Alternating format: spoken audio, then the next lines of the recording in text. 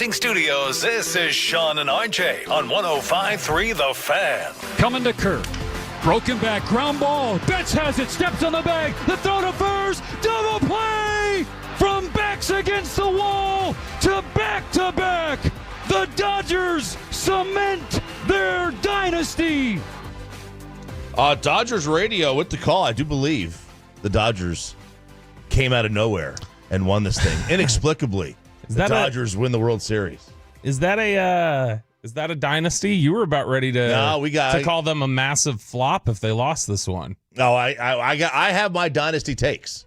I have my dynasty takes. You won't give Bochy a dynasty. No, I think you got to win it back to back somewhere. Which they did. What? Which the Dodgers have. The Dodgers have, so they've got that prereq in there. I'm gonna make a prereq list. I'm gonna come up with a list of things, the requirements, the minimum requirements required to be considered a dynasty. They've got one of the numbers. You and Sean are the legacy. We are the legacy declarers. Yes. So you might as well just have some sort of set criteria. For things like I'll put it together. Sean and RJ here. 105.3 The Fan. Sean's out. He is. Austin was too much for him. Taking care of his baby. He does have paternity leave. Austin was. It's not paternity leave. Austin was too much for him. So he'll be back tomorrow. So he's going to get home. I don't know. Is he back in town yet?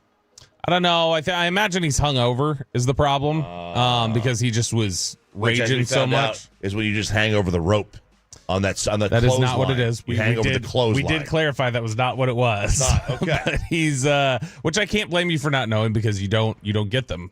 You don't get hangovers. I don't get hangovers, so and I saw the photo of all these guys hanging over this clothesline, and they paid for it. They paid like $1 for it, and I said that's on the internet, so it's got to be true. Yeah. The Dodgers do win. They come back. They win Game 6. They win Game 7 in a tremendous series. It really was a good series. Yeah, baseball got they got their money's worth. Yeah, they got their money's worth out of this. Now, it was also if you are the Blue Jays, though, coming out of it, first off, there's nothing as bad. Nothing will ever be as bad or as painful for anybody as the Rangers Game 6 against the Cardinals. Nothing will ever be. There's not a more painful way to lose a title. I agree. Than the way the Rangers did. This is not far from it. You could see it from there. This is you can see that. You have an understanding. Which the Blue Jays, who were the most hated baseball organization by Rangers fans about 10 years ago, because of just they were all cocky and they had the bad blood with the bat flip and then the Rugi fight and everything else. I still remember Richard Justice describing it as Major League Baseball's most unlikely heated rivalry was the Rangers and the Blue Jays. Good way to put it. But it had become that.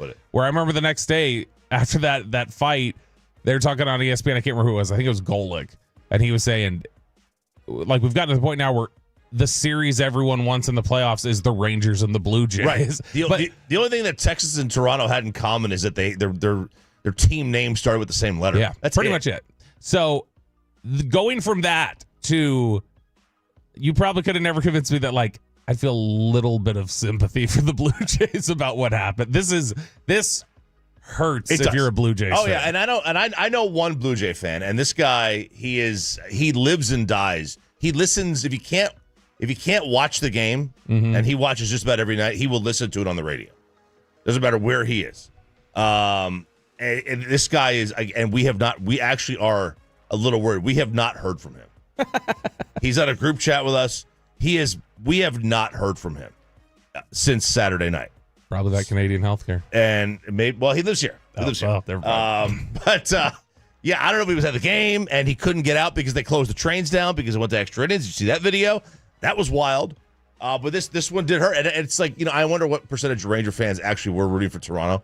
Because, again, that's unlikely. There's a Vlad. People still love the 1 year with Vlad. And IKF? Vlad Jr. is IKF. Although he kind of whined on his way out of here. Yeah. So I do wonder. But this one, that way, the way they lost, not just you're up 3-2. That's painful enough. You're up 3-2.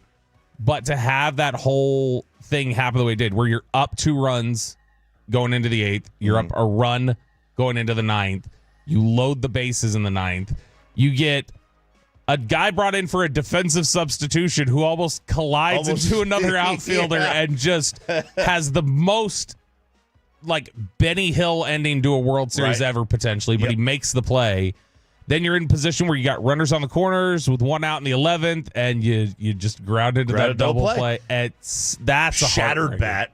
Barely running. He can't run. Kirk doesn't run fast anyway. That shattered bat was apparently left on the field during the entire celebration. Yeah, I saw that photo. And then like you mentioned, the defensive replacement. The previous play where IKF gets thrown out at home, that second baseman almost stumbled over his own feet. That's remarkable, just to be able to get off that throw, have it accurate with enough on it. And then Connor Falefa is either getting destroyed, they're leveling death threats to him, which is completely absurd. But he's either getting destroyed, or some people are backing him saying, no, you can't get too far off the bag there at third. I know he said in the post game or after the game that they wanted him to stay close to the bag. But he had, I think, of the 376 secondary leads in the entire World Series, his secondary lead was at the bottom 10 of inches from the back. I have no idea how they do this. I was going to say, that's an insane stat. I have no idea how they figure that out, of all the leads and all the secondary leads, where his ranked. But he didn't get off the bag enough. And if he had gotten off the bag in a remotely close area, he would have been safe without even sliding. There are plenty of things I think you can point to and be upset about, enough so that he's not the reason. Right. I'll tell you this though. Imagine if they called him out on the field, right? Then they go to replay. And this is the one problem. Like, we had not had this yet. Imagine if they had went to replay and they called him safe. How just anticlimactic that would have been, like, of your celebration. Where do you celebrate? Like, you got most teams in the dugout. Do you have guys, I guess, already on the bases that you go and run to? Yeah, where do you celebrate? I know, it's like, because, Didn't we get this a little bit with the Patriots and the Falcons? Didn't they, when James White scored the touchdown in overtime, didn't they have to, review it for a sec? I think they did. And everyone's just like, did he score? We think he did. It's confirmed. Yeah, you win. It's just weird. The biggest comeback in Super Bowl history. You're right. We got to go to a review. I forgot about that. It's weird, right? Yeah. It's just, that would have been completely strange had that had happened. Thankfully, it didn't. Now, we're going to have the same thing next year with the automatic strike zone. You have somebody tap their helmet. The hitter's going to tap their helmet. So quick, though. It is. That's going to be so quick that I don't think people are going to notice that nearly as much. I hope not. How did you all break up your Saturday viewing with Game 7 versus college football? I mean, I was on Game 7 for the most part. I'm trying to think if we've seen at this point anything like, I'm certain we haven't, anything like Yamamoto winning. Like, you get a 7-game series and 3 of the victories come from one guy pitching all of it on the road. Like, that's all of it on the road. He won all 3 games he won were road games. Well, I know Bumgarner came out and did something similar in 2014 or whatever it was. Yeah, and Randy Johnson pitched Game 2, 6, and 7 in 2001. 6-7. He pitched Game 2 and Game 6, just like Yamamoto did. And then he did the same thing. He came out in Game 7 through like an inning or two after he had thrown over 100 pitches the previous day. Do you guys have a problem with him being the MVP? No. Peyton? Nope. Absolutely no problem. Totally with you. Like, if they had given it to anybody else, I would have been like, all right, there's a problem here. Now you're just giving it to somebody because his name is Shohei Ohtani. I was about to say, I'm stunned they didn't just gift it to Ohtani. That's what they want to do. They want to prop him up for everything, which he had his... He's great, man. He had his magical run, but... Man, to me, what Yamamoto was doing in this game that's who it most reminded me of. It reminded me of Bumgarner. You mentioned Randy Johnson. That one makes a lot of sense. But Bumgarner was the one who had done, what was that? Now, he had a game in between there. There might have been a rain out. In 2014, he pitched Game 1, he pitched Game 5, and then he came in and did 5 innings of relief in Game 7. That's insane. Yeah. That's insane. To come in 5 5 innings of relief. 1 run in 21 innings of a 7-game series. It's stupid. And I think so. I think he absolutely deserved to win the MVP on this one.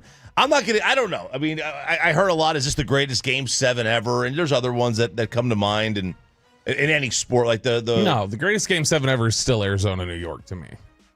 2001. Mm-hmm. Or you could go Florida, Cleveland. Florida, Cleveland with the Renteria hit up the middle and extras was pretty great. Chicago, Cleveland too. Who? Chicago, Cleveland. That was Rajai Davis 3-run home run 8th inning, and then the Cubs won in I think 11 innings. Mm-hmm. Yeah, getting the Game 7 to go to extras, and then you throw to other sports. I mean, the LeBron Warriors won in 2016. That was pretty awesome. There's a lot of good ones. I don't know. I feel like we get when we do something like that, we get so much recency bias. People say, "Oh yeah, this is the best World Series Game 7 ever," and it's like, yeah, it was really good. Jeez, I didn't remember. So Florida, I remember that went to 11 innings as well, but I didn't remember they were trailing going into the 9th when they tied it. Florida in that Cleveland series. That was such a great series. That was great. It was. It really was. And it was two markets that you were never how old then? Like 28, 29, 30? That's how old I was? Yeah. See, 97. No, you were I 30 years old, right? I had just turned 18. Oh, okay. I had just turned 18. I was in college. And we had I remember, I'll never forget the round before.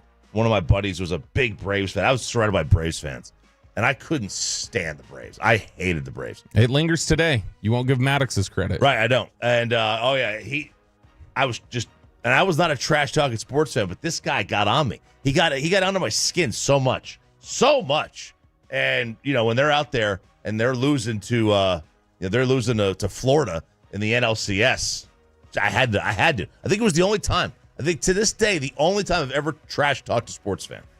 Really? You've never done it otherwise? What am I going to say? I didn't play.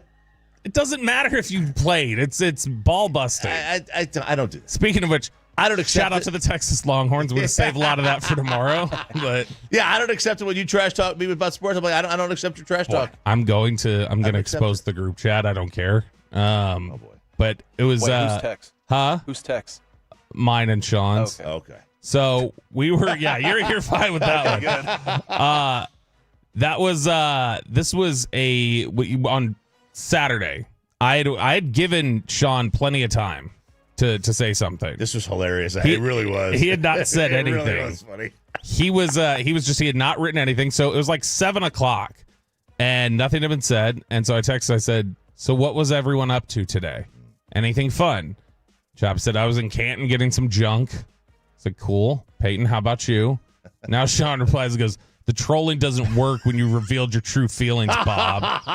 Bob. When he says Bob, when Sean says, it's like when Sean texts, we always text in an angry way. When he says Bob, he's bothered. Yeah. He's bothered. And so I said, "I'm just checking in on my people, Sean." And he said, "If you actually predicted or bragged before, it'd mean something. So go die." So go die. Wow. Do you listen to this radio station or show ever? I don't even know what you were up to today. I don't understand the aggression. And then Pate said, "Mackenzie was in Canton too. I stayed home." And I said, "Haha, bachelor life. Sounds fun, Pate." So, Sean, what were you up to today? And then he just sat out and wouldn't reply anymore.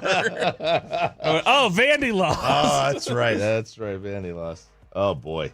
Look, we're gonna do plenty of college football today because there's no Cowboys. It's not a Cowboys Monday. Oh, we'll have plenty of Cowboys preview and stuff. Plenty of Cowboys. We got Darren Urban at 8 from Cardinals.com. We'll have film review at 7:20. We got Below the Belt at 8:40. We got Nick Eatman at 9:20. There's going to be plenty. I assume, I don't know this yet. We still going to do your 5 things, right? I got my 5 9 things. 9 o'clock maybe. Yeah, we can do it at 9. I think we got plenty of Cowboys. Whatever. We got plenty of Cowboys preview. Plenty of Cowboys preview. We do the kegger at 7. And we'll do we'll do another kegger. I'm sure we're gonna have time for more than one kegger. I will be the first to say the college football season for me is over. Okay, y'all are just gonna have to let me know what happens the rest of the way. The season for me has come to came to a close the same night as Major League Baseball season. You're not gonna adopt another team? I don't adopt. You wouldn't adopt UNT? Yeah, I would adopt UNT. Local. Yeah, I would adopt UNT. Hey, there's another UT team still in it. There is another UT. The real UT. It's based. I mean, I could basically just repurpose the same colors. Right. They're kind of the same. The T's a little different, but and then you could legitimately hold. You could legitimately hold UT as a title at that point. And I love the Mannings. Yeah. I'm a big fan of the Mannings. I'm a fanning. I'm a fanning. Please come in tomorrow and just talk straight Texas football like you're a fan. And you know what? Sean will be blown away. Yeah, that's a good bit. We don't even tell Sean that you've adopted him. Just be like, just keep referring to him as your Longhorns. I'm going to wear my Peyton Manning jersey. I'll wear my Manning jersey. That's good. Yeah. And then just keep talking. Yeah. Keep talking Arch and like, look, Sark's got our boys ready to play. Yeah.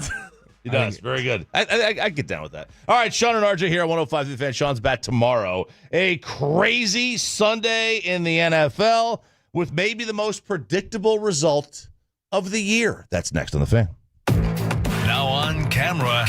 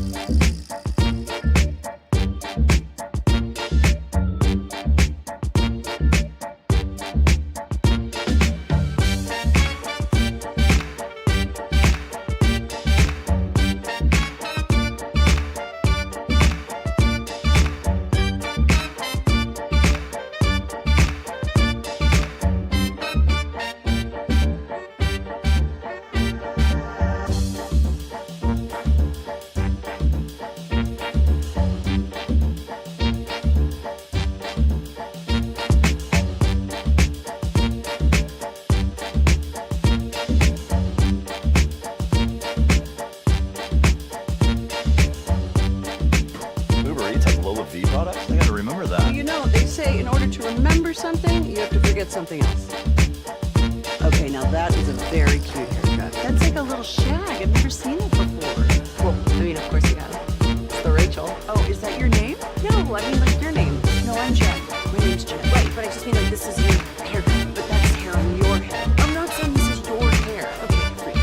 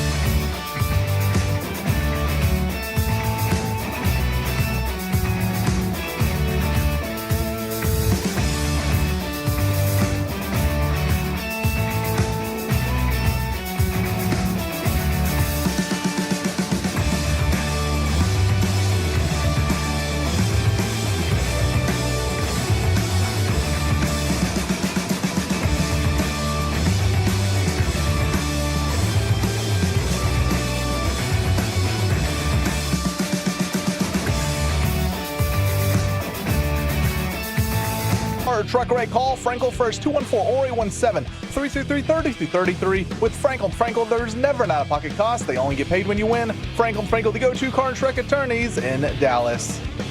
Here at Lambeau from 49 for the win. Jansen the snap, Martin the hold, Fitzgerald drives the leg, the kick is up, it is good! Ryan Fitzgerald delivers, and Carolina silences Lambeau Field! I'm going to go out on a limb, think that's Panthers radio with the call. Carolina. Could be a self-loathing Packers fan like Aiden back there. Could be. Aiden showed up in a white T-shirt and shorts. He was so embarrassed. He had to burn all his Packers clothes. Because he normally shows up here in Packers gear. None today. Nothing. Shamed back there. Shout out still wearing shorts like me. It's 48 degrees outside. Still wearing the shorts. Even I didn't do that today. I know. I thought Bobby was in jeans this morning. Panthers win 16-13 over Green Bay. This was the biggest, I think the biggest spread of the weekend. It was 13. Of course, I did in the degenerate say, take the Panthers plus the 13. And you got it. That's weird that it was that big. It was weird. That didn't make any sense. Green Bay has not been a beat you down type of football team the last few weeks. Right. And Carolina has shown, generally, I would think, I don't know, you know this better. I would think Vegas would hedge against any team that can run the football pretty well. Because if you can run the football, you can kind of control the clock. Right. You can wear teams down. So seeing that Carolina's been able to do this year, I'm surprised they would do that with anybody, especially Green Bay. I agree. That's why it didn't make any sense. And I was also, I was actually like trying to talk myself out of it. Because I was like, all right, this is a sucker bet. There's something here. It doesn't make any sense. Generally, when the line doesn't make any sense, they know something. Yeah. And I was like, all right, but I still went and bet it. I'm glad I did because, Carolina with win of the weekend? Upset of the weekend, maybe? I would have picked Minnesota, Carolina. I was going to say I would have picked Carolina to beat Green Bay before I picked Minnesota to beat Detroit. Yeah, I got something on that. Or Pittsburgh just handling Indy the way they did. Wow, that was. Let's just go down the list. Like we said, the Panthers 16-13 over the Packers, and the Packers loss opened the door for like 5 NFC teams, and no one's taking advantage of it. Yeah, this is this game. We talked about Rico Dowdle there, who again was great. 25 carries, 130 yards, 2 touchdowns. They were even in a position to have this game tied, the Packers were, because of a penalty on Rico Dowdle at the end of the third quarter. So he scores the touchdown, and he did the Key and Peele, hands on his head, 3 pump thing, but he did 2, and he stopped at 2, and then they still flagged him. So it is not, unlike the Hingle McCringleberry bit, where he does the 3 pumps in the end zone on Key and Peele, 2 is enough to get you flagged in the NFL. I think that's stupid. It's clearly a reference to a show. Let him do the pump bit. Yeah. But it almost cost them because they moved back 15 yards and then they missed the extra point, made it 13-6. Green Bay tied it late, and then Carolina was able to get down the field and win. Yeah, it's a weird score. I mean, 13-6 is like, all right, this is a weird score at this point, this juncture of the game. But, I mean, look, the Packers, I think, are really good. They also can put up a stinker on you. And that's why I didn't get this spread at all. This was the most predictable result of the weekend if you pay attention. 7-0 Lions, first and goal, Minnesota from the 9. McCarthy out of the shotgun, throws right to the end zone. Caught! Touchdown! A one-handed catch by Justin Jefferson. That is Vikings radio with the call. Why was this the most predictable result of the weekend? Do tell. Since 2021, home favorites off a bye are 21, 28, and 2 against the spread. Well, against the spread. Yeah. Now they're right at 500. They're right at 500. Before the bye, home favorites, same time frame, 27 and 10. 73%. That's the Cowboys this week. That's why you have to be all over the Cowboys this week. The sweet spot is you going into a bye against a team off a bye. That's the sweet spot. That's where you really want to find yourself. And it's the work theory. Your first day back from vacation, your brain's on vacation still. Yeah, well, I mean, it's the most demoralizing day. Yeah, it is. Generally, the most demoralizing day you'll work all year is the day you're back from vacation. The day you're back. Or the day before the day you're back. One of the two, right? Something like that, yeah. Like that. And that's where the Lions were. So, pay attention, kids. If you're going to place bets, if you're home favorite off a bye, take the other team. take the other team. This was still an impressive victory for Minnesota. Absolutely. Though. And Absolutely. J.J. McCarthy, who was what we're seeing now. Yeah, Skull. What we're seeing now is the fact that McCarthy, I think, in the little bit we've gotten to see him, because we saw him early in the year and see this one, he's very much got the that intangible moxie that no one can really ascribe a quality to. Because when you look at his numbers, it's like week 1 when he won Player of the Week with his 150 yards passing or whatever. All in the fourth quarter. Yeah, but I mean he's a big moment player. It looks like. I do think that what you were just talking about, that intangible, that moxie that you can't put a number on, I do believe that's analytics' biggest blind spot. Yeah, I mean that's something that they know it. They know they can't. Well, because they can't quantify it. You can't really acknowledge it. Right. It's not even quantified. It's like they can't. When does it show up? They can't show up every day. Yeah, they can't even acknowledge the existence for what they do. Right. Not because it's like, oh, this will take the whole thing out, but it's like it's literally the complete opposite of what they're meant to address, and so they can't. I don't think they can even acknowledge it as a factor because it's like it's something we know it exists. It's in the air. We just don't know how. Because it looks like McCarthy only pulls this off on the road.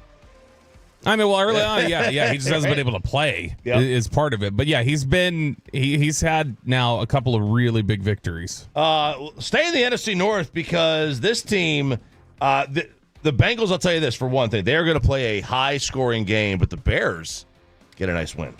Safeties are back deep. Adunze motions left. They're blitzing. It's picked up. Caleb throws. Middle of the field. Loveland catch. Breaks away at the 30. Loveland 20. Loveland 10. Loveland end zone. Touchdown Bears. Colston Loveland on a throw by Caleb Williams on the blitz with 17 seconds to go. And the Bears reclaim the lead. 47-42. Bears radio. Guys, Joe Flacco had 470 pass yards this game. The most insane loss of the weekend. The fact that you just don't tackle Colston Loveland. Right. You bounce right off him. He scores. Right before that, there was the 3rd and 10 scramble from Caleb Williams. It's just the Bengals are so unbelievably bad in these moments. Look at this. They've got, what is it now? I got to look. 1, 2, 3, 4, 5, 6. They've got 6 losses in the last 2.5 year or year and a half. 6 losses where they've scored 33 points or more. The Bengals do? Yeah, they're the first team since the merger to lose back-to-back weeks where they scored 38 points. Yeah, they lost 39-38 and then 47. Jeez. And then last year, they lost games 38-33 to the Commanders, 41-38 to the Ravens. They lost 35-34 to the Ravens, 44-38 to the Steelers. They are such a bad defense. That's awful. That's awful. There's no rhyme or reason to it. Yeah, I guess there is. They pay all their money on offense, and that's exactly what it is. That's really what it is, and we're going to find the same thing next year. This was a great performance by Caleb Williams, though, in a big moment. Yeah, it was. I mean, look, you're having to put up 47 to win a game. It's a hell of a performance. Ben Johnson got it rolling, 5-3. Basically, everybody in the NFC North is 5-3, except for the Packers are 5-2-1. I mean, Cincy and Chicago essentially scored in the fourth quarter what Green Bay and Carolina did all day. Yeah, 16-15. Around the NFL here on 105 to the Fan. Chargers 27-20 over the Titans. That game, that does nothing for me, that game. Does absolutely nothing for me. I was a little disappointed in New England yesterday. They got the win 24-23 over Atlanta. But this is a New England team that just, I mean, they covered every game. They had covered 5 straight. They had played really, really well, and they squeaked by the Falcons. Yeah, this was if you look at home. Yeah, and then Drake May looked like all-world Drake May in the early part of this game. Second half, he was not as clean. He went 8 of, what was it? He went 8 of 14 in the second half, had an interception, didn't have a touchdown. But in the first half, he looked like he was the dude that everybody's been talking about so far. And the guy who, to me, even though it was not a perfect performance, it was a good performance. It was a solid enough performance, and they get the missed kick late from Atlanta to win this game. But Drake May, to me, still, that's, in my opinion, that's the MVP of the league. He's still played well enough and has just an improbable run right now that I think he's the MVP. Game of the day was in Buffalo. Pass rush coming. Mahomes retreating. Heaves it down the field. And it's knocked down and incomplete. And that's the ball game as the Bills escape with a 28-21 victory. Buffalo Radio with the call, 28-21, despite the fact that the Chiefs were the only ones to score in the fourth quarter. Game was, a much bigger discrepancy in the points than that going into the fourth. But they made it close. And did anyone think that they should have thrown the ball there when the Bills missed the field goal? Did you think they should have thrown the ball at the end to get the first down and end the game? Instead of just running it in?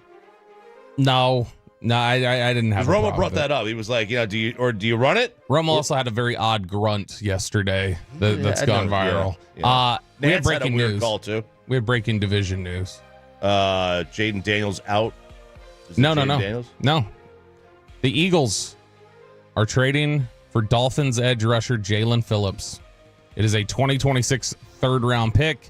Jalen Phillips is in the last year of his contract. He was a first-round pick. He was somebody who had a really great rookie season, has dealt with injuries for a long time, is an effective pass rusher. I think this was a guy Dallas was looking at.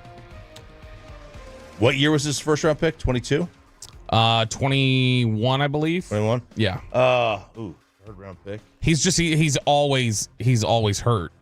But when he's been out there, he's been effective. But I mean, he medically retired at UCLA in college, came back, played with Miami Hurricanes, ended up as a first-round pick. He was the 28th overall pick. And this was his fifth season. The last 2 years, he had played in 8 games and 4 games. He's played in all 9 this year, but a guy who had 8.5 sacks as a rookie, 7, 6.5, 1, and then 3 this year. But that's a move of trying to get that. Now, Bradley Chubb's still out there, I guess you could call on. But what's he going to get? What's the return for him? Man, I don't know, because he's coming off of an ACL. He's older. Like, not older like an older player, but he's older than Jalen Phillips is. Maybe 4th? Similar? I don't know. Get down with it. I don't mind trading mid-round guys. I do think, though, that this is a team that needs to just, I don't want to say mail it in, but play it out. And then use these picks and try to really change your roster up over the next, 2 drafts. But back to the this game last night. So you didn't think at all throw the ball there. I was fine with what they did. I mean, you don't want to give Mahomes any time, but they only gave him 20-something seconds instead of maybe giving him a full minute. Right. So there you go. Last night, Seahawks dominate Washington 38-14. Daniels gets the snap, play action. He's in trouble. Dips away from Boye Mafe. In trouble again and spun down by the linebacker Drake Thomas. Back at the 5. And now Daniels is down. Oh, my goodness. This is freaking... Wow. And with 7:29 to go in the fourth quarter in a 38-7 game, that's a nightmare. Jaden Daniels spun down, and the training staff is running on to attend to him. You didn't think it could get worse? It just did. Manders Radio with the call. That was gross. Yeah, that's the word I was about to use. It was gross. That was gross. And it's his other arm. It's non-throwing arm, but still. I mean, he can't. You can't be out there. You leave him exposed. I mean, that thing could. You get tackled. I mean, you land on it wrong. Probably can't bend it. It's gonna be braced up. There were a lot of questions about how durable he was going to be able to be, and he's been hurt a lot this year, even before this. And I understand this is not like, it's kind of a freak injury. It's not one that you would look at and just go, oh, that's a guy who's always getting like soft tissue stuff. But still, this is a really bad break for the Commanders, and that is very possibly your last place team in the division the way they play defense. Yeah, and Seattle's a problem. Darnold was perfect in the first half. Absolutely perfect. He was 16 for 16, 282 yards, 4 touchdowns, no picks in the first half. Man, they're a problem.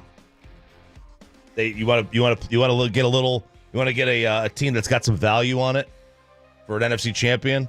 That might not be a bad one. Sean and RJ here, 105 to the Fan. Sean back tomorrow. He's recovering from Austin. Austin was just too much for him over the weekend. So it is just Bobby and myself and Peyton and Aiden for the rest of the day. Injury news in today's Cowboys game. Music has lost its soul. And we hear from Sean Sharif next on 105.3 The Fan.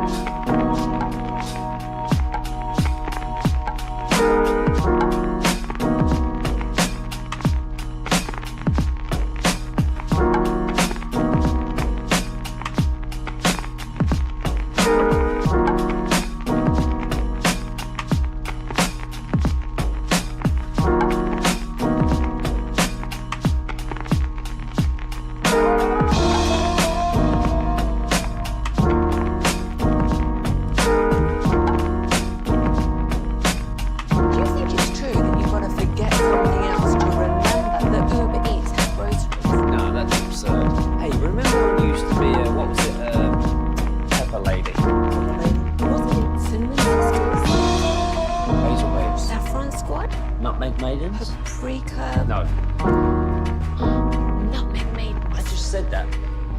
Was it Spice Girls? Doesn't sound right. Was it Saffron Squad?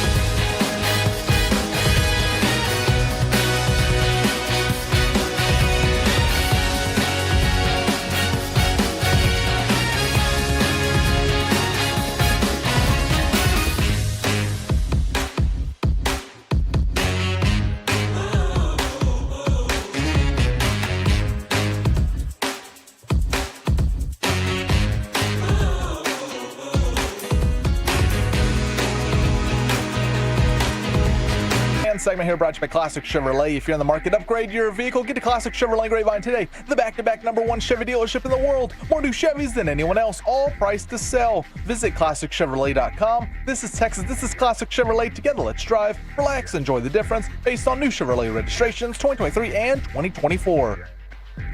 Good morning, DFW. This is Sean and RJ here, 105 through the Fan. Sean's back tomorrow after his Austin getaway. We'll hear from him, though, in a matter of moments. On the Fan, I'm RJ Choppy. He's Bobby Belt, Peyton, and Aiden alongside. We do have injury news regarding tonight's Cowboy-Cardinal game. It will be. Or Cowboys-Cardinals, I got to say that right. Yeah, yeah, we'll get into that during Best and Worst of the weekend. Oh. Yeah, because that's worst for me. But we did get news yesterday. It will be. He's available. He's available to play, Kyler Murray. He is not going to start tonight. It will be Jacoby Brissett. They feel like he needs a little bit more time. Apparently, he will. A-Rod, stop. He will apparently get he's available to get some snaps in, potentially, is what they're saying. But it will be Jacoby Brissett playing tonight. Who Jacoby Brissett, and we'll talk about it at 7:20, he has not been awful. He's been all right for them. So, is this more gamesmanship? I don't think so. You know what I mean? Like, they're going to we're going to start Jacoby, and then all of a sudden, here comes Kyler, series 2. They could, and you have to plan for two very different types of quarterbacks. Yeah. But at least what we're hearing early, Jacoby Brissett will start. And Jacoby Brissett, like I said, he's been solid. He's been better throwing the ball this year than Kyler probably has. Yeah, Kyler's greatness, whatever you want to call it, not greatness, but biggest attribute his X factor. His X factor is that he can move, obviously, and we're talking about a guy who's like one of the fastest guys in the league. Yeah. That's his issue. Yep, or his X factor that you want to call it. So, all right, that's good. That's good news if he doesn't play at all. If he doesn't play at all, now I don't trust this defense to stop anybody. No, he'll no Either matter one. If you've been playing great, you've been playing poor. This is your get right game. Yeah, Dallas Cowboys defense will be your get right game. If they allow anything less, if Arizona scores less than 20, just fire their entire coaching staff. That's they've had trouble scoring this year. Yeah, their success rate is lower than the Jets per play. Their per play success rate, that's regardless of who the quarterback is lower than the Jets. All right, I told you not to look at this. Mavericks lost 122 to 110 in Mexico City. Go to the ESPN box score for the NBA. They have changed it up. I don't like it at all. Used to be points were on the far right, and now points are right on the very left next to minutes. I don't know if I noticed that before, because I think on the mobile this is how it's looked. So a lot of times when I looked on it on mobile, it looked like this. They've just streamlined it, I guess. Because I went all the way to the right when I was just looking at it, I was like, Cooper Flagg had negative 12 points. How does that happen? The way he's been playing, that's very possible. Yeah, I was like, man, he's playing that bad that he's got negative 12. But yeah, so they moved it. But Mavs lose 3 of 14 shooting the other night from Flagg. Yeah, look, I think there's just a growing pains that you got to go through. Everybody's expecting it to be LeBron year one. I'm not panicked about him. This is the natural course. He's the best. He'll be fine. It's just the natural course of things, but still, it's not been good early. And by the way, the Lakers now 5-2, Chop.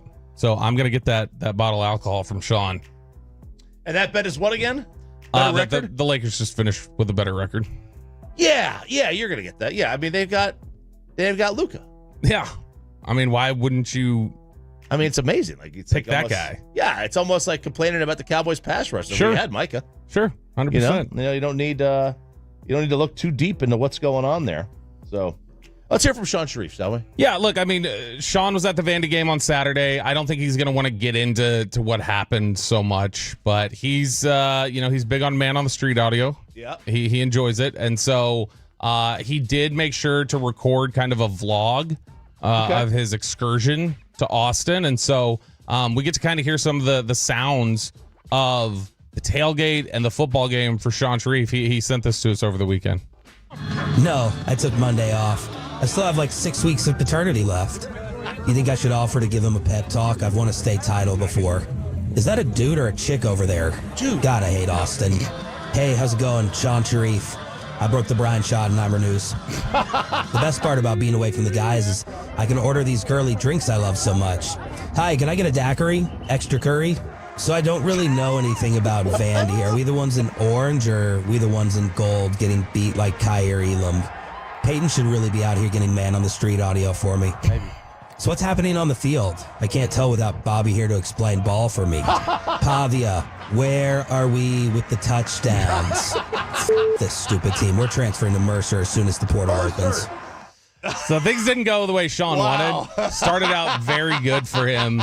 Just getting to brag about breaking the Schottenheimer news. How did it know how to do the where are we with the touchdown? Like to change the voice up to go slower. Well, I read it at that pace, and then I read that's my voice, and it runs it through a filter. Oh, that was you. That's my voice. You gonna get some audio? And that's then run through a filter. Oh, God, it's brilliant. Big daiquiri guy though, Sean. That's brilliant. Where are we with the touchdown? AI is incredible, man. I don't care if that's an inside joke or not. That's funny. We've mentioned enough on the air. Sean will always text, "Where are we with the gas?" Or tell me to wake up when he thinks text message will wake me up. Yes, absolutely. All right. Music has lost its soul. Yeah. We just talked about AI a little bit. Billboard says AI-powered artists are increasingly hitting the charts. So Billboard says, this is from Forbes, Billboard says a wave of AI-created music has debuted on its charts over the past month. One singer even scored a record deal. As some of these fake personas rack up millions of streams, a stark new trend that has raised some alarms in the music industry. Over the past 4 weeks, new AI creation has debuted on a Billboard chart in each week, Billboard reported, including the AI country music product Breaking Rust that debuted the songs Living on Borrowed Time and Walk My Walk on the country song sales charts this week. And I know you have been... Living on Borrowed Time sounds like it would be a name of a country song. It feels like you have been very hesitant with the AI explosion, specifically in the music realm, because you're worried about the soul. Yeah, music, comedy. Sure. Right? I don't think it's very funny. When you talk to AI and you ask it to write stuff, it's generally not that funny. Right, because I think comedy comes from, experiences. Yeah. And music comes from trauma. Now, music, there's enough lyrics over time, and so much of music today is copy and paste that it doesn't surprise me that AI can generate lyrics that sound like certain things because it knows how to. But we've talked about this before, and so I'm going to see how good your ear is. Okay. We're going to see how good you are at figuring this out. So we got 4 songs here. Just quick snippets, okay? Mm-hmm. And this is either a completely generated AI song that I made over the weekend just to show you, or it's a song that was released on Friday. So we're going to play each 4 of these, and you're going to vote on if you think they were real or AI. This is song number 1. Turning silence into riots in my head, in my bed. You don't call, but I still answer. It's AI. Peyton? I'm going to go AI. It is AI. Very good. All right, song number 2. Every time, alright, I leave you then, I need you by my side tonight, forever. I'll go real. The instrumental part sounds AI, but the voice sounds real. You're torn. I think it's AI. That is a real song. In fact, that song is called California, I believe is what that one's called. Yeah, California by Maya Delilah. All right, song number 3.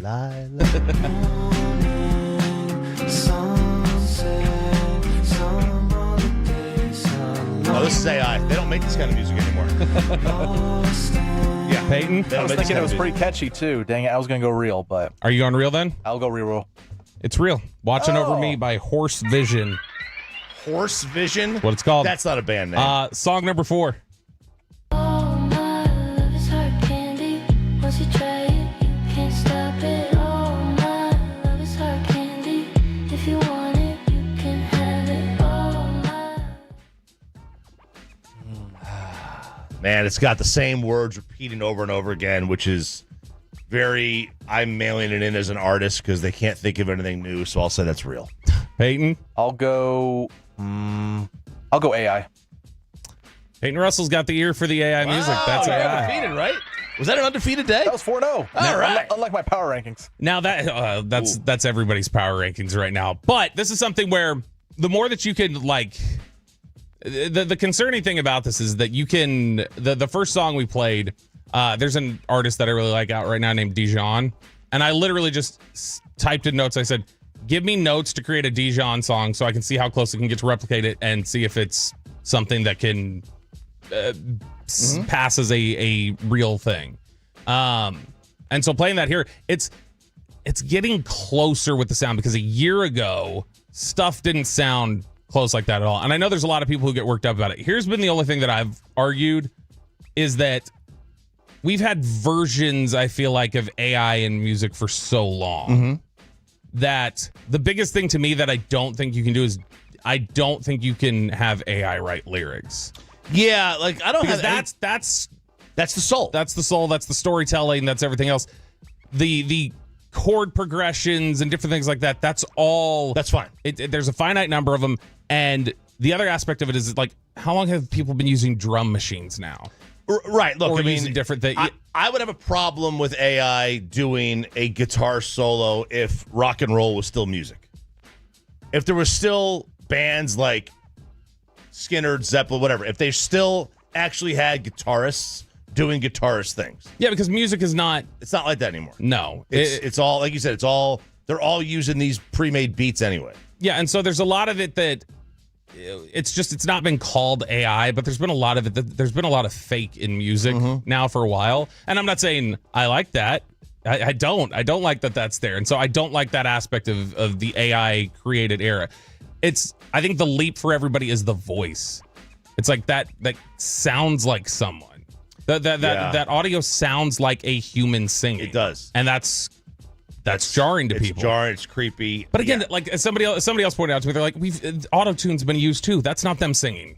Like T-Pain's got a new song out, which he sings better without the auto-tune. But like if you auto-tune something, that's kind of AI right there. Like you're doing something to artificially change the voice. And so I get all the conflict of it, but it is getting closer and closer, and I think we are going to see eventually. I bet you at some point we do get a number one song on the charts that's AI. Oh, completely. Baby. College football kegger coming up next. We got a film review, best and worst of the weekend, loaded 7 o'clock hour next on 105.3 The Fan. But football season is in full swing, and however you like to get into the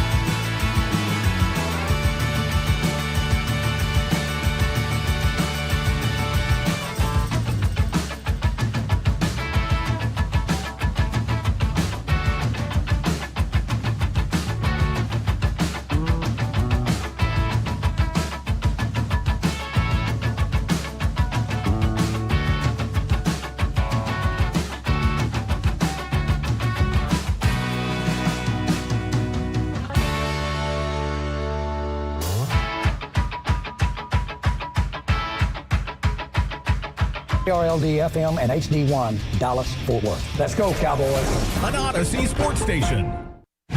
Driven by our D&M Leasing Studio. This is Sean and RJ on 105.3 The Fan. I'd like to know where Lou Holtz is right now. Oh, I win. Google me. We're not hosting an intergalactic kegger down here. We're back. Quick swing pass, caught by Wingo, turns it upfield 30, 35, Wingo 40, he goes to midfield. Forget it, folks, forget about it. Say goodnight to it. 75 yards on the first play from scrimmage. Ryan Wingo does it again. Longhorn Radio with the call. Arch Manning has arrived. Dude, I don't know how many times I've had to tell you guys to have patience with him. Have Bobby, patience. You put him in the reason. grave 6 times. Never did. Find the audio. You can't. This is what I've expected all along. I will say that opening play, which is it's a great play by Ryan Wingo, who's dropped a lot of passes for you this year. Trey's kid. Yeah, Trey Wingo's kid. Yep. Boy, the headline when you go onto like ESPN, when there's like ESPN highlights, I got a notification after he scored the highlight, and it's like Arch Manning finds Ryan Wingo for a 75-yard touchdown. It's like it was a 6-yard screen. Yeah, it was. That's not exactly like, Arch and him are really. Yeah. It's like Wingo ran 70 yards down the field. Yeah, that's it's a little bit of a little misleading. It's technically true. I like a good loophole, but guys, yeah, that's like it's technically true that the quarterback threw an interception. It got tipped 3 times along the way. Yeah, technically true though. Now genuinely, Arch was really good. Yep, Arch was really good on Saturday. And this is and he was in concussion protocol on Thursday. 48 hours before the game, he's in concussion protocol. That was gamesmanship. Yeah, it might have been. Because he was pretty damn good in that comeback versus Mississippi State. And now, here's what's going to happen. So the rankings come out tomorrow, right? I think it's tomorrow they come out. The CFP. The CFP. Not the AP. No, the AP doesn't matter. The CFP comes out tomorrow. AP still does kind of matter. I know you don't like it, but it kind of matters. It does set a narrative. But then you get those idiots in that room. And they're here, so shout out. They're in Grapevine. They're in at the Gaylord. But they're going to put together their rankings tomorrow, and they'll probably put it together today. And it may be all together anyway. And Texas is going to be maybe higher ranked than their season indicates they should be. But the last 2 games, I think, will stick in their minds. Texas and coming back over Mississippi State, that was a good comeback. It was a really good comeback on the road. And then beat Vandy. I mean, and forget about the 21 points Vandy scored in the fourth. That could have been Texas just keeping the game in front of them. Yeah, I think that if you look at the schedule they have down the stretch, Texas, they don't have to worry about where they're ranked. They could be ranked 25th today and not worry about it. If they win if they win out, they're in. They would have beaten Georgia and A&M. Now the Athletic, I think, and if they do that, I believe they're in the SEC championship game. And I got to look. There's a chance. I think there's a real chance that we're looking at potentially, if everybody wins out, other than A&M, obviously, and you've got some stuff fall a certain way with that 12 seed, you might be able to get 4 Texas teams in here. Well, so I was looking at this because the way it's going to shake out, you might have 6 SEC teams with 10 or more wins. Someone's getting left out. Though. Someone's getting left out. Yeah, I would not think it would be A&M if they just lose to Texas. No, they would be in. They would be in. Ole Miss would probably be in. Bama. So Texas. If you get Texas, if you get Texas winning out, A&M winning out other than Texas, you get Tech. And right now, the Athletic, Heather Dinich projects Memphis as the 12. The Athletic is right now projecting North Texas to get 12. That'll work itself out, though, right? They would play each other. That's the projection, though, right now from the Athletic, is they think that North Texas wins that game right now. 31-17, they beat down Navy. They've had a good home schedule this year. It's South Florida, at Navy. That's a good home schedule for them. I did not watch the clip, but I was on TikTok, and as I was scrolling, it was like, you get those goofy stylized videos of like, why is this guy the next so-and-so? And then it's like, a lot of times it's either, sports fans know who this is. This is clearly catered to people who don't follow. Or it's trying to find some random, So this week it was, I was scrolling and I saw, why is this guy the next Tom Brady? And it was Mestamaker. Oh, God. Yeah, they do that. You gotta farm. You gotta find a way to farm all that content and get your name out there. But hey, UNT absolutely deserving of being a. I wonder today where they will be in the rankings. They probably won't be that high, but it doesn't matter where they are. They could be 20th, and if they're the highest Group of 5 team, then they're going to get in. Then they'll be the 12th seed. Now the 12th seed is going to wind up playing on the road at Oregon, at Texas, at Georgia, right? They're going to wind up be playing on the road at a big-time program, and that's going to suck, but you're in. You'd rather be in than not in. Just ask me.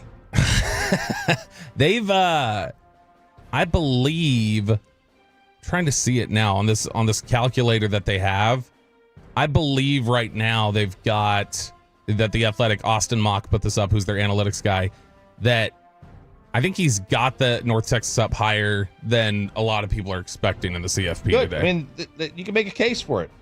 Texas Tech 43-20. They put it to Kansas State, and we're gonna see where they're gonna be. They might get a home game. They might get a home game or be ranked to get a home game in that first round of the playoffs. That would be fun. That would be a very, very loud environment. Their current projection is, again, going just off the Athletic, their current projection is to be 9th, and that they take on Oregon as number 8. I think Oregon can be beaten, but up there, I don't know. That's a tough place to play. Indiana did it. Yeah. But Indiana's really, really good. Mm-hmm. Oklahoma ruins the rest of my college football year. Handoff, Robinson cuts left, pushes at the 2, he's to the 1, he's into the end zone. Touchdown, Xavier Robinson onto the checkerboard, and the Sooners are back in front in Rocky Top.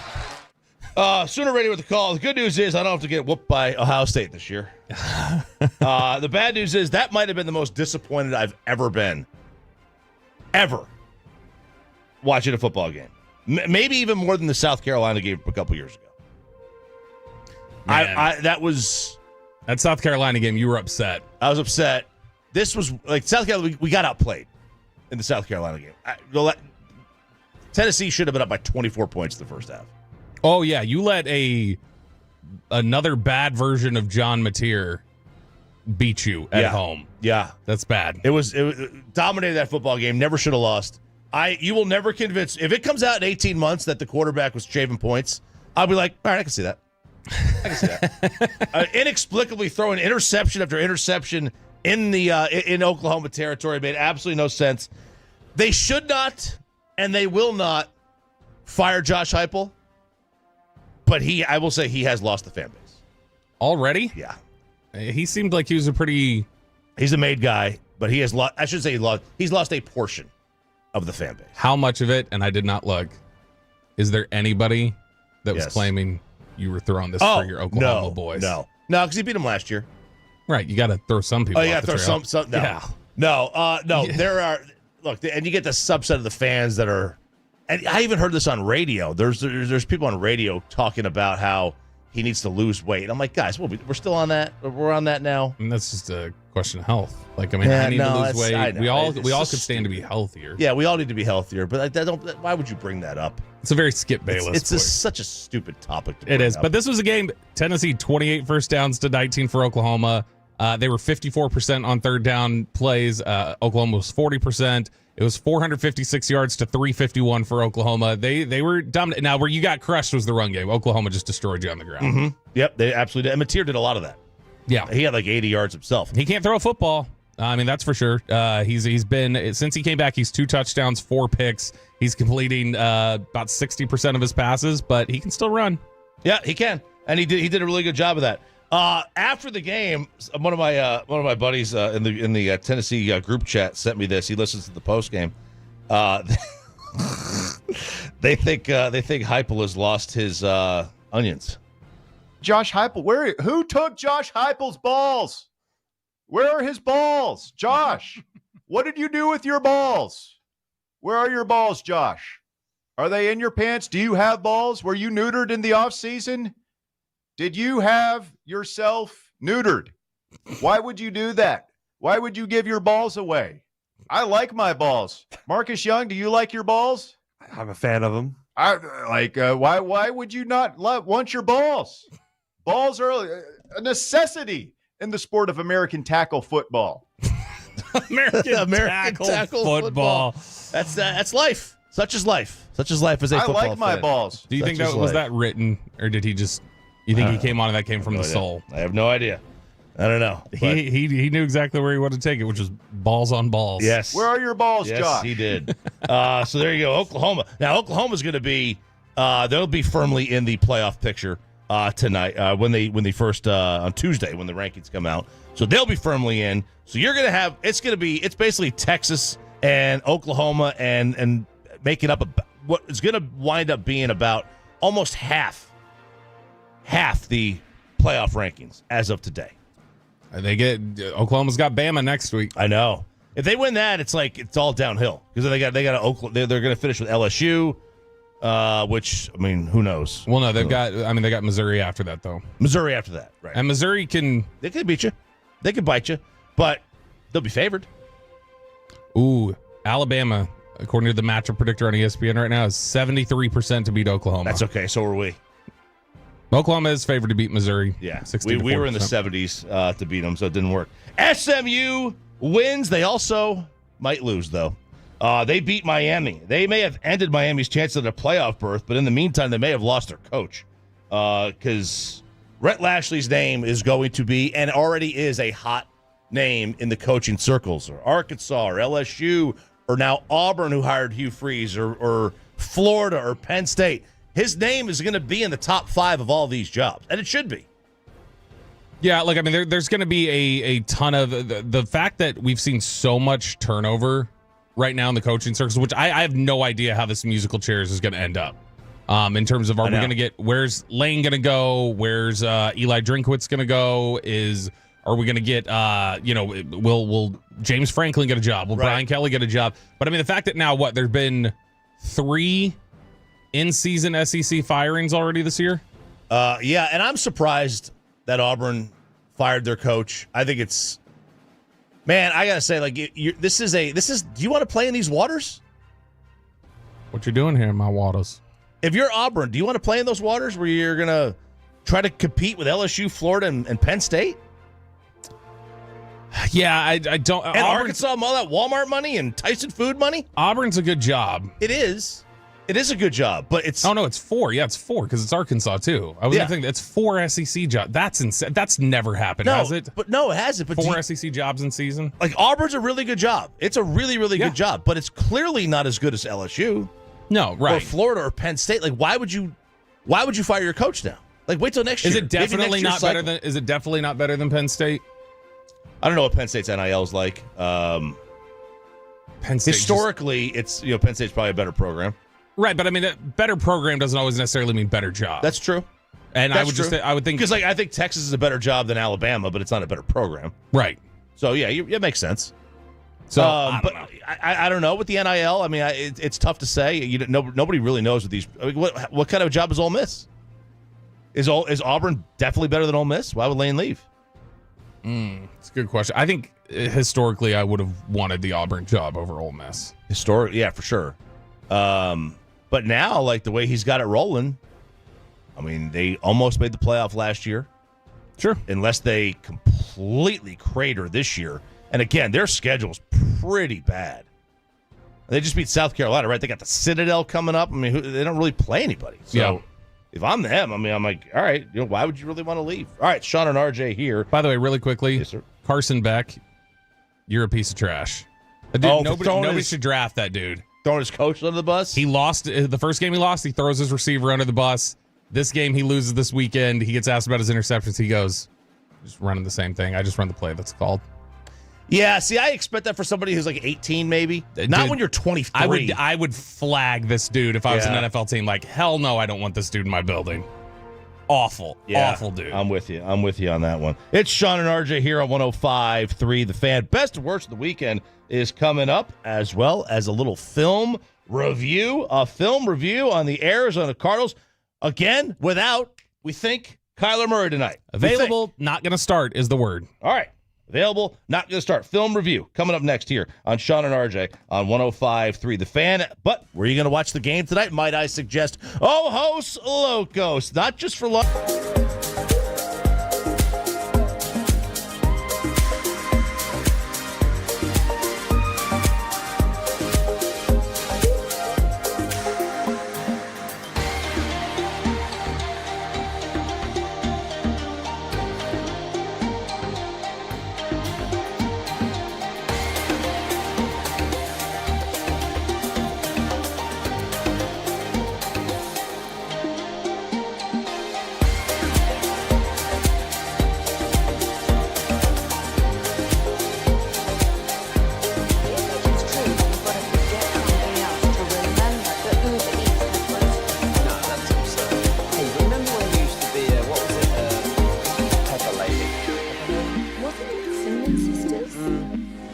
Basil babes. Saffron Squad? Nutmeg maidens? Paprika? No. Nutmeg Maidens. I just said that. Was it Spice Girls? Doesn't sound right. Was it Saffron Squad?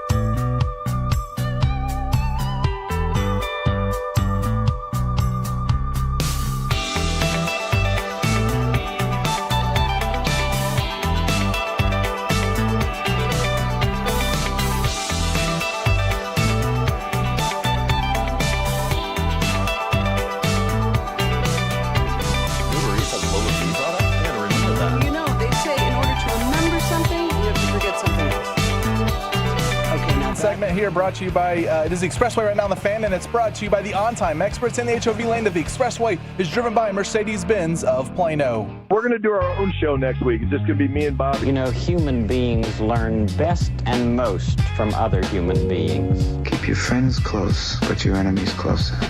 That's right. The Dallas Cowboys do play football tonight against the 2-5 Arizona Cardinals. Let's talk a little bit about what you're getting from this Arizona football team. Before we do that, let's go ahead and run down the injury report. Before we do even that, though, refresher, the Eagles, around 6:30 this morning, it was announced the Eagles got Jalen Phillips from the Miami Dolphins, edge rusher, really talented pass rusher, a guy who has dealt with some injuries, medically retired when he was at UCLA, but came back, had some success at the University of Miami, and then was a first-round pick by the Dolphins. Really good rookie season. Has just been hampered by injuries for the last couple of years. But a guy that the Eagles trade a third-round pick for, which seems rich. If you would have asked me how much Jalen Phillips would have gone for, I would not have guessed a third-round pick. So I'm feeling like a little bit of an overpay for the Eagles, but the Eagles feel like they need to make a move right now because their defense isn't quite what it is. I do believe this is a guy that Dallas was kicking the tires on, though. I think that Dallas is checking in on this one. Think so? Mm-hmm. Well, that's disappointing. That's not a big number to give up. It's not a big pick. No, but you did already give up your third-round pick for George Pickens. Mm-hmm. And so did Miami want a third 2 years from now? Maybe not. So you may have been looking at you'd have to give up a little bit more than that. But I think that a third, I'd say pass. I'm good on that. But it'll be interesting. I think it still needs to be watched. There are a few different things. We heard if Cincinnati lost, that was going to determine potentially if Trey Hendrickson got moved. Charles Robinson reported that. And his health status is what? He has a hip issue right now. That's what we heard a couple weeks ago, right? Yeah. I think you can. I think he's somebody who teams would still be interested in, even with the injury. But Trey Hendrickson now with the Cincinnati loss, he very well could be looking at, going ahead and being moved by Cincinnati after they've kind of held on. Cincinnati's asking price from everything that's out there is really high still. And I don't know. Like a 1? I think so. I think it might be a 1+. Man, they're a team. They just don't want to trade. Yeah. 1+ is what I think they might be looking for. So, I mean, you're talking about like a first and a fifth, maybe. For a guy whose contract is expiring. No. I mean, look, the teams that can do that are Buffalo, are Detroit, are Kansas City.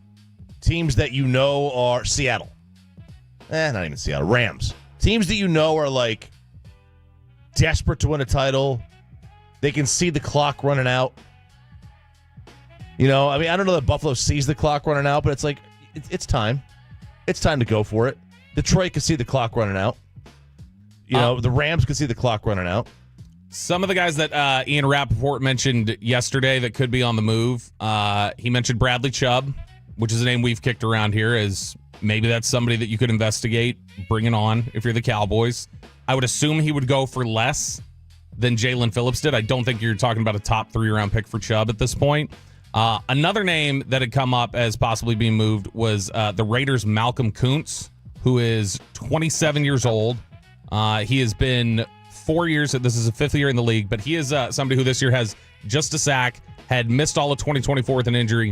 2023, though, he had 8 sacks for the Raiders. And so he's somebody who some teams have an eye on as potential upside. Trey Hendrickson could get moved. So we've heard about all those. Max Crosby yesterday, did you see his tweet? No. Everybody was freaking out about the tweet. I don't think this sounds like a guy who's going anywhere, but people were thinking this could sound like he's going to get moved.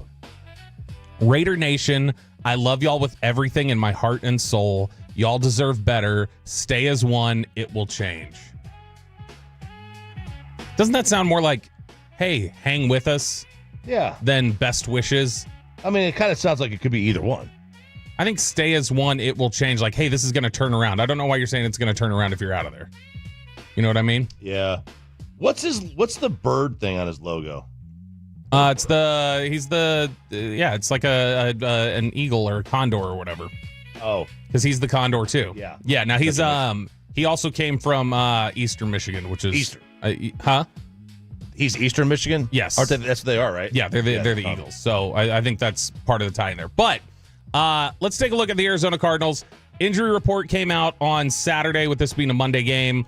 B.J. Ojulari is out, the pass rusher.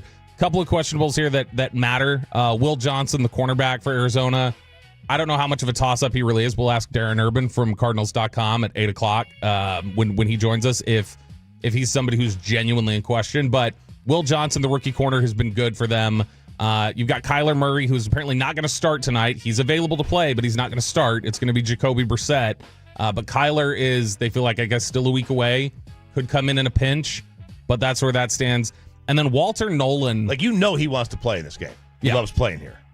Yeah, Never lost. I don't think this is one where if he's not able to start tonight, he really can't. He's really hurting. And then the other one is Walter Nolan, who's a defensive lineman. They picked 16th overall in the first round. This is somebody Dallas was interested in. We talked a lot about leading up to the draft. He can be a game wrecker on the interior coming out of Ole Miss. So Walter Nolan, if this is his debut today, that would be poor timing for the Cowboys, but it looks like, as he's questionable, I think he is supposed to be available because his practice window coming off of IR is starting to close. I think this is the last week they can drag it on. All right, let's take a look at the Arizona Cardinals on tape. You want the offense or the defense first? Let's go offense. Always offense. Okay, so the Cowboys on defense have clearly struggled with everything this season, and communication and responsibilities and eye discipline and everything else that goes there. The good news is that Arizona is not going to threaten you with a ton of motion. Arizona's not going to move things around a lot. Right. They're not going to do a lot to really test your eyes or stress you in that respect. Arizona is not going to run the football super effectively. They still try to do some of the same stuff that Clayton Adams was doing there and some of the stuff that you're seeing now, some of the pin and pull blocking and different things like that. But it's a run game that looks dramatically different in terms of its efficiency.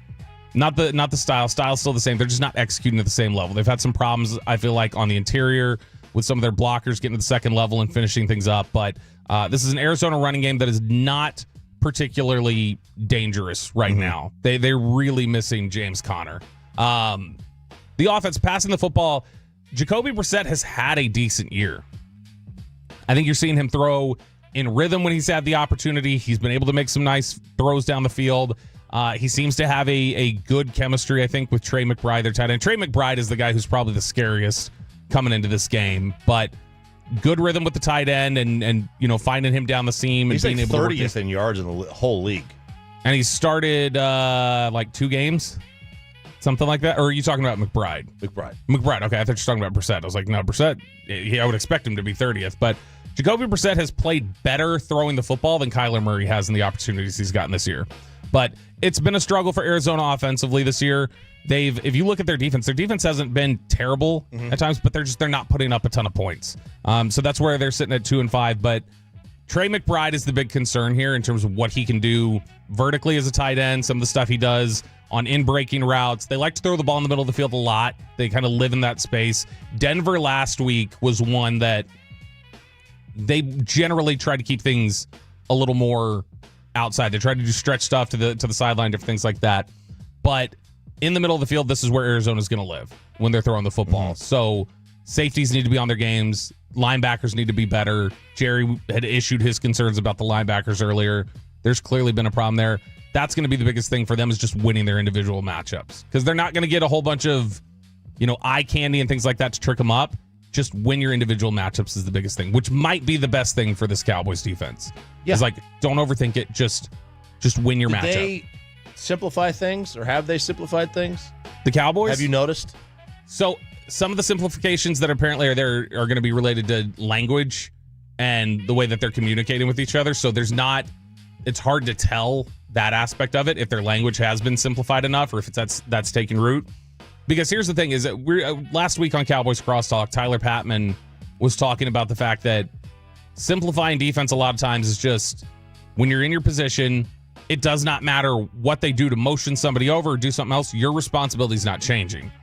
Whenever there's a guy shifting on the offensive line or something, it can completely change what it is that you're supposed to be doing.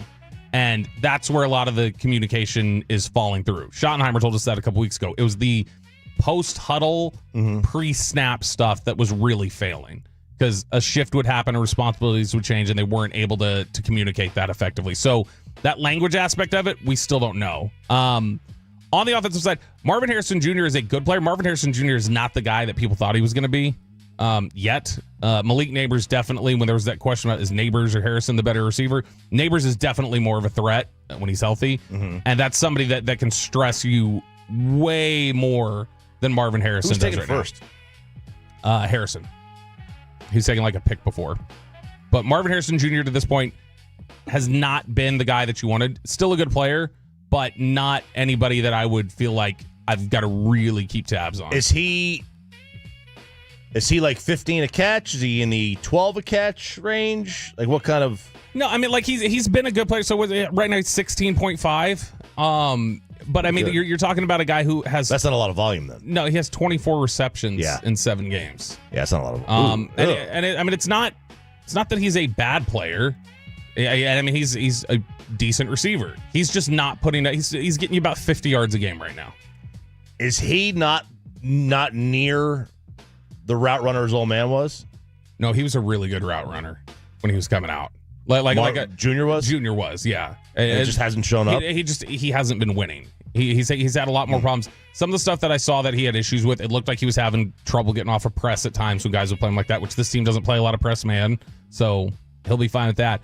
But I think the other aspect is it doesn't look tight all the time. His routes don't look tight all the time. He doesn't look super precise. It's a 12-yard in that ends up being a 13 the way he runs it or something like that. It's not as precise as it once was. And so the IKF of route runners. It's year 2 for him. So I mean there's still a developmental window here where I'm sure he's getting stuff down. I wouldn't say that he's a bust. I wouldn't say that he's somebody who can't salvage his career at this point. It's not been as good as you would have hoped.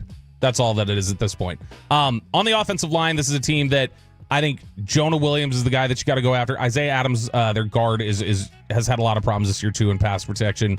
There's some leaks along that offensive line. You can cause some disruption there. Even a team like Dallas should be able to cause some level of disruption, I feel like, against Jonah Williams, against Isaiah Adams. Paris Campbell, their left tackle, he's very good. That's somebody that you got to worry about. But the right tackle, Jonah Williams, go at him all day. Not Paris Campbell, Paris Johnson. Paris Campbell's the receiver. That's what that is. But Jonah Williams, the right tackle, has struggled a great deal. Defensive side of the ball for the Arizona Cardinals. This is a team that plays a ton of quarters coverage. So that's 4 deep defenders, 3 underneath, all play in zones. They play the highest rate of middle school team. Yeah, they play the highest rate of cover 4 in the NFL. So they don't allow a lot deep. Yeah. If you're talking about wanting to push the ball downfield with CD and Pickens and C-Dak kind of throw the ball all over the yard, that's not going to happen. Well, time to nickel and deck them. You're gonna want to try and stress the linebackers. And did Peyton like it? He liked it. That was a good one. I thought about it, but I liked it. I'm kind of in a zone. You're a machine, man. Right now. It's kind of in a zone. I can't come up with a name for my own podcast that I want to start, but I could surely come up with a name for anything else. Are you going to be solo? No. It's going to be a betting one? Well, no. Yeah, I would do a betting one. Yeah, absolutely. Okay. I don't know anything else. Now I'm going to think about it. I got nothing else. Yeah, you got to step outside yourself. There's your co-host. There you go. No, so, I got the guy. I'm going to come up with one. By the end of the segment. Candle reviews. I mean, by the end of the segment, I'm going to come up with a good betting name for you. All right. Stress the linebackers for the Cardinals. That's where it felt like last week you had some opportunity to stress the Broncos linebackers. I don't feel like you did it well enough with the passing game. You can do a little bit of that here with Arizona because their secondary is pretty good. They've got Budda Baker. We already mentioned Will Johnson, who's questionable today, first-round pick out of Michigan. You've got Max Melton, the other corner. Their corners and their safeties have played really, really well for the most part. It's not easy to just push the ball downfield against this team. I'm impressed with their defensive line. Calais Campbell's still playing at the age that he is. He's got to be 40 years old. He's 41, I believe. But I mean, he still is somebody who's really hard to move. And he's 39. He'll be 40 this season. He's really hard to move. And he can be really disruptive. Against the run, he can be disruptive as a pass rusher. He's still somebody. It amazes me that him sitting out there as long as he did, Dallas didn't pick up a phone and didn't try to do something there. Josh Sweat, who had previously been with the Eagles, Jonathan Gannon, of course, former Eagles defensive coordinator, is a really good pass rusher. He's somebody who can be disruptive, cause problems for them around the edge. Dalvin Tomlinson, big guy in the middle, interior, again, guy we're familiar with from the Giants, can really plug things up in the middle, make things difficult in the run game. I don't think that this is going to be a particularly easy game for Dallas on offense. I think that Dallas is going to have to work for things. They're talented enough to win their matchups, though. So I do think that Dallas is going to be able to have some success against the Cardinals on offense. I do not think that this is one of these games where we're going to just be like 40, just like that. No, it's just a defense that doesn't. It's a defense that doesn't allow you to do that. It's going to play things safe. It's going to keep everything in front of them, and they tackle pretty well. They're going to need to. Then I need Arizona to score 30. I took the over. Yeah, I'm not saying it's impossible. What's the over under? 54.5. Okay, so it's not impossible for Dallas to put up 31 or anything like that. I just don't think it's going to be one of these onslaughts we've seen from them typically offensively. These are going to be a little bit more methodical drives, I would guess. Okay. It's not going to be a lot of quick score stuff. But either way, I think that it's not a classic 2-5 football team. It's a team that can this will be one that Dallas will have to work for. And it's a Cardinals team that I think with Brissett back there playing quarterback and some of the confidence he's had throwing the football, it's going to be something where the secondary is going to have to be better than they've been this season. They can't have some of the same busts they've had. Do they have a kicker that can kick at 68? No, they don't have a kicker who can kick at 68. They've got a kicker who's been fine, but they don't have a 68-yard kicker. Because you know what's going to happen. Now you got to get the record. You got to get the record back. Yeah, I mean, it would have to be, but 68 wouldn't get the record back. It would have to be 69. 69. Yeah. Because 68 is now the record. Now the record, yeah. So we need to have Shoddy, dial up a 69-yarder.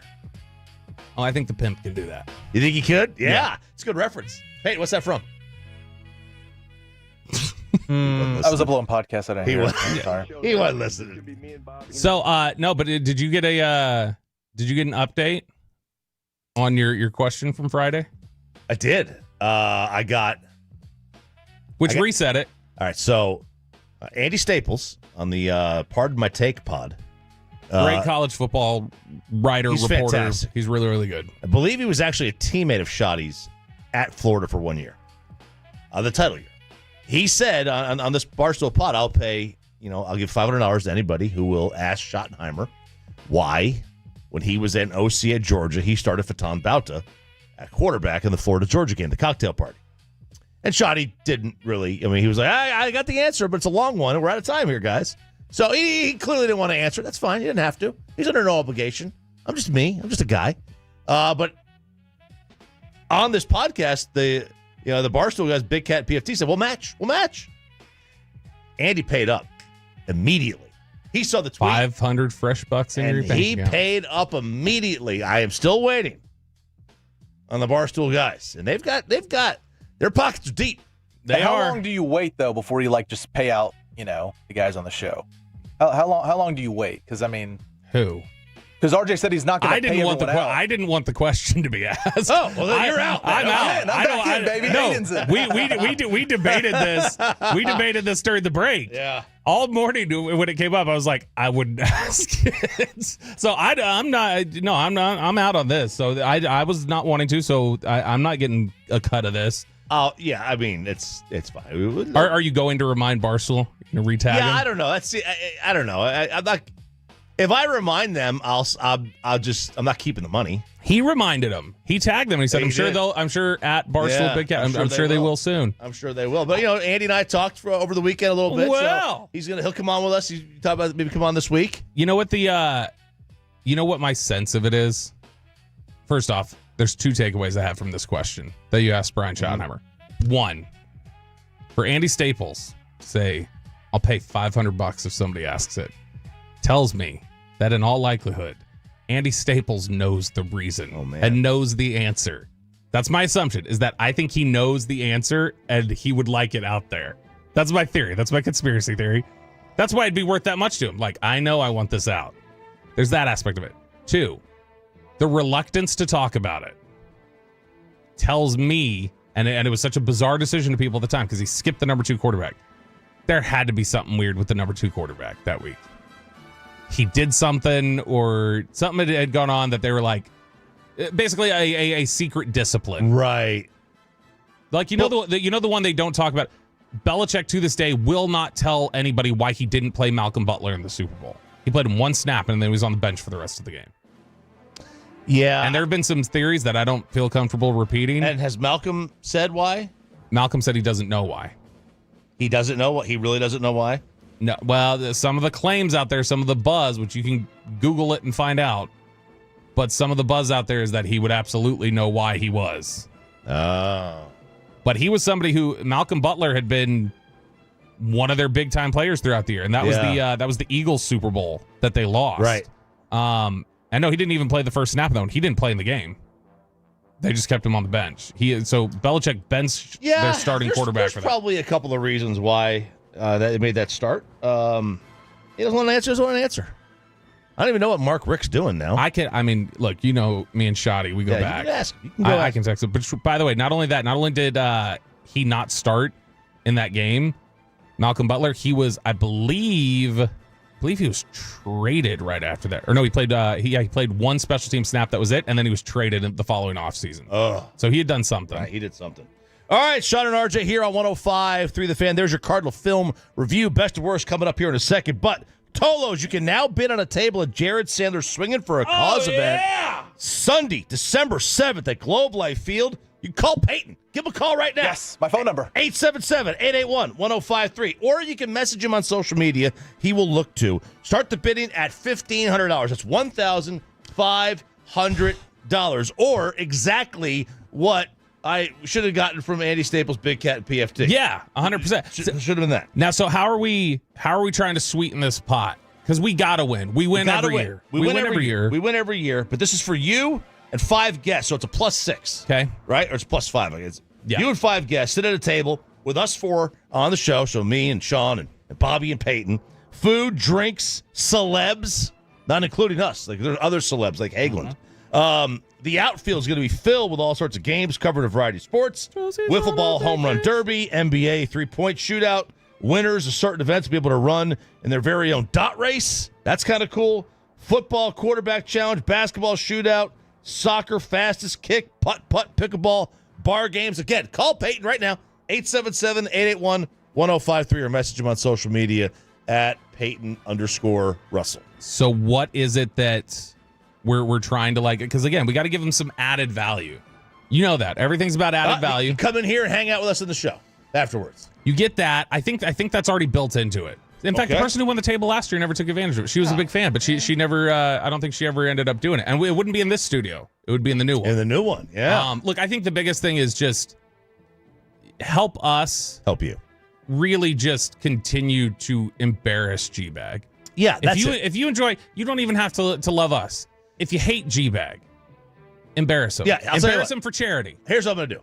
You come in here, I will throw in all the extra G-Bag gear that they can't give away. All the extra G-Bag merch that we have, I will give that away. It'll be like a 1992 Bills Super Bowl champion shirt. It's a collector's item. It's a collector's item. Yeah. You know, stuff that you can't find anymore. Yeah. Look, we're just help us make it hurt. Make it hurt, G-Bag. Yeah. Help us make it hurt. All right, Sean and RJ here, 105.3 The Fan. Time for best of worst. Ladies and gentlemen, the weekend. I'm having a bad fucking weekend. Oh, man, I don't even know where to start here. The best probably was Andy Staples paying up. Also the best. No, we went to Canton on Saturday morning. Pro Football Hall of Fame. Lovely place. First Monday trade days. It's always awesome. I'm gonna make a video. I bought this pole that like extends to get into the back of the truck. Like all the stuff that gets shoved into the back of the truck, like close to the cab. Yeah, the pole you extend to get into the back. It's impossible, right? It's impossible to get back there. So I needed a long pole. Effort. I've always needed a long pole to get back there, and I finally have it. And now I can shove that long pole way in the back and pull out all the things that I want to pull out that are in the back of the truck. So that was cool. I did meet a serial killer. Oh, did you? Yeah, I'm convinced. This one guy was trying to sell us some stuff, and he starts talking, and in the middle of the conversation, he just mentions a serial killer and the story from the serial killer from the 80s.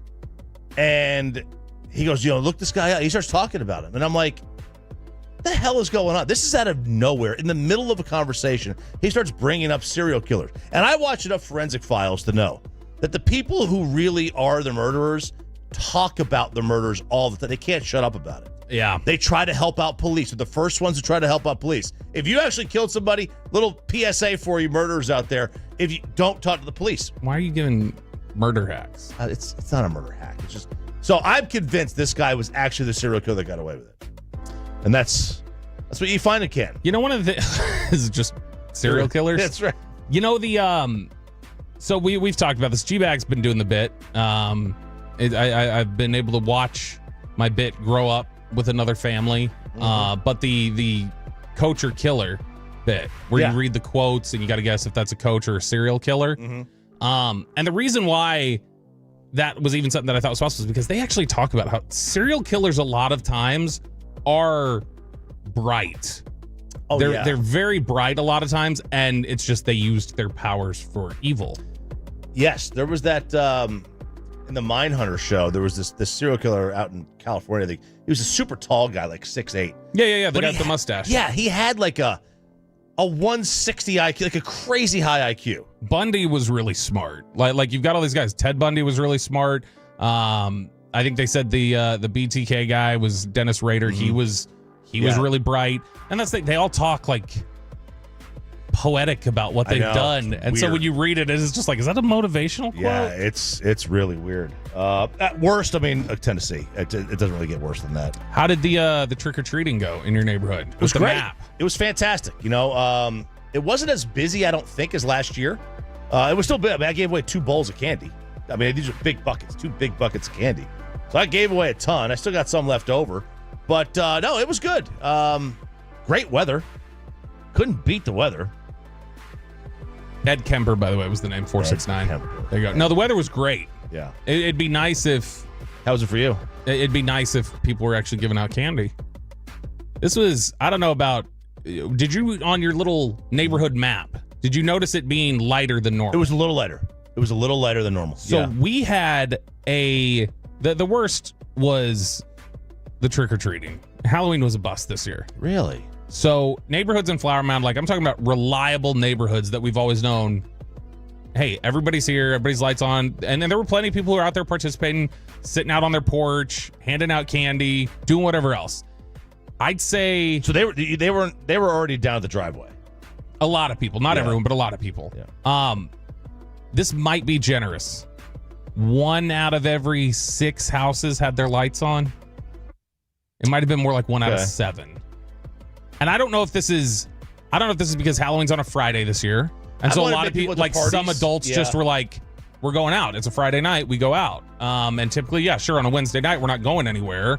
So if Halloween's on a Wednesday, we're sitting here and we're able to give out candy. I can see that. But it was a disappointing haul. So when we started, the girls had these like boo buckets that they're bringing. I was like, why didn't you bring a pillowcase or like a giant bag? Because we're going to be walking these neighborhoods. That's going to fill up. And I'm talking about a bucket that was maybe like a bucket they'd bring you out for beer. Yeah. Right? Like that size. Got 3/4 full. Oh, wow. I mean, just light. And a lot of places just like, here's like, you know, a piece of candy or whatever. Just it felt like a very stingy Halloween. Wow. And I don't know why people weren't participating, but it was a very light foot traffic day. Interesting. Mm-hmm. Pee-pee?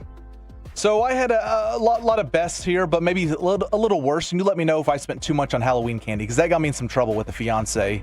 So I went out Friday after the show. I also voted Rockwall County on Friday. I voted too. Oh, yeah? Yeah. What'd you vote for? I don't think you can say it, but... you know, I don't even know what I voted. Honestly, I don't even know what I was... I just read these things. It took forever to vote. Usually it's just like... Oh, really? I was in and out in 5 minutes. You had to read all these propositions. I don't know what I'm reading. I had to look up what's ad valorem. What does that mean? I don't know. They should let us use our phones or something. Just let us look up or ask a question. I'll raise my hand next time and ask, what does this mean? But so I By the way, real quick, they're all blaming the lack of Halloween stuff on high school football.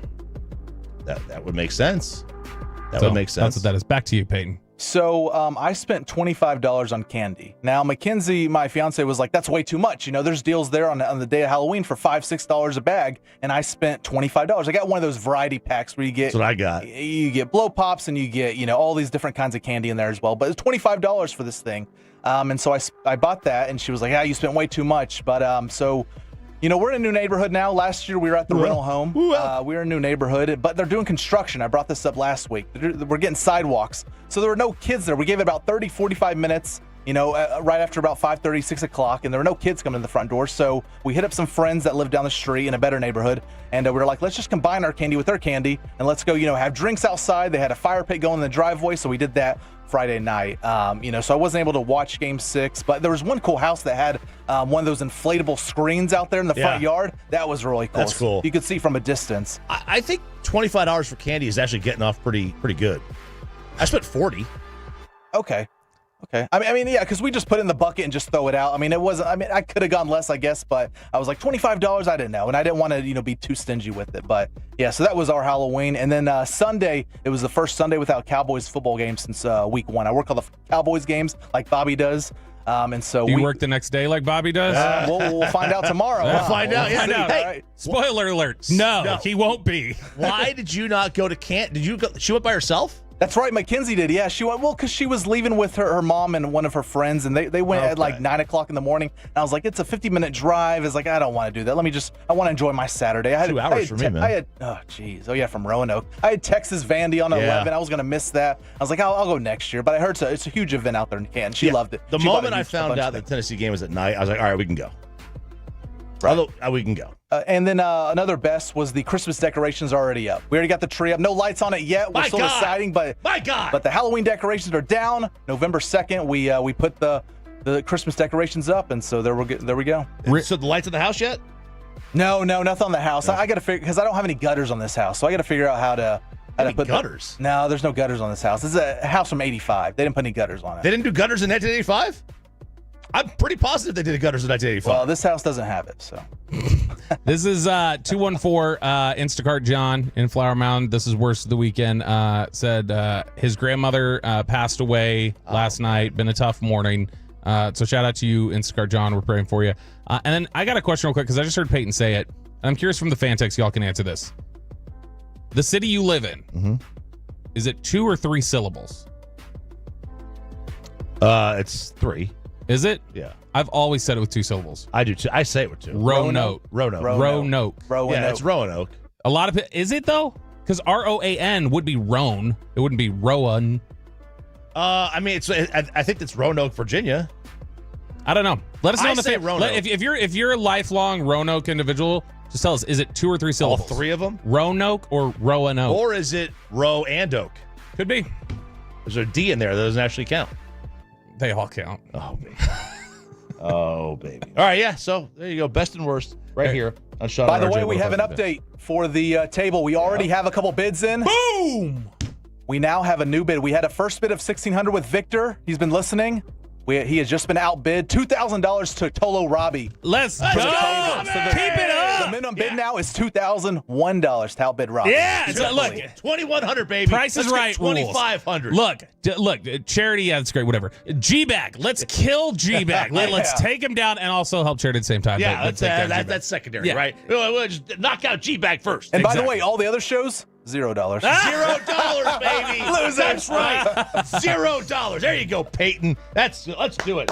Sean and RJ here. 105.3 The Fan. Let's go behind enemy lines, Bobby. Let's do it. Darren Urban from Cardinals.com joins us next here on 105.3 The Fan. After we get you over to QC Kinetics. Jag, I've never seen it before. Well, I mean, of course you have.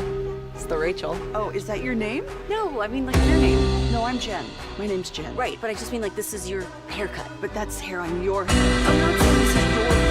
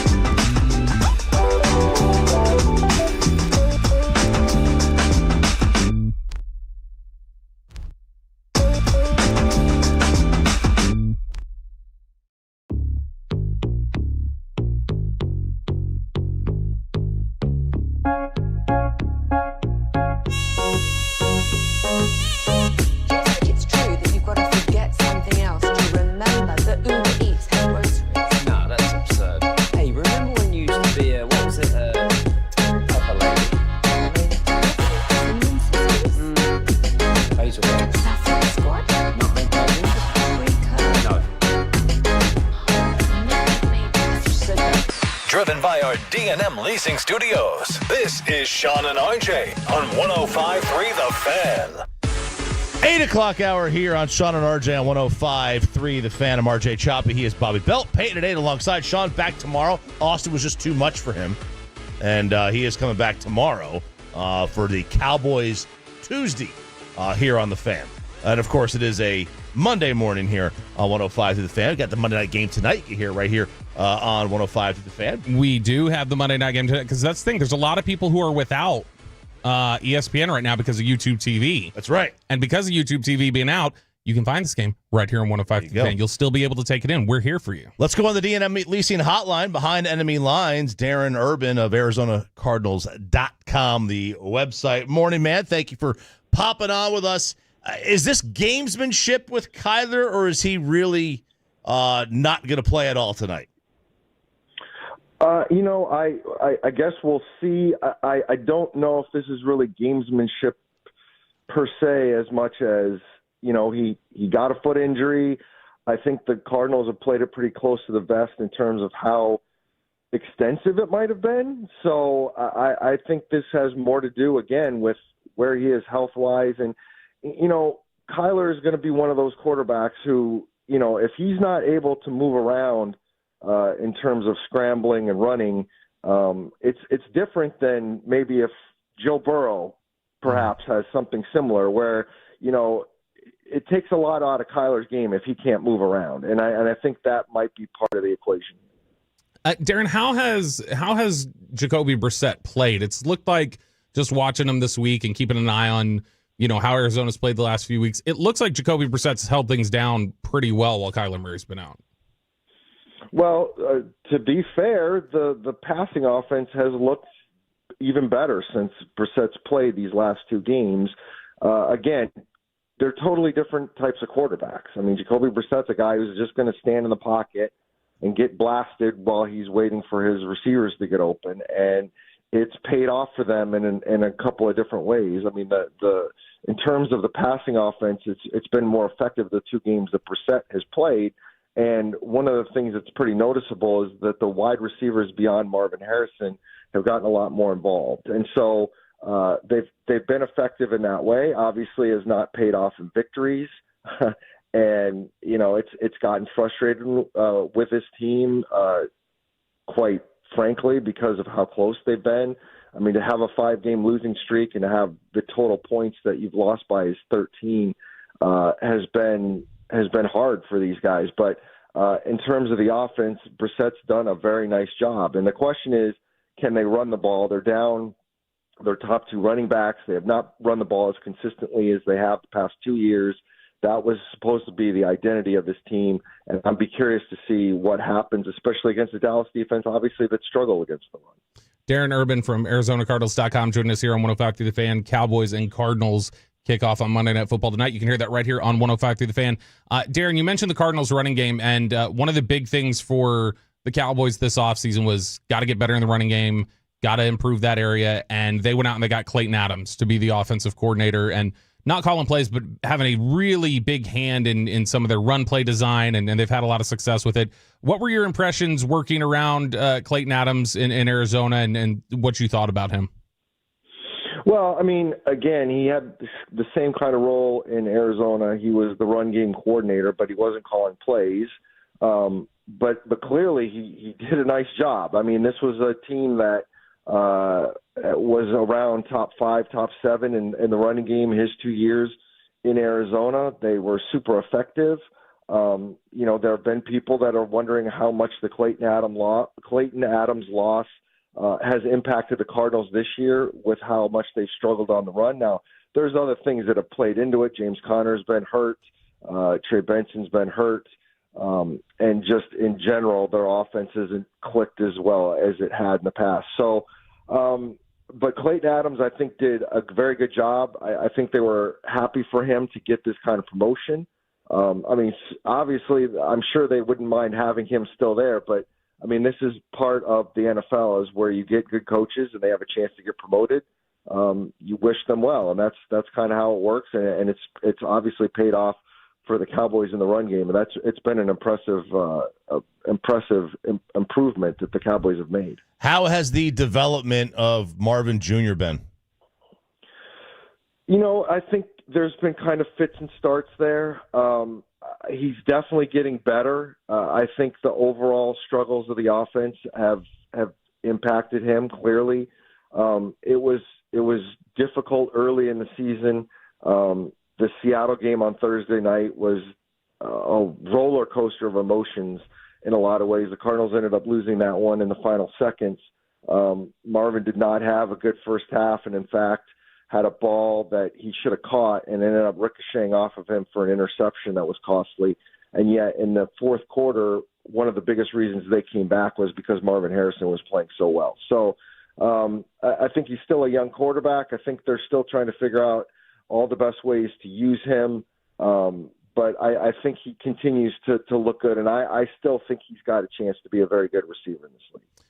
Cardinals reporter Darren Urban joined us here on 105 through the Fan. You can check out his work at ArizonaCardinals.com. Darren, when you look at the Cardinals defense and kind of as we were looking ahead and trying to figure out what Arizona was all about heading into this game, it looks like a defense that really says, we're not going to let you beat us over the top. Like we're going to play a lot of cover 4, a lot of quarters coverage, make sure that we keep everything in front of us. We're going to try to tackle well, and we're going to be really about execution and not letting big plays beat us. Is that kind of been the philosophy of what Jonathan Gannon's trying to do there?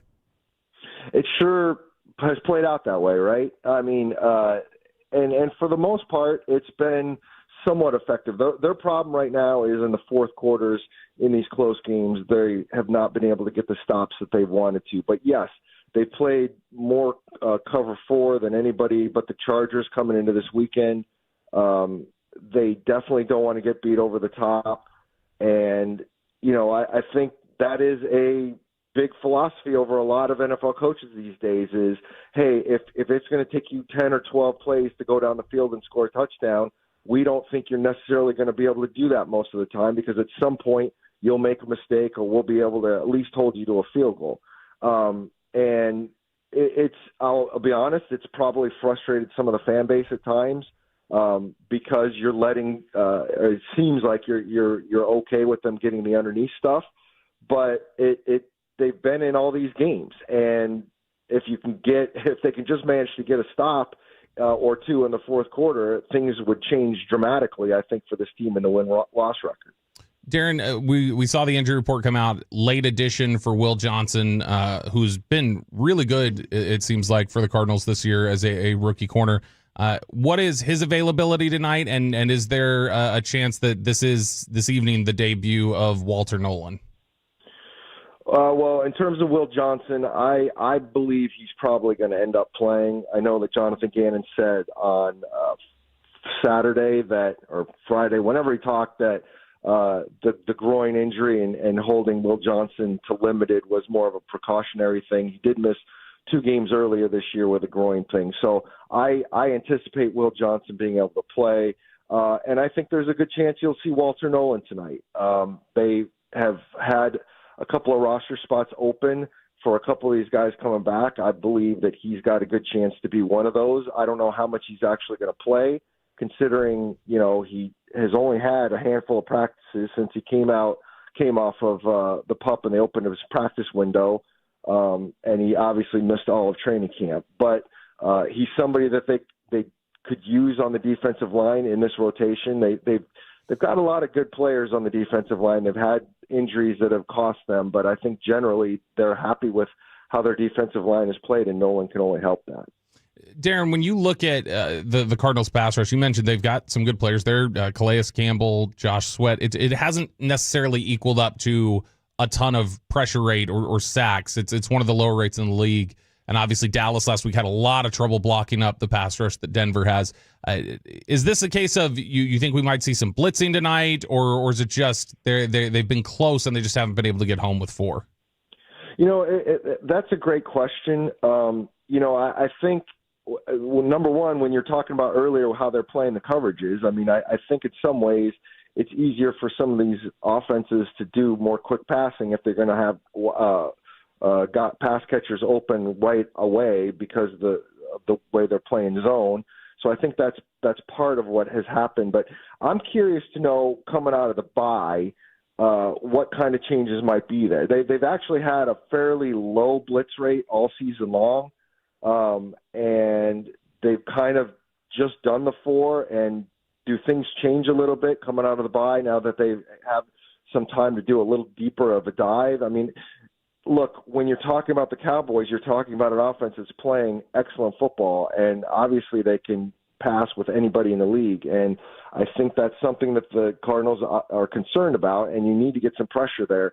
How does that work? Now, if they can get Nolan in the lineup, there's a chance Garrett Williams, who's one of their best cornerbacks, will also return from IR tonight.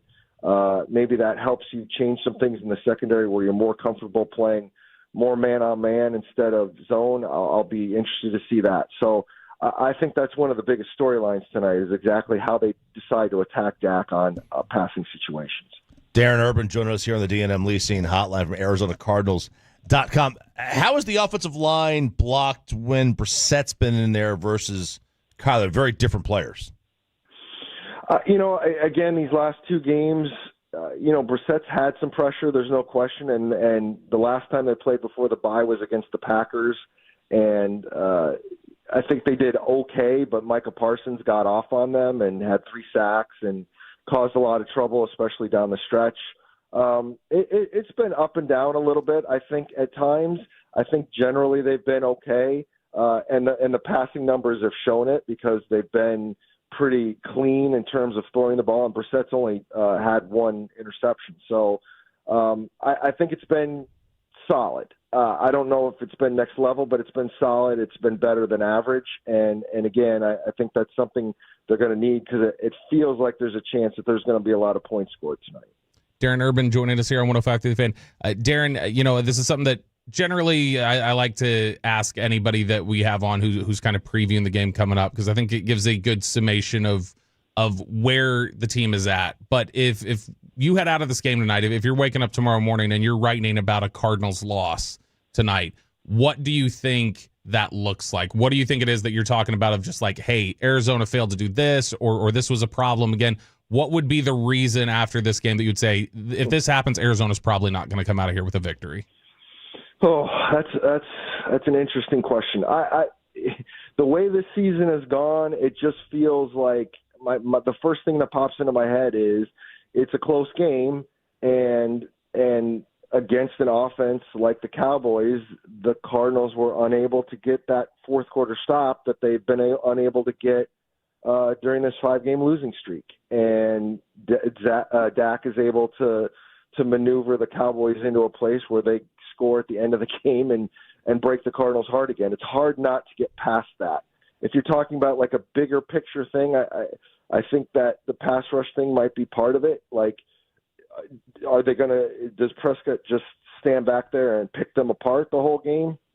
Because I do think the Cardinals are going to be able to score some points tonight. It's just a question of, whether they can get that stop when they need to. And unfortunately for this team, at least at this point, they have not been able to do that at the end of games. And, once that has happened a couple of times, it's hard not to have that go through your mind again if the game is close. Thanks so much, Darren. We appreciate the time. All right. Thanks, guys. Darren Urban, ArizonaCardinals.com, joining us here on 105.3 The Fan. We have the 5 things. We have our game picks. It's all coming up next on Sean and RJ without Sean on 105 through The Fan. Doesn't sound right. Was it Saffron Squad?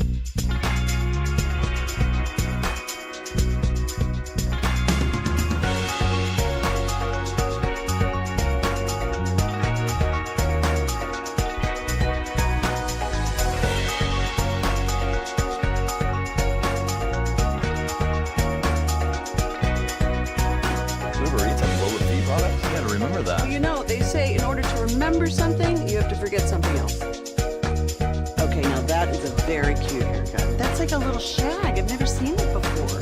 Well, I mean, of course you have. It's the Rachel. Oh, is that your name? No, I mean like your name. No, I'm Jen. My name's Jen. Right, but I just mean like this is your haircut, but that's hair on your head. I'm not saying this is your hair. Okay, freaking me out a little bit.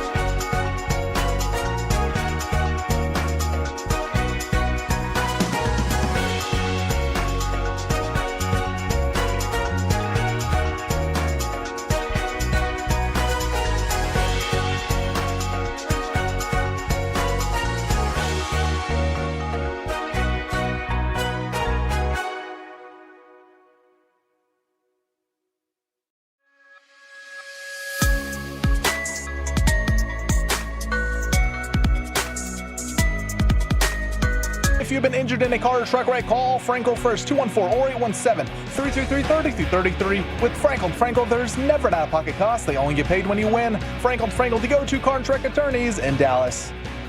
Good morning, DFW. Sean and RJ here, 105.3 The Fan. I'm RJ Choppy. He is Bobby Belt. Below the Belt coming up in 20 minutes at 8:40. Peyton and Aiden alongside. College Kegger at 9. Nick Eatman at 9:20. Again, call up. Call Peyton. We are trying to get – we got more bids. We got more bids. Keep coming. 877-881-1053. Hang out with us at Sandler's event on December 7th. Bids on bids. Cash on bids. Cash. Yes. Belt to ass. There That's what we do. go. Okay. All right. I wanted to get to the 5 things, and we picked the game. We'll also cover the World Series, maybe the greatest Game 7 ever. I don't know that I believe that. By the way, somebody tried to say on here, you can't compare a Game 6 loss to a Game 7 loss. Earlier when I was trying to say – it's like when they were up 3-2, I can. And then they ultimately lose the series. I can compare it, especially because that Game 6 was way more painful. You're down to a final strike twice. Yeah, I think you can. I think you can compare it. I mean, Not just can compare it, it's worse. And I don't care what anyone says. It's not. I'll say it's not worse because you could have won the next day. They weren't winning the next day, and you knew it. They were up 2-zip. You knew they weren't winning. They were up 2-zip in the first inning. You knew they weren't winning the next day, though. I think everything changes after that 2-0 lead. I think it all changes mentally. Anyway, we'll discuss that in a second. 5 things I want to see for the Cowboys tonight. 1, score early. This is a bad offense by Arizona in terms of success rate. Make them come back. Make them come back on you. If Kyler Murray actually does get in the game, make him throw. Yeah. Make him throw, right? He already can't run with a foot. So if he actually does come in the game, make him throw. If not, it's Brissett. So you're going to have to deal with that. He's a better thrower than Kyler. Kyler is sandwiched between Bryce Young and Tua in terms of QBR. That's not very good. No, it's not. Number 3, don't get cute defensively in the passing game. The Cardinals, when it comes to receiver, McBride's good. Marvin has disappointed. And their next 2 actual receivers have done nothing this year. So don't get cute. Don't get cute defensively in the running game. Arizona, their best running back not named Kyler Murray is 61st in yards rushing. Is that good? And they're without their top 2 running backs. Yeah. This is an awful offense. They're worse than the Jets. And then number 5, do not get bit. The amount of big-time teams that got beat this weekend, Indy lost, Green Bay lost, Detroit was down 10 at the 2-minute warning. They lost. The Pats won by 1. Don't. This is one of those week. We see these weekends in college football all the time where it's like one upset happens and they can just keep coming. Yep. And it's like, man, you do not want to be playing on that week. You do not want to be the favorite on those weeks. And the Cowboys are in that situation where I can't believe they're not a heavier favorite in this game. I can't believe it's only a 3-point, 2.5, 3. It should be higher than that. It should be in the 5s. So there's your 5 things. I think this is a higher scoring game than you do. And what's the over-under again? It's 54.5. Okay. In there. All right. I think the Cowboys put up 36, and I think they allow 24. So I think this thing gets to about 60. So you do think it's a Cowboys 12-point victory, though? Yeah. All right. I think that this is a game where, like I mentioned earlier, I don't think this is going to be a 40-point explosion. Arizona just doesn't play that style of defense. They're not going to let you push the ball on them. They're going to make you earn moving down the field. You can do it. You can methodically move down the field, but that's what you're going to have to do. You're going to have to kind of like methodically move down the field. But I do think that this ultimately sets up well for Dallas. They cannot let Trey McBride beat him in the middle of the field consistently. They cannot let Jacoby Brissett just stand back there and have all the time in the world to pick apart the defense however he wants. They're going to have to generate some level of pressure, which, like I said earlier, I think they can do with Jonah Williams at right tackle. So I've got Dallas winning this game, and I've got them for your over-under 31-24, 55. Oh, baby. That hits. That smacks, baby. That's a winner. Hey, half point. It doesn't matter if you win by an inch or a mile. Winning's winning. If you're the under, that's a bad beat right there. Bad beat. It's a very bad beat. Peyton, how do you like this one? High scoring game. Cowboys win 37-31. Look, Jacoby Brissett, he might be the backup, but like he still had 2 really good starts for the Cardinals last 2 games. He's thrown for 270 yards both games. That was against the Packers and the Colts. Colts on the road, Packers at home. But the Cowboys, they don't lose at home. I have the Cowboys winning 37-31. The totals have spoken. Right now, it's all Cowboys. From the 214, Cowboys win 40-28. 817, Cowboys 35-27. And the 214 says 33-30 boys. And by the way, I do think this is a game that is within the realm of reason that they could lose it. You think they could lose this game? I think it's within reason that they could lose. I think they will win. They should be the favorite. It's within reason to think that this is a Cardinals team that could beat them. I think you say that about every game, especially this season with this team and the way they play. So, all right, so we all have the Cowboys winning, and we all have the Cowboys scoring in the 30s. Yep. Okay. Hey, I'll take it. This team puts up a 30 number at home basically every game anyway. So this season again, yeah. Yeah. Why not? Why not us? Why not now? Exactly. Why not us? Why not? By the way, the 940 says Choppy saying Cowboys are a big time team is laughable. Well, that's fair. But they were a favorite. You were talking about mainly favorites. Yeah, I felt favorite. like They're favorite. Yeah, they're not a Cardinals 40-20 says the 903. 40 if they score 40, holy cow! I don't know that Matt Eberflus survives 40.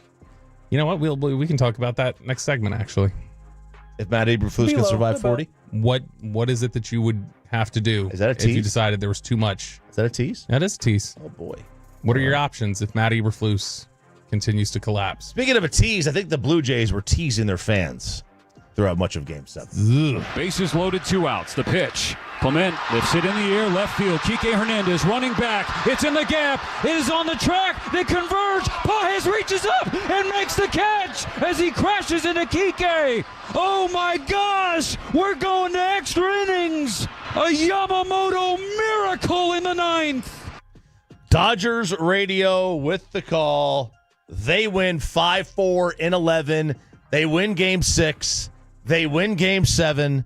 They were down in Game 7 the entire time.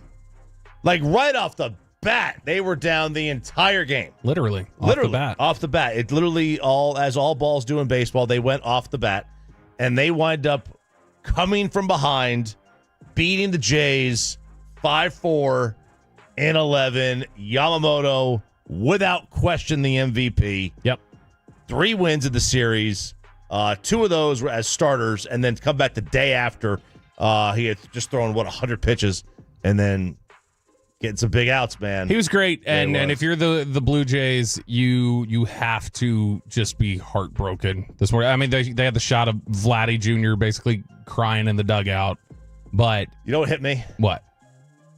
And he wasn't even a player. But my favorite player as a kid was Don Mattingly. He's their hitting coach, and he made the playoffs once in his whole career.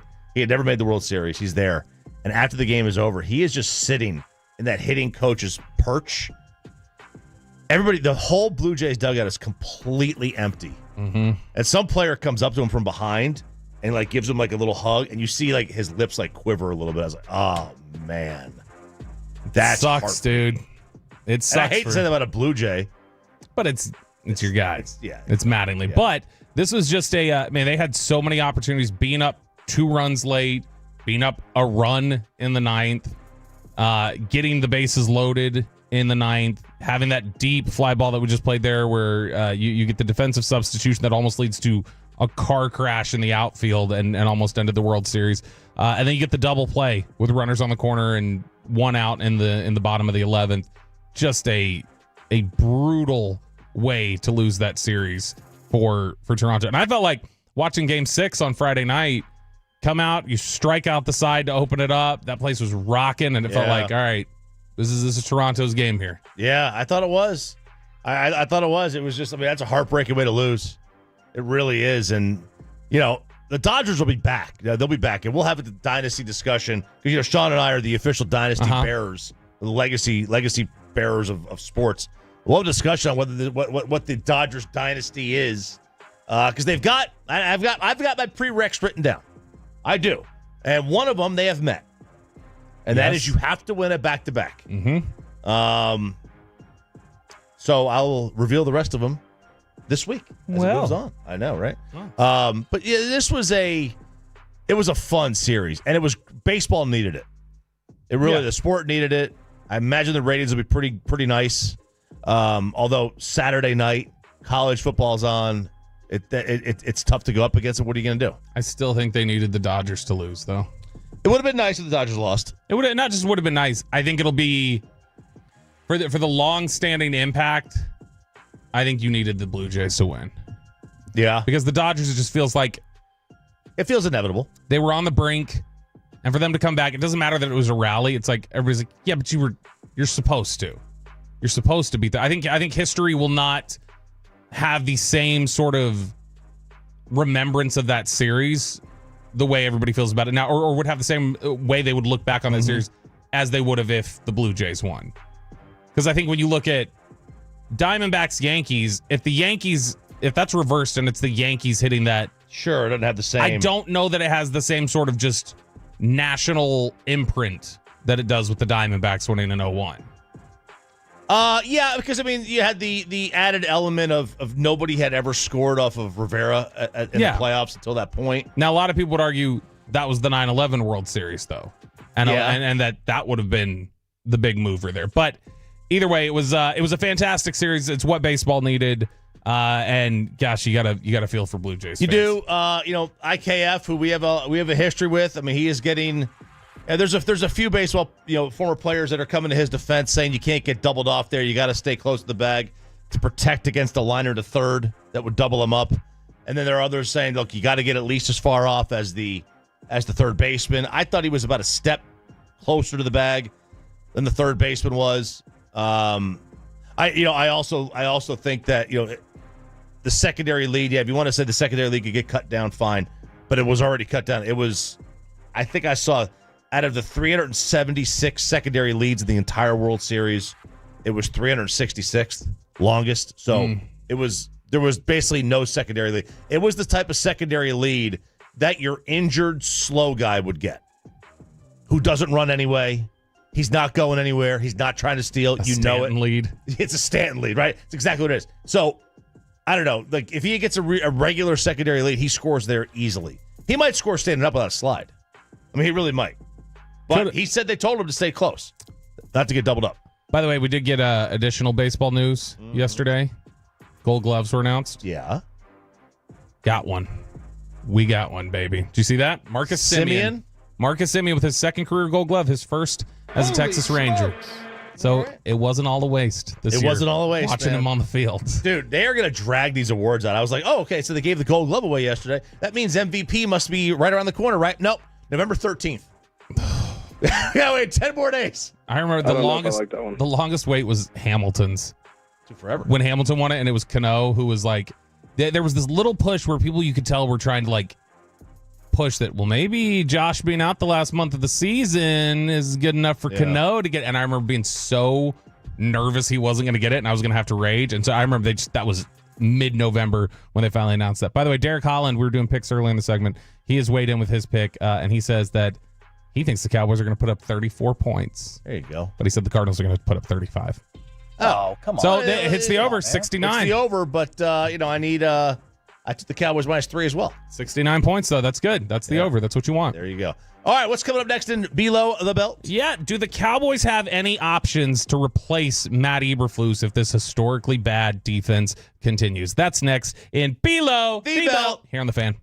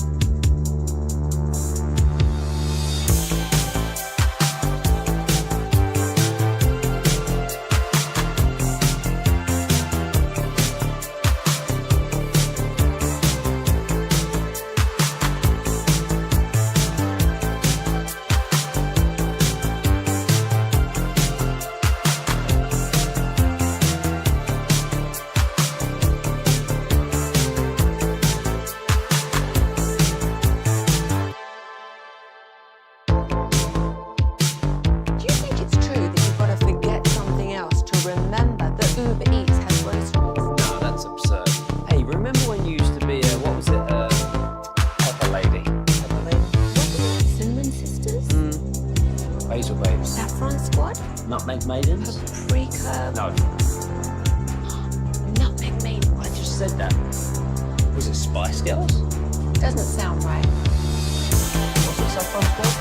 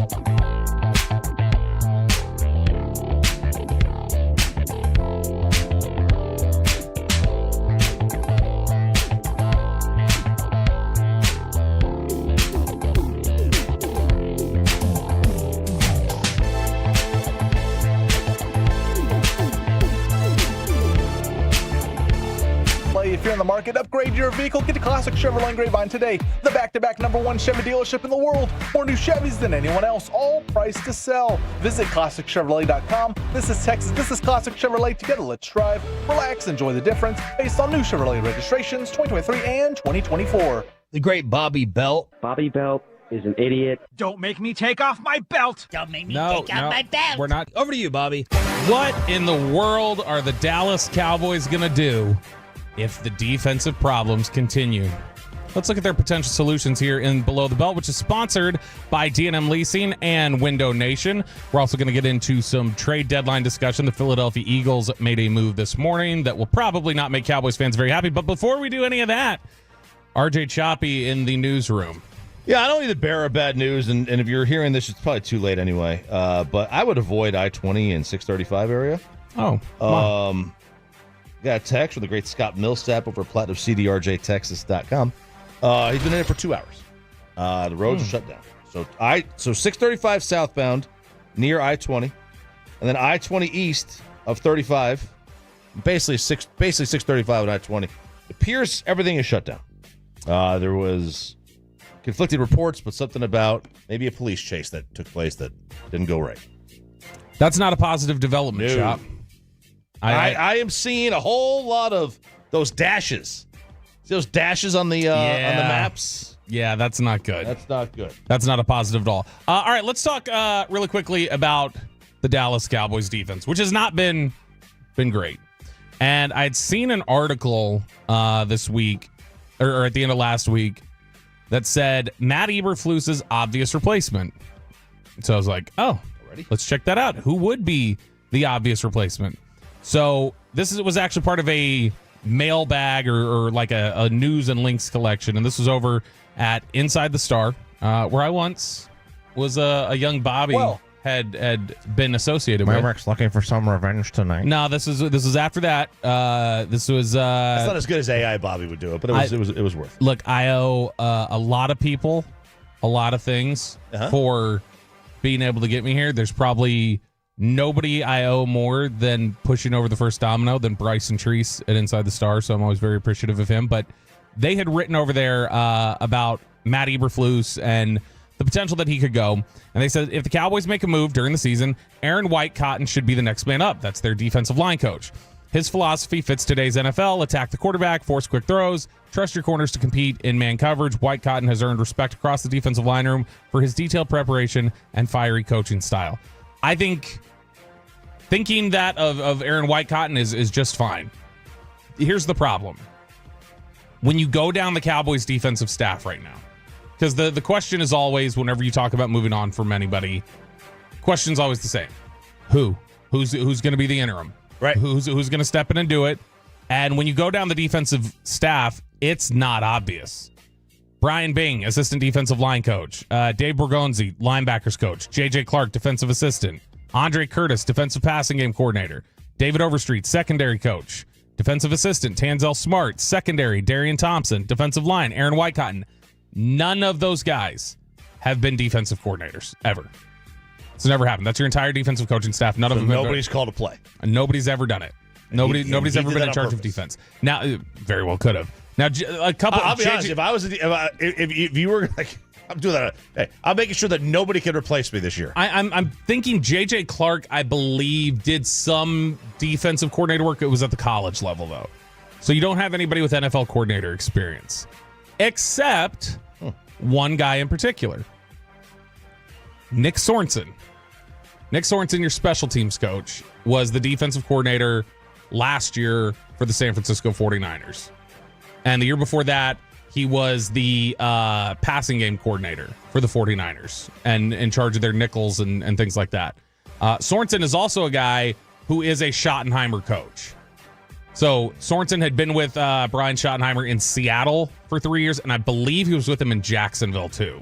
So you're talking about somebody who they've clearly had different stops together. Right. Easy to see the connection, but a guy who was a defensive coordinator last year. Now, it was not a very successful 49ers defense, but they were one that was under a lot of pressure with various injuries and different things that hit that team.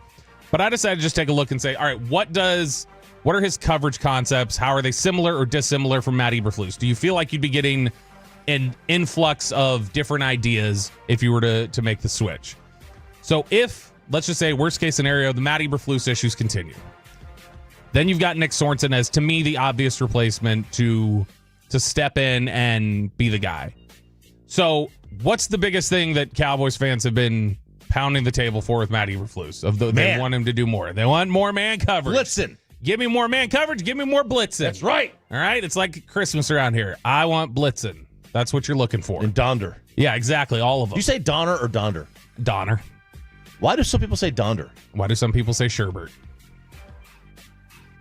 Well, that's a point. I don't know why. They just That's do. how you say it. It's not. There's literally no second R. You just make it up. It is technically Donder, though, is it not? Is it in the original poem? I have no idea. Poem? I have no idea. Is it Sean or Sean? That's right. Peyton, if I started calling you Payturn and you were like, that's not, and I was like, that's how we say it. Payturn. That's your name. That's we don't spell it that way, but He was an intern. I was. Yeah. For RJ. That's right. Do you remember that? I do. Ooh, I do. I feel like yeah. I do. Sean has no idea. Huh? Sean has no idea. No, I do remember Peyton. I don't trust that Sean knows what Aiden looks like. He definitely is not going to remember Peyton being the My issue with the Chiafalo internship is that I thought he was just an employee. Yeah, there was that. Because he was like running the board already. I was like, oh, who's this guy? Well, so if you look at Nick Sorensen, which is what we're talking about here with the Cowboys stepping in, they want more man coverage, okay? The 1 year that he was the defensive coordinator, so right now the Cowboys run man coverage 18.5%. It's realistically lower than that. There have been a couple late games in the fourth quarter that they've gone all man, and that's kind of inflated the numbers. Realistically, 15% of the time they're in man coverage.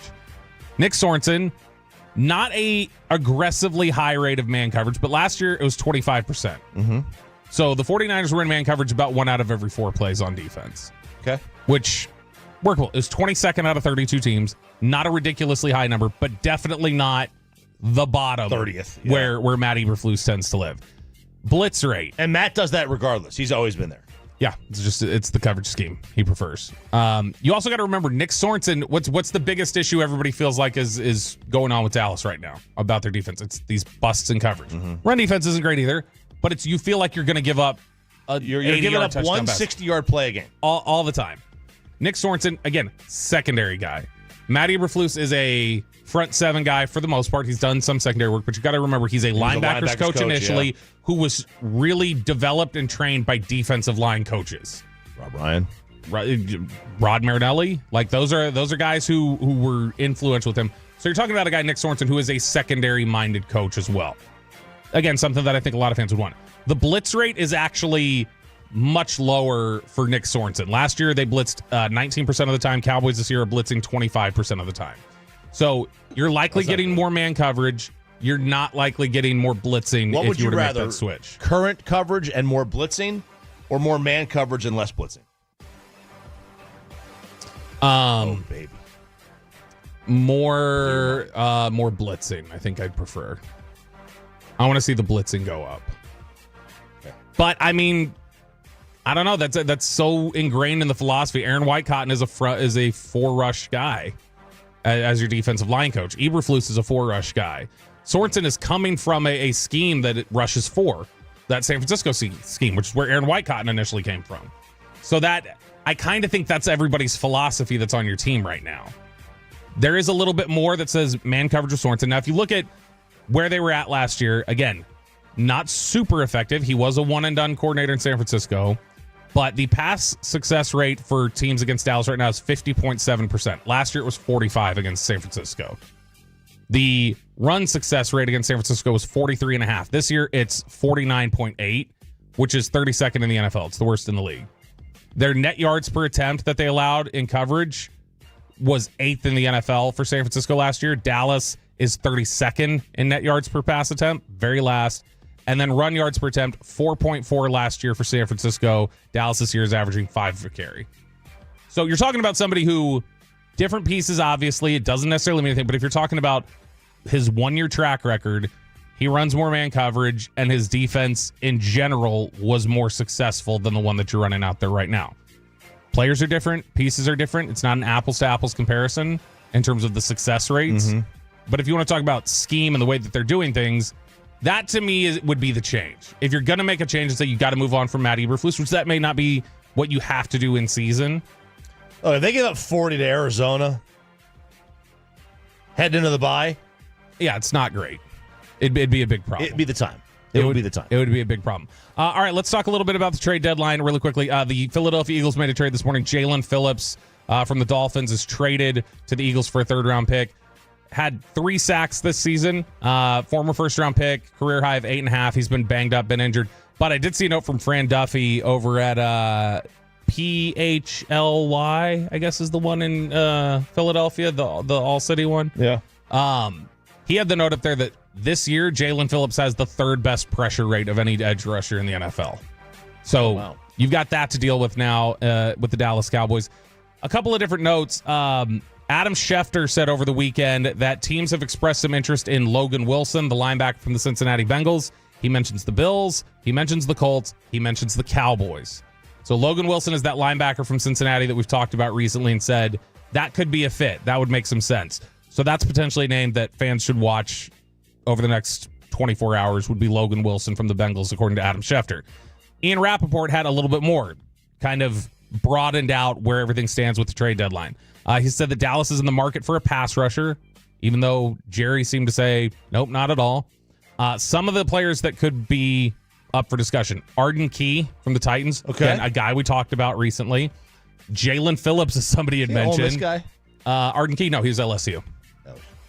Jalen Phillips from the Dolphins was mentioned. He's obviously been traded now, but I do think Dallas was kicking the tires there. Bradley Chubb, a name that we've talked about, I feel like going back to week 2. Maybe before. That's the guy that I think everybody just naturally went, Miami's bad. He's expiring. That's a guy that, go get him. That would seem to be a perfect fit there. And then the Raiders, it's Malcolm Kuntz is the edge rusher that could be traded. So not a Max Crosby move or Trey Hendrickson move. Could be more along the lines of that. But he also threw in this note. Dallas also appears to be open to trading. I would assume they'd be open to it. 2023 first-round defensive tackle Mazi Smith. Oh, boy. Who has only played in 5 games this season. And, man, when you watch that Denver tape, when we're talking about was everybody giving max effort, so that he's one of the guys that when you watch, it's like, are you locked in here? Really? Yeah, that touchdown run that RJ Harvey got to open the, it's like, what are you doing? He just looked half-hearted out there. But Mazi Smith, potentially on the move. I still think the name that bears watching, the name people got to keep an eye on, see if he's somebody that teams call around about is Jalen Tolbert. That's the one, the receiver that I think would make a lot of sense. But he would bring back a decent. I think you'd get something back. Like it probably wouldn't 4? be big, but I don't think a 4, but you'd get something back. And that's to me that he's not coming back here next year. No. He's not playing now. Nope. Go get something for him. But Ian Rappaport says watch out for potentially a Mazi Smith deal too. Below D-Belt right here on Sean and RJ on 105.3 The Fan. Nick Eatman will join the show at 9:20. Get you set for Cowboys, Cardinals. But which Texas school has the most to be worried about losing their head coach? It's a college football kegger part 2. Next on Sean and RJ on 105.3 The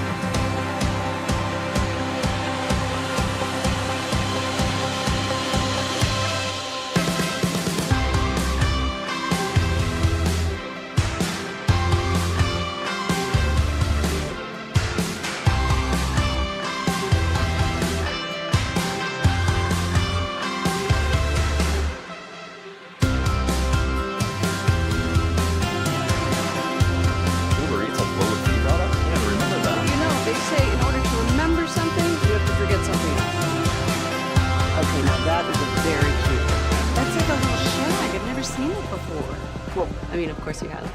It's the Rachel. Oh, is that your name? No, I mean like your name. No, I'm Jen. My name's Jen. Right, but I just mean like this is your haircut. But that's hair on your head. I'm not saying this is your hair. Okay, freaking me out a little bit.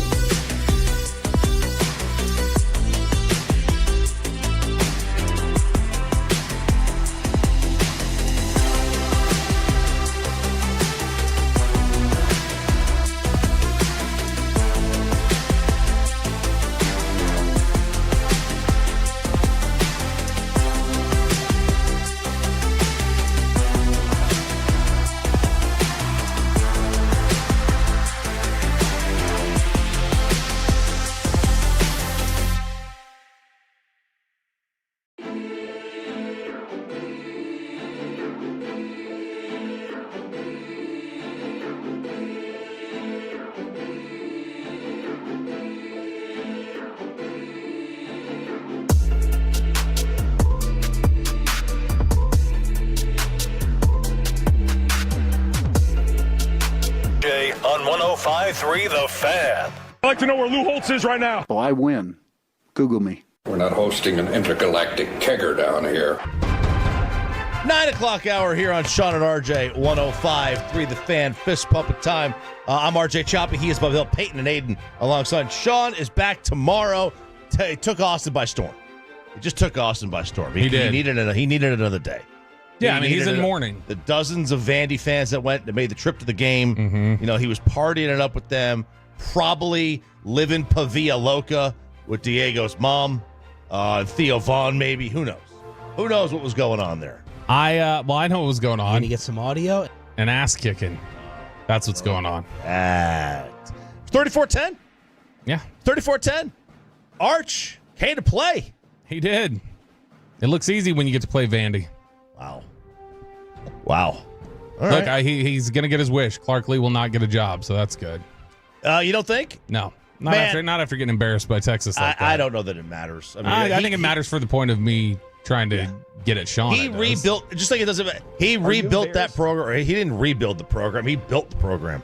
That program was never built. It needed. It was a slab. Mm-hmm. They had the land. They had bought a plot. Now they needed to build something on it. That's what their defense looked like on Saturday. Something on it. Rhett Lashley rebuilt SMU.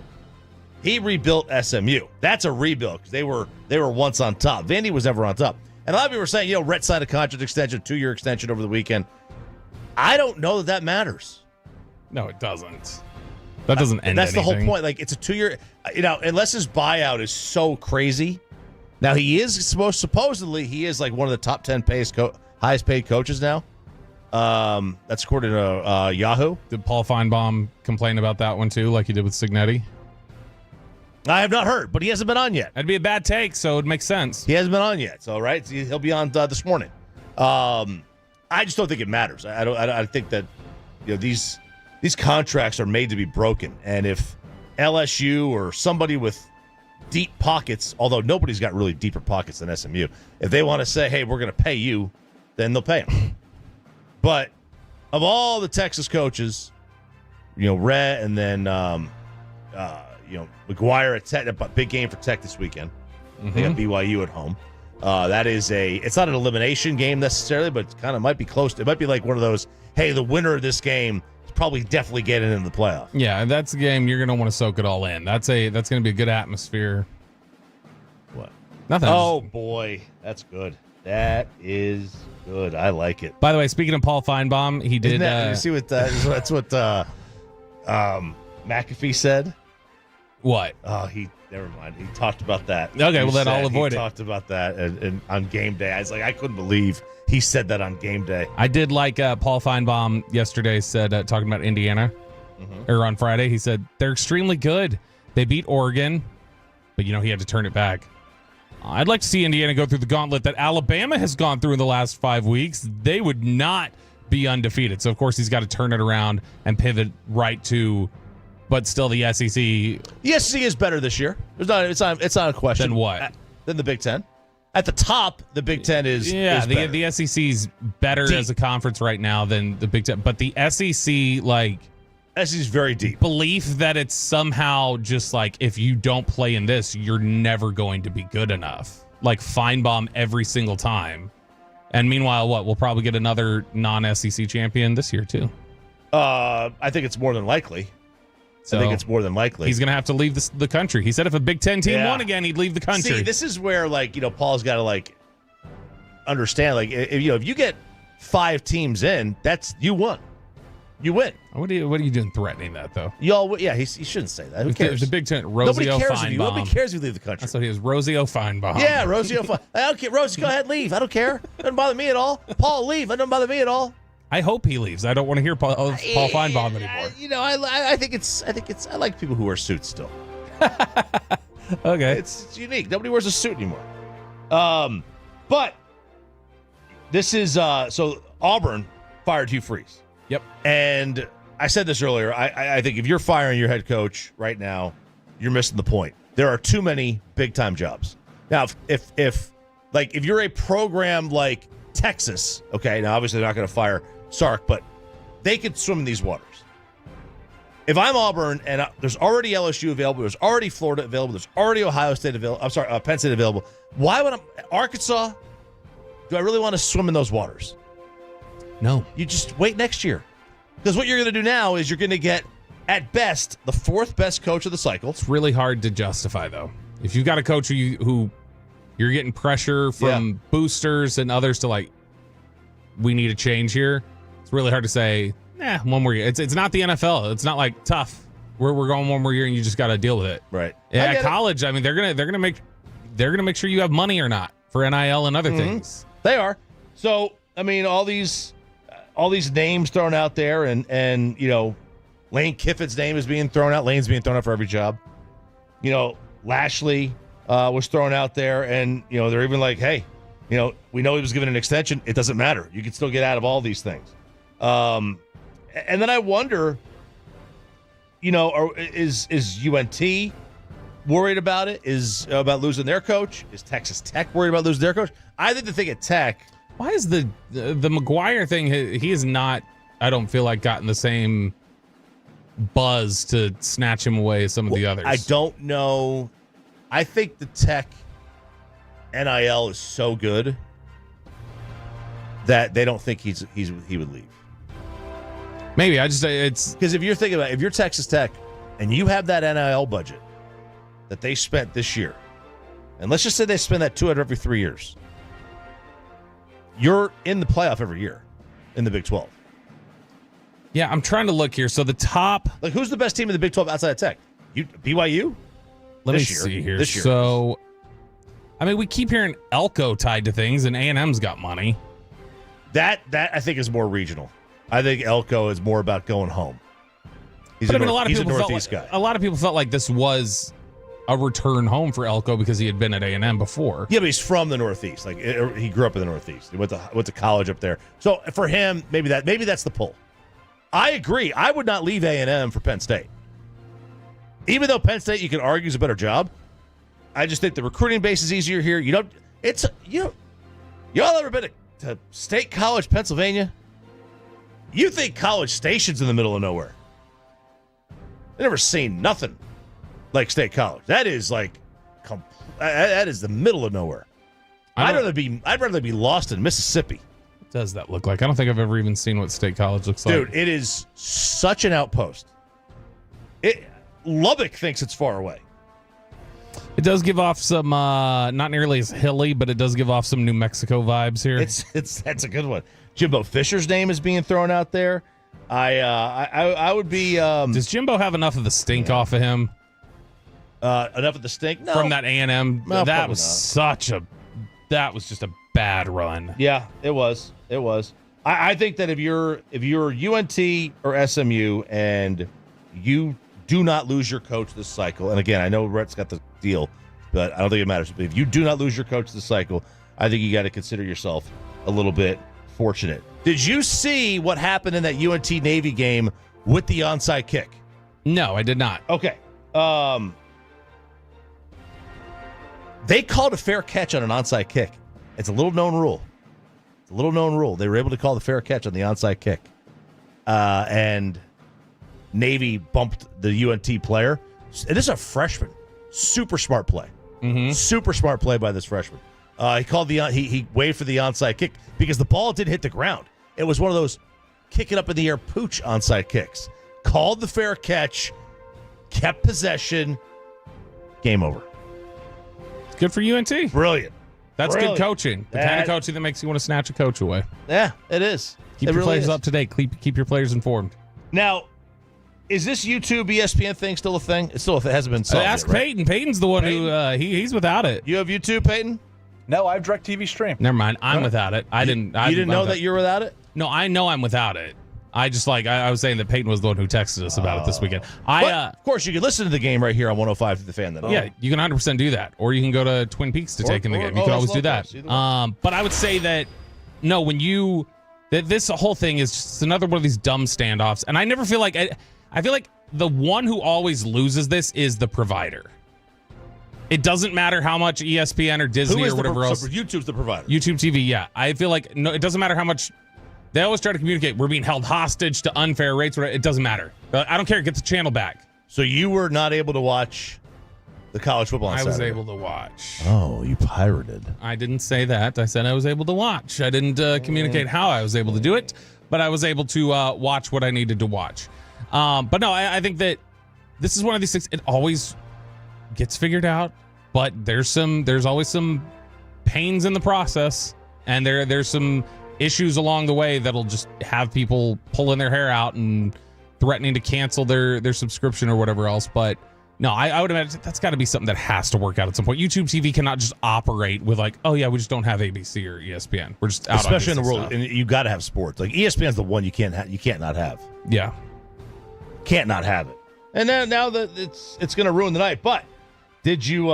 By the way, Cord Cutters News reports that Disney has reportedly been, quote, unnecessarily aggressive with YouTube TV. So they're trying to hold their own and do whatever, but it's It's not. They're not going to win this. You can't win against the actual networks because everybody. It's like those standoffs with players and ownership, Right. where a lot of times it's like they want it done. It Right. doesn't matter. They don't care. Just get it done. Kirk Herbstreit getting dragged a little bit. He posted on Twitter, YouTube TV customers, go to this website. Keep my networks and get ESPN back so you can watch College Game Day and all the weekend's matchups. Well, he got dragged for that, being like, stop being a shill. Corporate losers can't figure this out. I'm not going to no website. I'm not calling any number. Just stop being scumbags like that. People are going at him. Yeah. And I'm like, what do you want Kirk to do? What do you want him to do? He works for ESPN. Of course he's going to tweet that. Let's ask Craig Carton. What do you think Kirk should do? This is the dog reference. It is. Yes, this is the dog Very reference. good. You got it. Very nice. I like that. No, yeah, I mean, that was a good rant by him. It's the same thing as like, look, it's like the when we were talking about this the other day. There were some people who didn't love Brian Schottenheimer's answer about Jerry saying why I'm on the phone with you instead of fixing our defense. And it's like I said to them, who do you think you could have here that would answer that the way you think it should be answered? When people are saying that, it's not a good enough answer. He's just fallen in line. Company man. There is not a head coach. I don't care who you think they are and how blunt you think they are and how I don't listen to nobody, Bill Belichick type you think they are. They're not going to rip their boss for that, whether they think it's a problem or not. And I think Brian Schottenheimer does understand or does believe the context of it. I think he thinks, he's on the phone joking around. Like, I've seen this so many times. But whenever there's anybody go like, another puppet here. It's like, okay, literally, if that's your standard of did you get on there, go like, yeah, Jerry should have to go for saying that. Well, then literally every single coach you could possibly hire is a puppet then, quote unquote, because they're all saying the same thing. Same thing with Kirk Herbstreit. He works You're there. gonna. Absolutely. No doubt. No doubt about it. They do the rankings tomorrow, and we expect, let's see, maybe 5 local teams in the top 12. Texas A&M, UNT, Texas Tech. Could be get North. You could get North Texas And in maybe there Oklahoma. That's maybe not UNT. Oklahoma's not a Texas team. I said local. Well, Oklahoma's not a local team. Well, they're closer than Austin, so don't count them. I mean, they are local. No, they're not local. They're a local team. Oklahoma's like what, 90 minutes away? That's local. The state? Yeah, the state. I mean, it's 40 minutes from where I live. Oklahoma is not a local team. They're just not. I don't know how you could even potentially argue that. And you can reach our fan from Oklahoma. There's so I think that's what we mean here. 500,000 OU alumni here. And by That's the way, why they're you're a local wrong. team. I could drive faster to Austin than I could to Norman. From where we are right now, maybe. Not from where you live. It's fewer miles. No, it's fewer miles than Norman. Hell no. I'm 3 hours flat. You got to think of all the different routes I got to take to avoid tornadoes and natural disasters and different things like that. 2.5 hours. 2.5 hours Norman. No. 2.5. You're wrong, Bobby. Just call them local. No, I'm talking about from here, though. I could get to Austin quicker. Take the L. There is no L. Take the L. I can't believe you're trying to call Oklahoma a local team. They're a local team. 877. They're in another state. They're 3 hours away. Doesn't matter. No. You can only be 3 hours away and be local, quote unquote, if you're the same state. See. Big disagree. Big disagree. All right, Choppiest pro Oklahoma, anti-Texas. You guys let them know how he feels about it on the Franklin Injury Attorneys fan text 877-881-1053. Eatman, Cowboys.com. Fan of Arkansas, who is also a local team.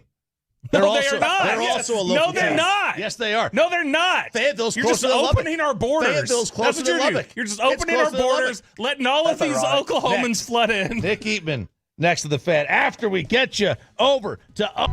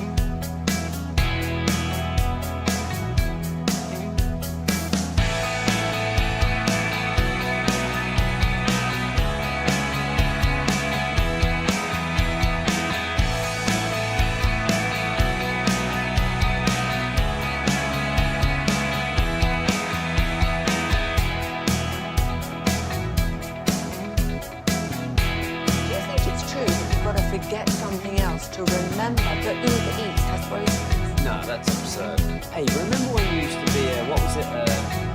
Pepper lady. Those are those. Not make mayonnaise? No. I just said that. Was it Spice Girls? Doesn't sound right. What's it sometimes for?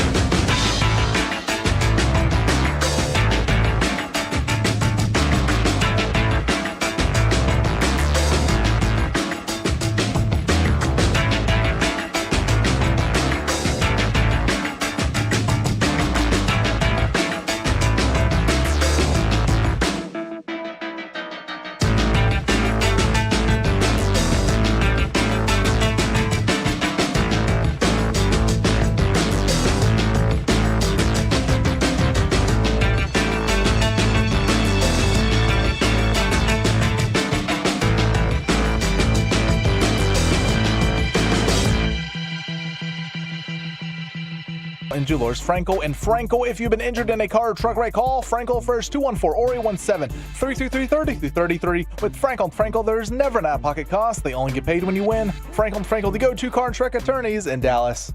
Oh, the fan text is heated.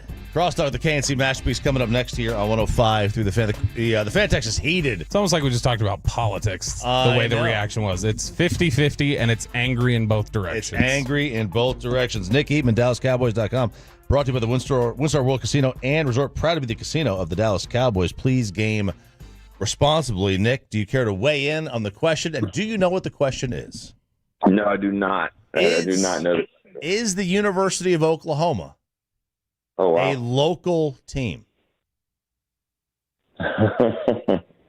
Yes, it's definitely local. It's not inside state lines. It's not inside state lines. It's not local. Right. You're absolutely right. It's a local team. Well, I mean, my wallet is really close to me, so that's very local. And since my daughter goes there and I've got money going there, yeah, it's pretty damn local as far as I'm concerned. It's personal. Is it local? Yes. No. Yes. Yeah, it is local. It is local. I mean, what referring to what? Like does the Dallas Morning News need to put it in there? You know, top of their headlines on the front page. Is that what you're saying? I mean, what? Choppy said Oklahoma is more of a local team than the Longhorns. No, I did not. Hang on. Yes, you did. That. Wait a second. Peyton, did he say that? Wait a second. I never said that. I think RJ said it. You said it. You said they're more local than the Longhorns. No, it's closer. I did not. That's what you said. Closer. I said it's closer. I said it's more local. It's not more local. But did the and then he said your Razorbacks were a local team too. I do believe that they are. Yeah. I guess OU would be more local to me. I mean, they play an annual game here every single year. It's a big deal. It's one of the biggest games of the year. So yeah, I would think so. Yeah, we welcome them into our state. Right, we're generous. We're benevolent, and that's what we do. All right, Nick. Off of the college football stuff, let's talk a little NFL. In fact, let's talk about one of the Texas exports to Oklahoma, Kyler Murray. It does not sound like he will be starting tonight. It will be Jacoby Brissett. We've been trying to kick this around this morning. Are you thinking gamesmanship and potentially, this will be Brissett, and then, you're going to get, after two series, it's going to be Kyler Murray all night after you've already put a game plan out there? Or do you think we're really getting Jacoby Brissett tonight? No, I think you have it right there. I mean, the fact that he's not going to start, but still should be there and able to play. Follow the money. I mean, he's gonna play, and he's the guy that gives you a better chance to win, in my opinion, especially against this defense, because this defense does give up some big plays in the passing game, running game, and to quarterbacks. So I think. Cowboy fans are probably thinking, man, I hope it's Jacoby Brissett. But I feel like, it's a gamesmanship thing all the way. He might start the game, but I'm fully expecting Kyler to come in and play. Nick, we've got this Monday night side, but the Cowboys had to sit on that loss from Denver a little bit longer. One of the things they had a long time to think about was the pass rush, and that Denver pass rush that they had some trouble blocking up early in the game.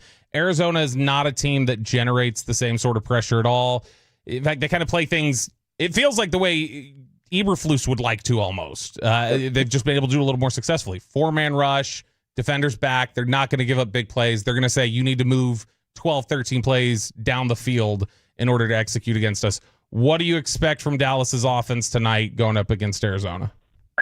It just sounds like a recipe for hello, Jake Ferguson. I mean, Ferguson certainly not having a catch last game. The dink and dunk all day long. Javonte Williams running the football. I mean, I expect that kind of stuff. Obviously every defense is going to give you something, so they're not giving up the big plays.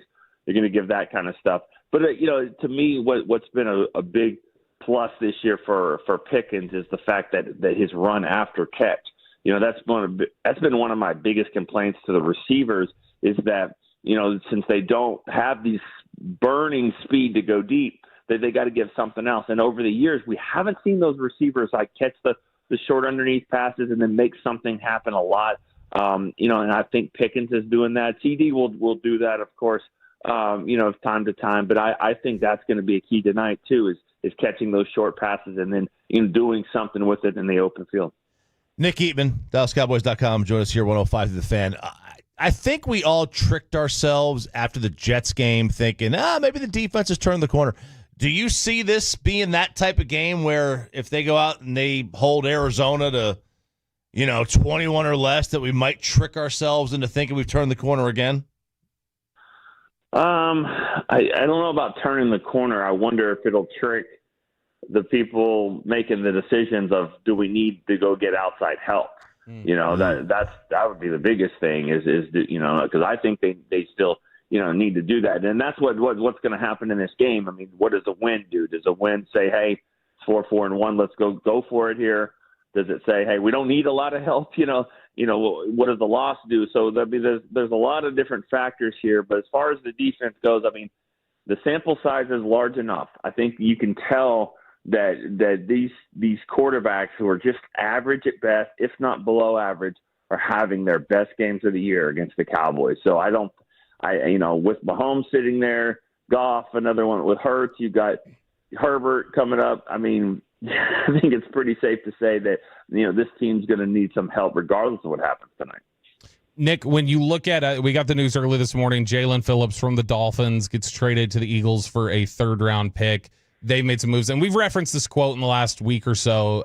Steve Phillips, the old baseball general manager, had come on with us during the summer talking about the Rangers, and he said, you can feel good about your team, but if teams around you in your division start making moves, it's a little bit like when you're sitting in traffic and cars next to you are rolling forward and you just feel like you're rolling back. Right. Do you think that kind of a move yesterday, does that push Dallas at all, do you think, in the next 24 hours of just like, hey, other teams are making moves and we feel like we're falling back even if we feel like we're moving in the right direction with some of these things? Yeah, that's a good one. That's a good question. I don't know. I don't think that Jerry is that kind of reactionary type person. I mean, I know what you're saying, but I don't know if those moves to make moves. I mean, are those moves that are going to put the Eagles over the top? I don't think they feel great about their team. They're trying to add some stuff. I mean, that's fine. I mean, and that's kind of what they do, but I don't think that's going to push the Cowboys to doing that. But I mean, they need to do it for the other reasons. They need to do it because their defense is the worst in the league, and that they have an offense that is one of the best in the league, and their offense could win games if you gave them a little bit of help. So regardless of what other teams are doing, and I just can't speak to what, if that would make, I mean, they would say that it doesn't. They're Right. not going to say we did it because of that. But, subconsciously you're like, well, everyone else is doing it. Let's get something in. They need to do it because their offense is good enough to win some games. Their defense has just been so bad. And if they can get it, and I've said it several times, I'm sure I've said it to you guys, if they just need guys that can help them get stops, if they can get 3 or 4 more stops a game, maybe mix in a turnover, I mean, they could have won probably half the games, if not more of the ones that they've lost. But you're looking for long-term, right? You don't want like somebody on an expiring deal. I'm not looking at the rental, but I mean, I don't think you turn away from it. You know what I mean? I mean, they have 9 picks? They're probably going to get about 4 more comp picks. I mean, like they have a lot of picks right now of guys that probably can't all make the team next year. So I'm not saying they have too many picks, but I'm just saying you could do something with it if you wanted to get a guy for the rest of this season, and that's not going to be a first or second round pick. It's going to be a later round pick at this point. But I mean, I could see that, but I mean, my preference would be somebody that's under contract the next year or the next year after that. Nick Eatman from DallasCowboys.com joining us here on 105 through the Fan. Nick, Jerry, Steven, Brian Schottenheimer, they've all been very, very consistent in their belief in Matt Eberflus and that he's got the ability to turn this around. Players have to just start playing better. I had asked Brian Schottenheimer this question on Friday. I'm curious how you feel about it. If he's increasing his time in the defensive staff meetings during the week, why shouldn't that be viewed as a lack of confidence in Matt Eberflus? I don't know if that means it's a lack of confidence. I mean, I think that I think there's 2 different things here. I mean, I think that just because you're asking somebody to give more time to do things better, because their defense needs more time. I mean, I don't know if it's necessarily just the confidence of Eberflus. It's these guys aren't getting it. They're not figuring it out one way or another. So, I mean, I think just saying, hey, I need more time to do this, with anybody. I mean, any basketball player, if they wanted to get more jump shots, in the gym at night, that doesn't mean you don't have confidence. It means you need to get this thing rolling again. And I'm sure that they're not just loving it, what they're seeing so far, but I don't think that they also want to just say, hey, let's pull the plug again. Let's have a fourth coordinator here in the last 3 seasons. I mean, a part of it is the players have got to get on board as well. But, I'm a believer though that you, as a coach, you've got to fit your scheme around the players. And I don't know if they've done that as well as they probably could have this year. Nicholas, do you have a game pick for us? Points. I like, not that you would ever, be interested in like the betting stuff, but I would go with an over. Whatever it is, I like it. 54.5. I think, hey, what is it? I think it's 54.5. That's what I got it at. Oh, God. Yes. Oh, first half. I'd go over on that one. Cowboys are averaging 40 points a game on at AT&T Stadium. I don't see that this. I mean, I picked them 44-39. That's what my pick was. I think it's going to be a lot of points Monday night. It's going to be fun. That's a lot. Yeah, I'd go with that. That is a lot, Nick. A lot. Yeah, that's a lot. Nick Eatman, right here, 105 to the fan. Thank you, man. See you guys. Nick Eatman, DallasCowboys.com, brought to you by the WinStar World Casino and Resort. Proud to be the casino of the Dallas Cowboys. Please game responsibly. Crosstalk with the KNC Masterpiece is next. Uber Eats has Lola V products? I gotta remember that. Well, they say in order to remember something, you have to forget something else. Okay, now that is a very cute haircut. That's like a little shag. I've never seen it before. Well, I mean, of course you have. It's the Rachel. Oh, is that your name? No, I mean like your name. No, I'm Jen. My name's Jen. Right, but I just mean like this is your haircut. But that's hair on your head. I'm not saying this is your hair. Okay, forgive me a little bit.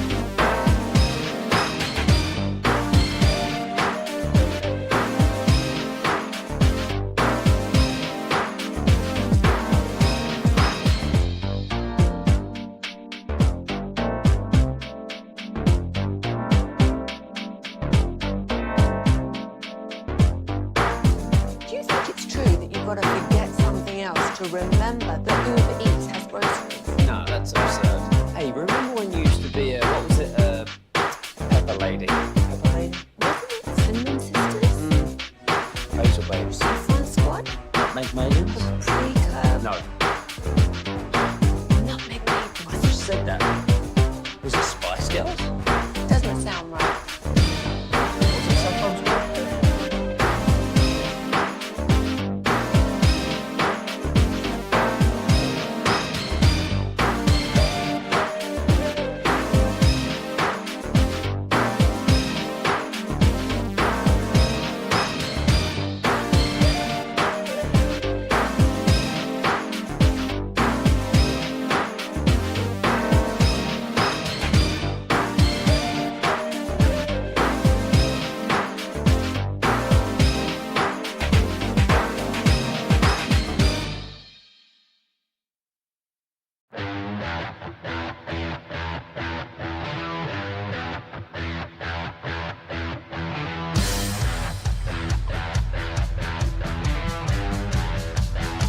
The fan segment here brought to you by Classic Chevrolet. If you're in the market, upgrade your vehicle. Get to Classic Chevrolet Grapevine today. The back-to-back #1 Chevy dealership in the world. More new Chevys than anyone else. All priced to sell. Visit ClassicChevrolet.com. This is Texas. This is Classic Chevrolet. Together, let's drive, relax, and enjoy the difference. Based on new Chevrolet registrations 2023 and 2024. We have reached Crosstalk.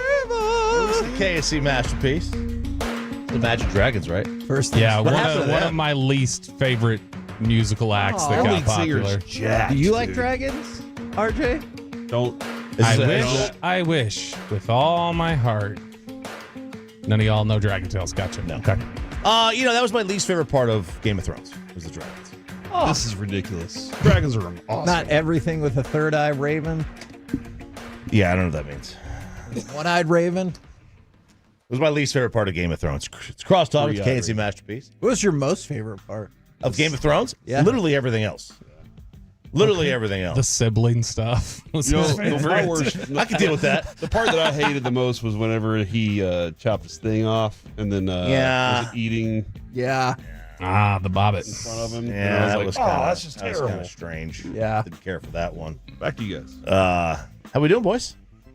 Do you think anything else on that show would have happened if it was like his wife was like, "Hey, Ned, you should just stay here," and he's like, "All right." And then he didn't go to. Yeah, and that was just like the end of it. They would have come for him. Oh, yeah. Or the White Walkers would have. Yeah. Oh, yeah. Good point. Eventually that wall was coming down. Were you really sad? Was that your least favorite part when the wall came down? Yeah, that was my least favorite part. What's coming up on the show today? Guys, it is Cowboys game day. Yeah, no way. Really? Get you set up It's today. true. Where can you hear the game, Kevin? Right here on 105.3 The Fan. GVAC starting at 2 o'clock, essentially a 2-hour pre-game show. And then the official pregame show starts at 4 right here on The Fan. Oh, baby. And we do try to set the record for Jared Sandler's Sandlot Children's. All right, so your thing starts at 10. We have still Peyton. We can call up and they can talk to you? Yes, $2,500 is the minimum bid right now for our table. Ooh, baby. Would you guys, here's what I'm curious about. That's a lot. 877-881-1053. Beat that $2,500 bid right now. Call it. Bid on our show. You can't bid on their show yet. You got to bid on our show. We're trying to get to $3,000 by the end of the show. Y'all are very competitive, just like we are. What I got to know is if somebody called in at 10:07 with a very large bid for us, would Alec take it? And put he it just down said for no. us. Yeah. He just said no. Wow. Wow. He knows. Hey, if you guys bid on us assignment. after the show, you gotta tweet or DM Peyton Russell. Yes. And then I will give you Bobby's personal cell phone, and you can text or call him. There you go. I'll give it to everybody right now. Phone. Yeah, I'll give out phone numbers if it helps us beat that number. Ooh. What if we did? What if we gave out my cell phone number at like a certain amount? Oh. Yes. What's the amount? If we get to $5,000 today. Oh, man. What did Jeff do it for back then? $20 from Mike? Kevin did it for free with my phone number. If we get to 5,000 today, we could give up Bobby's phone number. Ready for that? I like the discretion, RJ. Is there a number we'll give out yours? No. Damn it. Absolutely not. There are way too many people that have my phone number anyway. There is a Tolo now that knows where I live. There's a couple that know where I live. Twolo. Yeah. He trick or treater. Oh yeah. He was in the street. His kid, I think it was 2 daughters, maybe. Were up at the door, and he goes, "Majors," and I was like, "Yeah." And he goes, "The voice gave it away immediately." Yeah, all right. You get us up to $5,000 today. I will. Look at that. Oh, Bobby's a man of the people. Bobby is a man of the people. Also quite good with the AI right now, as we found out today. Yeah. Very good with the AI. Are you not, Bobby? Did you play the I'm today? I'm very good with it. This Big luckily bumper? wasn't. We didn't need AI for this. We were doing it for music. That's irrelevant. That was crazy. So Sean knew he wasn't going to be here today, but it was like a big game over the weekend, Vanderbilt and Texas, and so we Is had that played why this. he's not here? Yeah, we played this a little bit earlier. He was in Austin. Because of something Saturday afternoon. He was in Austin for the game, but he still wanted to contribute to the show, so he did make sure to do a vlog of sorts, and so it was just kind of like him recording his experience at the tailgate and then at the game. It was this is what Sean experienced on Saturday in Austin. No, I took Monday off. I still have 6 weeks of paternity left. You think I should offer to give him a pep talk? I've won a state title before. Is that a dude or a chick over there? God, I hate Austin. Hey, how's it going? Sean Sharif. I broke the Brian shot and I'm Renews. The best part about being away from the guys is I can order these girly drinks I love so much. Hi, can I get a daiquiri? Extra curry? So I don't really know anything about Vandy. Are we the ones in orange or are we the ones in gold getting beat like Kyrie Elam? Peyton should really be out here getting man on the street audio for me. So what's happening on the field? I can't tell without Bobby here to explain ball for me. Wow. Where are we with the touchdowns? This stupid team. We're transferring to Mercer as soon as the portal opens. Mercer. That's good. He gave us some content. Why Mercer?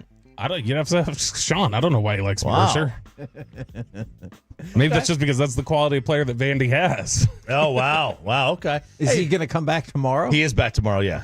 Yeah. He won't miss the Cowboys Monday. Gosh, he legitimately we read the text earlier. We exposed the group message a little bit. Weren't you taught not to do that? Yeah, but he doesn't care if it's Sean. He went, oh, okay. So he didn't care about that. Oh, RJ. Yeah. Listen, I still want to keep it private. The sanctity of the group message must be kept. So we were. He had been very, very quiet in our show text to the point where it's like, what the heck's going on? Why has he not weighed in or said anything to this point? So I just sent a text and I said, I said, what was everyone up to today? Anything fun? Choppy said I was in Canton getting some junk. I said, cool. Peyton, how about you?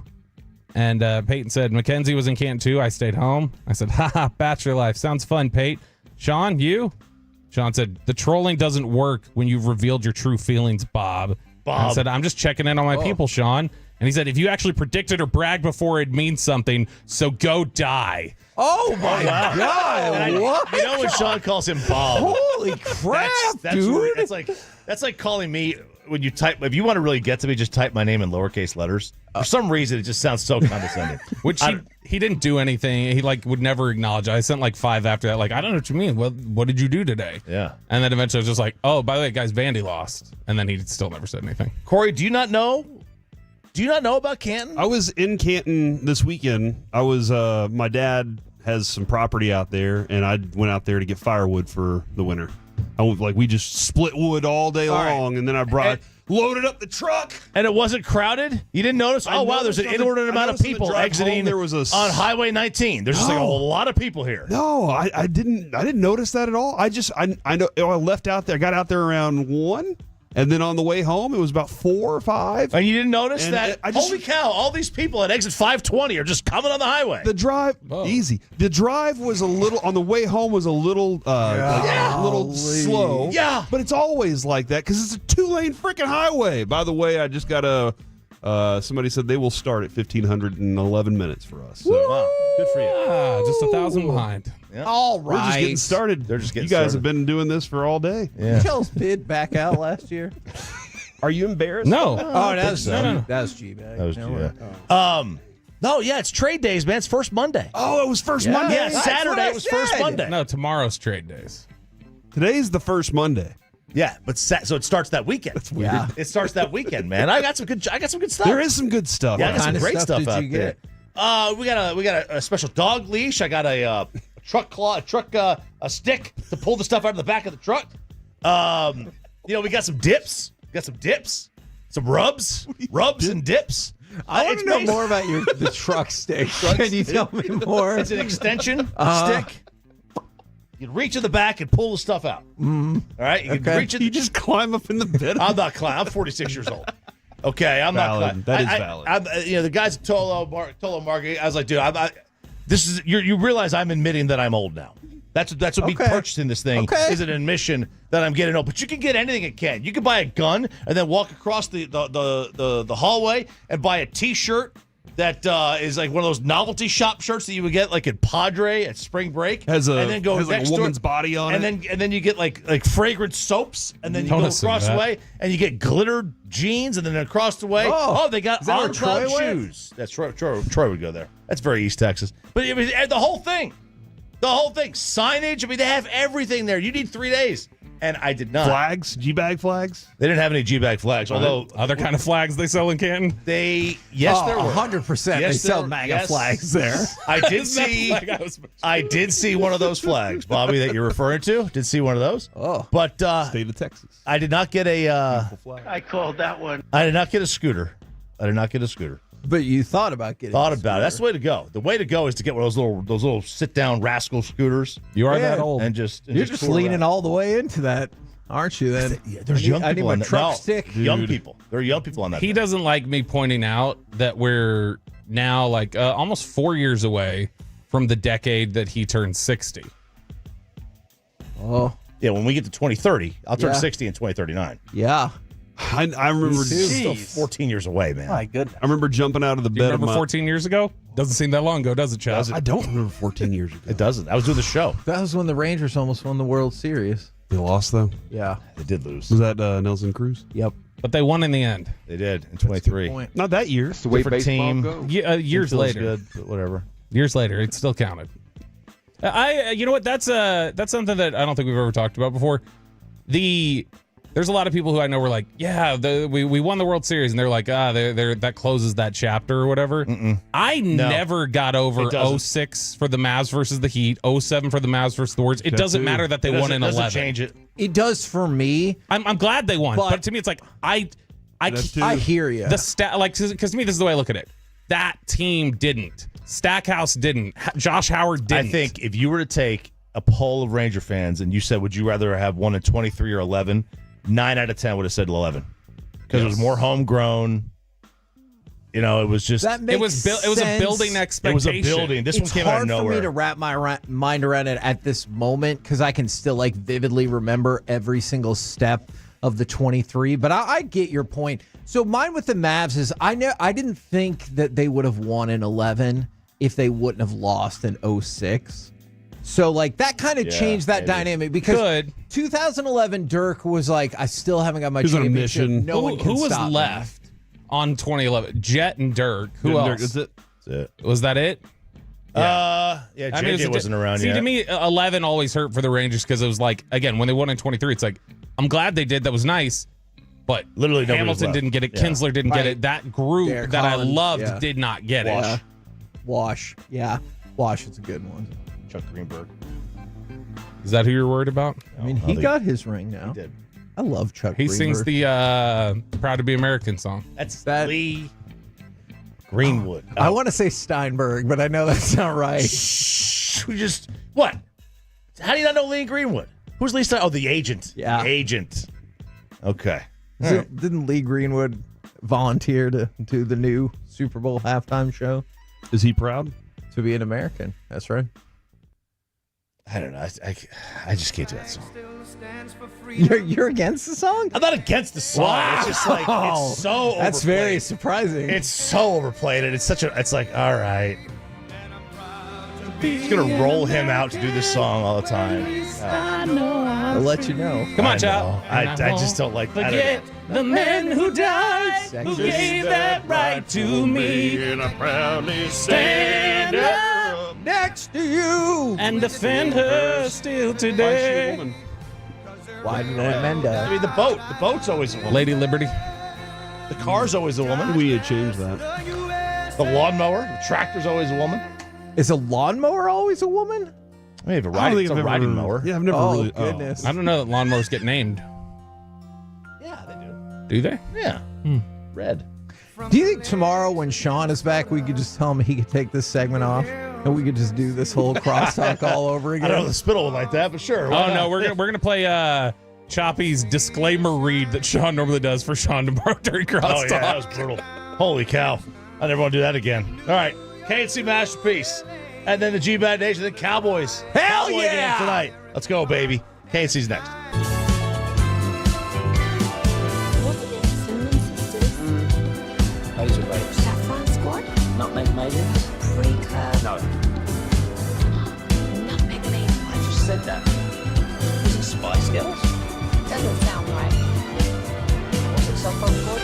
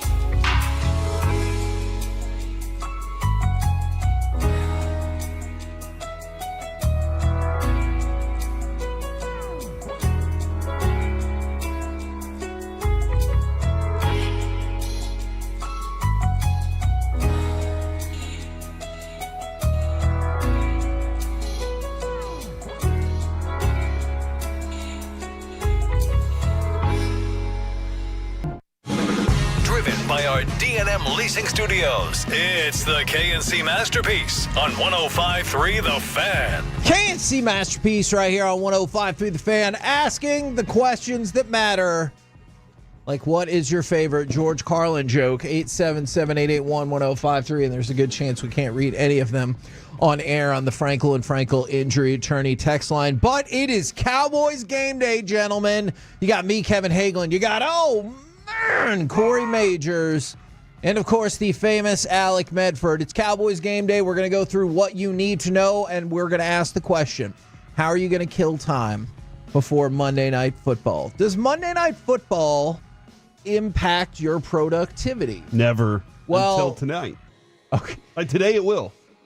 Oh, no. But typically it doesn't. Okay. Like, no, okay, hold on. Keep going. When the Cowboys are playing, and maybe you didn't have this job. Started on this one. You did. If you didn't have this job as a profession, right? Were you ever distracted when the Cowboys were on Monday or Thursday Night Football? Cowboys, absolutely. And Kevin, was the Peyton Manning come back from like 40 points down a Monday night game? He came back from like an insurmountable number and won the game, and we were like, what is happening? That affected he did used to play for the Broncos. Yeah. That seems to be their MO. That affected my my day the next day because I had to stay up a little later that night. But yeah, typically it doesn't. But when the Cowboys play, yes, it's definitely changes everything. I do have a couple things I got to do after the show today. Mm-hmm. I got to hit the gym too. I just finished the workout program that I was set up on, and now I got to come up with a new one today before I go to the gym. So good luck to me. So yeah, I can help you out. Thank you. There he is. That's what I'm talking about. That's my boy right there. Look at him, dude. He's jacked. Alec, before you had this job, yes, were you ever distracted when the Cowboys played later on a weekday? Oh, absolutely. Yeah, because I was slinging milk cartons and stuff in a dairy freezer, so anytime I could sneak the phone out and, watch the game, outside of a freezing freezer, that was always my nice little escape, burn one of those 15-minute breaks, and that would somehow magically turn into 25 minutes because I would lose track of time. Absolutely, yeah, it was so hard to stay focused on game day. And that's why I always assumed that he was in the 4-H club because of that milk thing. Okay. But now I know better now. From the side question, did you ever recognize a person on the back of the milk carton when they did that? Me neither. From the 817, I just got back from Finland. I have tickets to tonight's game. Is anybody going to be broadcasting from the stadium pregame? I can, in fact, tell you that the G-Bag Nation will be starting their show at 2 o'clock. They'll be at the broadcast booth at AT&T Stadium. And then at 4 o'clock, Chiafalo and Broadus are going to be live from the Miller Lite West Plaza at AT&T Stadium. So we got you on lockdown. If you want to just say, screw the rest of my job and just go down there and start to party. I don't know if you can actually get into the stadium yet. Obviously, you cannot. But you can start pre-gaming responsibly if that is what you want to do. From the 682, not everybody is in a positive direction, though. I'm going to the game. I have my brown bag ready if they lose. Oh, well, that doesn't sound positive. From the 817, I'm killing time at work right now. And that's what I've always wondered. Are people just killing time thinking about the sporting event that's coming up, thinking specifically about the Cowboys game that's coming up tonight? And then how much of a wrinkle did that throw in there when you found out that Jacoby Brissett is, in fact, going to start? And then you got the vague thing of if Kyler Murray, who is questionable, can go, he could have a role, which is a lot of qualifications put on there. If he's good to go, he may have a role, but you get Jacoby Brissett back there as a starter, which feels like it goes antithetical to everything we had heard throughout the week, that Kyler was progressing, look good, got those Call of Duty jokes in there, look good, and then bam, Jacoby Brissett. It's kind of screwed me over, Kevin, because for fantasy football purposes, Baker Mayfield is on a bye this week, and I needed somebody to get me at least 30 points. So I said, Cowboys will give up 30 points.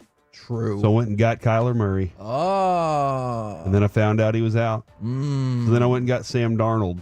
Oh, so you were set by halftime. By halftime, things worked out for me. I'm very curious as to the difference in planning for this specific quarterback. This specific quarterback seems to like the tight end a little bit more.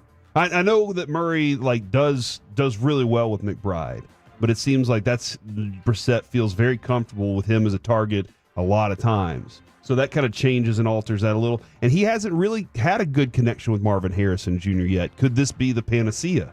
Okay, you don't have to use that. It's the show word now. It's the show of panacea. But actually, I wonder if you'll take more of a look at Zay Jones as a possibility. Because I know he only got a couple of catches in the game before, but those 2 catches with Brissett went for 67 total yards. His 5 catches the week before went for 79 yards. He's averaging more than 20 yards per reception in these last 2 games with Jacoby Brissett. So when you were talking about the kind of connection or maybe somewhat lack thereof with Marvin Harrison Jr., just take a look so far at Zay Jones, because Zay Jones has really been able to take advantage of the defenses in the last 2 weeks. He has 4 catches for more than 20 yards. Well, at least he's not going up against a Cowboys defense that likes. They'll be fine. I'm sure this is the night, Kevin. This is the night that all the plans for the Cowboys will come true. Is it? There's no way I could do that. No way I could predict that, Kevin. Yeah. Not at all. And if you did, I would want to know more about your confidence level that has led to that. From the 210, I'm surprised this is still going. Unfortunately, I'm a YouTube TV subscriber, and they're having a spat with Disney, ESPN, and I can't watch. So here's the thing that I would throw out there. I do believe if you can get some sort of antenna, there's always an over-the-air option for local fans. Shortwave radios? No, not... Well, obviously, you can listen to it for free right here on 105.3 The Fan. But if you feel like you have to watch it on TV and you have the access or want to go get an antenna or something, I remember Mike did that for Mavericks games, there's always an over-the-air option for regular TV, I do believe. Oh, wow. Regular TV. The way you said it sounded so condescending. It was not for regular TV. It was not meant to be. Doesn't matter if it was meant to be or not. It's the way that it came across. Well, guess 877-881-1053. How'd you feel when he said regular? This would be far from the first time the normal inflection of my voice has gotten me in trouble. Dude, listen, I need to tell you a story real quick. I know we're doing Cowboys content here, but there was a time when the boss walked in and was like, Corey, I need a little more out of you, a little more oomph. And I was like, what? And he goes, well, because every time Kevin talks, he sounds like he's being sarcastic. And I was like, oh, he goes, whatever he says already sounds a little offensive. And I was like, man. Here we go. But you know what? I think that's worked for us. I think that's worked in our favor ever since. It works less in my actual life.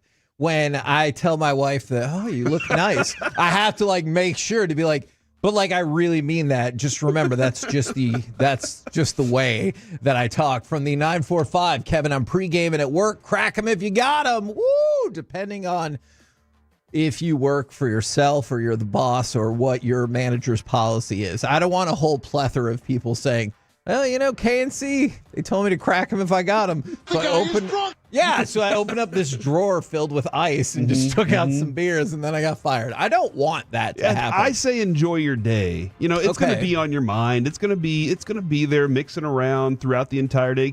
And here's the thing, though, Kevin, when the Cowboys are good, you're excited about it. Sure. This is an uneasy feeling that the Cowboys have us in because I can't guarantee a win tonight. And that's the thing. For some people, that's a positive. I didn't even think about this. From the 682, I'm going to the game. There are a lot of cheap tickets on the resale market. They're the best prices that I've seen in years. And then for some people, it was even more economical. From the 940, I'm going to the game because I won tickets from Sean and RJ, baby. Let's go. Look at that. Fantastic. By the way, if you do want to bid on our table for Jared Sandler's Sandlot Children's charity event that's coming up, Swinging for a Cause, DM Alec Medford. Where at, Alec? Alec on the radio on literally anything. Or if you're on Facebook, Alec Medford. You'll find me. There you go. That's the best way to do it. You can call in. You can absolutely call in, but the best way to do it is to hit him up, and then you have a contact for life. It's a good Think point. about that for a second. Yeah, Now we can be friends. You can reach out to Alec anytime and just be like, hey, I got thoughts. And we are getting helpful thoughts across the board from the 469 We Channel love thoughts. 39 Telemundo.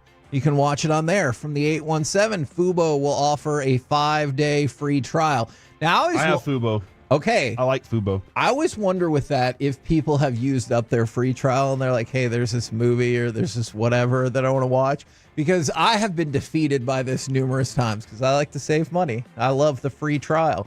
And so I'll go be like, oh, yeah, I really want to watch this movie.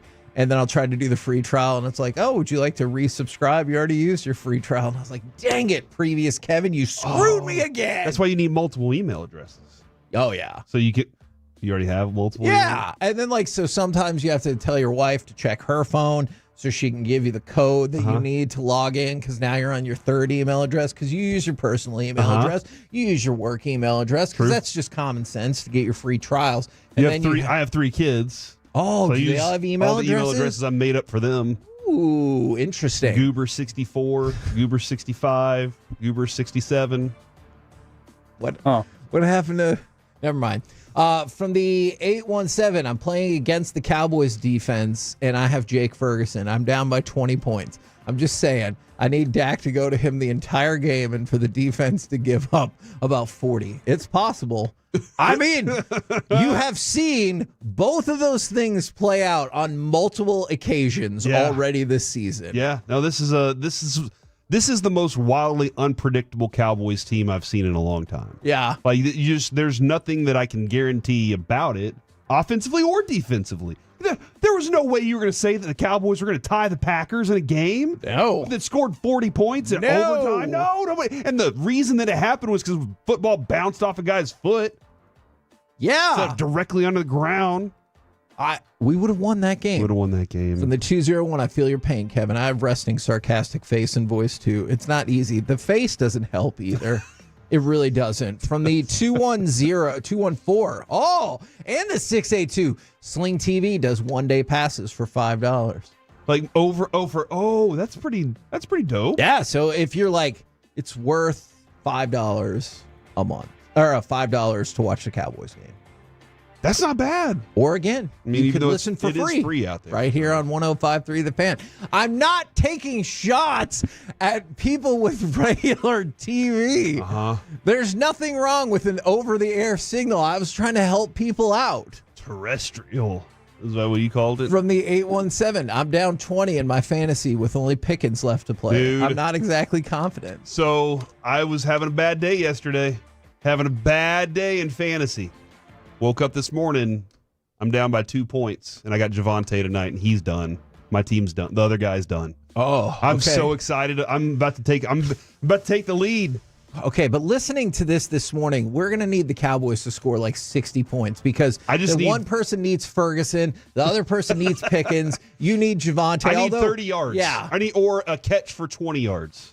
Yes. That's 3 points right there. Okay. Well, I just need 3 points and I'm good. You can. He can sit out the rest of the game after that. Okay. Well, in terms of and then all these other people, Ferguson can get they can get all their catches in. Okay, but you still want the Cowboys to win the game, right? Of course. I don't want to walk in here tomorrow and do a show after a loss to the Arizona Cardinals. Of course that matters second to my fantasy team. Lies. All right, so let's go ahead and load up pressure against the Cardinals tackles. And just remember that you need to guard Trey McBride. Yes, absolutely. I have a feeling there will be at least 2 plays. Who's in charge of guarding him, you think? Eberflus. That's an easy question. That's stupid. So I've my prediction on the field. Oh, yeah. Eberflus is out there like, I got him, guys. So there'll be at least 2 plays tonight where I predict we'll be thinking that the Cowboys forgot that McBride is on the field. And they'll just throw it to him, and you'll be like, whoa, what was that? Who the hell was supposed to be covering him? I'm noting this At one. least 2 plays where you think that the Cowboys might have forgot that McBride was on the team. But I do have positive news for you. Dak Prescott, he was talking about Monday Night Football. He's like, everybody's watching. I love it. On Monday Night Football, Dak Prescott is 5-1. Career passer rating, 121.5. That's second, only behind Lamar Jackson. And Dak coming off a loss, 31-14-1. That's the 5th best record for a QB coming off a loss since he came into the league. Behind Patrick Mahomes, Josh Allen, Lamar Jackson, and Tom Brady. It is amazing, just as long as we're on that, how many like regular season statistics that you see Dak in this like really elite category with all these other like what we all think is elite players. And then you get into the playoffs and he's like nowhere to be found with any of those players. Because Kevin, I don't know if you know this or not, the teams are better in the playoffs.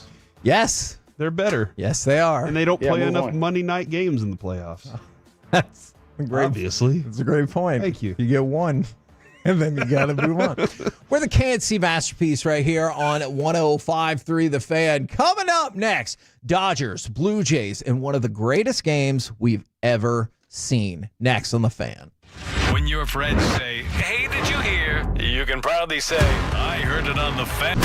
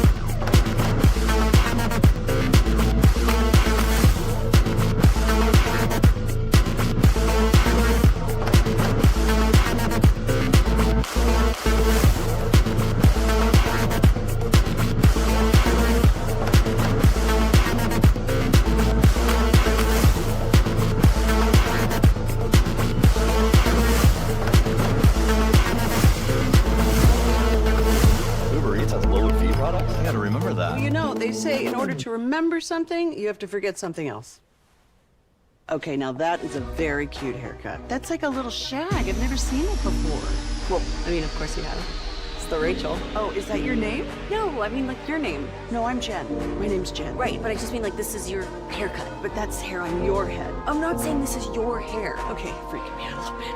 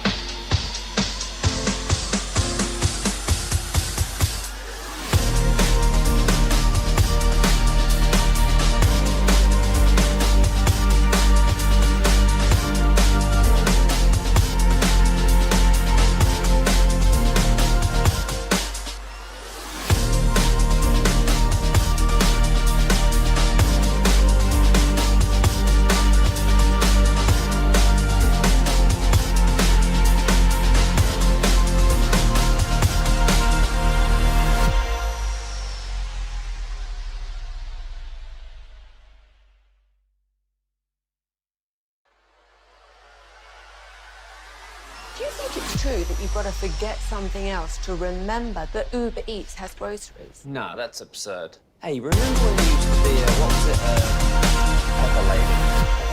Wasn't it Cinnamon Sisters? Razor Waves. Saffron Squad? Nutmeg Maidens? Pre-curd? No.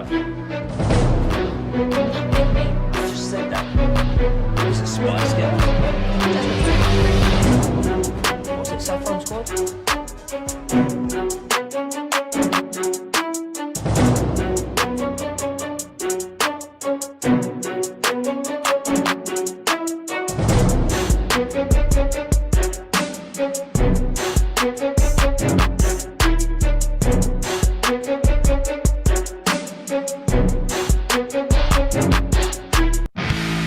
This segment of the KNC Masterpiece is brought to you by the personal injury lawyers, Frankel & Frankel. If you've been injured in a car or truck wreck, call Frankel first, 214 or 817-333-3333. With Frankel & Frankel, there's never an out-of-pocket cost. They only get paid when you win. Frankel & Frankel, the go-to car and truck wreck attorneys in Dallas. Bounces one up the middle. Pitch to the back. Over to first to beat the champ. You gotta knock him out. The Dodgers stand tall and win back-to-back titles. That game was bananas. Honestly, with all due respect to the first 8 innings, I feel like you could pick up in the 9th inning just fine and feel like you got most of the experience. Where do you gentlemen want to start with the Dodgers, Blue Jays, and one of the greatest games we've ever seen? And Corey, I thought about this throughout Game 7, much like I told you. That statistic had dominated my brain for 2 weeks about in the last 4 World Series between a team that swept in the ALCS and the LCS and a team that went the full 7. The team that won the full 7 had won the last 4 of them. And so for a game that Toronto controlled pretty much the entirety of the way until the final parts where it really, really mattered, I thought they were going to pull it out, but that game was an all-time great game to cap what, and we talked about this after, I think it's Game 4. Is this going to go down as an all-time great World Series? And I'm not saying it has to be the best. I don't need you to decide right now. But does it seem fair to say that this will go down as an all-time great World Series? Not necessarily the best, but as Yeah, as I was tweeting it out on Friday night, I was like, A, I love baseball. B, this game should go down as epic. Yes. Like the game itself created, but yeah, Kevin, the back and forth nature of it, the fact that Toronto did what they did on the road, the games, the effort you got from Yamamoto alone, like that in itself is astounding that you got those kinds of outings from him multiple times, and then he was like, yeah, no days rest, I got you. It's the freaking World Series, guys. This is what I do. Kevin, I do want to add though, like Jeff Hoffman, unfortunate, that he wasn't able to close this series out for Toronto. I'm also sad that Don Mattingly still can't get a ring. Did he never win one with the Yankees? Nope. Never won one as a bench coach? Nope. Never won one as a first base or third base coach? The answer is still no to whatever. Is it because of that thing he did with the Simpsons? No. But I really thought that was the thing afterwards, is he's kind of like the anti-Magic Johnson, is he's been so close so many freaking times. But you mentioned Yamamoto. Just go back to Game 6 for 1 second, because I know that's not really what we're going to talk about a lot here. But 6 innings pitched, which was, like 2 for him.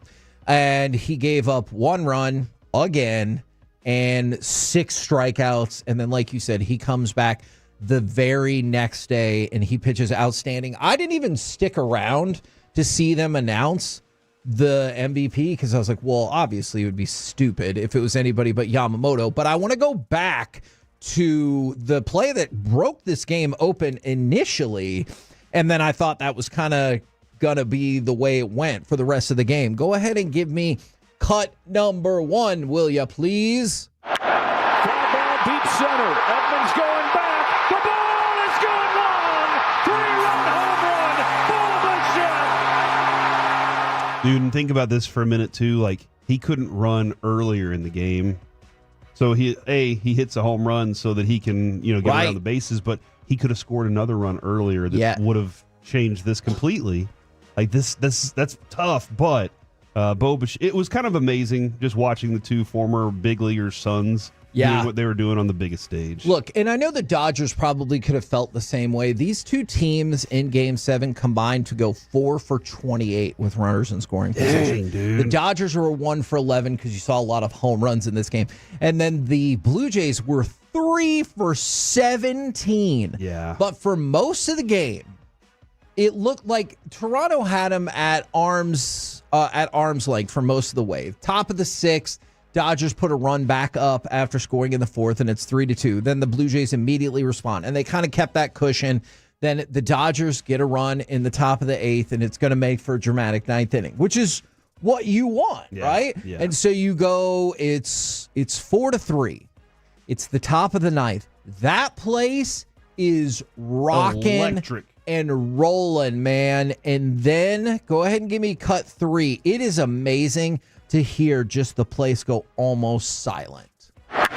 Drilled to left field and deep and gone! No way! Miguel Rojas! And can you play it one more time? The kind of dreadful, like, oh, that you can almost hear in the background. Drilled to left field and deep and gone! See, can you hear? Yeah. So, Kevin, I was sitting there literally before Hoffman.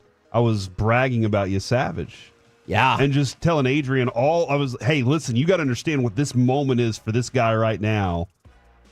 And then he gives up one to Muncy that went real far. And I was like, oh, no, like, this isn't great. And so then that moment happens. And Rojas, who, like, Kevin, was it Game 6? Dave Roberts said, I'm not going to let a World Series go by without getting Rojas in. Yes. And then he turns out to be a hero for you in Game 7. What an amazing moment. A couple of different times. And so I love the call, too, because no way. I think that's like what we were all feeling in that moment. And I just want to throw this out there from the 817. Did y'all see the stat that Will Smith has been on the last 6 World Series winning teams?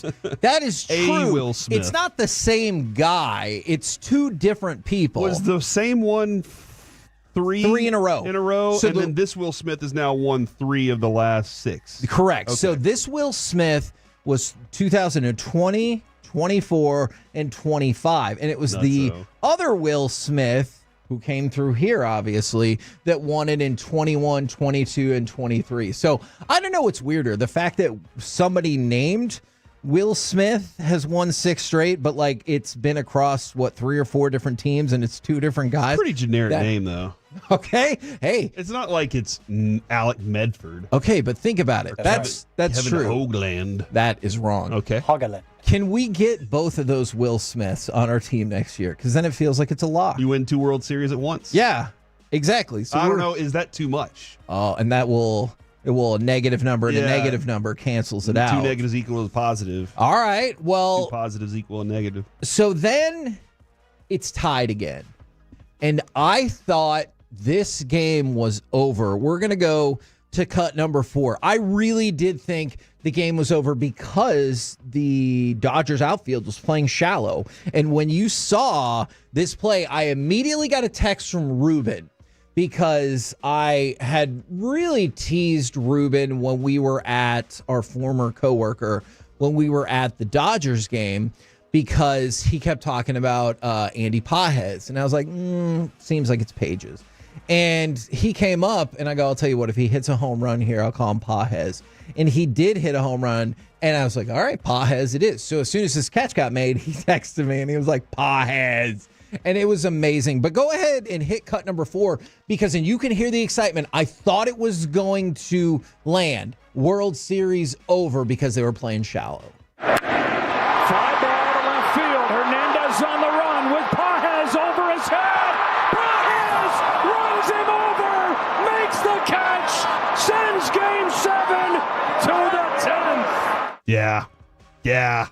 Just, again, it seemed like every inning had something. Yeah, it seemed like for a minute every out. Yes.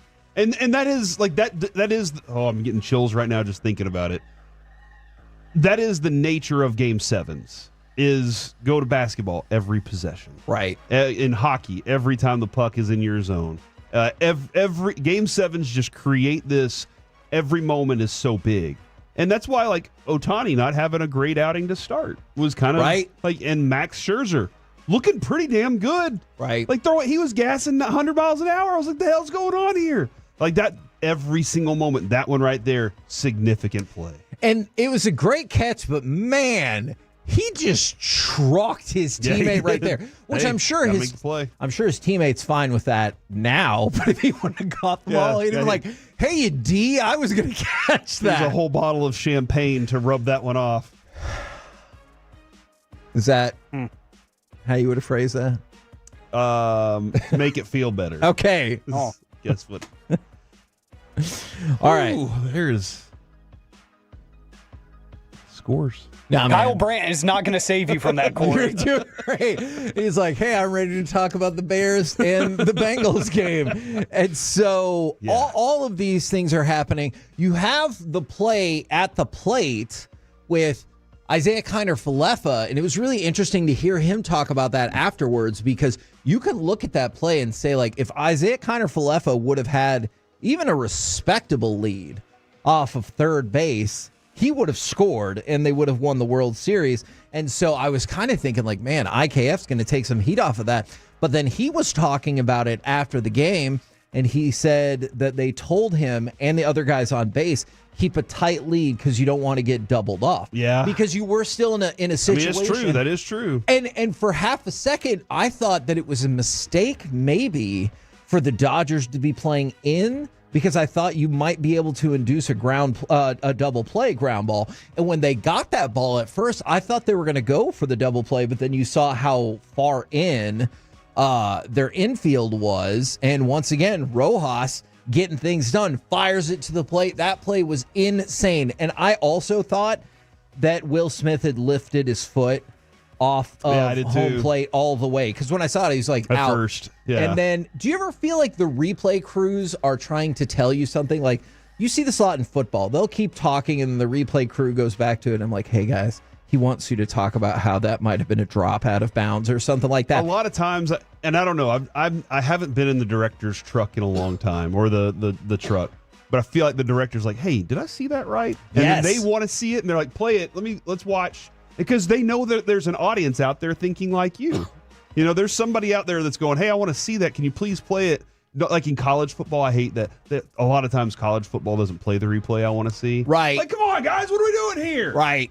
They played exactly the replay that I wanted to see. I thought it was great camera work. Initially, I thought he did lift his foot off of home plate, and I didn't see it getting back on. And I just thought, how anticlimactic, like, I'm sure the fans would be okay either way, was it going to be when a replay review was reversed to win the World Series? That's what I really was sitting there. I was like, they're going to reverse this. We're going to have something like that happen at some point. Oh, sure. Absolutely. Have we not already had a game decided that way? Probably, but the one I remember the most is they did a replay review in like a 5-set match in the finals of the Australian Open. And Federer beat Nadal on a replay. I think it was Nadal, maybe it was Djokovic, but it was weird and anticlimactic. And that's what I thought. I thought Toronto's about to win the World Series on a reversal. And then they give you all kinds of great angles, and you're like, oh, crap. I think he might have got like the edge of his spike back on. Oh. And it was just unbelievable. And the crazy moments go on and on and on. And then you go ahead and give me cut number 5 as well, because this ended up being the game winner. Smith hits a high fly ball to deep left field. It's got a chance. It is gone. It's Will Smith in Game 7. So I don't know if you have a particular thought, and maybe we can talk about this later, but MLB.com ranked the craziest plays from Game 7. What was the single craziest play? Because I know there's like 8 of them. I'm going to have to say the Yamamoto was out there is a crazy play. I need a specific play. Then I'll go with the Max Muncy home run. It just wasn't supposed to happen for me. Okay. Like that home run was not supposed. Savage was out there doing dominant things, and I was not expecting that moment to happen. So, and for me, I think it would probably be the Pages catch. That was second on the list. Did he run an entire football field to get there? He ran so far because they were it was such a But good on Dave Roberts for making those adjustments. The Pages catch was second on MLB.com's list. The Rojas cut down to get to the plate was third. And then Rojas again, tying it with the home run in the ninth, was the number one. You just felt the energy sucked out of that building. It was an all-time great game. If you think 2016 was better, which I might just because it felt like the stakes were higher with the Cubs and the Guardians or Cleveland trying to win it, but this game was awesome. I did still love the whole like Jimenez, like the fact that he tried to knock a ball down and then got hit in the hand. Like that's still funny to me. Like, yes. This again, wild. We didn't, and we'll get to that later. Let's run it back. Let's do it again. Okay, because we didn't even talk about, to your point, the bench is clearing. Yeah, let's get the Rangers in this one next time, though. Okay, we'll do. Let's get Tony Beasley and Mike Maddox in there. Oh, but I have Marcus Semien. It's positive.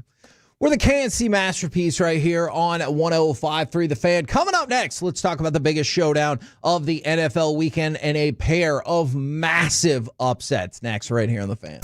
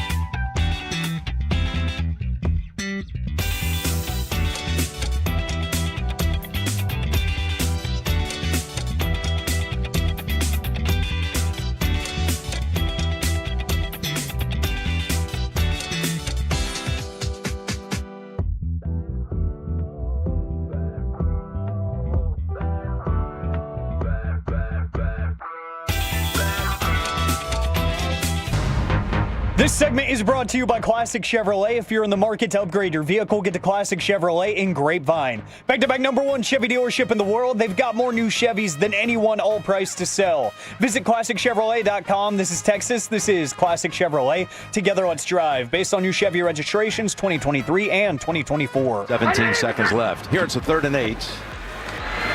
And Allen throws wide open. It's Kincaid and a Buffalo touchdown.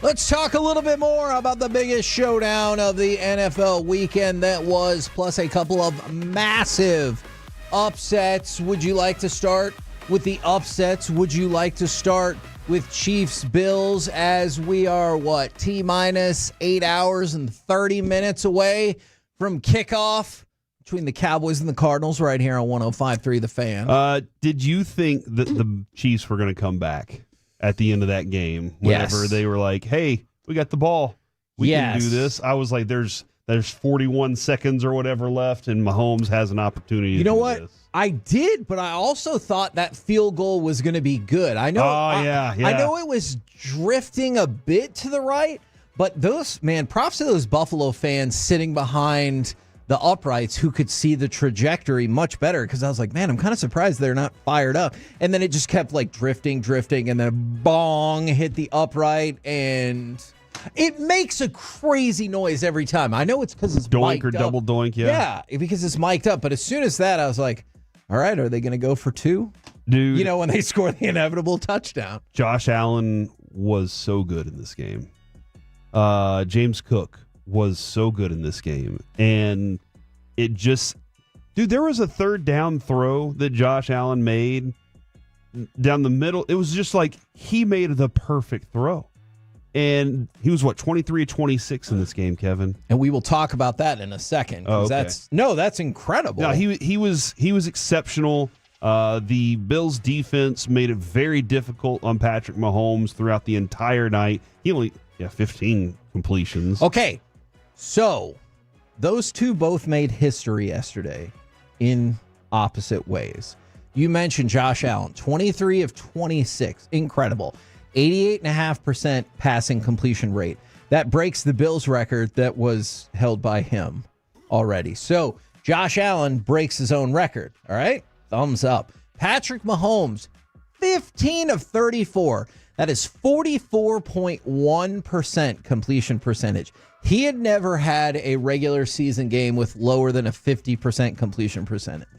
Really? And here he has a 44.1% completion percentage. He did have a 4th and 17 conversion also, which was the longest of his career. So that was a nice thing to happen there. And I really What a throw. When he chucked the ball downfield and it got to about the 6-yard line, I thought off the deflection for just a second. It looked like it was deflected into a Kansas City receiver. And I was like, what the hell? Of course it happens. Yeah, no, I definitely thought that too. They were missing Pacheco. That's for sure. I know Kareem Hunt had a really good, he was powerful whenever he had his opportunities, but they definitely. Rashee Rice can still stretch the field. Yeah, they definitely missed him. And Rashee Rice, his speed, he loves speed. Loves speed a lot. He does. And he's very reckless. And he doesn't at like to times. look back. Yeah. But there were some.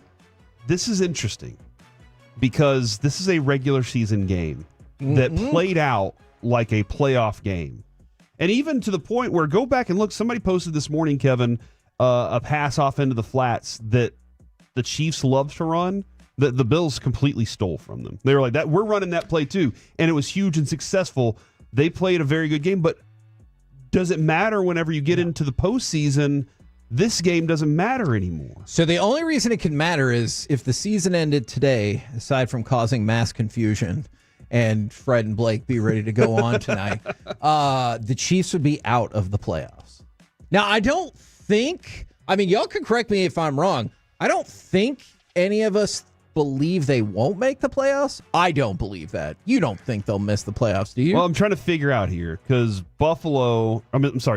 Denver is cruising, man. Right. So, especially in the fourth quarter, they're like the Dodgers. They're like, will show up when it matters. Yeah. And then they win. But it was Jacksonville last night that withstood the 2-point conversion that kept them ahead of the Chiefs for now. And, I mean, the Chargers are at the top of that division. Yeah. Buffalo and the Patriots are two there. I mean, there is a small window that they could be out, Kevin. And so you are using logic, which usually I always abide by. This is the one instance where I'm throwing logic out the window and I'm like, I just can't see the Chiefs not making the playoffs. Okay. But I'm ignoring logic to get to that point. I understand. So, but you're right, because do you know now, I believe the Bills have won either 5 or 6 straight regular season games against the Chiefs. Really? Think about that. And when Josh Allen was being interviewed, and you could tell he was like, I don't care. Like, let's play him in the playoffs and beat them. Mm-hmm. And so What did he say at the end? He was like, we got one more play than they did, and that's all that matters. Yes, yes. But you could tell he also wanted to like go sing or just get off the field and think about the playoffs. You see the moment when he tried out for his acting career? Oh, no. When he was sliding and somebody touched his helmet and he was like, oh, my God, you murdered me. And then he got up laughing like, okay, I was just joking. Y'all know. Do you want to pivot to the two upsets of the two huge upsets of the weekend? Sure. Do you want to go Panthers-Packers first or Vikings-Lions? Let's go Vikings-Lions first because J.J. McCarthy had moments where I was like, is he an NFL quarterback? And then he had other moments where like, he is the best NFL quarterback. That is a great description. So Detroit was favored by 8.5 in this game. Now, on the one hand, J.J. McCarthy was not efficient whatsoever. 14 of 25 for 143 yards, so 56% for 143 yards. But the flip side of that is, what's the point of the game? Score points and win.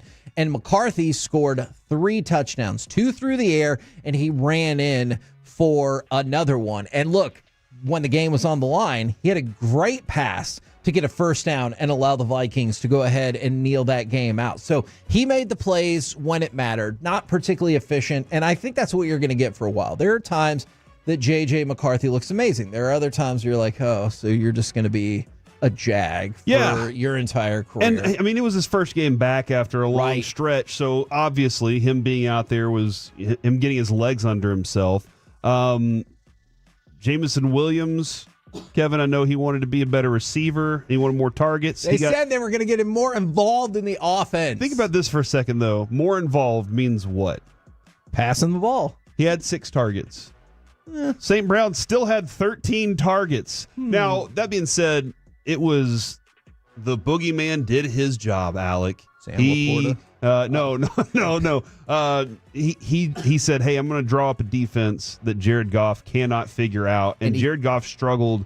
He got sacked 5 times. I know JJ got sacked 5 times too, but it just seemed like every time I looked up, Jared Goff was panicking for his life. And look, so many things ended up clicking for the Vikings to win this game. And for the Vikings to win this game on the road, you just mentioned the defensive accolades. We talked about McCarthy with his 3 touchdowns. The Vikings also started the game with a 61-yard return on the opening kickoff, and then they blocked a field goal and returned it 41 yards. So all 3 phases, boom, boom, boom, on point for the Vikings. They get the upset win. But that was only the second biggest point spread upset win yesterday.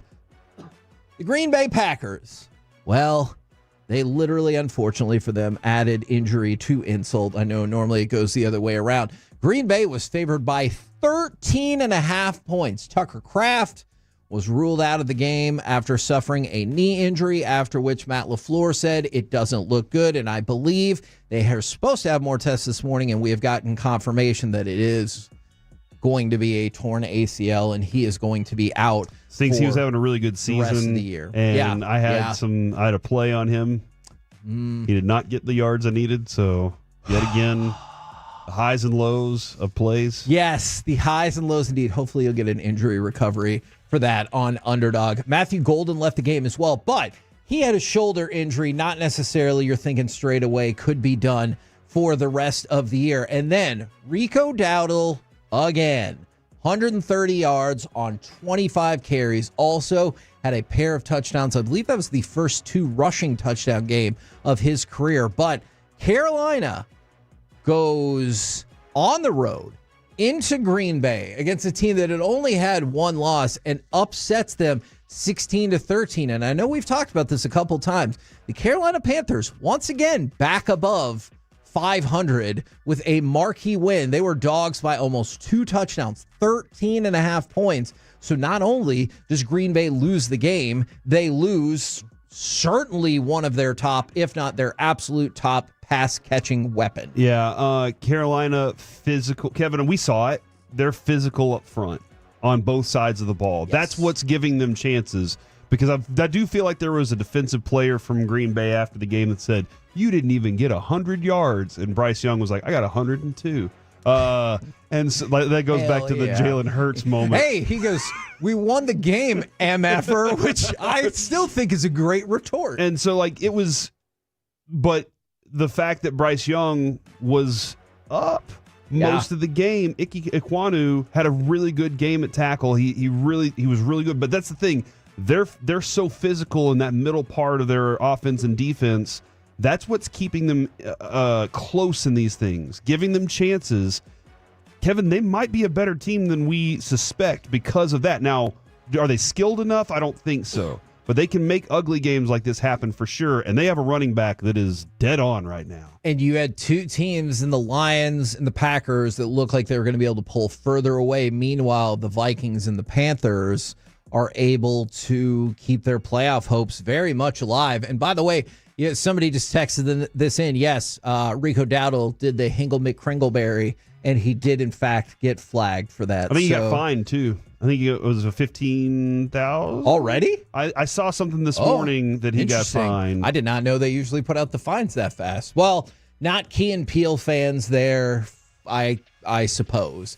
We're the KNC Masterpiece right here on 105.3 The Fan. Coming up next, let's talk with our Dallas Cowboys insider, Mickey Spagnola, right here on 105.3 The Fan.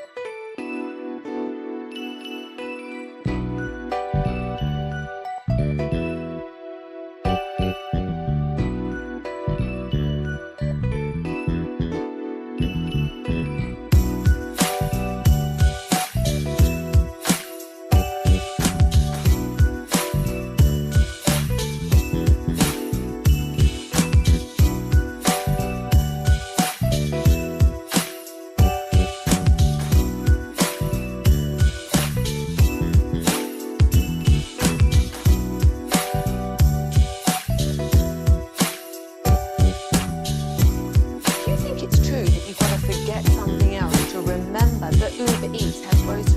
No, that's absurd.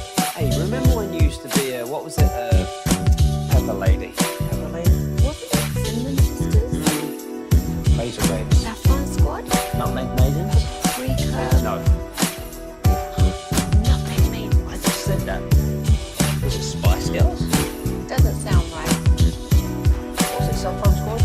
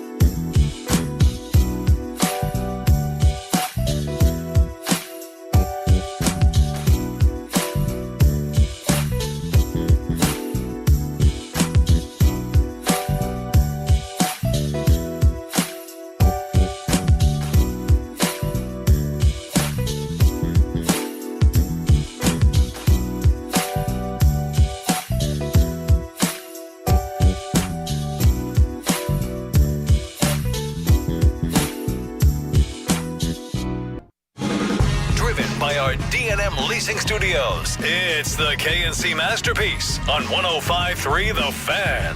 KNC Masterpiece right here on 105.3 The Fan right now, brought to you by Ford and your North Texas Ford dealers. Ford is the best in Texas. It is our Dallas Cowboys insider, Mickey Spagnola. Good morning, sir. Good morning, gentlemen. How's it going? What's your prediction? Oh, well, we'll hold on. Okay. We'll get to that. I know the important questions. I was going to see if you could predict if we would have a minimum number of healthy safeties for tonight, because we already knew about Elijah Clark and Malik Hooker, and then you found out Donovan Wilson is out. However, maybe a yes. It's seeming like a yes for Wanye. Do you feel any better about our safeties, or are we still talking about next man up after the next man up and then that other guy? Yeah, I think they at least have two next men up in Marquise Bell and Wanye Thomas. I think he's been able to practice all week. I know they've got him listed as limited and questionable, but I have a good feel that he's ready to go. So at least you have your two primary backups good to go. And then I would imagine you're going to have to elevate somebody off the practice squad, right? To have a backup true safety, especially if you're planning on using Reddy Stewart as a nickel guy. Although if you move Deron Bland in there, then I think you're a cornerback short.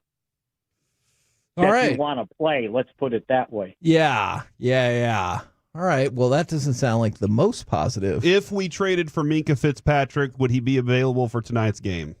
Yeah, I don't think you can get that done, can you? All right. Okay. All right. Back to the drawing board then. I know we have talked a lot about the defense. I wanted to dive back into something specifically on the defense is the third down defense. Like, obviously you saw that problematically against the Broncos. It was an issue against the Packers, but realistically it's been an issue for a lot of the season. How important and what can happen to make the Cowboys more efficient on getting off the field on third down? Having a pass rush? How confident are we feeling in that? Well, I don't know, but I mean, I think that's the answer to your question. Yeah. That you've got to be able to create pressure against opposing quarterbacks, which they did not do last week, right? Yeah. I don't even know if they touched Bo Nix. They touched him once in the fourth quarter. Once in the fourth quarter. Yeah, so we did it. Well, that would be it then, because they didn't get a sack. The quarterback hits, I think, maybe just one, and pressures, they just weren't there. And you saw yesterday what a difference that makes, right? Yeah. The team ended up scoring 18 points. Hell, they had 18 points by the end of the first quarter. Right. Against the Cowboys. Right. So, I think, you're not going to come up with some, I think, magical coverage if the quarterback's got all day to sit in the pocket and have the time of day to sift through all these guys and let them complete running their routes. I mean, you got to get after them. I mean, you saw what pressure did to Mahomes last night, right? Yeah, absolutely. They turned him into kind of a normal quarterback. And when you mention the him this time, it is a different him than perhaps we thought. Jacoby Brissett getting the start after all. Yeah, and it's the start. Is it going to finish? I don't know how much I trust this whole thing. Oh.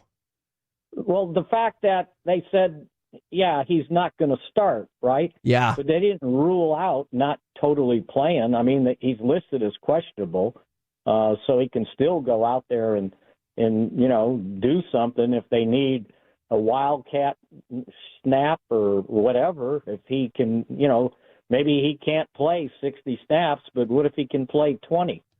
So in my mind, I'm not ruling that out as a possibility. And Corey had brought this stat up to me. I don't know if you'd heard it, that Kyler has never lost at AT&T Stadium. A lot of people aren't talking about that, Mickey. A lot of people haven't been discussing it. The whole world knows that by what? now, right? Yeah, no, it's definitely a big one right now. It's like when I wrote about it, and I assumed he was playing. It's like, well, if you don't know, you have to be living somewhere under a rock. Mickey, the Kevin asked open the show today with the question of does Monday Night Football consume your day? And I'm kind of curious because Sundays are a little bit different with like noon games. How does your day change on a Monday? Do you go over to the Star and then bounce over to the to AT&T, or do you just go straight out there at 7:00 in the morning? Yeah, right. No, I'll try to go there early enough to beat the traffic, right? Because driving that way, if you don't kind of get to the stadium by 4:00, now you're in rush hour traffic in Arlington, right? And everything backs up. Yeah. So to calm myself, I'd rather sit at the stadium early than sit home and then get in that. So yeah, no, I don't have to go into the Star this morning. As a matter of fact, really, the only priority I had this morning is you guys.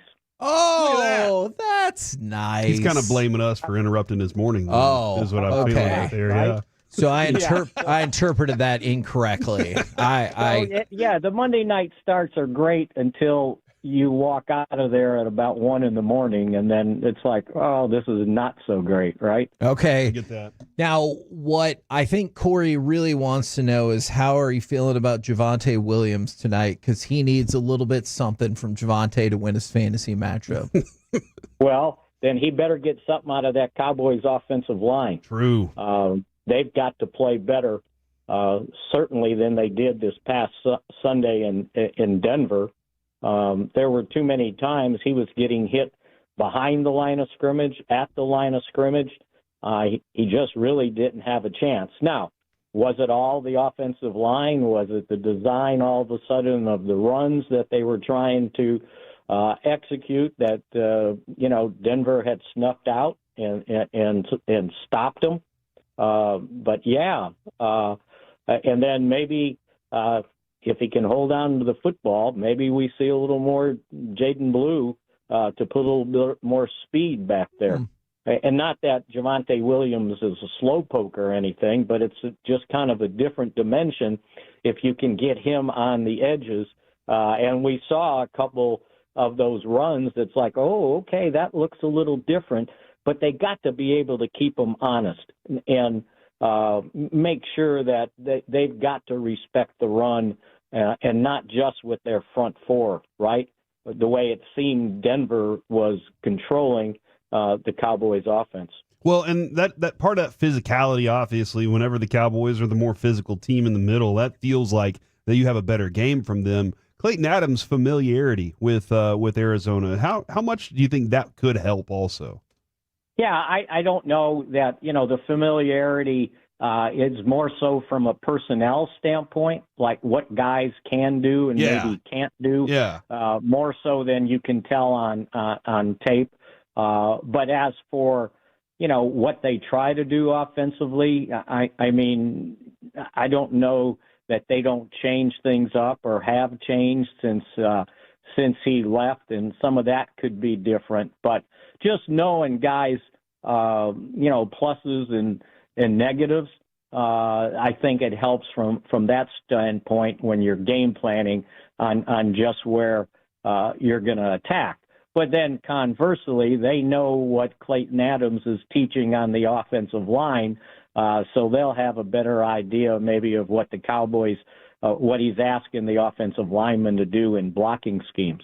And think about that one. Is it okay that I think that the magic of AT&T Stadium is going to take care of all of this and the offense can score 40 points again? It sure needs to, right? Man, no kidding. I don't know that we've seen enough from this defense to say, yeah, they're at home, they play better. Well, they played better basically in one game, right? Because what the games they won or tied, they still gave up points. I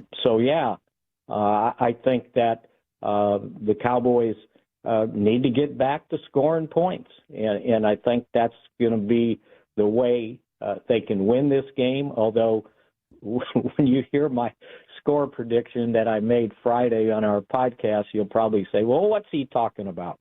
But it would make life easier, I guarantee you, if they scored 30-some points. What is your score prediction then? Well, if you look at the history of this rivalry that used to be a rivalry with the Cards when they were in the NFC East and playing each other twice a year, they always had there was always kind of weird things happen in the game. I could remember block punts, block field goals, safeties, and weird scores. So I was going back and looking, and I picked out one of the weirder scores that happened twice, and I'm going for 3 times. I picked the Cowboys to win 25-22. All right. Man, this is going to be a fun one then. And I was hoping I'd elicit at least a little bit of a laugh. Yes. Well, you did, because the point spread on this is 3.5. Look and at you that. got it. Look at that. As He a nailed it again. 3-point game. Look at that. So no way. And what's the over/under? The over/under, you've got it decidedly on the under. It's 54.5. Okay. All right. Well, they're probably holding the Cowboys responsible for that, because I think if we look at what Arizona's done so far, they haven't scored more than, 27 or so? Yeah, right. You're right. So, to get that, the Cowboys are going to have to score 27 also. Man, so calling for a tie. I got it. Thank you very much, good sir. We will catch up with you again tomorrow. I will be with you. There you go. He's gonna be so tired. That though. sounded very He's apprehensive like, oh, right forgot. there. I got to do that in the morning. We already took away his morning off. Like, can I bump it back to like 1? And tomorrow we're going to do it again. We're the KNC Masterpiece right here on 105.3 The Fan. Corey, word is T-minus 8 hours until kickoff. Cowboys Cardinals right here on The Fan, and you're only 2 hours. Did you say word is? I feel like that's common knowledge. Oh, there's no way everybody was able to do that math, right? Coming up next, it's time for AM on the FM. We got the question of the day, plus what the heck is going on in the world of Alabama high school football? It's getting weird. Next on The Fan.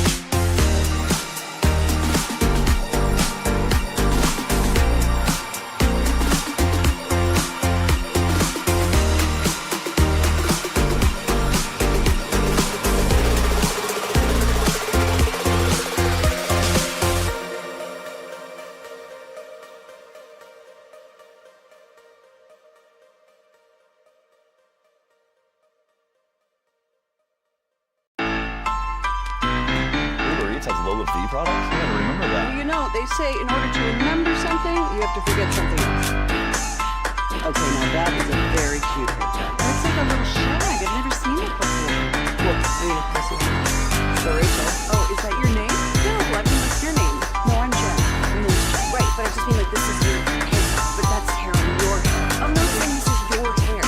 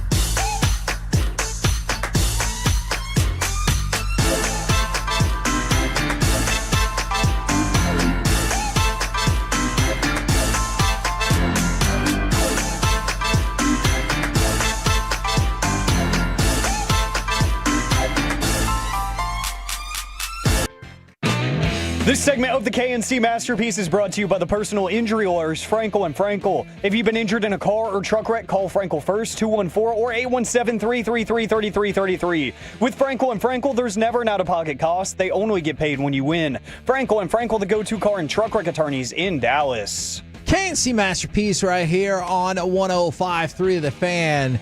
So we have the official pregame show leading into Cowboys and Cardinals, and then there's the pregame show with the G-Bag Nation. So does that make us pregame cubed? Pre?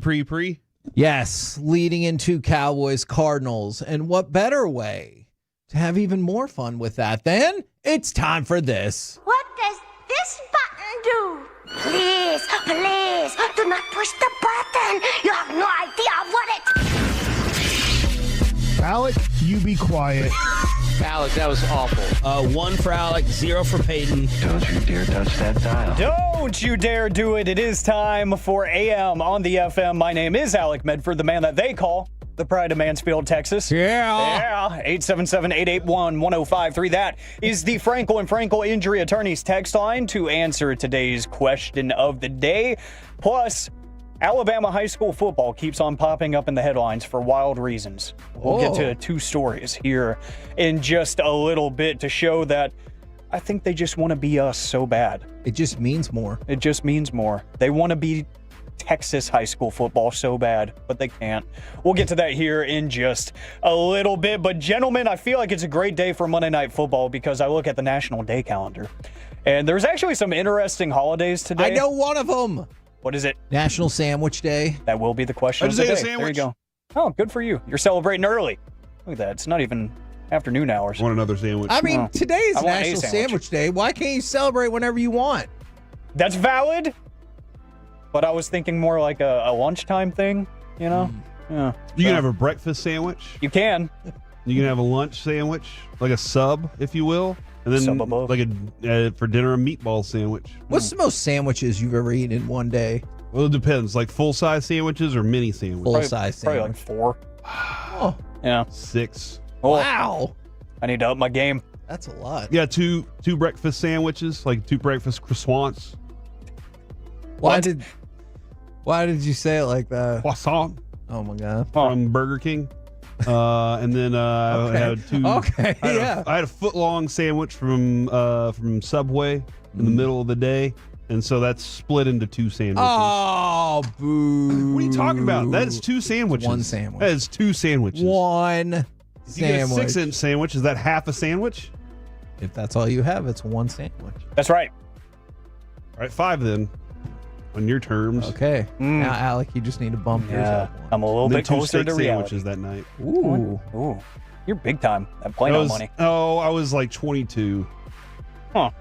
So I really need to catch up because I'm 24. I'm slacking. You've never had 6 sandwiches? No, I haven't. 4 or 5. I feel like I'm missing out. I'm slacking here, man. All right, but it's Hold on, I'm sorry, Alec. This might have hijacked your question of the day. I'm scared. I've definitely eaten 4 or 5 grilled cheese sandwiches in one sitting before. Does an ice cream sandwich count? It's a sandwich. Oh, that's a good point. Yep. It's a sandwich in And it. don't start asking about hot dogs. I don't want to get into that debate today. That's for another day. It's another question of the day. But it's also National Housewives Day as well. I have one of those. Oh, well. Well, she went back to work. Thanks, PJ Washington. There you go. I just wanted to play that. But National Sandwich Day is what we're going to focus on. There's this Simpsons thing where it was take your kid to work day. Yeah. And they made an announcement in like this school bulletin and they go, but remember, stay-at-home mom is not a real job. That's why you don't get paid for it. Jeez. And I just thought that was so funny. Making that joke on their holiday. Oh, yeah, that's a good point. How insensitive of you. But it's National Sandwich Day. I feel like it's a great day to have a sandwich, kick back and listen to some Cowboys football right here on these airwaves, right? So, what is your favorite sandwich place and or your go-to sandwich order? 877-881-1053. So, all time, and I'll still say this because I'm still sad they went away, it was the Monte Cristo at Bennigan's. But I know that's not really a sandwich place. So right now, the roast beef and provolone from Jersey Mike's is my favorite. You get it made wrong too. What? I don't understand the people that do Mike's Way. That's not for me. So good. It's not. And then the Wreck at Potbelly. Wreck is good. Would be my the Italian at follow-up. Potbelly is really good too. I'm with you on the Jersey Mike's sandwich. That is the roast beef and provolone, Mike's Way, lettuce, tomatoes, pickles, onions, vinegar and oil and seasoning. That's the way to do it. Go ahead and get the big one. You can eat the other half of it later. That's right. It's a large sandwich, so it really is. That is if I'm going to order a sandwich, that's usually my go-to sandwich. Okay. Adrian, however, makes a bagel sandwich. Oh. And it's got like sun-dried tomato bagel, and then I don't know what else she does to it. It's amazing. And I absolutely love it. Remember the Capriotti's Thanksgiving sandwich that we got? Yes. Whenever they used to bring that up to us. But yeah, Jersey Mike's. Jersey Mike's is the best sandwich right now out there. I will, because they're popping up around DFW. I will give you an option if you haven't tried it yet. They just put one in Mansfield like a couple months ago, and I discovered it because their branding is incredible. It is called Chiba Hut. Avery is eating there. And it is a stoner-themed sandwich shop. Like, everything is named after stoner paraphernalia and all kinds of stuff. It is incredibly clever. They make great sandwiches, I've been told. It is so good. Their sandwiches are amazing. Like, they rival Jersey Mike's for me now. They have so much to choose from. I don't know if all of them have this, but the one by me has a full bar on the inside. So if you want to go, like have a beer or something too, like, their desserts are amazing. The sides are awesome. That place has taken the #1 seat in my heart, and their branding is hilarious. It is amazing, and they're open late for obvious reasons. So, hey, all I'm saying is, hey, I'm on the FM, could use a sponsor attached to it. Chiba Hut, hit me up. Alec on the radio. But yeah, it is amazing, and they're popping up around DFW more. So if you're seeing one in your area, give it a shot. I promise, even if the branding, if you don't like it, if that's not your thing, I don't care. It's just a great sandwich. It is amazing. Chiba Hut. From the 214, Chiba Hut is fire, #signed a stoner. Oh, there is a Chiba Hut 2.6 miles away from here. You need to try it. And were you about to say there's no stoners that are listening to our show? There are no stoners. 30% of our audience is Wake and Bakers. That's a lie. I don't believe you. You think that's too low? I think it's too high. I think it's way too high. High. I got what you're saying. What? High. I don't understand what you're saying. Like marijuana high. What are you doing right now? Come on, man. Why are you throwing out allegations this early in the morning, Kevin? Let's go ahead and give a shout out to the Great Outdoors also. If you I think their corporate headquarters. No, I think their corporate headquarters is right next to Tolbert Garage. Ooh. So but the Great Outdoors, I know they've had there are a few of them around, man. Fantastic sandwiches. Just phenomenal sandwiches. From the 3-2-1, I woke up and made a pie this morning. Don't tell me I don't wake and bake. That's my kind of humor right there. That is my kind of humor. From the 901, the Philly cheesesteak is the best sandwich of all time. Dude.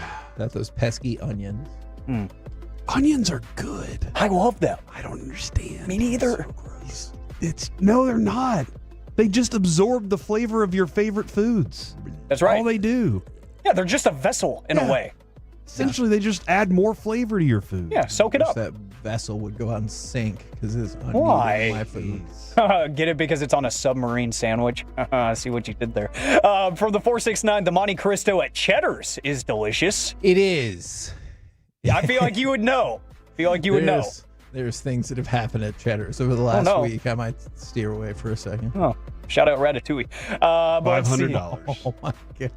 The 940, let's see. I just lost it. The 940 says meatball marinara from Subway. Yes, that is my go-to sandwich. That was my childhood at sandwich. The Subway. Yeah. I like it. Childhood Same sandwich was, meatball subs are always good. Did you ever get the roast beef sandwich there and it was like shiny? Looked like it had like a metallic coating. Dude, that's what Arby's looks like sometimes. Oh. That's why I'm afraid. Oh. You're not going to try their new steak nuggets that they keep promoting like crazy? I can't escape it. First off, Alec, no. Secondly, I have not eaten there since Carter was in the womb, I believe. Wow. Because I got food poisoning 2 times. Oh, no. And so I've not been able to do it since then. Bruce Bochy would be dumbfounded. I'm dumbfounded. Yeah. I'm going to miss him. I know. From the 903, they say they're on the keto diet right now. Lettuce sandwich it is. Can I tell a story about that real quick? It is your segment, so yeah, sure. I don't know why I'm asking, but take as much time as you want. It just felt like the right thing to do. During the, I want to say this was pandemic era, when I would do lots of like Ranger games in the nighttime. And remember at that time, Eric and Zach were the nosebleed seats on the night show. So they would be leading into these games a lot. Eric Chiafalo was on the keto diet, and he would come in with a triple meat Whataburger with no cheese, no bun, no toppings, nothing, just the 3 patties. And he would dip it in like mustard or something because ketchup had too much sugar and too many carbs in it. So it was a triple meat Whataburger with no bun or anything. And it was the most amazing yet terrifying sight to see because it's Whataburger. It's going to be amazing, but it's like the bun, the cheese. It's a little different, isn't it? It was kind of odd. It was kind of odd. Fascinating. Yeah. So, but at the same time, I respected it, and he broke down the science of it all to me. I was like, huh. Like, I understand it, but seeing it in real life is kind of weird. Yeah. Somebody 7817, what's Hagee's stance on the French dip and soggy bread? French dip is delicious, but you gotta, don't let that dip linger. All right. So if you dip your sandwich in there, you can't be sitting around having a conversation. Once the dip is made, you can pause that conversation, take the bite, and then get back to it. I like the French dip very much. French dip is a good sandwich. Are you a fan of the grilled cheese with tomato soup? Yes. Oh my gosh. So there's this place, I think it's the Flying Saucer maybe in Rockwall off of the lake. And I would ask for, because it would be a sourdough grilled cheese, and I would ask for a couple of extra pieces of sourdough bread to dip into the tomato You don't soup. just break it up and throw it in there. You want to dip it in. No, exactly. Dip, dip, dip, dip, dip. And it was delicious. Okay. I love these questions of the day that I get to do because I'm really just taking notes on everything, and I'm able to take that and go find new places. I thought I smelled a sandwich burning. And Something's definitely burning. Yeah, something definitely is. I don't know what it is, but yeah, it's kind of ruining the vibes of National Sandwich Day, if we're being honest. Appreciate the interaction there. Keep those coming in. Your favorite sandwich spots and orders. 877-881-1053 for National Sandwich Day. Before I get to Alabama high school football, you're asking why am I going to talk about that? It will make sense in a second. Very committed Dolphins fans out there that are just fed up with Mike McDaniel at this point are actually listening to his post-game press conferences in full, and they counted how many times he goes, and in his post-game presser this past weekend, he said the variation of or 157 times. What? In the course of, let's see, I have the exact length here, about 13 minutes. Holy cow. Yeah, so that's how 11 and a half ums a minute. Yeah, like they're so annoyed with him that they're counting how many times he loses his train of thought and tries to think on how to explain how bad his team is to the local media. I just think that's amazing. He does do that a lot. He does. He sounds like a Chiba Hut kind of guy, if we're being honest. I mean, or maybe his team is just so bad he doesn't have any answers. I wouldn't either. Guys, Alabama high school football wants to be so bad. They have unveiled in Orange Beach Middle and High School, they are combining to be the beneficiaries of a new multi-purpose complex for a program that has existed for only 5 years. A $46 million facility is being built, which it's basically just a patch of grass and parking lots right now that they are turning into a massive facility that is now going to be a football field, a track, covered practice facility, a gym, a basketball field house, and an exercise science building. Ooh. Nice. $46 million. And that's not the only weird thing going on. We also have Alabama high school Spygate going on, where a school, an unnamed school, is being accused of stealing huddle practice footage to gain a competitive advantage over at least one Alabama high school football. The head coach of a program, of the Thompson Warriors program in Alabama, Mark Freeman, would not name who, but he did say one of his 3 losses he knows is contributed to, based on good faith, and sources have told him that they stole practice footage from Huddle. So Spygate has now reached the high school football level. I believe this 1,000,000%, or I guess I should say I believe that coach believes that 1,000,000%.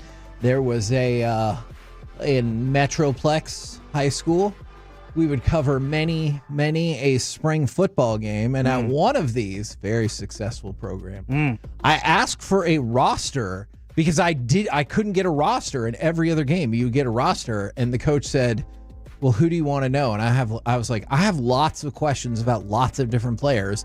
Can I get a roster? And he said, I don't give out rosters because there's other coaches in attendance here, and I don't want them to know who these players are. So I had to put together my list of like 30 people that I wanted to know.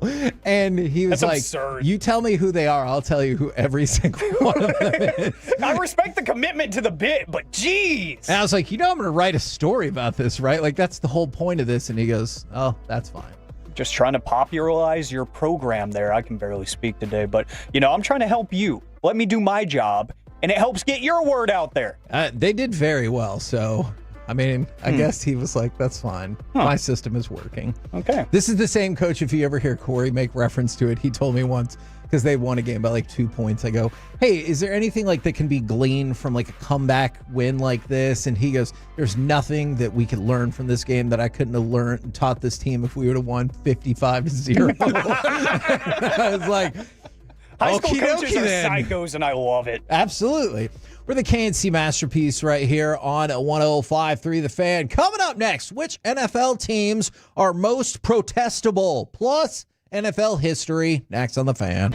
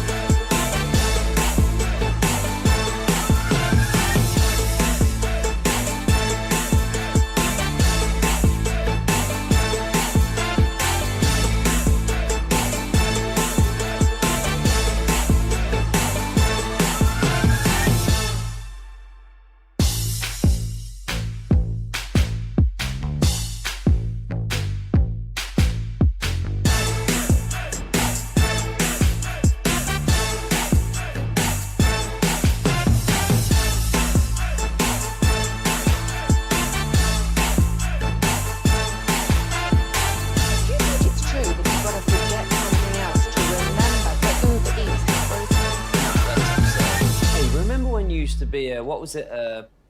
Pepper Lady. Razor blades. Not make Maiden? No. I just said that. Was it Spice Girls? Doesn't sound right. What was that one called?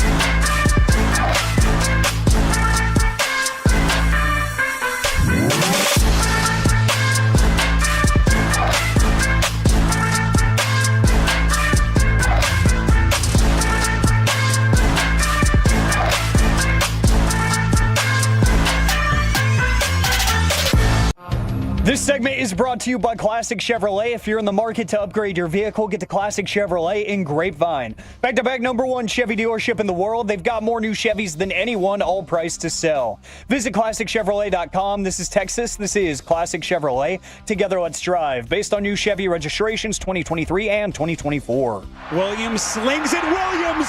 Loveland bangs off his man. He's going to score. Home. Colston Loveland in a jaw-dropper. 58 yards on the catch and run from the rookie. K&C Masterpiece right here on 105.3 The Fan. We're going to get to Gridiron Gravy in just 1 second. But first, we go to Corey Majors for Kevin, something. I think this goes along with Gridiron Gravy. Okay. Browns have announced Kevin Stefanski is turning play calling duties over to Tommy Reese. So he's Oh, no but longer a why? play caller. Because they're not doing all well. those things. Yeah. Gotcha. Right now, we will go around the entire NFL, powered by Men's Tea Clinic, and dip into some Gridiron Gravy. I love you, Men's Tea. Hey, go to Tolbert Garage Door, find Colby, and just say, I love you, Jesus. I think he will get a kick out of I that. don't know why it's so funny. Now, the Cowboys' opponent tonight, the Arizona Cardinals. Let's go to Marvin Harrison Sr., who has thoughts about the Cardinals and their offense. Oh, that's true. It's very hard for me to watch the Cardinals' offense, and you can quote me on that.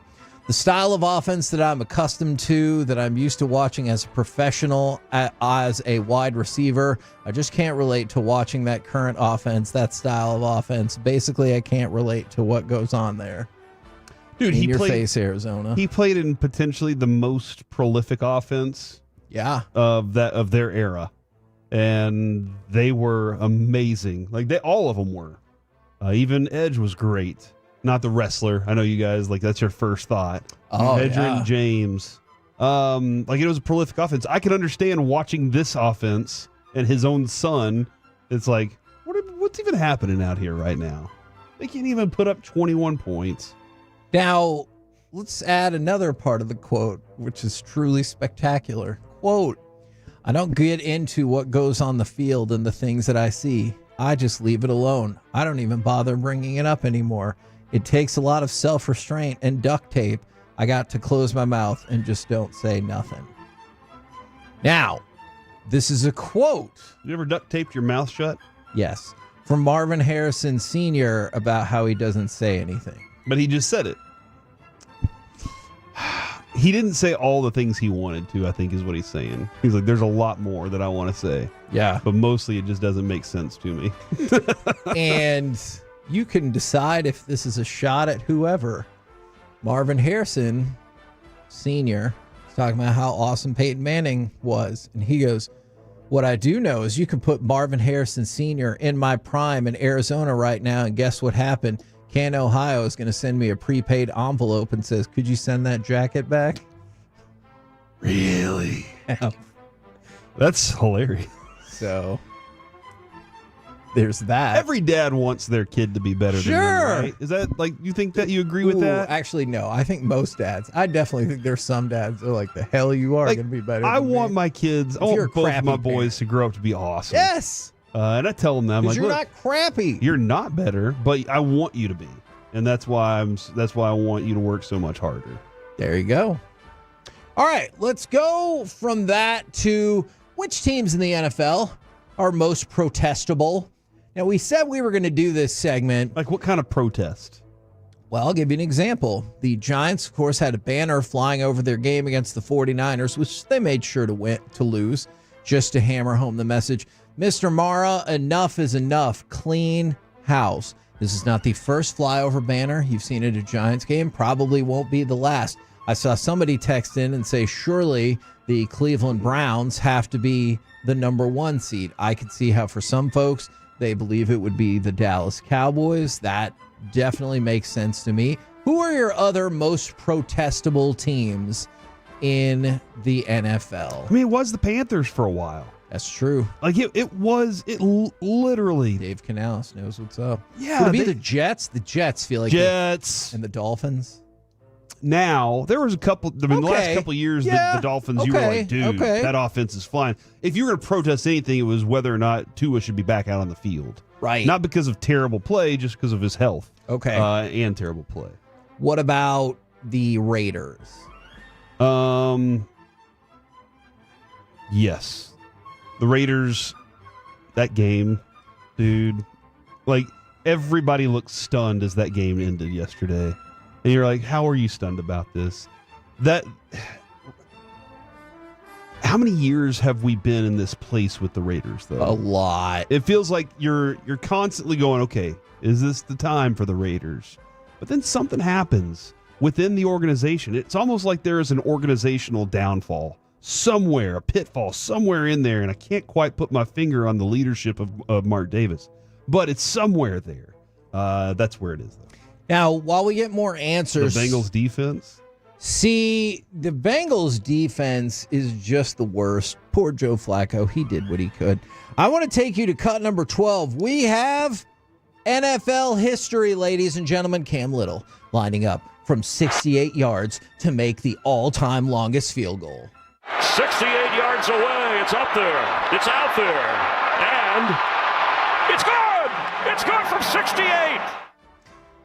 Little disappointed in that call. Feel like field goal kickers don't get enough love. Wish there was more enthusiasm throughout the call, before the call, after the call. Now, I think, do we know now that this is why Shoddy didn't put Aubrey out there already for something like this? He's like, somebody else is going to break it. That little kid has a big leg. Not if we would have kicked it from 71 yards like we said. And so you're right. But then would they have said, you know what? We're going to get little one. We're going to get 71 for this guy. I'm not It's disgustingly what you're doing. Let's go for. I know what you're doing. I don't know what you're doing. Let's go from that to the Eagles traded for Jalen Phillips. Now, I don't know if it's true that the Dolphins have let everybody know that literally any player on their roster could be had for trade right now. But they did trade Jalen Phillips. The Dolphins get a third-round pick next year in the NFL draft. So smart for them to just stockpile assets because that team sucks. I'm betting they could probably get a couple other picks from the Cowboys. They got a couple players I really would like to add to this team right now. And Kevin, that situation, if they did that, that would be very much like Brendan Haywood and Caron Butler to the Mavs. Hold on, we were aware, and now we're here, and this, like, we have a chance to really change some things here and go do something. Would you give the Dolphins a first-round pick if they said you can pick whichever three players you want? Yes. Ooh. I don't think the NFL usually does trades like that. If it but was I don't like, it. because I'm also probably going to swing in and say, hey, let me get this Jalen Waddle kid off your hands, or is Ollie Gordon out for a while? Yeah, but no, like I want Bradley Chubb and I want Minka for one, and I'll give you Mozzie. I'll tell you what, I'll give you Mozzie also. Okay, now it's going to cost you a one crap. and a three. Crap. You want us to take Mozzie off your hand. All right, let's talk about the incredible, both good and terrible, Sunday night football game. Sam Darnold, in the first half of that game, was spectacular. Don't think you could be any better. 16 of 16 for 4 touchdowns in the first half alone. Anything him and Jackson Smith and Jigba wanted. It was unbelievable. And they beat the crap out of the Commanders. And it just gets worse for the Commanders. So if you missed it, Jaden Daniels, when they're losing by 31 points with about 8 minutes to go, and if you're like, they were driving, that's great. And they had to score a touchdown to be down 24 points with about 7 minutes to go.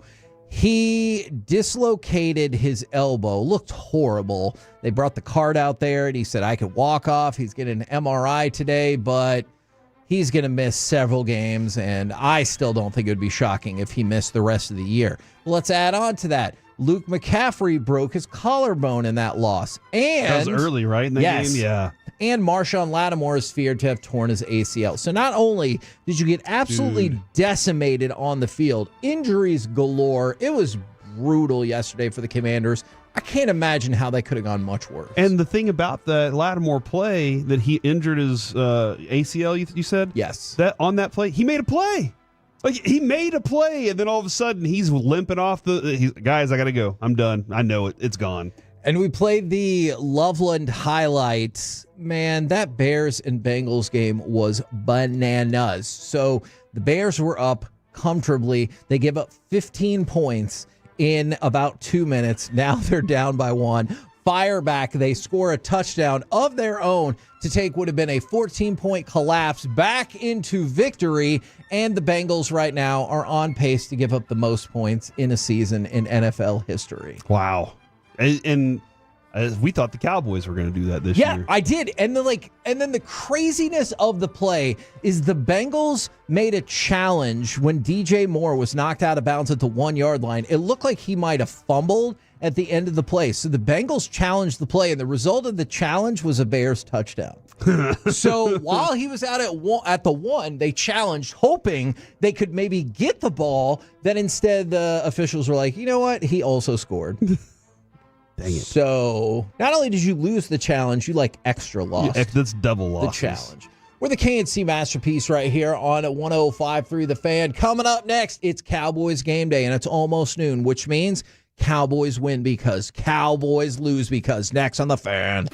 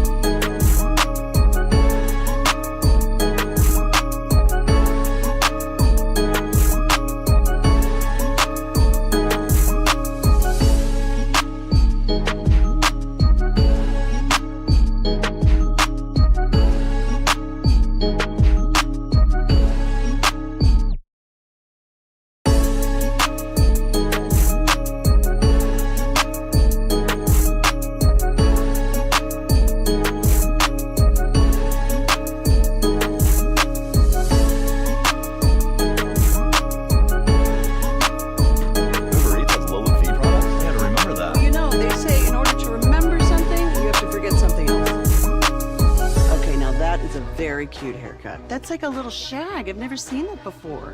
Well, I mean, of course you have. It's the Rachel. Oh, is that your name? No, I mean like your name. No, I'm Jen. My name's Jen. Right, but I just mean like this is your haircut. But that's hair on your head. I'm not saying this is your hair. Okay, please.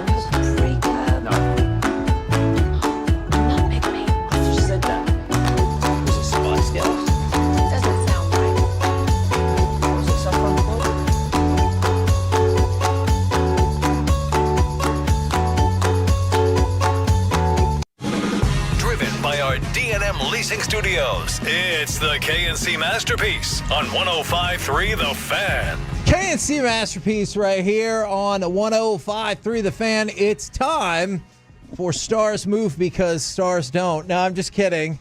I don't know. Brad Alberts just tweeted out some eyeballs. Keep an eye out on that. But it's Cowboys win because, Cowboys lose because. 877-881-1053. Is Ricky Scoops? Is he on fire right now? No. Ricky Scoops says the Niners have been calling about Bradley Chubb. And probably 14 other teams. Or Jermaine Johnson. Yeah. I don't know how bold of a... Dude, the Niners take him out of... That's another play. That's somebody you can get out of your team. I agree. And the Niners are driving the price up. Don't you think most everyone is calling to check on Bradley Chubb? I don't want the Niners to, though. Okay. I hate the Niners. Okay.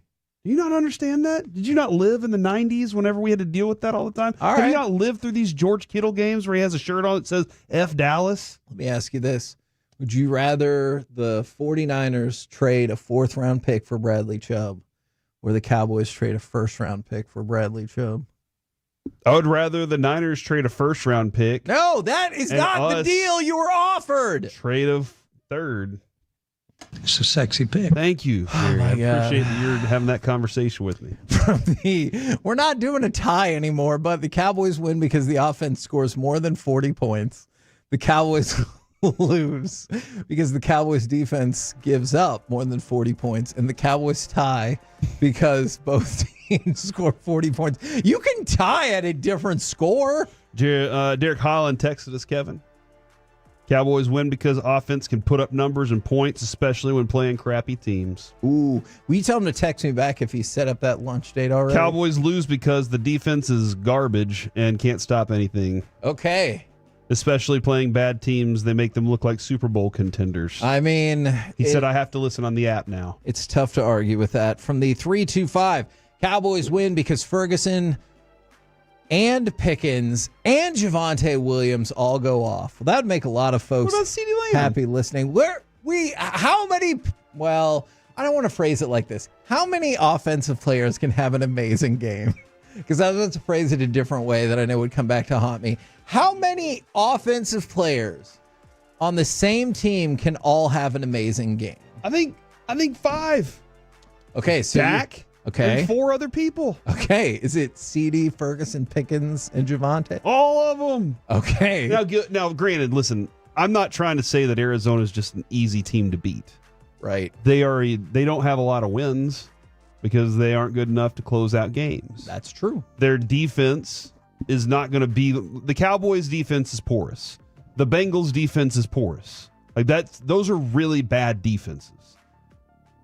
The Cowboys offense can put up numbers against this defense, though. I mean, that's absolutely a possibility that everybody can have a pretty good game for the Cowboys offense.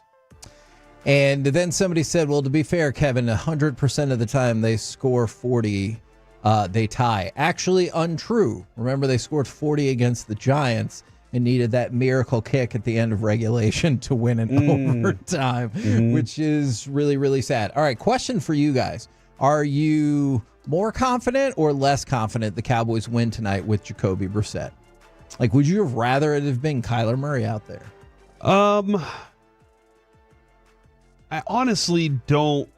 I think Jacoby Brissett is a fine backup quarterback. I think Kyler Murray is a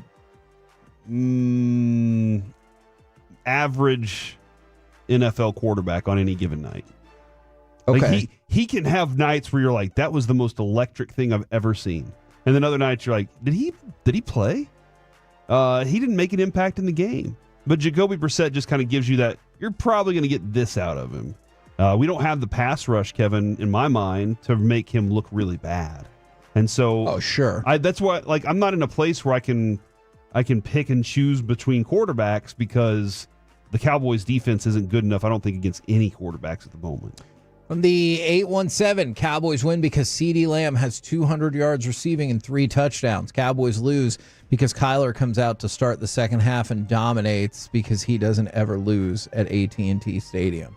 Dude, that was my Cowboys lose because Kyler Murray undefeated. steps in and says, I got this, guys. Don't worry about it. I know I've been injured, but here we go. I am well enough against this team. Now, I'm going Cowboys win because George Pickens moves the chains. I saw a stat that said all 17 of his third and fourth down receptions have been converted into first downs. Okay.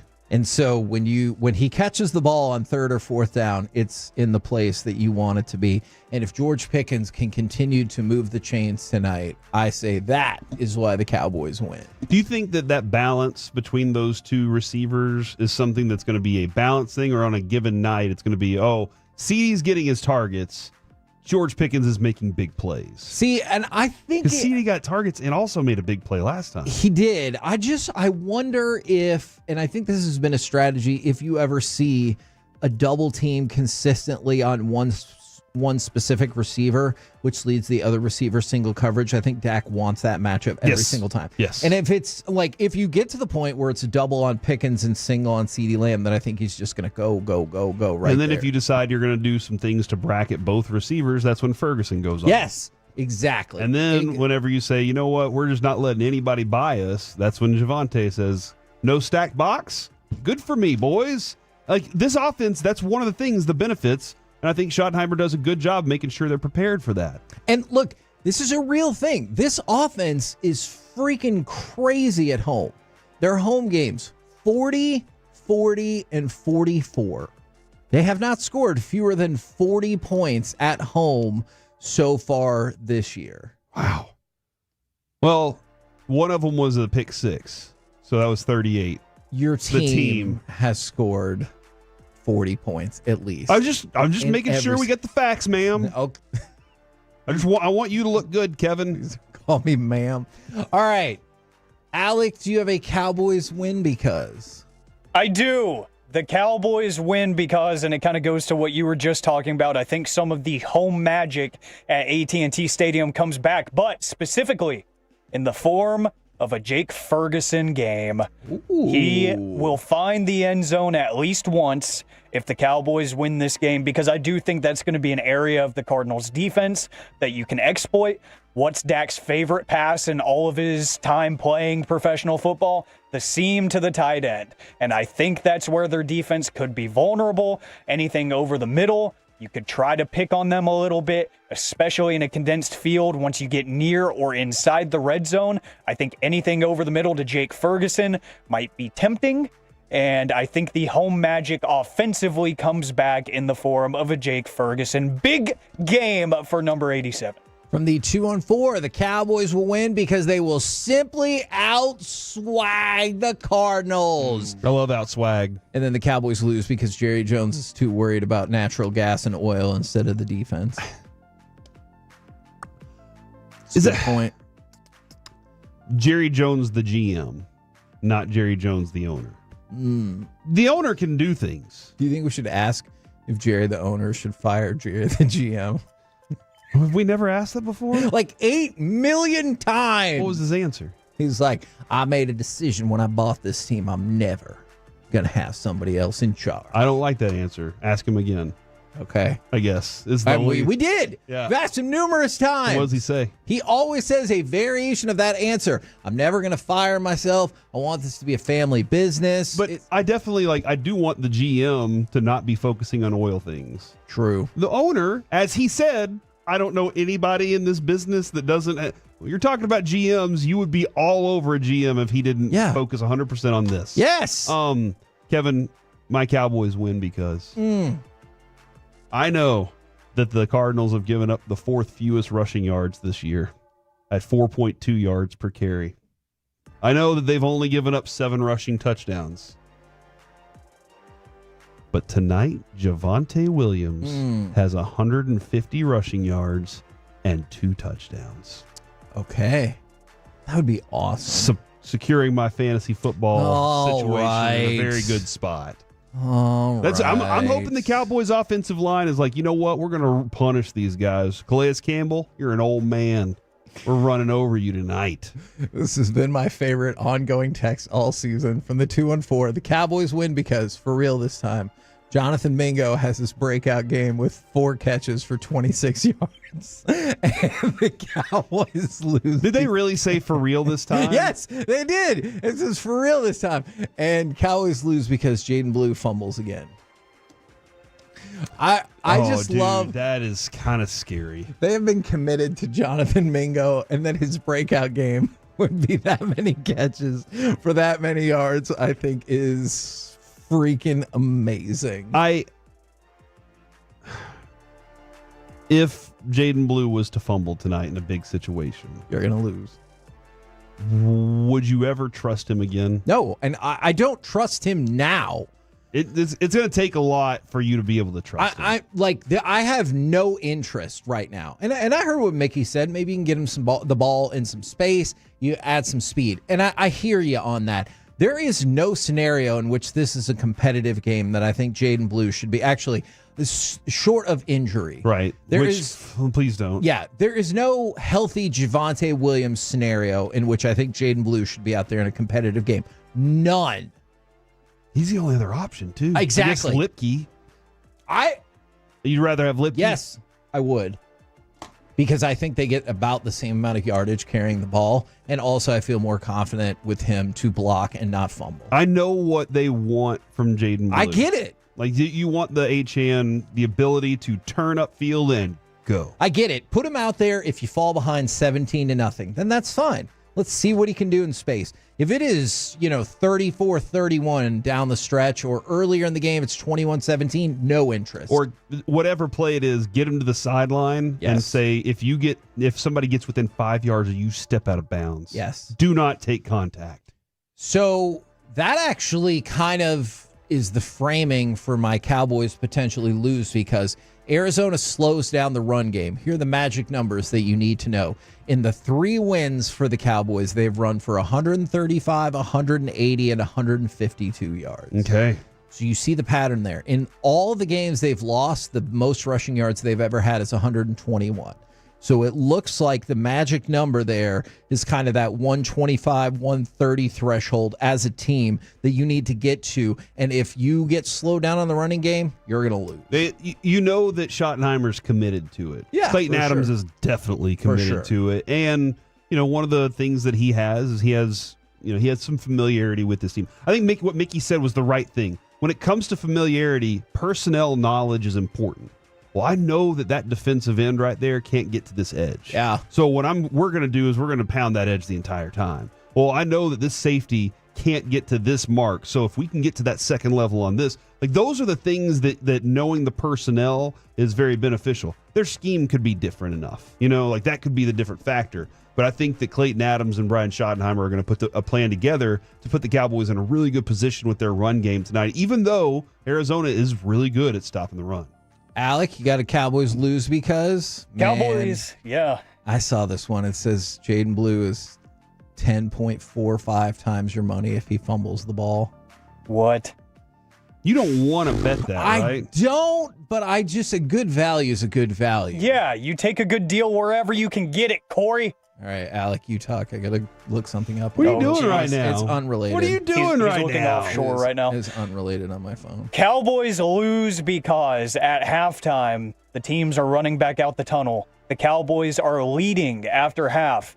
And then you hear Kyler Murray's music hit like Stone Cold Steve Austin. No. They make the quarterback change at halftime. Oh, no. And they were That's playing the glass. coy the whole time. And I know people have talked about this theory, but I think that's real. You go in with a game plan against a quarterback. You execute that game plan and you think, okay, we're good. At halftime, you're probably not saying, let's get ready for the franchise quarterback to come in after not starting the game. You're probably just telling your team, hey, we're doing good right now. We're winning.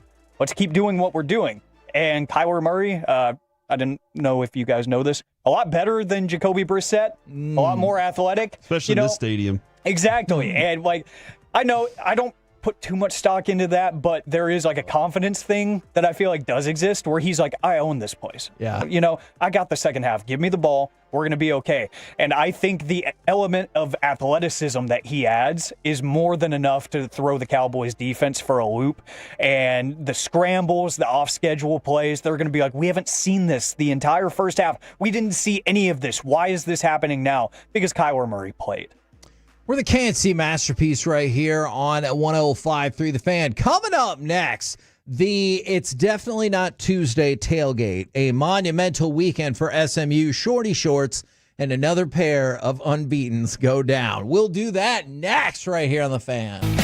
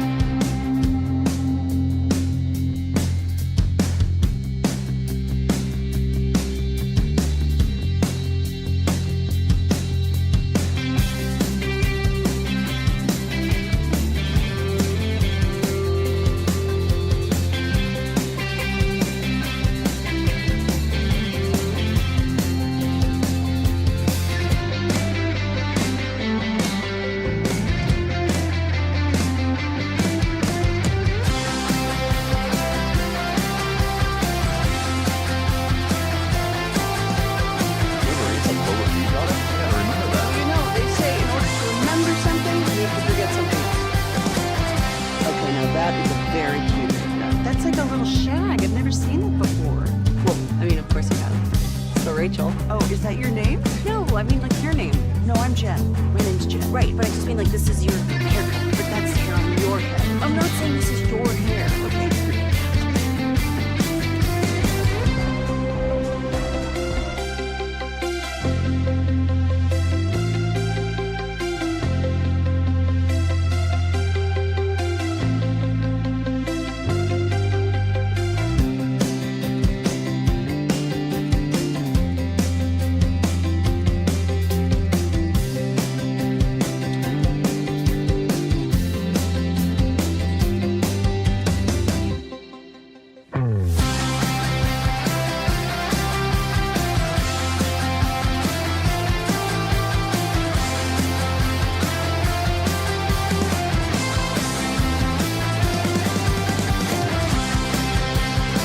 Way on 105.3 The Fan is presented by the On Time Experts. SMU on the verge of history.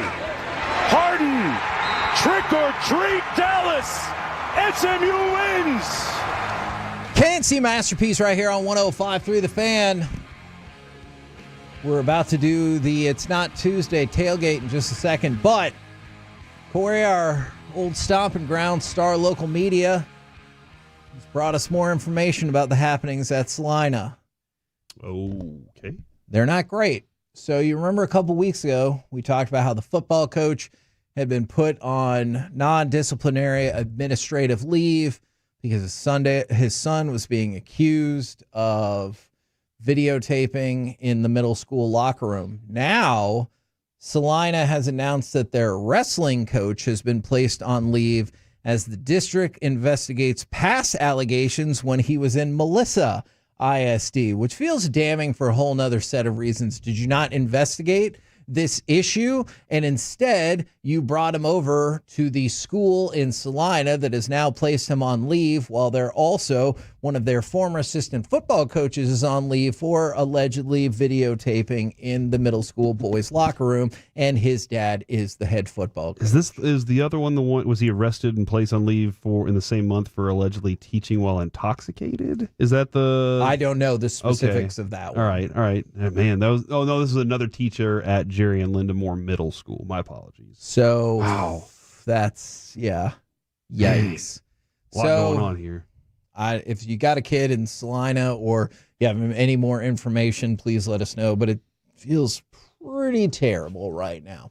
All right, let's move into the It's Definitely Not Tuesday tailgate, and let's start. Yeah, it's Monday. That's true. So you know so confused. You know what the rules are, Kevin. It's the Monday mailgate. Okay.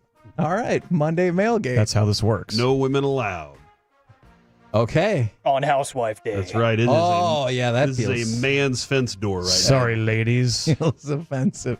So SMU, a huge weekend for them. First off, they signed Rhett Lashley to another contract extension, 7-year deal that's set to make him among the highest 10 paid coaches in college football, which seems pretty awesome. And then they follow up. We just played the highlight. Their first home win over a team ranked in the AP top 10 since 1974.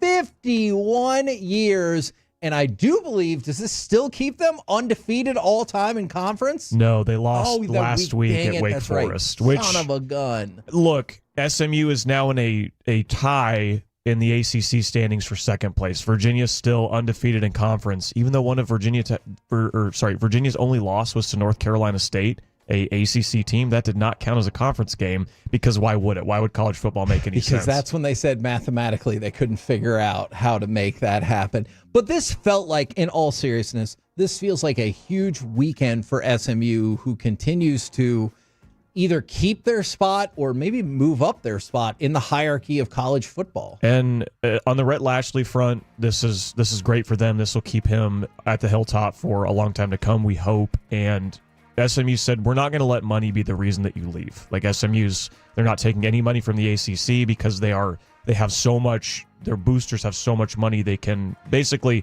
compete with any of the big boys now. And they showed that here by extending Lashley, making him a top 10 paid head coach in the sport, which is great. But yeah, to do this against Miami, who is a team that, even though they lost to Louisville, was still viewed as the best team in the ACC, one that should go along. They found themselves in the perfect spot to take advantage of all those Miami mistakes that they love to make, especially at the, when the calendar turns to November. Miami under Mario Cristobal, they're awful in this month. Probably didn't help afterwards that Carson Beck's like, hey, I just run the plays that are called. Yeah. It really seems like he did not want responsibility for some of those mistakes. No, and this isn't the first time he's been in a little hot water talking about the play calling or his receivers. He got into that after the Louisville game. And look, this is already a failure of a season for Miami. They could still technically make the CFP if they're 10-2, and because they'll have the win over Notre Dame, over potentially South Florida, the potential Group of 5 team in the playoff. But you should win the ACC. You've allowed the least points in conference play in the ACC, and you've barely scored over 100. Like, there's so much meat left on the bone yet again with Miami, and good on SMU for being the one to take advantage of that. Now, I know the game that you want to talk about, Corey. Give me a highlight. Cut number 15. Another couple of undefeated teams went down, one at the hands of the Mean Green. Red zone drive number 50 on the season. UNT leads the nation, and that's a touchdown. Caleb Hawkins, Mean Green on the board. I love me some Caleb Hawkins, dude. 33 carries, 197 yards. It's a season best for him. Now, they were favored, but this still feels like a big-time win for UNT. Yeah, because not only were they favored, they beat the projection. They were favored by, I think, a touchdown. They won by 2. They raced out to a 21-3 lead. Got a couple picks off of Navy in the second half to just continue to keep them at bay, to keep them ahead by a good amount. And yeah, they move back into a tie for first place in the American. We just talked the ACC has this big, mess of teams with one conference loss. Right. The American Conference is the same way because you've got Memphis, who knocked off South Florida a couple weeks ago. You've got South Florida, and now UNT is part of that mix too. So the good thing for the Mean Green is their final 3 teams they play are all in the bottom half of the American standings. So theoretically, it's an easier schedule. They don't play Memphis, they don't play Eastern Carolina, and they don't play Tulane. So a lot of those teams do play each other. So it's setting up really nicely for UNT to potentially make the American Championship game, and if things even go their way, host that game. That game could be in Denton because the American doesn't play a neutral site game. They play it on campus. Yeah, and maybe they can hold whoever that opponent is to 80 passing yards. Feels like you're going to win. Yeah. Unless you were playing the service academies back in the day. They gave up 311 rushing yards, but even still. Yeah, this was a yards. vintage triple option game for Navy because they had a game earlier this year where their quarterback, Blake Horvath, passed for like 300-plus yards. Right. It was bizarre to see, but much more like we're used to seeing from a service academy. And credit to UNT, those are not easy games to play. Nick Harris, we had on Fan University on Saturday, said it's death by 1,000 cuts. Yeah. And UNT survived it. Now, UNT wins, so Navy goes down. Georgia Tech also went down at the hands of NC State. Does that now leave us with 4 FBS undefeated teams? Do I have that right? Yes, it's 4. So it's Ohio State, Indiana, A&M, and BYU. Yep, those are the only 4. Okay. Wow. How's A&M going to do it? If A&M stays undefeated, I will just be the happiest person in the world. I really will. For BYU, I know they're undefeated. Where do you think realistically they should be in the standings? Do you think they fit right at 8, higher, lower? I'd put them at 8. Okay. I think that is a good spot for them. Yeah, they're being they're being disrespected. I mean, they've gone on the road as an underdog at Iowa State and beat them by 2 scores. They've beaten Utah, which Utah looks good. Yes, they do. They're clearly the 3rd best team, and it's going to take some things to break for them to end up making the Big 12 championship game. But that's why you play the games on the field, right? So no, BYU is a really good team, and so is Texas Tech. I think Texas Tech is more talented, but BYU, this is the 2nd year in a row they've started out 8-0. So, like, these players that are still here from last year, and Kalani Sitake, BYU's head coach, has done an awesome job of moving them to the Big 12 and having them be immediately competitive in it. So, look, BYU they know how to win, and that's something they've shown year over year, and it's hard not to be impressed by it. Now, I'm going to go to the Oklahoma-Tennessee game. Specifically, go ahead and give me cut number 13, and this is while Oklahoma is lining up for a field goal. There was a lot more, but they talk about this off and on over the span of like a minute and 15 seconds, so we just kind of boiled it down to this part right here. The shortest I've ever seen in a football field. Should be, right? Bill, that should be a penalty. Just dressing like that should be a penalty. What the hell is it? Wearing shorts out there?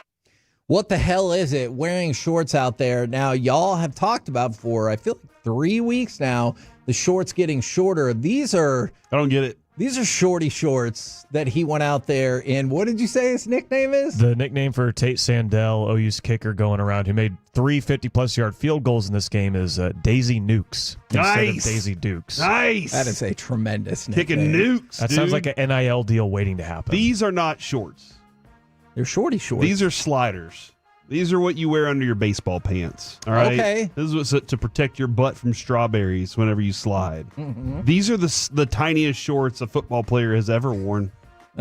I mean, I think you're probably right. But Florida was the first one this year that I noticed, and I was pointed to Adrian on Saturday. I was like, "Look at these shorts," and she was like, "What's happening? Are they practicing right now?" And I was like, "No, this is a real game. Those dudes, like, what happens if you fall on your knees?" You're getting scraped up knees, Carter. That's what happens. That's why you make every field goal that you kick when your shorts are that short. That's why you just nail every 53, 54, 55 yarder, and you don't have to worry about it. So, just devil's advocate, if the kid doesn't care about his own, I guess, safety, do you have an issue with it? Kevin, this is the CTE situation. They don't care. Should I care? Yeah. I didn't really notice it until Corey brought it up. Me personally, so I guess I don't. And Atolo brought it up to me at one of the Bearded Monkey events, and I had noticed it, but I just was like, eh. And then when he was like, "Hey, what is this?" I was like, "Okay, this is 2 people now, me and him, and now more of America's starting to understand." We're the trendsetters. Now, Oklahoma gets a huge win. Texas gets a huge win as well. Those 2 teams have the most upward mobility this week, and now they're up to 11 and 13 respectively. I know Vanderbilt made a late comeback attempt in vain, but Texas gets the victory. That is 3 straight key victories for them, all of which were really, really close. You had the 3-point win over Kentucky in overtime, 7-point over Mississippi State in overtime.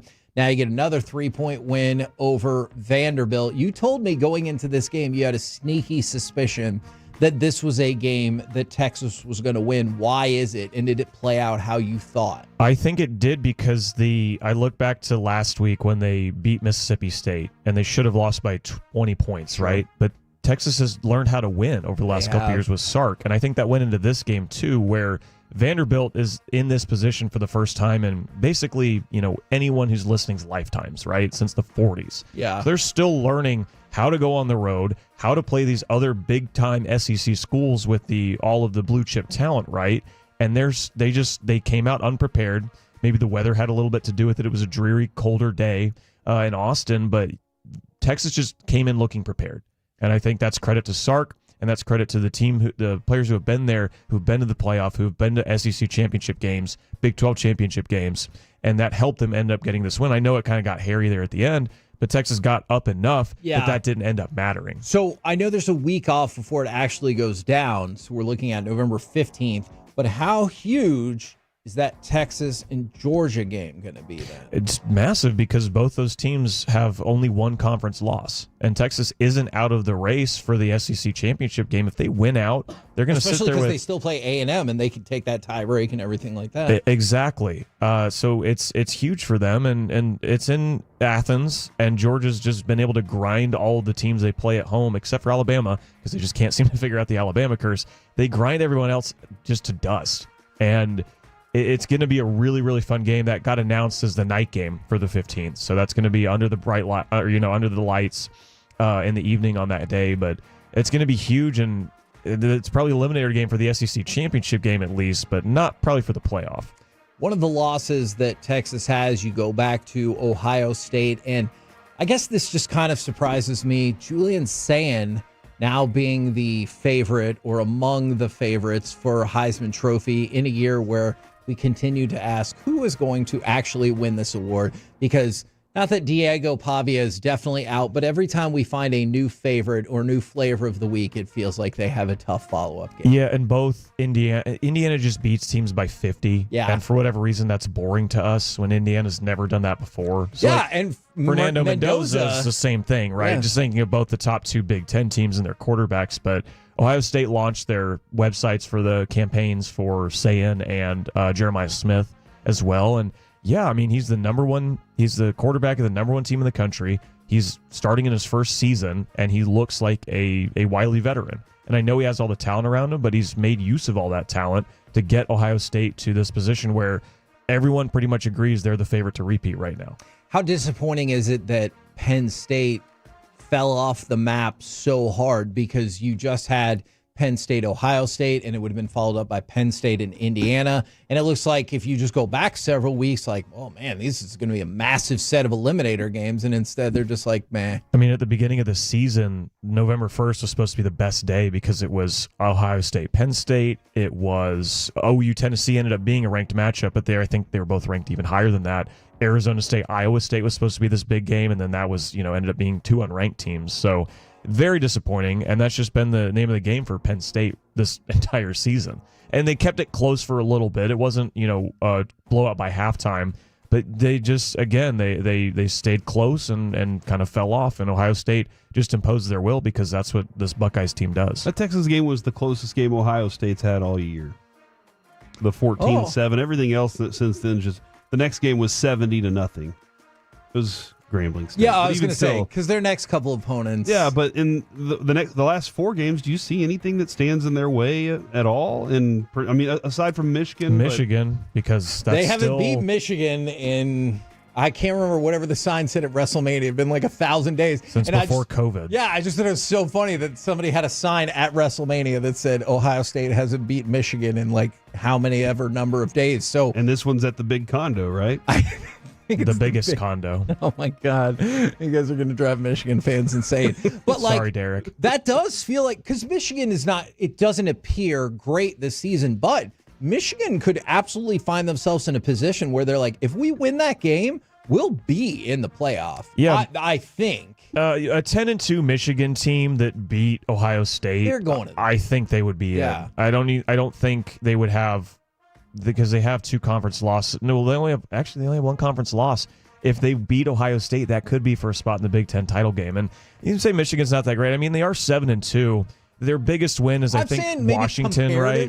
Comparatively, for sure. But I think Ohio State is just on a totally separate level. And we've seen that before. We saw that last year. We saw that, honestly, the last couple years where Ohio State was probably the better team, probably the more talented team. And it didn't matter because Michigan just knew what to do, and they got used to, they found ways to win those games. And then you factor in it's a home game. You factor in that Michigan could look at it and be like, hey, if we win this, we're in the playoff. But you're right. At this point, it does feel like Ohio State's just mowing through people, which is why I really want to see Ohio State against Indiana. How close to Ohio State do you think Indiana is? I think Indiana is definitely the second best team in the country, and you could throw an A&M or Alabama in there, but I still think there's a gap between them and Ohio State. I do not take personal offense. Ohio State is still allowing basically less than a touchdown a game.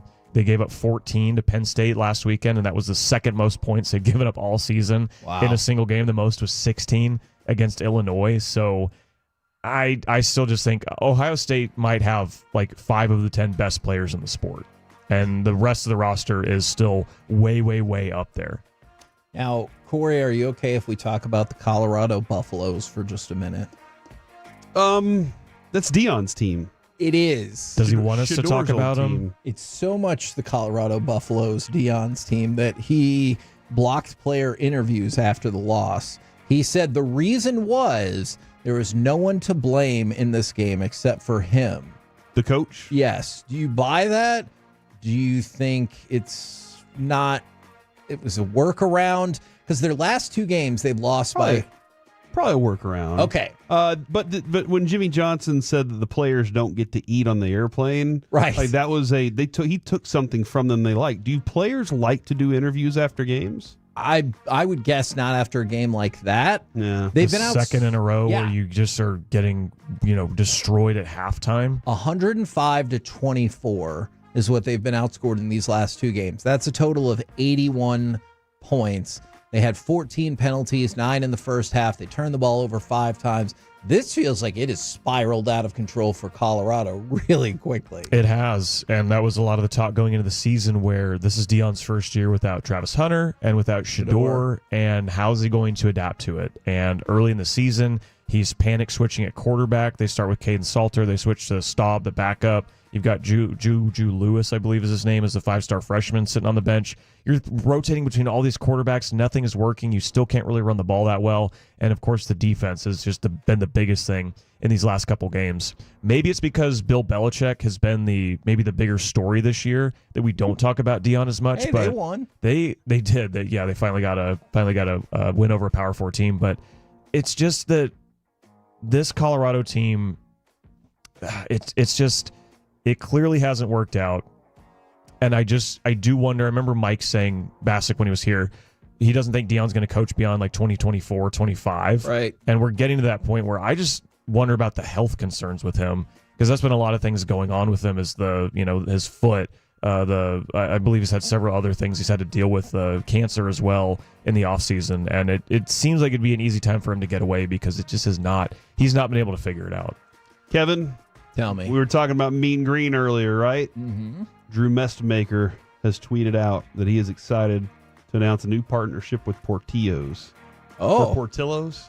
Portillo's. The Not best Ruben place to Portillo. fuel up for game days, he says. So congratulations to some Mean Green players getting some of those endorsements. And getting the Mean Green, I got you. This weekend on Fan University, we will talk to Drew Mestemaker. Nice! I really liked your interview with Elko. Thank you. As well. He was fun to talk to. Talks very fast. There's no break. I like just it. Straight For through. Kevin, that was very well combed. Oh, my God. And then Auburn fired their head coach, and Nebraska's quarterback is out for the rest of the year. Always a lot happening. Fan University is when this weekend? And maybe where? 9 to noon. So, I think where it's going to be at the new building is where it's going to be, because we're moving this week. But yeah, we'll talk to Drew Mestemaker on Fan U this weekend, and we're efforting on maybe a couple other local coaches as well. Maybe one coming off a big win over a team from Florida this weekend. This was the first game for Miami that they weren't in the state of Florida, by the way. This is their first true road game. You told us about that a couple weeks ago. Yep, Man, that's crazy. And look what they did. They lost. They did. All right. Thank you very much, Carter. Check him out on Fan University. In the meantime, we're going to bounce back and do a little bit of baseball nuggets. Can you give me cut number 7? Please, Alec, because it's weird that in Game 7 of the World Series, the bench is cleared and it's an afterthought. Jimenez, 2-2. Actually hits it. Throw it over the plate, says Jimenez. The bench is clear in Game 7. I believe that was in the 4th inning, but it is crazy that there was a bench clearing brawl. Or it wasn't really a brawl. The bench is clear, and they just kind of stood around and pushed Adrian each was other. so confused. She was like, why are they running in from the bullpen right now? And I was like, you know what a bullpen is? And that's why you were confused. She was so confused, though. She was like, why are they... And she was like, oh, so now these guys got to run in here and fight, too. And I was like, have you seen a punch thrown? They're not fighting. Yeah. They're just defending each other's honor. Yeah. Like, that's really what was going on there. He stuck his hand up to get hit in the hand. And then he said you could visibly hear him say, ow, or like something else. Like Josh Allen when he slid and almost got and acted like he got hit. Yeah, that was amazing. But you mentioned it earlier, amazing. Yamamoto. Let's go ahead and go to cut number 8. Dave Roberts knows how to celebrate right away. Yamamoto's the GOAT! He's the GOAT! Yama's the GOAT! Dave Roberts, back-to-back champs.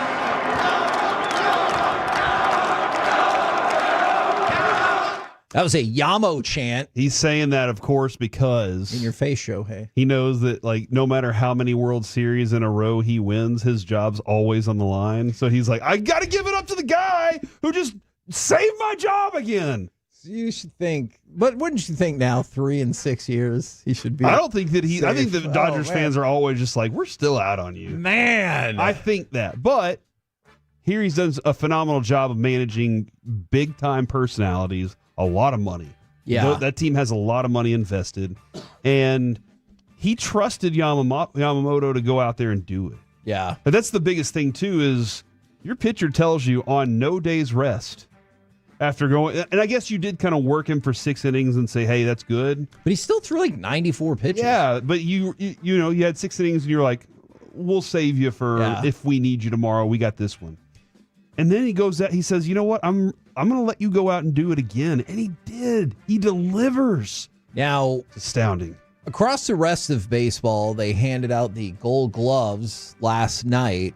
The Cubs had a Major League high 3 Gold Glove Award winners. For the Texas Rangers, Marcus Semien was named the Gold Glove Award winner at second base. He posted a career high 996 fielding percentage. He had just 2 errors in 493 total chances. That was the highest mark among all second basemen. He also had 5 defensive runs saved, which is highest in the American League at second base. And he was 3rd with 7 outs above average per StatCast. So a whole lot of incredible numbers for him. He wins the Gold Glove. The Rangers have now had 18 different Gold Glove winners in team history, and they had 4 other finalists, DeGrom, Seager, Wyatt, and Adolis Garcia, who did not win their respective Gold Gloves. Why not? What's wrong with those voters? Bias against Adolis.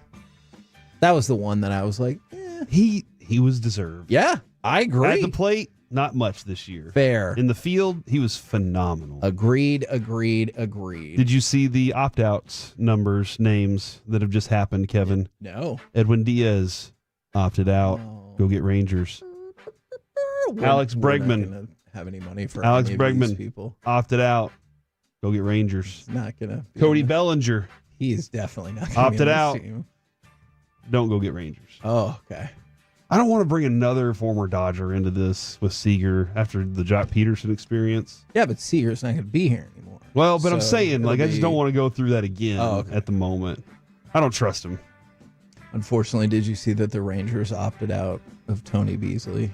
I did, dude. That's sad. We like Tony Beasley a lot. He was the longest tenured member of the Rangers coaching staff. He was with them for 11 years as the third base coach, and now he's not coming back. He was interim manager after Chris Woodward was relieved of his duties. Chris Woodward, who now has 2 World Series in a row. Was it wild to see Woody out on the first baseline? You're like, oh, yeah, that used to be our manager. Guy. He's wearing the hat. But, Kevin, what else, when you think of Tony Beasley in those interviews, like he's got this great personality, so positive, great energy, love everything about him, and worked very diligently with the defense to be a very good defense infield this year. Like they were a fantastic infield, and Boach gave a lot of credit to Beasley for that, as well as the work that those guys do. But the one thing I think of is every single spring training, when we get into the clubhouse, when Tony Beasley sees us, arms wide open, and says, "Come here, guys, come give me a hug."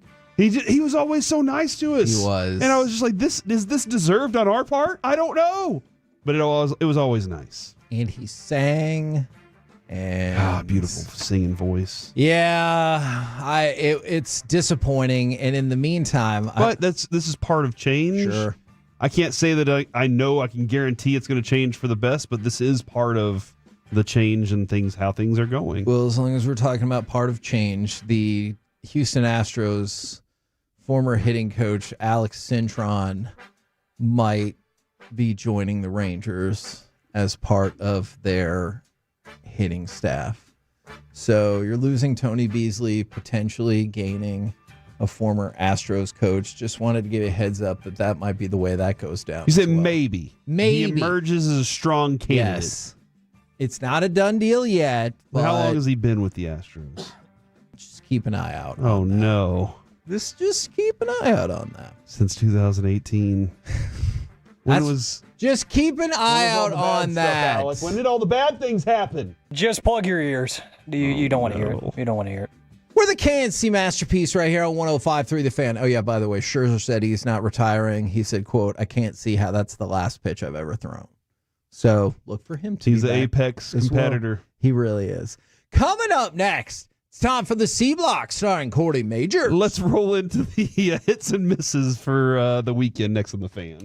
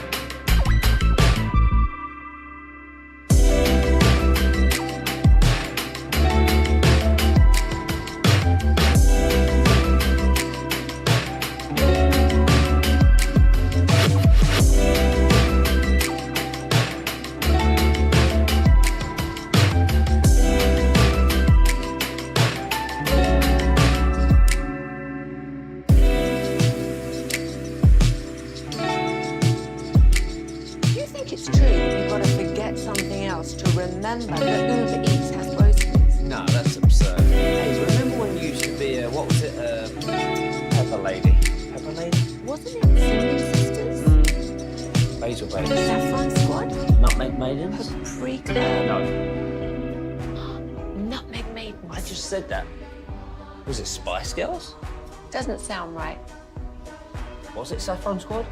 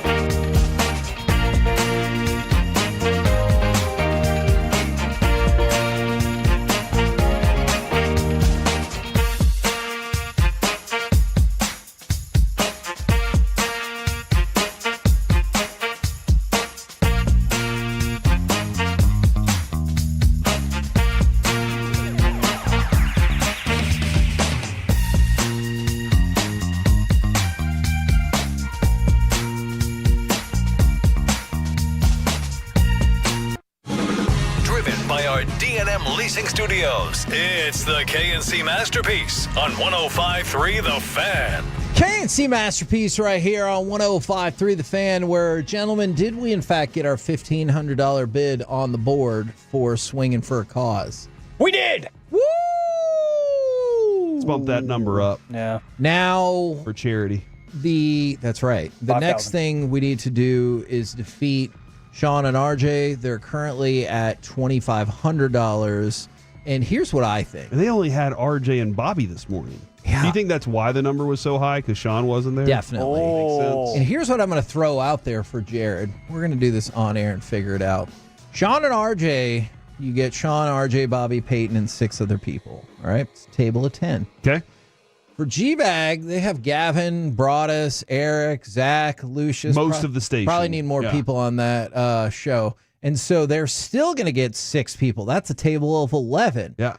So I think if it's just me, Corey, and Alec, we should get at least 7 extra people at our table, because then that would still be 10. And that's just a better value. Mm-hmm. So you could buy one of those other tables like a chump Yep. and only be you and 5 other people, or you could buy our table and you should get you and 6 other people. That's a better value, and right now it's cheaper than Sean and RJ. This is just common sense. Yeah, and you know what? Go ahead and roll it all out right now. Whatever number you were thinking of spending on it. Yeah, do that. Up it to 3,000 right now. And if we get up to 4,000, you get special VIP status, which includes the VIP bar, early entry, and if you win ours, you can come hang out for a show. Hold on, VIP bar. That's right. Early entry, That's which right. means you don't have to stand in line like all the other chumps. Exactly. Plus, you have a VIP bar. Exactly. And you get to get in early.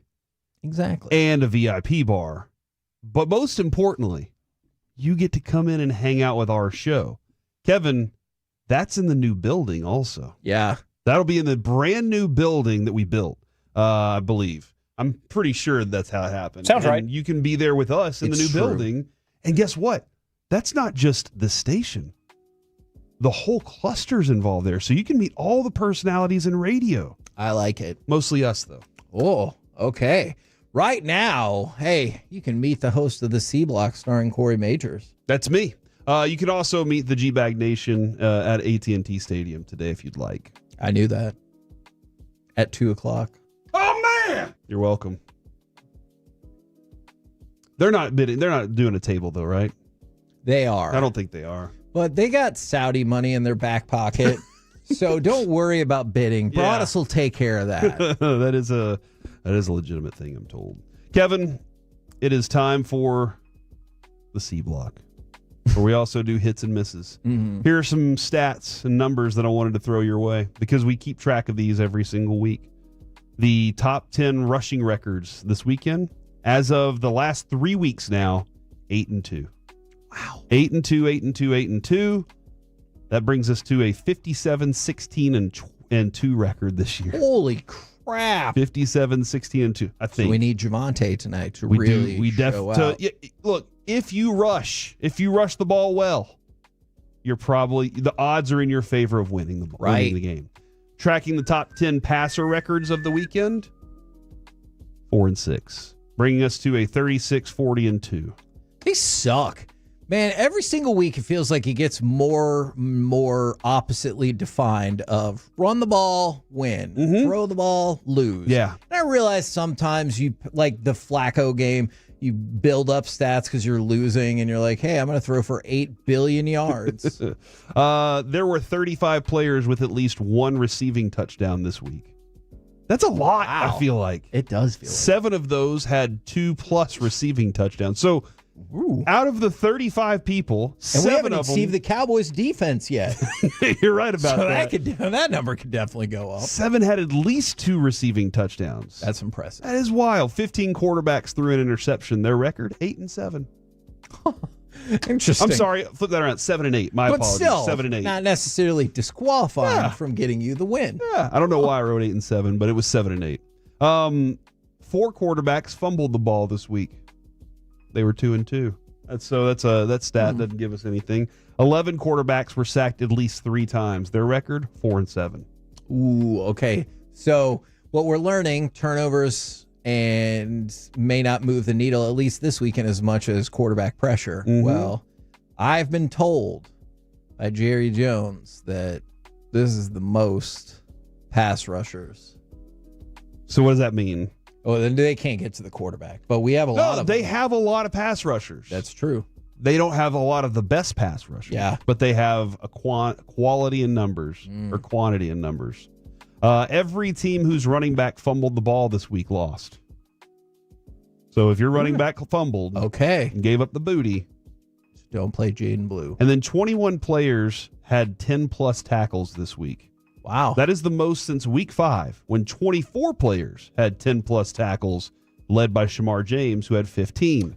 It's the 4th time this season that at least 21 players have had 10 tackles. Corey, I have news. Typically it's 17 to 18. The Dallas Cowboys have activated Cooper Beebe. Of course they did. From the reserve, injured, designated to return. They did it today. They put Jack Sanborn on injured reserve and also signed Malik Davis to the active roster and elevated Zion Childress and Princeton Fan. So Zion Childress, when we were talking about needing another defensive back, but probably most important in that group, Cooper Beebe activated, which you got to think, obviously, that means he's good to go for this evening. Don't you feel like Malik Davis is the guy that you're just like, yeah, activate him and he can play tonight? I'd rather see Malik Davis than Jaden Blue. No matter what. I just always feel like they're just like, just get him on the field. Yes. If we need an emergency, and he'll come in and he'll run for 60 yards and be like, thank you. And then send him back. You're like, why do you keep sending him back? Yeah. They're like, cuz.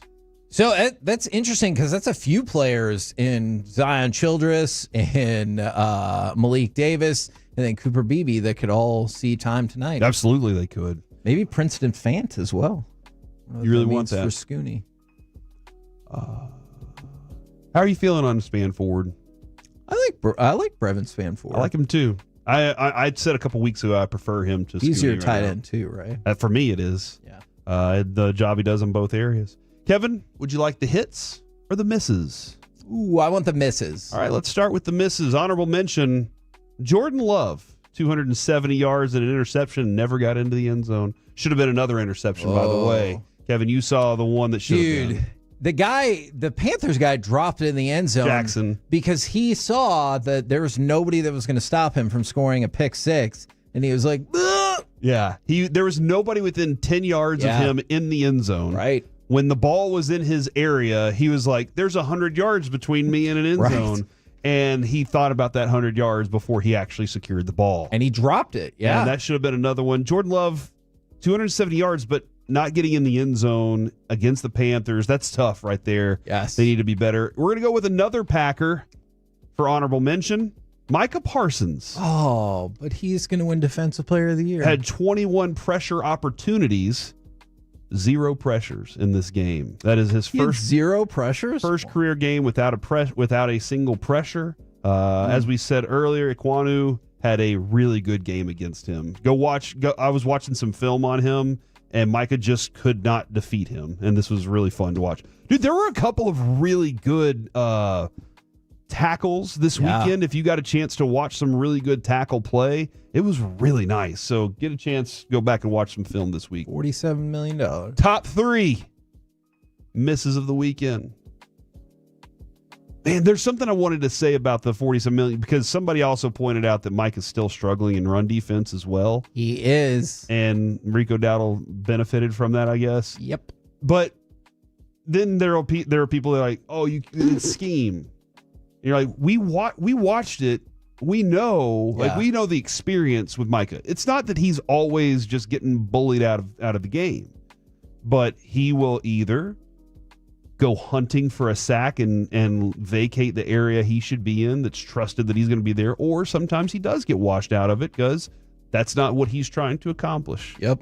And again, great player, extremely talented athlete, a fantastic pass rusher. He's a great pass rusher. Except for this weekend when he had 0 pressures. Right. Which is weird. But that was one of the small things, and Jerry will throw out a lot of different things about, hey, we never won a Super Bowl with him. Oh, right. Jerry, there's a lot of other problems in that conversation, man. Number 3, Dan Quinn, miss of the weekend, leaving Jaden Daniels in to get his elbow dislocated. They were losing by 31 points with like 7.5 minutes left. Why was he in the game? You said non-throwing arm. I wonder how that affects everything else. Yeah. Like you're throwing and all that. I guess you need a little bit of leverage, squeezing. There's a lot going on there. But you're right. He probably should have been in the game. The only thing I can think is that Dan Quinn was like, he's been injured. We need to find a rhythm of some sort. Just leave him out there. At the end of the game, we'll get through it. But, Kevin, you asked last week about Jaden Daniels' injury history for the future. Yep. And that was one of the things that I said I think is going to plague him. Just the way he's built and the way he plays the game, I think it's going to be a little bit problematic, no matter how good of a thrower he is. This is a good question from the 817. Do you think the Cowboys defense could have as many pressures tonight as Micah did? Absolutely. Oh, that's so sad. Number 2. But you're right. On the misses of the weekend, Daniel Jones and the 6-turnover Colts.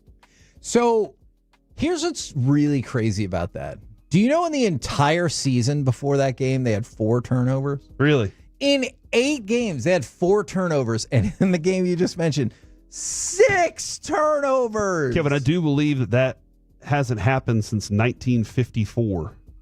When football began. That's right. That is not when football began. A team gave up as many turnovers as they had given up all season in one game. I think in 1954 was the last time I heard that happen. I mean, and they'd already played almost half the season? Golly, that's terrible. Yeah. So, listen, I don't know if this changes your mind completely on what you think Daniel Jones and the Colts are. Sure. But this was a true test. Steichen was like, look, we're going into a hostile environment. We got to be ready for that. It was a hostile environment.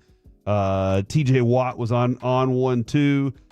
They did not convert what they needed to convert, and that's a tough defense to play against. So I'm not changing my mind yet. But I really did think the Colts are a good team that'll be in the playoffs. But are they an elite team? Right. As Carter was talking about earlier, Texas has learned how to win. Yeah. Vanderbilt might not have learned.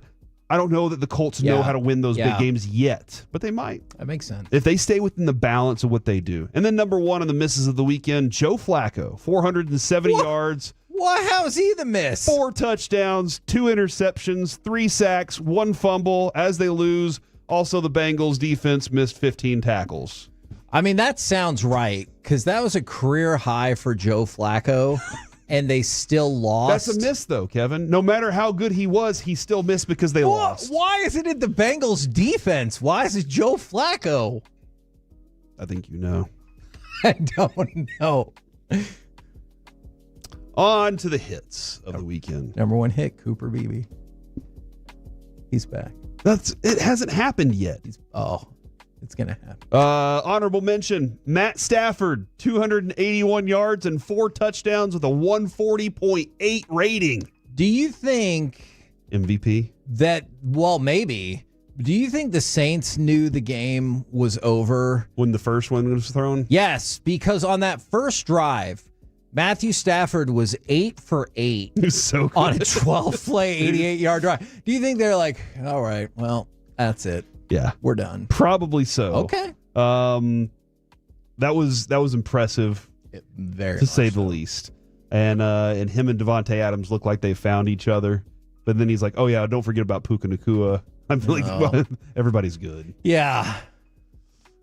Also on honorable mention, the last one, Kyle Monangai, 176 yards in the absence of DeAndre Swift. Rookie, rushing for 176 yards. That is impressive. He also scored me 22 points in fantasy, so I appreciate that. And a quick question. I've had him Alec, for a while as a backup. Do you think that Corey's fantasy football bias helps elevate or lower some of these people on this list? It definitely does, because it impacts NFL overreaction or reality. Cowboys win because Cowboys lose because it affects everything. You Eagles fan? That is not true. The Haggard Eagles, my kid's middle school. So do you like the Eagles? But their season's over. No. You know who's not? The Philadelphia Eagles. They can get out of here. Well, that crap. Number 3 on the hits of the weekend, Rico Dowdle, 140 rushing yards, 2 touchdowns. The man is possessed, it almost seems like, and he should be the starter on that team. Just abandon. I'll appreciate Hubbard. He's not doing what Dowdle's doing. When Hubbard came back, like after those back-to-back Dowdle games, I was like, oh, good for you. And people were like, are they going to split? And I was like, what do you mean? Why would you change what exactly. you're doing? Dowdle's a good running back. I don't think this is a miss on the Cowboys' part by any means. Like, they were like, okay, we appreciate your time. And then they went with Javonte Williams, who's having a really good season too. But Dowdle's having an exceptional season for the short period of time he's been in. Sam Darnold at number 2, 330 yards, 4 touchdowns. He had 290 and 4 touchdowns in the first half alone. On 0 incompletions. Yes, and a 141 passer rating, which pumped him up above Matt Stafford, by the way. So that was a phenomenal job by him. This year, 70.4% completion percentage for him. 16 touchdowns, 5 interceptions. He's also the only quarterback in the NFL with multiple 300-yard, 4-touchdown games. Wow. Are you serious? Yeah. I don't know that he's completely unlocked because I got to see him in a playoff game. I hear you. But Seattle itself is a team that will be in the playoffs. That NFC West is fascinating. They'll be in the playoffs. It'll be something to shake up there. And then number 1, Brock Bowers and Drake London each had 3 receiving touchdowns. Congratulations to those fellas, even though they both lost. Hold on. What? Why does Drake London get to be number 1 on the hits and they lost? And Brock Joe Bowers also, Flacco is number 1 on the misses, and he lost. He was connected to the Bengals' 15 missed tackles. Joe Flacco's not tackling It was anybody. mostly the Bengals' defense more than it was Joe Flacco in this one. I just had to point out the great numbers by Joe Flacco. All right, fine. You know what? Just for that, I'm going to ask for permission to play bonus audio. Can you give me cut number 11? Because I think this guy should be lumped in for biggest losses. This is the Falcons kicker who couldn't make an extra point. Parker Romo to tie the game at 24. And the kick is no good. Man, Romo not coming through on an extra point. Can you believe it? Yes. We're the KNC Masterpiece right here on 105.3 The Fan. Coming up next, we're going to do some Wanker of the Weekend, but also your Cowboys predictions for tonight. 877-881-1053. Cooper Beebe is back. What is your prediction? We'll do it next right here on The Fan.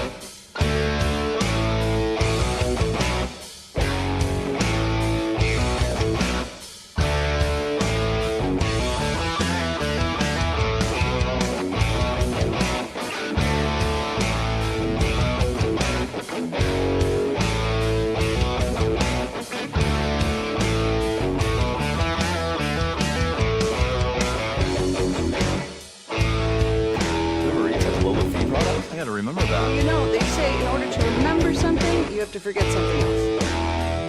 Okay, now that is a very cute haircut. That's like a little shag. I've never seen it before. Well, I mean, of course you have. It's the Rachel. Oh, is that your name? No, I mean, your name. No, I'm Jen. Your name's Jen. Right, but I just mean like this is your hair, but that's not your hair. I'm not saying this is your hair. Okay, freaking me out.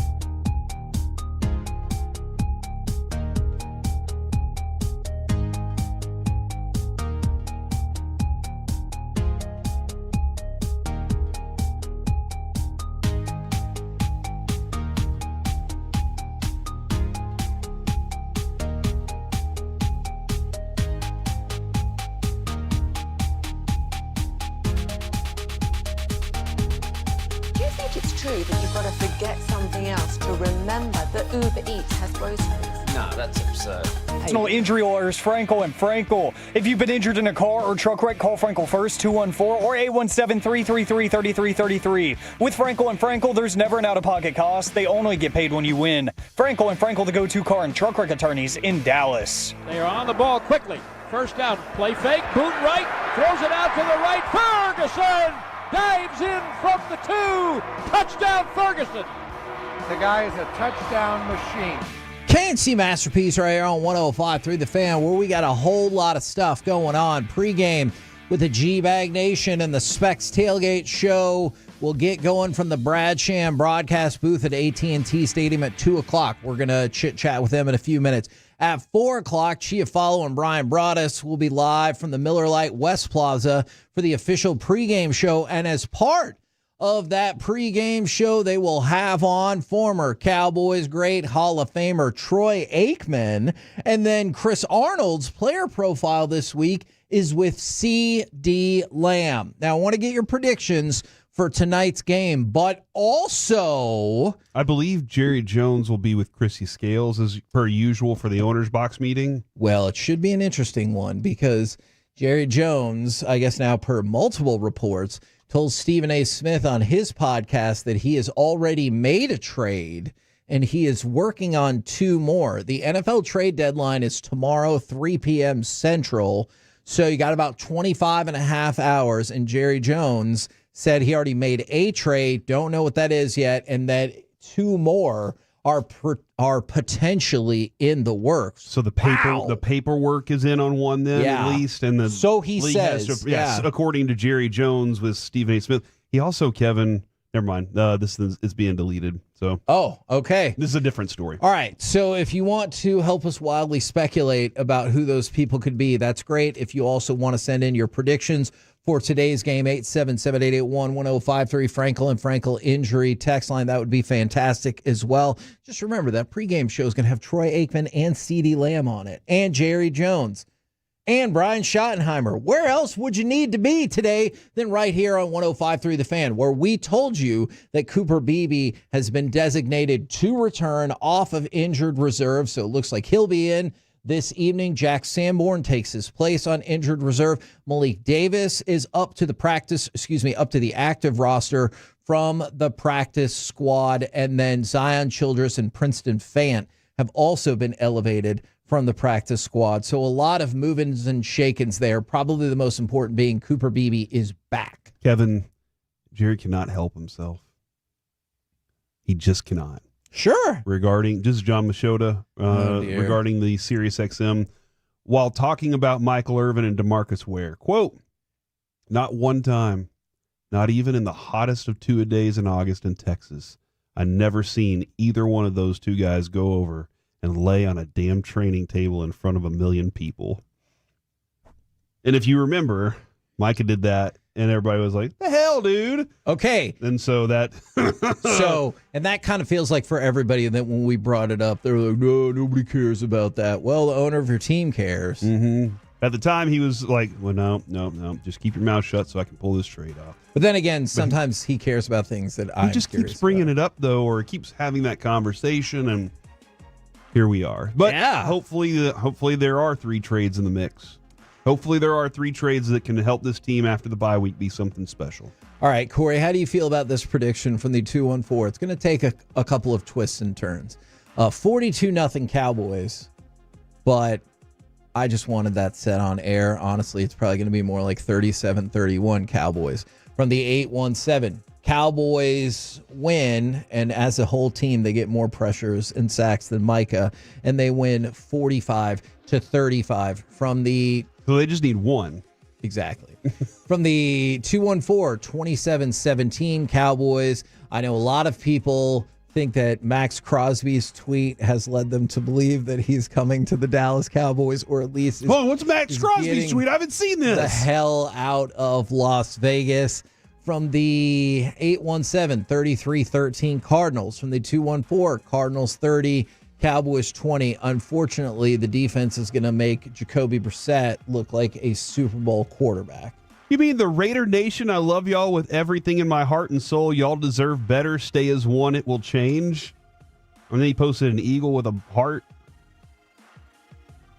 So, first of all, that was clearly his goodbye. Why did he post an eagle? Secondly, if he ends up with the Philadelphia Eagles, I don't know if it's really going to matter who Jerry trades for. I feel like that's going to get lost in the wash if that were the case. You think the Jerry saying I already made a trade is him talking about the Micah Parsons trade that he already made? You think that's somebody said that, and I was like, hold on. I mean, you can't rule that out, because in previous trade deadlines, we've had this exact conversation. Remember, it was 3 years ago, when he was like, I mean, we've already been active on the trade deadline. We traded for Brandon Cooks, and we traded for, and you're like, no, that happened in the offseason. That doesn't count. Well, he did say immediately it will have him on the field, and it will address some of the things that have been our shortcomings. Is he going to play tonight? Not tonight. Then no, it won't. After the trade can be made, Kevin. Okay, but don't say immediately when you have a game tonight. Because then that makes me think that player's going to play tonight. We traded. We did it. Yeah. He's doing it. He's playing 2 in 1 week. I would love it if they were like, again, I said it earlier with Mika. Hey, might as well bring him in and let him go out there and run around both 2 nights in a row. For the 210, I can't believe in the defense. 45-37 Cardinals. And this is the point where I guess, give everybody a friendly reminder that I do believe the over-under for this game is 54.5. So if you think it's going at 53.5, excuse me. So if you think it's going to get up in that neighborhood, maybe not such a bad idea. I definitely think that Arizona can score 30. Okay. That'd be their season high, right? I don't put them at 45. Sure. But I definitely think that this defense is bad enough to where you can put 30 on them. Yeah. But the offense is still in a range where they can put 37 up. So that's where I am with this game. Is I see a 37-33, 37-35. I don't see a not close game. Cowboys haven't proved that they haven't proved that to me yet. For them not to give them a benefit of the doubt and anything like that. I'm starting to think this should maybe be a new, at least mini segment on Mondays. What do you need to happen tonight? Because from the 214, I need Javonte Williams and Ferguson to get me 17 points. That should be a future mini segment. What do you need to happen tonight? Oh, absolutely, dude. There are so many nights where you're looking at it and you're like, okay, I need 2.5 points, or I need 65 points, and I have one player. One night, dude, Mike Vick went out there and scored 52, and everybody's like, the hell just happened? Yeah. And it won somebody a game. People, y'all know, you fantasy football players, you know, Mike Vick won you once. From the 461, Baker is going to come out in a Cowboys jersey tonight. That would be amazing if instead of the Cardinals, he comes out for the Cowboys. That makes sense. I have always thought that teams should negotiate with the team that's already right next to them. Just first, start with that team and be like, yeah, hey, do you want to make a trade? You can just come over right now. And then from the 214, I 100% think one of the trades Jerry is referencing is the Micah trade. We already signed a free agent. What are you talking about? Well, we signed CeeDee Lamb. Yeah. He was your own free agent. From the 817. We signed a free agent. Cowboys lose 28-21, and Jerry trades Brandon Aubrey before the game. Man, there's segments that you think sometimes will get traction that don't, and segments that like you don't necessarily will think will set social media ablaze. The Brandon Aubrey report that you brought up that we just talked about, I just thought like people would move on with it. People have so many freaking thoughts about that. Is this Jerry doing what Jerry does, though? Yeah, of course it is. Monday Night Football game. I need to bring more eyeballs than ever before. Let me go ahead and make everybody happy and say that the trade's done. Yeah. And then another couple trades could happen. And the intrigue's in now. I'll agree with that. And the trade that was done is like one that you're just like, what? I'll agree with that if I go back and listen to the podcast and he goes, you know, Steven, we really need to take this team to the max. And then I'll be like, hold on. I see what you're doing from the 682. And that would be the Crosby effect. Yeah. Of things. If it's something like that, then I'll buy into it. Javonte Williams, I need him to get 21 points tonight so I can stay undefeated. And then for the 817, I need CD to score more than -8 points. In that case, don't you just bench him? Just to make sure you're going to win? Yes. No, you don't want somebody to fumble. You don't want somebody to miss a field goal. You don't want your defense to give up points. If you're ahead and there's no way your opponent can beat you, take a player out of the game completely. Only reason is because points totals tiebreaker sometimes can be a problem. So later on down the road, if you're trying to win a playoff and you needed that extra 3 points, but you could lose the game. Okay, what's the most negative points you've ever seen a player get then? Because that would be my barometer. Like if the most I'd ever seen 6 was -6 and I'm ahead by 10, I'm like, all right, well, I'm going to play this guy. I've seen defenses get like -10 before, but that's about it. From the 214. Max Crosby's nickname is the Condor. So maybe that's what that little eagle logo was in your face. From the Corey. 214, what are the odds CeeDee Lamb puts up less than 12? I'm guessing that is what they're hoping for. From the -6. Okay. Are those the odds? That is not how odds work. We'll see. No. From the 806, I need Jake Ferguson to play terribly and Trey McBride to have the game of his life and still somehow the Cowboys win. And that's what I always struggle with in the fantasy football world. It's like I need these things to happen that maybe are not favorable to my team, but my team still win. Like I get it offensively because you're like, hey, I need a shootout and I need the right people to catch the right passes and still have my team win. Hey, from the 682. Yes, Corey, that game Mike Vick had 52 or whatever was against the Cowboys on Monday Night Football. Deshaun Jackson was his best friend. Kevin, don't forget, last week Jerry did tell you, whenever you asked, if there is a trade made, it will be not sending good players away. Was that before or after he did not care for my answer? I think it was before. Okay. But hey, he didn't say he didn't care for it. He didn't tell you to shut up. He didn't cuss at you. That's he just true. said, I have taken note of that. Thank you for your advice and opinion. Man, that was a really kind way to do it. I really hope he makes all these trades and he goes, you know, I talked to one radio guy He said we should be trading people out, and I just thought that was foolishness. Like that actually. How am I ever going to strike oil by doing that? Yeah, that actually would make me very, very happy. I'll never find a glory hole doing that. It feels like about a 60-40 split for people who think the Cowboys are going to win tonight. Maybe like 60-63% of people think the Cowboys are going to win tonight. I think they can. Sure. I think that it's more likely than not. But this team has shown me that nothing is out the window. Except Nothing. for trading good players away right now. They did it before, but not now. Yeah. Which is weird to me is like, why would you take the opinion? You're 3-4-1. The three teams you've beaten are combined 6-18 going into this weekend. And when I suggested that, he was like, "This nonsense. Why would we trade away that nonsense? All right, but He you just can- said the subtext. He said, "Look, stupid people say things to me all the time. At the moment, I feel like you're one of them." Okay. I didn't feel that way, Kevin. It's but just, then he was like, "I'm trying to win now." It's a weird take to me that you trade away your best player, but then be like, "But I can't trade away anymore." Trading away the best player that he thought couldn't help them win a championship so that he could get more best players, I'm assuming, is the goal. All right. Well, sometimes you have to risk it. Okay, but then other times you end up with a bag of bugles. But then really risk it. Yeah, and we all put them on our fingers and they're not pretended that like good. we were a witch. They're not that good. Yes, that's the only reason they sell is because they fit on your fingers. Like olives. But then if you're going to risk it, man. Trade all those picks you got and like go all out and build your freaking all-star team. It's going to be these half-ass measures for somebody that they got for a conditional fifth that might start most of the time at safety, and you're like, we did it. I do have, Kevin, I do have that kind of feeling that there is like this, like, it's a thing where most people are going to go, who? Yeah. And the Cowboys are going to be like, you don't understand how this is going to help us. Yeah. Usually that's kind of the play. Is It's like Kenny Clark made the run defense better. Hey, not one man can do that, Kevin. Oh, okay. We're the KNC Masterpiece right here on 105.3 The Fan. Coming up next, we'll take you live to AT&T Stadium to chit-chat with the fellas from the G-Bag Nation right here on 105.3 The Fan. Pepper lady. Razor blades. Nutmeg lady? No. I just said that. Is he Spice Girls? Doesn't sound right. Was it Saffron Squad?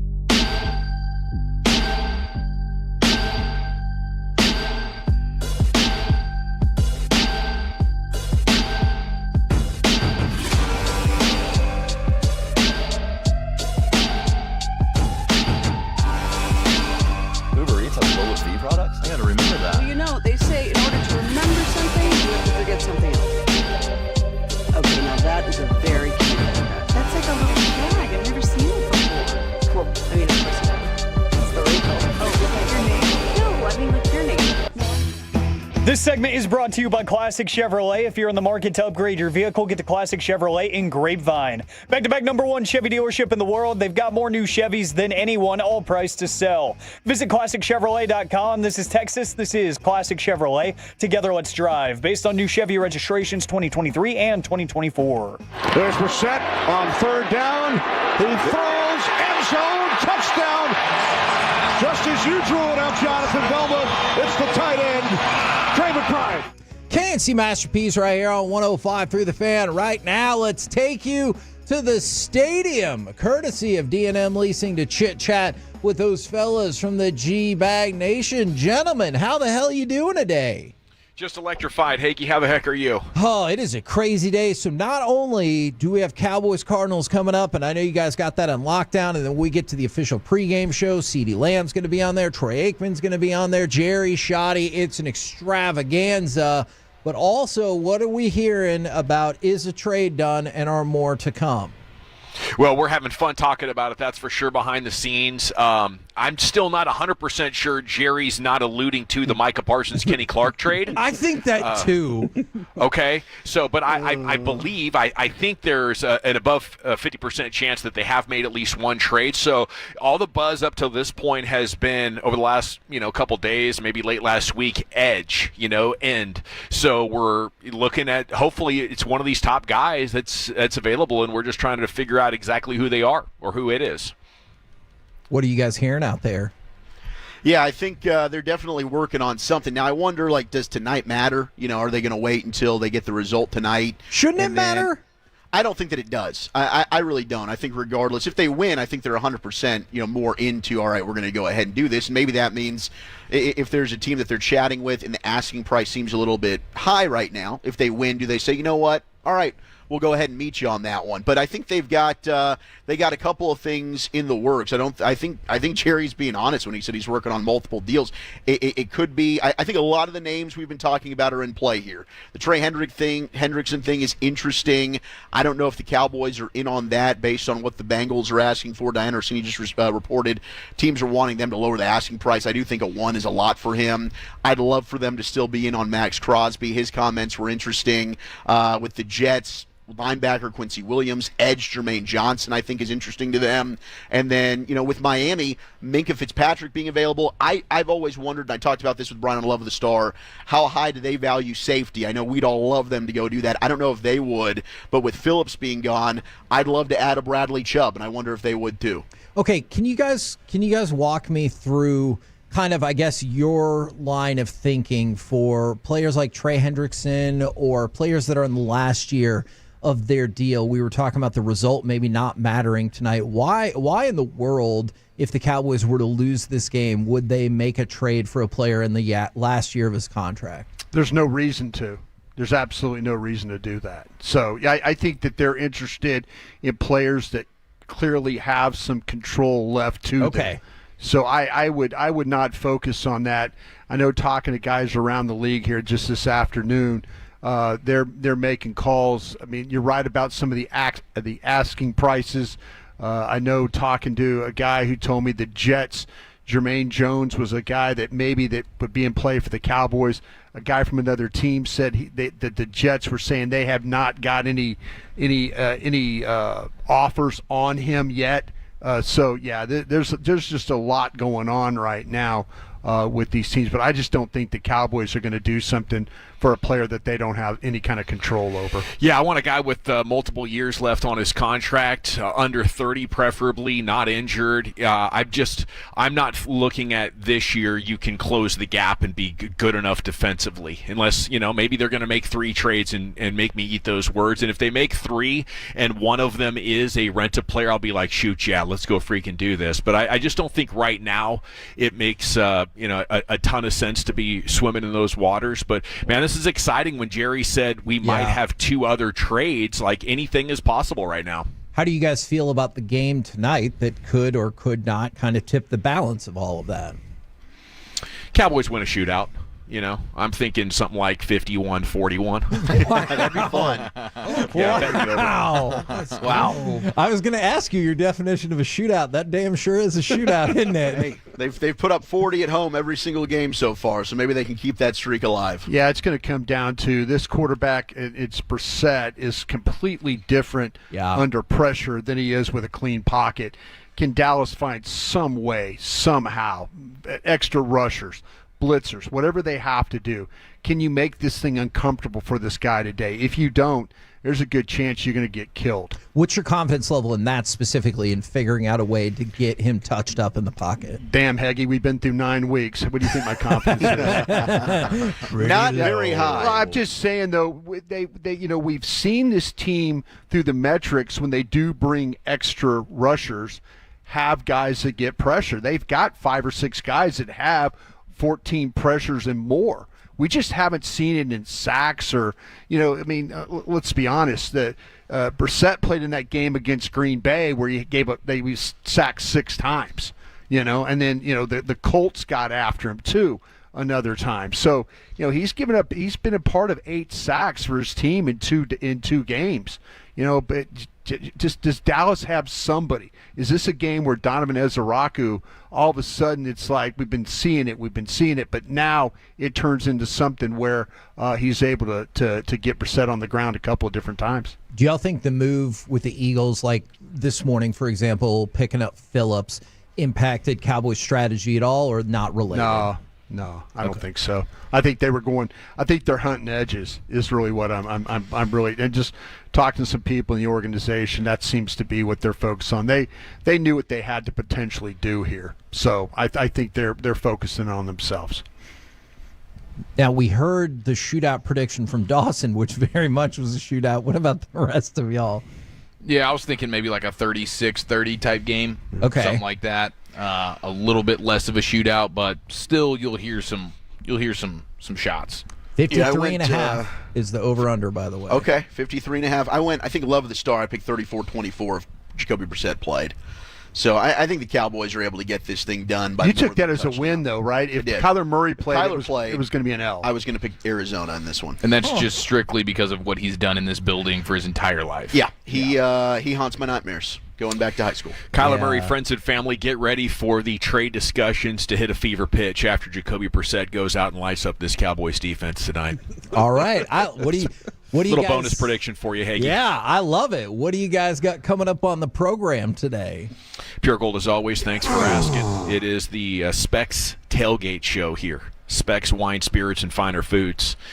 You know them and love them, and we're all over this trade deadline story, so we'll resume the conversation and the investigation into what Jerry Jones meant when he said they've already made a trade here right out of the gates, about 5 minutes. Love it. Roll home with the G-Bag Nation. Then when the official pregame starts at 4, remember CeeDee Lamb's going to be on that with CA. They're going to talk Troy Aikman, Shoddy, Jerry Jones. There's nowhere else you need to be on Cowboys game day, Corey. That 105.3 The Fan. Say go Cowboys, Kevin. Go Cowboys. Sean and RJ, the KNC Masterpiece, G-Bag Nation, and Fan After Dark. Live and local. Turn it on and leave it on. 105.3 The Fan and our Odyssey, iHeartRadio, and TuneIn apps. This is Andrew Perloff with an Odyssey Sports Minute. The Bills beat the Chiefs yesterday, but there's a real question about whether it changes anything. Since 2020, Buffalo is 5-0 in the regular season against KC and 0-4 in the playoffs. We've seen this movie before. You get the feeling this is Act 1 and what has become the most interesting rivalry in the NFL. The Bills feel good today, of course, but at some point they will likely face the reality of trying to beat Patrick Mahomes twice, and that's a tough task. I'm Andrew Perloff. This is the story of the one. As a custodial supervisor at a high school, he knows that during cold and flu season, germs spread fast. It's why he partners with Grainger to stay fully stocked on the...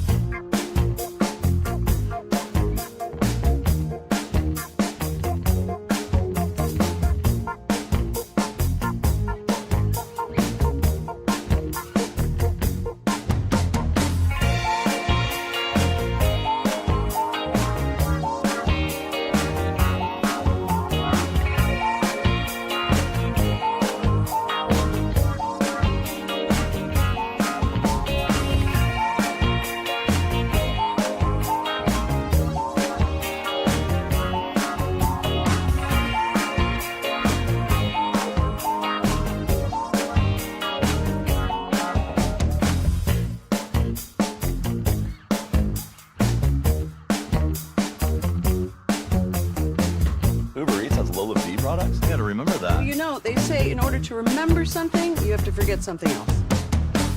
Okay, now that is a very cute haircut. That's like a little shag. I've never seen it before. Well, I mean, of course you have. It's the Rachel. Oh, is that your name? No, I mean like your name. No, I'm Jen. My name's Jen. Right, but I just mean like this is your haircut. But that's hair on your head. I'm not saying this is your hair. Okay, great.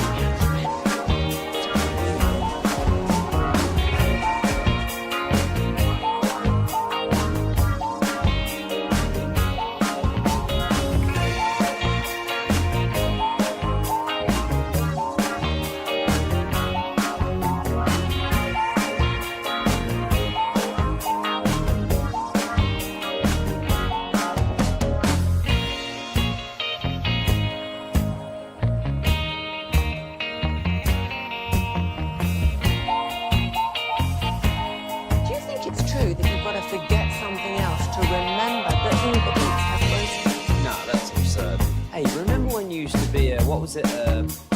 Pepper Lady. Pepper Lady. Was it Cinnamon Sisters? Razor Blades. Saffron Squad? Nutmeg Maidens? Freak. No. I just said that. Was it Spice Girls? Doesn't sound right.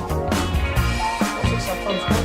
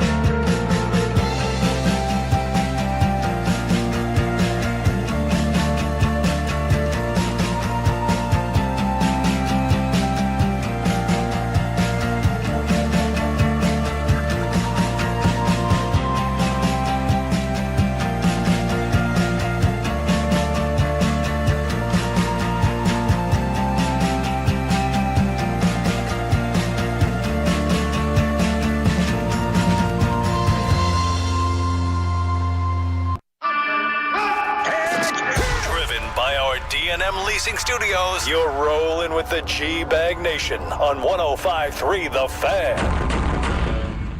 Here we go. It's hour number one of the G-Bag Nation on 105.3 The Fan. We are live at AT&T Stadium, and we're about 5 hours and 15 minutes away from Cowboys and Cardinals here on 105.3 The Fan. Going to have Troy Aikman join the pregame show at 6 o'clock tonight. That'll be fun. That'll be fantastic. It is the Specs Tailgate Show officially, boys, for the next 2 hours. Brought to you by Specs Wine, Spirits, Finer Foods. Proud partner of the Dallas Cowboys. Cheers to savings. Okay, and if you missed Crosstalk or if you have not been looking at Cowboys Twitter, Jerry Jones setting Cowboys Twitter into quite a tizzy, I think you could call it. Quite excitement. Quite a tizzy.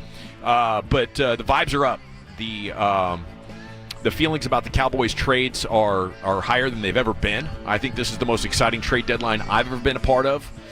Jerry said on SiriusXM with Stephen A. Smith, he has made a trade that will immediately address some things that have been our shortcomings. He also said that he is working on 2 more trades ahead of tomorrow's deadline. So we've had a lot of fun here over the last hour or so looking at who this might be.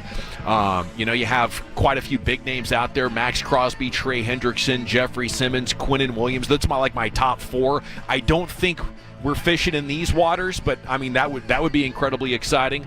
There's a next group down that involves like Jermaine Johnson, Arden Key, the Titans linebacker. Is he an edge player as well? Yeah. Bradley Chubb, and then they have the other guy.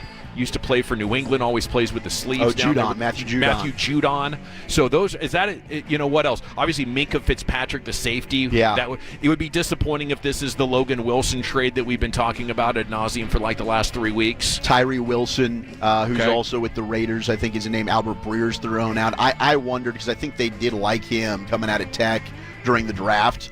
And we've seen the Cowboys last year with Jonathan Mingo. If there's a player that maybe hasn't worked out where they currently are, they had a high draft grade. Could that be something? I mean, Adam Schefter this morning, just unprompted on McAfee, brought up Mozzie. We got that report that the Cowboys would be interested in shopping Mozzie. I'd be stunned, what if there's value for Mozzie, but maybe that's one that, the Raiders, could they look at a Mozzie Smith and say, all right, Tyree Wilson's not working for us, we'll give, and that's not one that would really tilt the balance that I think would get people super excited, but I think that's a name to monitor as well. Maybe a throw-in player, but I mean, it's $2.5 million next year for Mozzie Smith, the 4th year of his rookie contract. It escalates, and I can't imagine any team would be thinking, let's take Mozzie Smith now instead of take that $2.5 million into the free agent market. But if you could find a taker for him, I mean, I guess my only thinking would be there's no other Cowboys out there.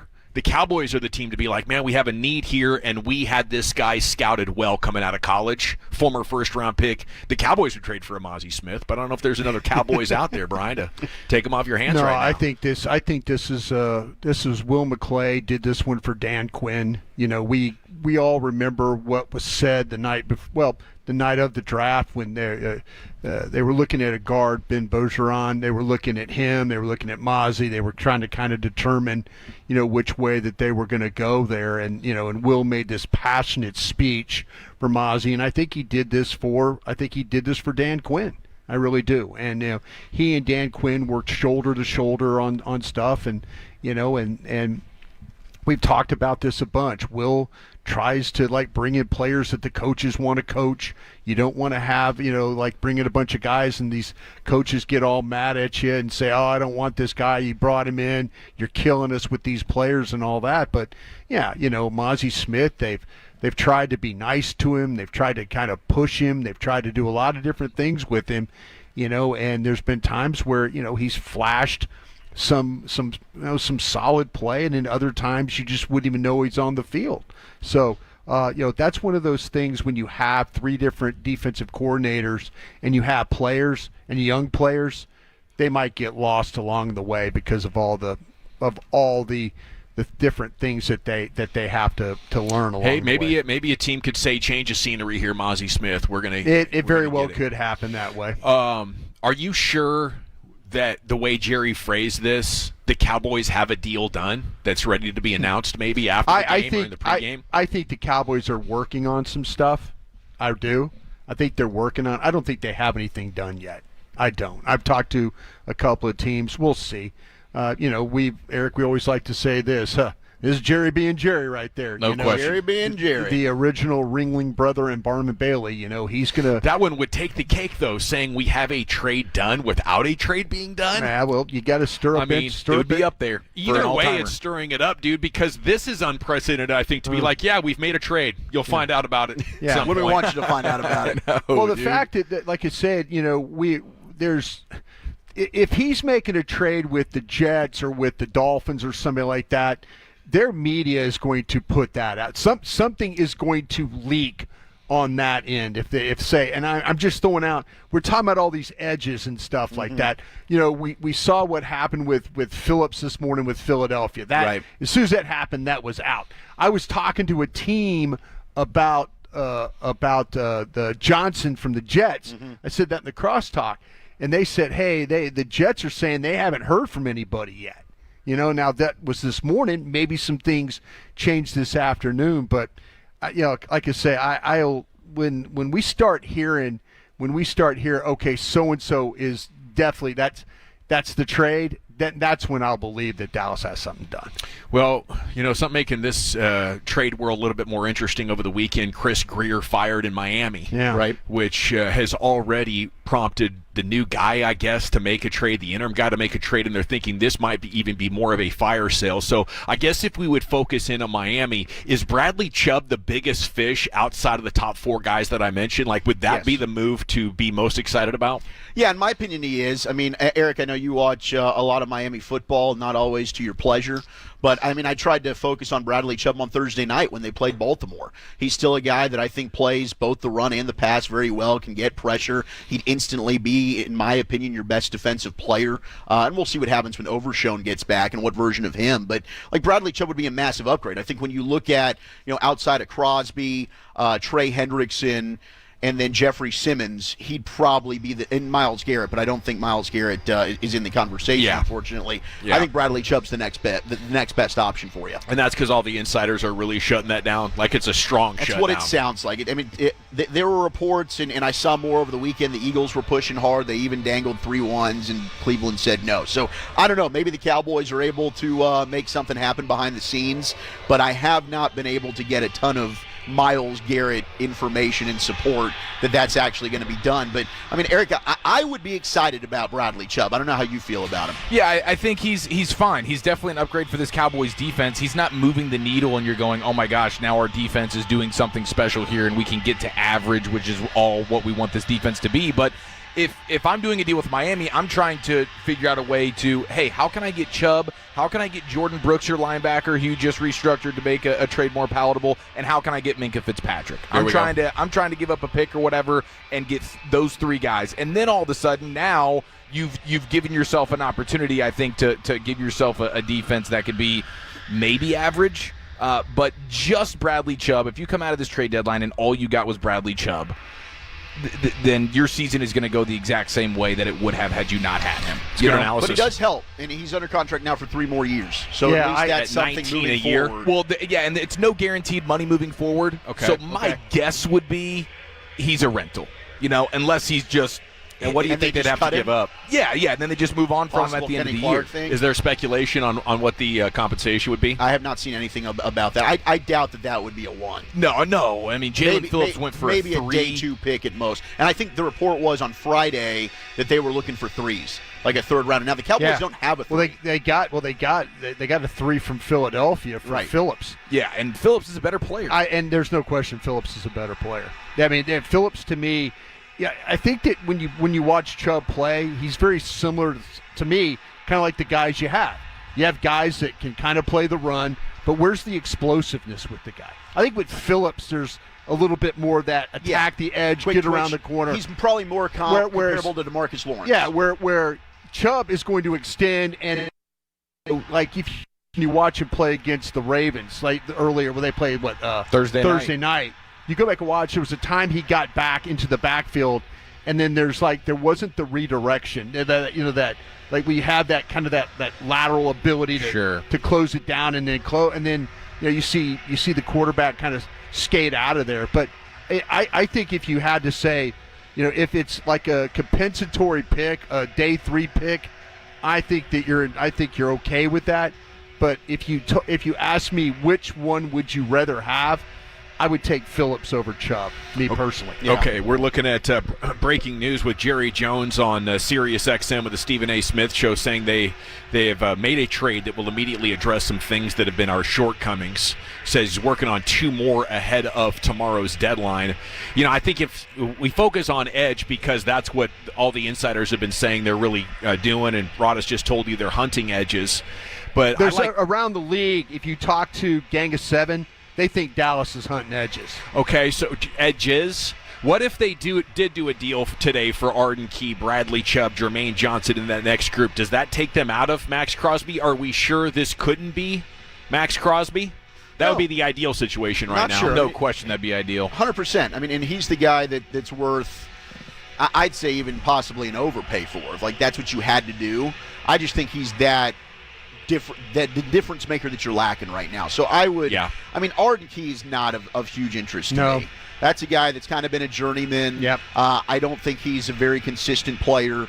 Arden Key to me would be like a little bit better than the Mingo trade last year. I don't think that's really that he would fill right into what you have right now with the Fowlers and the guys that, like, maybe he's okay, maybe he does absolutely nothing. And that's kind of how I'm looking at Jermaine Johnson. I've only watched him play twice this year, but he seems like a guy who measures like he could be a star. And maybe when he makes the big play, you're like, holy crap, this guy's an absolute unit. But, you know, looking at his statistical profile and the times I've been able to see him, there's not enough substance there to get excited about him either. So if you want to change where this team is going, I like what Chief was saying. The player to do that with is a Max Crosby, or I feel like they really need a good corner. They obviously need another coverage safety, and they need a linebacker. So, to me, they're multiple players away, and definitely more than Jermaine Johnson, Arden Key, Bradley Chubb away from, being the kind of team that I think you're this aggressive at the trade deadline because you want to manifest that into reality. It's not to go out and make incremental improvements with guys that might be rental players. So like I said in crosstalk, or right at the start of the show, I'm losing track now because we're in such a whirlwind. This is the most exciting trade deadline maybe the Cowboys have ever had. Well, it could go either way. I mean, that's the thing. I mean, is Jerry out there being Jerry like we talked about, or do they have something legitimate? Has he made a trade? I'd like to believe if Max Crosby was being traded, that we'd know. That's another one that we would know. Yeah. I don't think that's one that just kind of like, oh, let's keep this on the down low until Tuesday and kind of figure it out.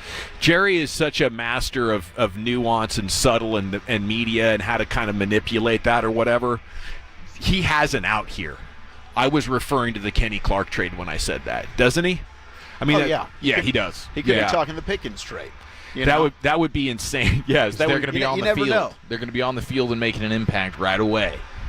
But he gave you the Pickens trade. He gave you the Kenny Clark trade. This is a trading Cowboys team that realizes we have messed up enough on the drafts that if we're going to give ourselves a legitimate chance to go out here and compete, we got to be this level of aggressive. So I do expect stuff to be happening. Yes. I expect multiple trades between now and tomorrow at 3. I agree. And that's why, I'm totally in on Chubb. I'm totally in on Minka. Yeah. I'm very interested in because you're trying Johnson. to stack. You're stacking multiple. I'm trying. You're trying. And these are guys to me. I guess if Bradley Chubb just wasn't good and they made the trade for him, then you have the out. That's nice to have. But I'm thinking okay, this is a guy that now I'm going to have good player in my plans for the future because I'm trying to just. This defense has so many issues.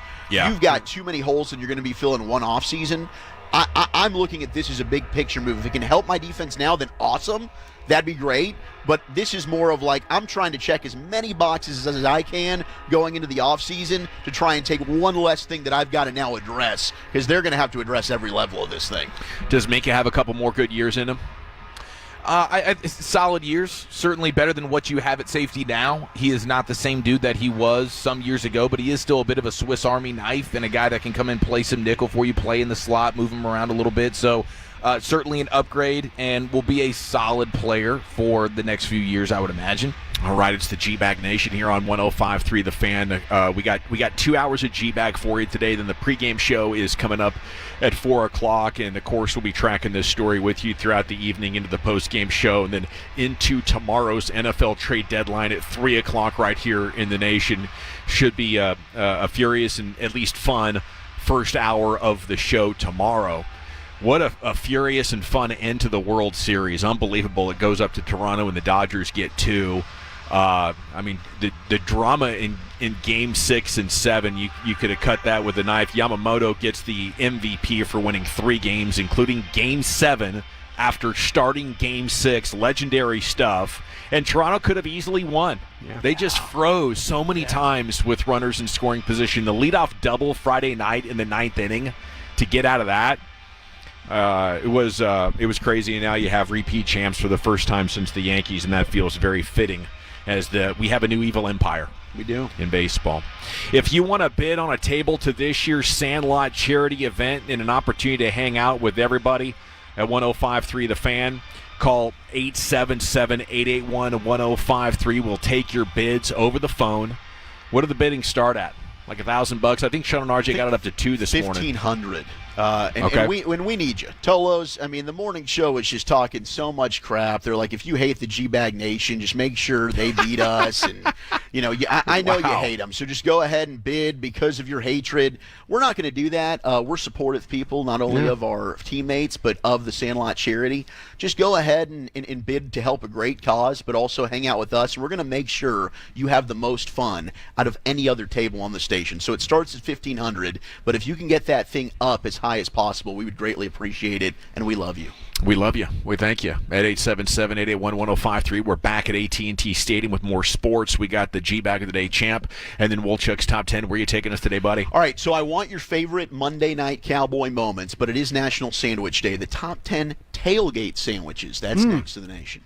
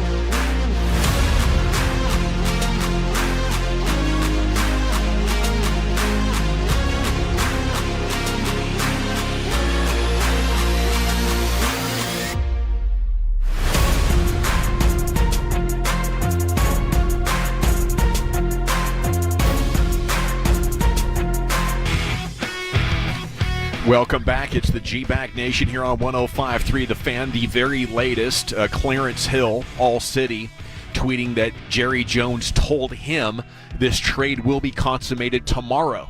Jerry Jones, just over an hour ago on SiriusXM with Stephen A. Smith, said he's made one trade, working on two more that could happen before tomorrow's trade deadline. So, interesting. I don't know that if a trade has ever been announced like this. Jerry Jones absolutely captivating the news cycle once again, boosting Monday Night Football TV ratings, accelerating the star to the top of the news cycle like nobody else can. The most brilliant bleep hole of all time. He is a wizard of captivating the media's attention and breaking the rules, I suppose, when it benefits him. Okay, we got to get to the champ here in Wolchuk's Top 10. Segment's brought to you by the Frankels. If you've been injured in a car truck wreck, call the Frankels first, 214 or 817-333-3333. There's never an out-of-pocket cost. They only get paid when you win. The Frankels are the go-to car and truck wreck attorneys in Dallas, and we'll be back on this story here in just a minute. But it's time now to go into the Pimp Cup, where Lucius has your champ, buddy. Yes, I see Jerry Jones gave his man a story. Yeah. Jumped on his platform. You got a new platform, I'll give you a story, buddy. Here you go. Gave him a story. Even though last week Stephen A. Smith compared Jerry Jones to Joe Biden, I'll still give you a story. How about that? Yeah. That's love. That's love right there. I don't know that type of love, but that's love. It's a different kind of love. You know, some families just don't stop making fun of each other and stinging on each other. I guess it's that kind of love. Boy, you sure got me. I heard that, what you said. You sure got me. You're kicking my ass pretty good right now. Kicking my ass pretty good right now, I tell you what. Yeah. All right, G, back in the day, we do it every weekday on the Fan 530. We play the chant right about here. Our winning piece of audio as of right now comes from the morning show here on 105.3 The Fan. I call it the RJ and Choppy Show. It's really Sean and RJ. If you're not familiar, get familiar. Shout out to Bobby and Peyton. Anyways, Mr. RJ Choppy longs for the touch of a man. What's something men secretly love doing but pretend they don't? Look, for me, this is easy.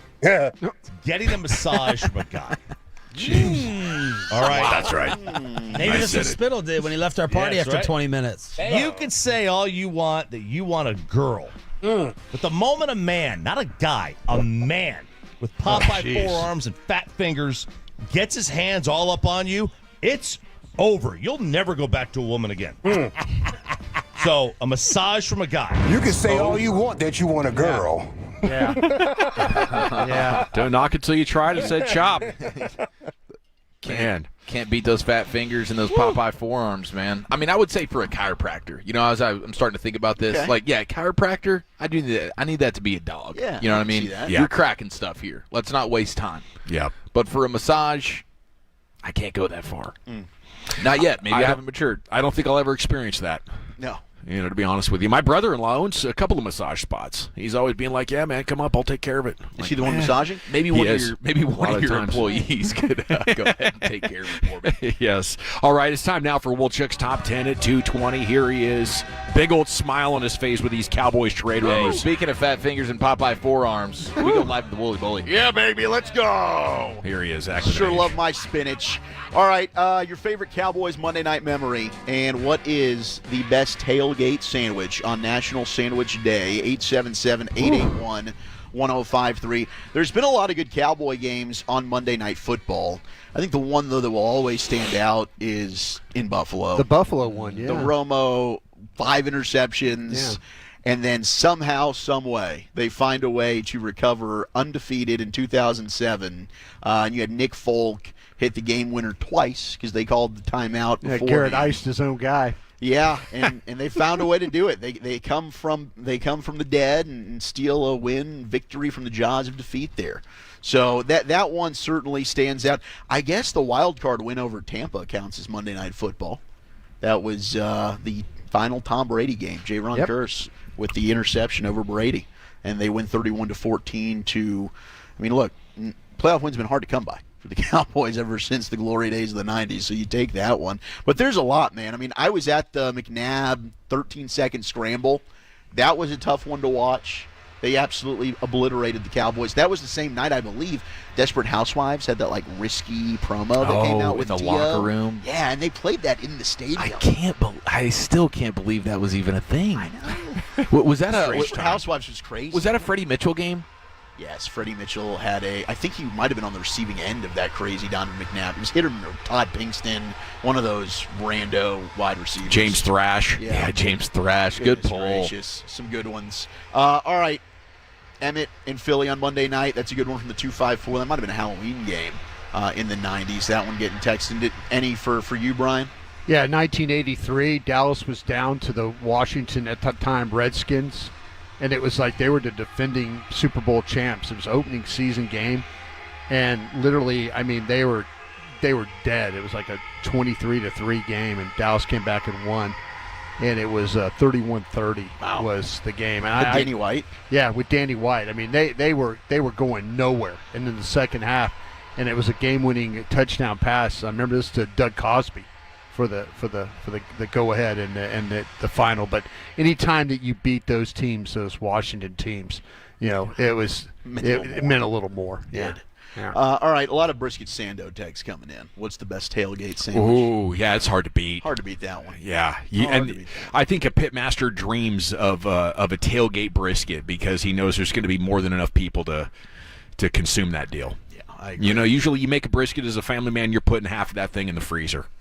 You know, yeah, and that's a bummer. You're going to eat a lot of that. It's deflating. Let me ask you this: the tailgate brisket. Okay, we're looking at about a 9-hour cook. Right? At least. So, is that a dangerous thing to do? Is that you transport the brisket, or are you getting in the parking lot? I think you almost cooked it overnight, didn't you? And then are you bringing it like in the cooler and you're slicing it for everybody? Yeah. So basically what you're doing is you're not really cooking it at the stadium.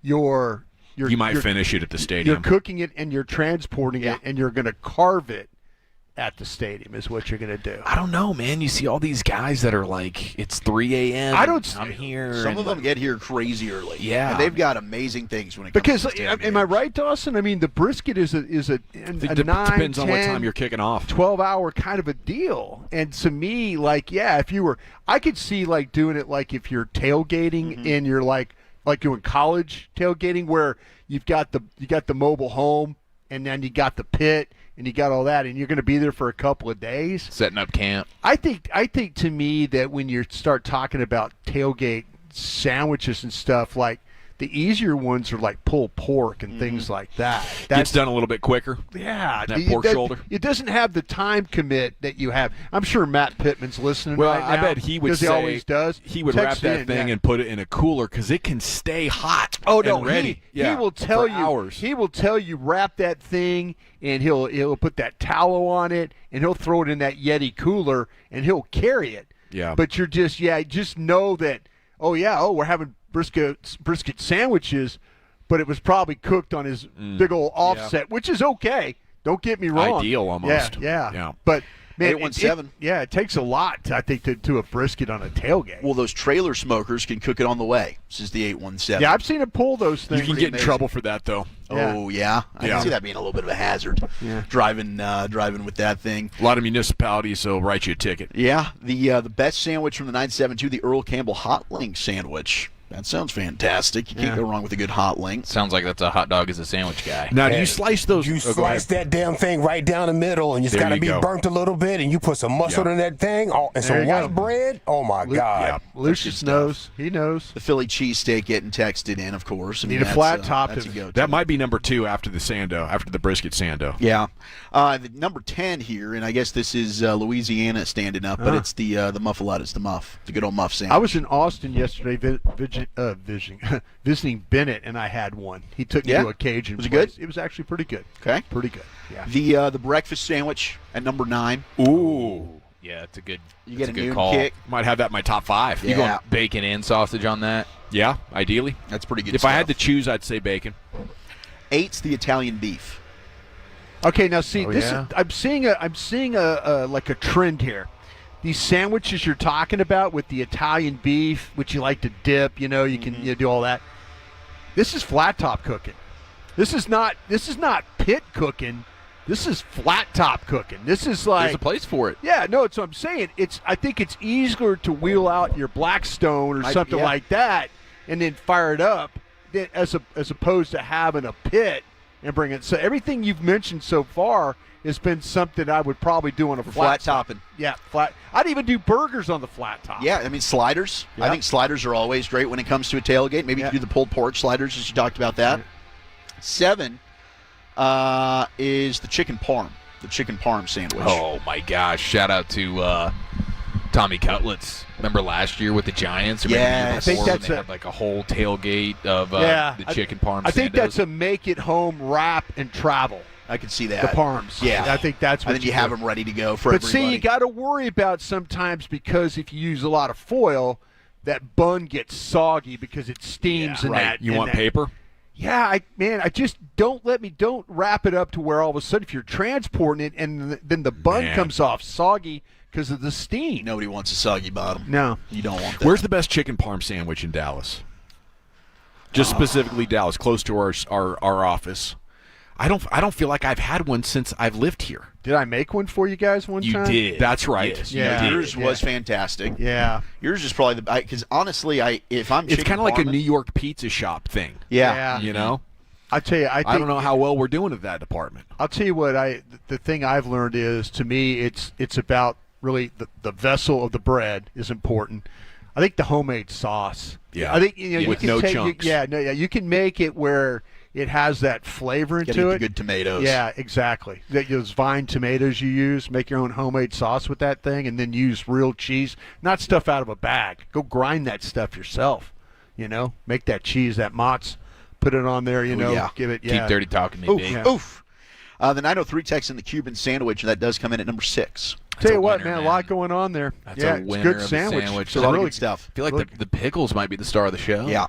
But the Cuban sandwich usually pressed, right? So Little panini style. So Yeah. again, is this a tailgate situation? Are we loading up the press and doing all this? I mean, how difficult is that? Like, in all honesty, Well, do you just bring that the presser deal? I think get like an Earl. Well, you got to shit. plug that thing in. So do you have to have power to do the thing, the press? Oh yeah, Yeah, there's a lot going on. You got to be committed. it's a great sandwich, though. It's an absolutely great sandwich. 5 is the Italian, and I guess that's just cold cuts. Okay, yeah, well, that's the Italian, right? Just You could easily be able to make that happen. I would make that if I would get something like I get a loaf that's like 4 feet long and make something like out of that, and then carry it to the game on a board, and then. Oh, that's good presentation right there. Just get a 2x4, put that thing on, let it sit on that board, and then wrap it, and then carry it. You have to have put it in the back of a truck or something like that, but you can get it here. We got some love for the Po' Boy coming in Yeah. from 903. There you go. Has a good tailgate sandwich. Happy National Sandwich Day. Your top 4. 4 is the Philly cheesesteak. Tailgate sandwich. That's a flat top sandwich right Surprised there. that didn't crack the top 2. I know, That's me that too. ribeye, chop it up with the Yeah. onions, the peppers if you want it. Well, Dawson's right now just thinking he wants the steak and the cheese and bread, nothing else. Yep. Am I right, Dawson? Fried onion strings would be nice. Okay. Oh, there you go. That's So, a yep. that's a little crunch to it. 3's the meatball sandwich. Meatball.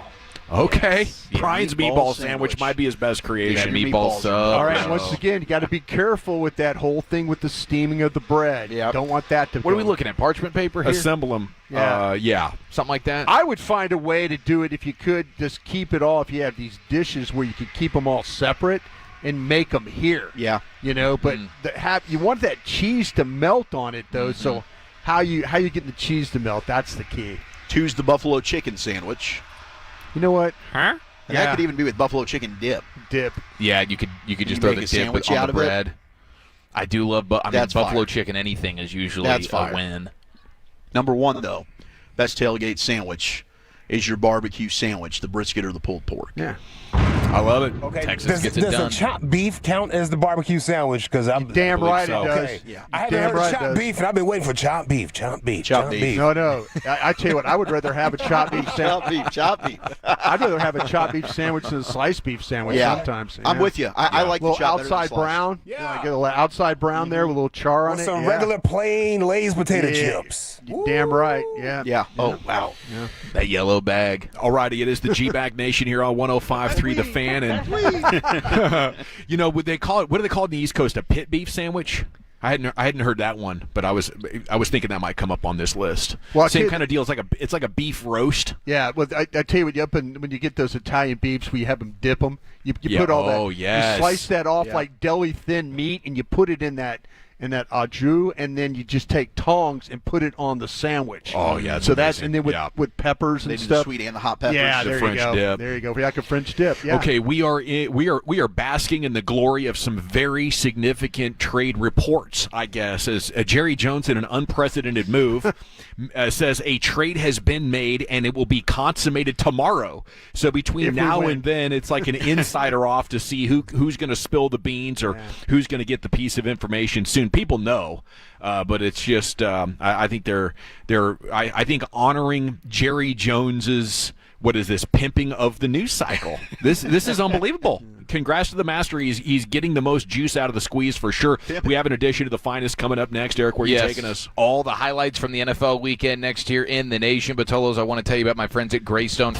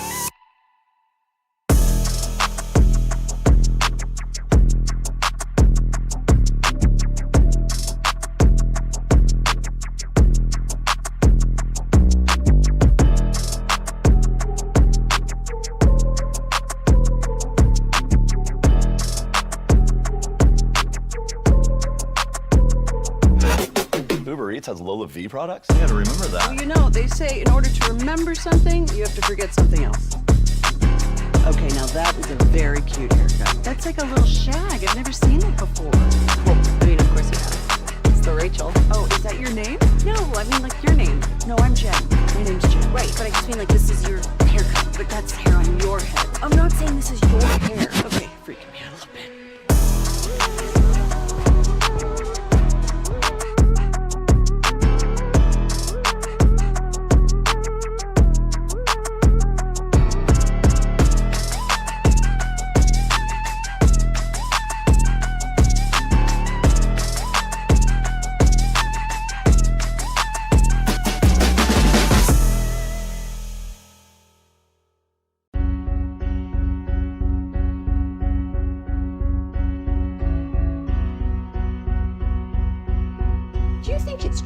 Got to forget something else to remember that Uber Eats has groceries.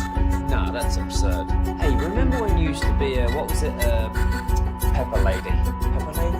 Wasn't it Cinnamon Sisters? Razor Babes. Saffron Squad? Nutmeg Maidens? Paprika? No. Nutmeg Maidens. I just said that. Was it Spice Girls? Doesn't sound right. Was it Saffron Squad?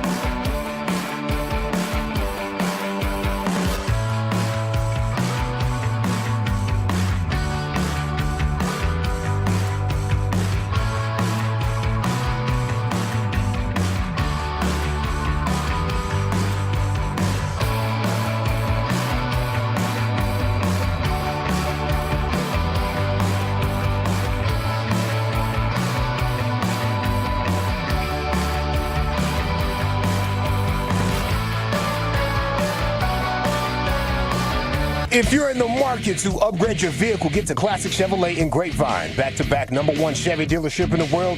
They've got more new Chevys than anyone in their own price of sale. Silverados, Tahoes, Blazers, Malibus, Equinox, and more. Visit ClassicChevrolet.com. This is Texas. This is Classic Chevrolet. Together, let's drive, relax, and enjoy the difference. Based on new Chevrolet registrations 2023 and 2024.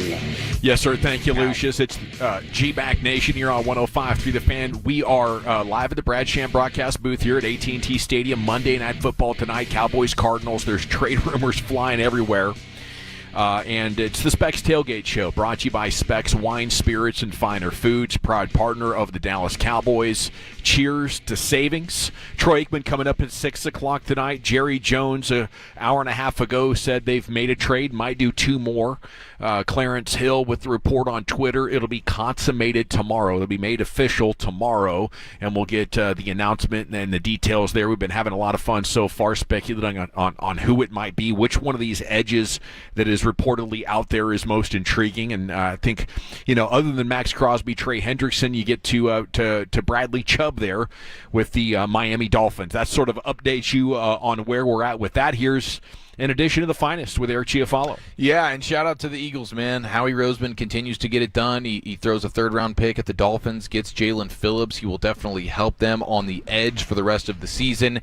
And the Dolphins are eating like $6 million of that deal. The Eagles are paying $500,000 for the rest of the season for Jalen Phillips. And then when you look at how many picks they still have for the upcoming draft, they still have a 1, a 2, 2 3s, 2 4s, and 2 5s. Yeah, they got and they've made 3 trades this week. Yeah, man. They got Jair Alexander as well. I mean, Roseman just puts on a total masterclass, and it is as aggravating as anything in all of sports right now. Okay, so from the football weekend, first of all, maybe we see back-to-back days of record-setting field goals. Because Cam Little of the Jaguars bangs home a 68-yarder yesterday. It's hilarious to just watch because you see where the ball's placed on that, and you're like, it's on the other side of the Raider logo. Yes, yes. Other teams can do this? Yeah. It's insane. Yeah. Cam Little, so we'll see if Brandon Aubrey can get it done. But I did see, I think Cam Little got hit with a drug test thing. Yeah, he put out the picture of it. You've been selected by the NFL drug testing program. Just happenstance. Just trying to. Just to be sure. That was going to happen either way. I would just hope that Dallas would have a defensive player that would be that would fall into that category. Yeah. They drug test him after a game tonight. Yeah, you just all of a sudden it's Donovan Ezeraku has like a Micah Parsons day against Arizona. Man, that's a great question. And then all of a sudden he's tweeting out that, hey, I just have to do a drug test after the game. Has a single Cowboys defender been drug tested this year? Is the league just being like, no, we're good. No. We're good. It might have been that Kenny Clark game, week 1, week 2. Maybe, yeah. Maybe a Donnie Fowler. I can't wait till Ezeraku puts on like 10 pounds of muscle, dude. Mm-hmm. He is going to be top 15 edge for sure. Maybe top 10, maybe top 5. Sky's the limit for this guy. He's coming on. Man, I hope. All right, so yesterday was an interesting day of football. It usually is. A little bit closer games this week, huh, Eric? Yeah, last week we weren't very close. Last week we had some duds, especially in that 1 o'clock slate, but this week was quite a bit different. Tip of the cap to Brock Bowers. Comes back off the injury, off the bye. That dude is as fun a player to watch in the league as anyone right now. 12 catches, $127, 3 touchdowns, one of which was, it took him forever to review it. I'm going, guys, he caught the ball. First of all, it's Brock Bowers. What else do you need to know? And a butt is 2 feet. The butt is 2 feet. He had a butt and an elbow. 2 cheeks and an elbow, one-hander. Like, why are we wasting time here? He is unbelievable. CNFL, bro. They waste your time with some of these things. They just really enjoy too much of it. They waste your time. How about the Bills, though, man? Nobody circles the wagons like the Buffalo Bills. Buffalo Bills. Yeah, they man, that might have been the worst game I've ever seen Mahomes play. Ooh, wasn't good. I mean, right up there with that Tampa Super Bowl where it was just the pass rush is just all over the place. The Joey Bosa signing. Yep, starting to make some sense there. They get their guy Hairston back in the secondary, the rookie. He goes and gets an interception. Yeah. Good player. It's like 44% completion percentage for Mahomes in that game. Like he couldn't get any, and they still had a chance. They did. That's the thing, is like they still had a chance late in that game and they couldn't get it done. But the Bills defense, I don't know what they concocted, but they looked like a totally different version of themselves than they have all season long. And they do what they often do, which is beat the Chiefs in the regular season. And then if you're a Bills fan, you're going like, okay, cool. We needed that because we're not like in the catbird seat right now in the conference or in our division, so we needed that win. But also, can we do it again? Is this just history repeating itself? Can we beat them in the postseason? That's always the question for them. They played. I just looked at the numbers for you, Eric. They played zone 66% of the game, and they played man 34% of the game. Is what they did for him there. He was against zone. He was 9 of 22 for 159 yards in the interception. Ooh, not good. Passer rating of 47.3. How about Kansas City third place in the division going into Week 10, behind Denver and the Chargers? And at 5 and 4. I think Chiefs go bye week and then they get Denver. They still got Denver 2 times. That's going to be a huge game. Denver escapes with a victory over the Texans. I mean, it's so annoying to watch an offense play the Cowboys and then watch them play a competent defense, and it's just a totally different version. And all of a sudden, it's crazy. I think John Machota had this stat a little bit ago. I just scrolled across it. Like, teams the week after they play the Cowboys are averaging 14 points less. Yeah. It's unreal. Yeah. It's just the elixir. Like, hey, we need to feel good. Go ahead. Keep the Cowboys. It's the ultimate get-right game. It really is. That's why Kyler Murray's just kicking whoever it is that is keeping him on the bench tonight, because he knows, like, even with one leg, I could go out there and put up, PRs in every quarterback category. Eric, if I had to say true or false that the Buffalo Bills' most effective pass rush was with 4 men, would you say true or false against Kansas City? Their best pass rush was the one that created the most pressure was with 4 men. Would you say true or false? From watching the game, I would actually say true. Yeah. But you tell me. Absolutely, it's true. By a mile? Yeah. 28 dropbacks. They rushed 4. They had 13 pressures in 28 dropbacks. Wow. Off just 4-man rush. Yeah, I mean, it was the whole game. It was just like, man, 2 sacks. The Chiefs' offensive line was getting bullied. Yeah. Bullied in a bad way.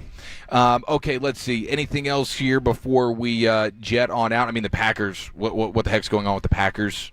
Jordan Love. Well, the Tucker Kraft injury now out for the season. Oh, that's heartbreaking. That's huge. Freaking heartbreaking. My favorite trick play of the weekend, the Bears had a couple. They had one that went for a touchdown, but they had one where they put their tight end under center, and then Caleb Williams is behind him, and the center takes the snap and then flips it back to Williams. And then the tight end runs to the right. Williams goes on a pitch to the left and then throws it back to the tight end, and then the tight end throws it to the wide receiver down the field. Wow. Ben Johnson continues to be a monster. Awesome. I love it. Thank you, Chief. Yes, sir. An edition of football's finest most every afternoon, usually 5 o'clock here on The Fan, but today we're heading for Cowboys pregame coming up at 4. Troy Aikman will join the guys at 6 o'clock tonight. It'll be an incredible day. I think CeeDee Lamb's the player guest with Chris Arnold before that. So, kickoff 7 o'clock, and cannot wait to get there and see what happens tonight with this game. I am picking the Cowboys to win in a blowout or a track meet, rather, 51-41. And on top of that, we have a trade that is going to be announced at some point. Maybe some insiders can get to that, but even before tonight's game.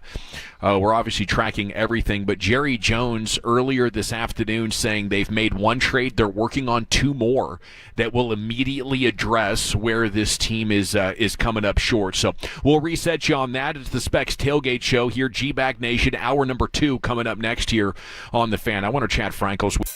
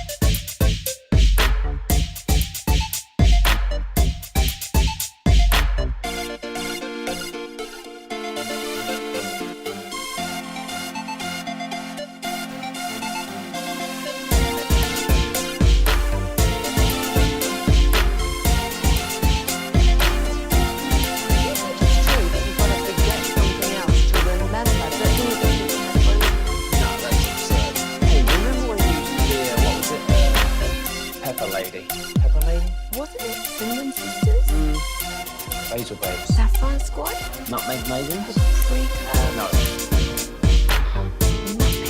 I just said that. Driven by our D&M Leasing Studios, you're rolling with the G-Bag Nation on 105.3 The Fan. Welcome to the nation. Here we go. It's hour number 2 of the G-Bag Nation on 105.3 The Fan on the Specs Tailgate Show here in the nation. Specs Wine, Spirits, Finer Foods, proud partner of the Dallas Cowboys. Cheers to saving as Christy Scales has stepped into the Brad Sham broadcast booth, fellowshipping with her at the break. She'll be on with Jerry in the owner's booth at, what is that, about 6:45 or so? 6:40, somewhere in there. Yeah. And that'll be Jerry's next public speaking appearance after saying with Stephen A. Smith on Sirius XM this afternoon they've made a trade and might do 2 more before tomorrow's trade deadline, which is at this time tomorrow. So if you find yourself in your routine listening to the G-Bag Nation every day at this time, you're in luck. We'll be breaking down the trade deadline with you tomorrow. But if not, just make sure you're here. You can always go back and rewind, instant rewind functionality with the Odyssey app, Twitch, and YouTube. But this is going to be a really fun 24 hours. Laufenberg just put on Twitter, Arizona's 1-17 in their last 18 games without Kyler Murray, and their one win was against these Cowboys in 2023. How nervous are you about this game? I mean, you lose here, you're 3-5-1, season's over. Take that, Brad Sham. Must-win game. Very nervous. Yeah. In his own booth. Very nervous. Yes, the doors swing open. What the hell? What the hell did you just say, Dawson? How dare you? You couldn't be more dumbass wrong. Golly. I've gotten that many times. No, I do feel like if you lose this game, and I mean, it's possible. Arizona's not a bad team. It's probably one of the better 2-5 teams you'll see. They've been very competitive. Yeah. I mean, had the Packers on the ropes. We're leading that game. And then Micah went superhuman, helped them close that one out. But, yeah, I mean, Jacoby Brissett is, like I say, I take my chances with him over Kyler. Yeah. That's just because I know how well Kyler plays in this building. And he has done it twice as a pro. It's not just going back to high school. But I think Jacoby Brissett at least more of a stationary target than what Kyler is. But to your point, it's all about teams just picking them apart in the secondary. Yeah. So can they cover on the back end? At 320, I'll walk you through. I know we got Krusty's corner at 320. I got some thoughts about Jacoby Brissett here. Nick Harris with an interesting take on the trades as well, as Ed Werder put out. As we've been talking, like maybe the Cowboys, if they lose, they're going to wait to announce the deal tomorrow because, I mean, could it be conditional upon them winning tonight? Nick Harris, though, also saying the trade would definitely be taking somebody's job. And would you want that player knowing that his replacement's about to be coming in, heading into a game tonight, that they need him playing at his absolute best to win? Maybe that's also a reason why you want to wait till after the game to announce it. Probably a reason why you wouldn't want to say anything at all. Yeah, well, and we all know. I know that Prescott had to play better. Yeah. Maybe Sam Williams is a little too combustible for that. Is that what you're saying? Yeah. Maybe Sam Williams, maybe Fowler. Well, I mean, them putting Sanborn on IR does make you wonder, like, are they going could it be a linebacker situation that they're is that they're going coming for? Back, and that spot's going to be for the edge? Yeah. I mean, that's what I would prefer right now. I don't look at edge like as the biggest need on the defense. Do you guys? I would prefer a cornerback or a middle linebacker, maybe even a safety. They need so much, but I think one of the things that helps everything is if you can pressure a quarterback. How about a disruptive defensive tackle? Yeah. I think just a disruptive lineman in general? Yeah. That makes sense. If I could get Quinnen Williams, Jeffrey, Simmons. I mean, Simmons Crosby, is amazing, they man. would all be awesome. And then Chubb. I still do like Bradley Chubb. I know No, what you and guys you are should. saying. No, Maybe you I should. think You higher should. than I should about He plays the run really, really well. I mean, he's got some complete elements to his game. And I, like I said, it would be a good trade depending on, if you. It just seems like to me maybe if it's Donovan Ezeraku's time where all of a sudden we get that explosive player, he's kind of figured it out. Well, then you can have somebody like Chubb on the other side and stuff like that making plays. I do want to say I don't think Jerry would tease us like this if it's for a depth guy. If it's the Jonathan Mingo equivalent, I'll be like, man, maybe maybe Trades that's are an trades. overreach. Like, if you're going to tease this hard, there better be a good payoff. And I think now's a good time to say Max Crosby. The Cowboys are the sports book favorite to trade for Max Crosby if he gets dealt. It seems like late last week we had momentum towards the Raiders being open-minded to do that. They're amongst the favorites to trade for Quinnen Williams. So I guess I'd like a Bradley Chubb or a Jermaine Johnson or one of these secondary guys that are edge rushers that are available. But you're going to need multiples of those kind of guys. Yeah. I want to talk about guys that can help you rush the passer and defend the run as well. Let me ask you this on rushing the passer. You mentioned a disruptive defensive tackle, Brian. Yeah.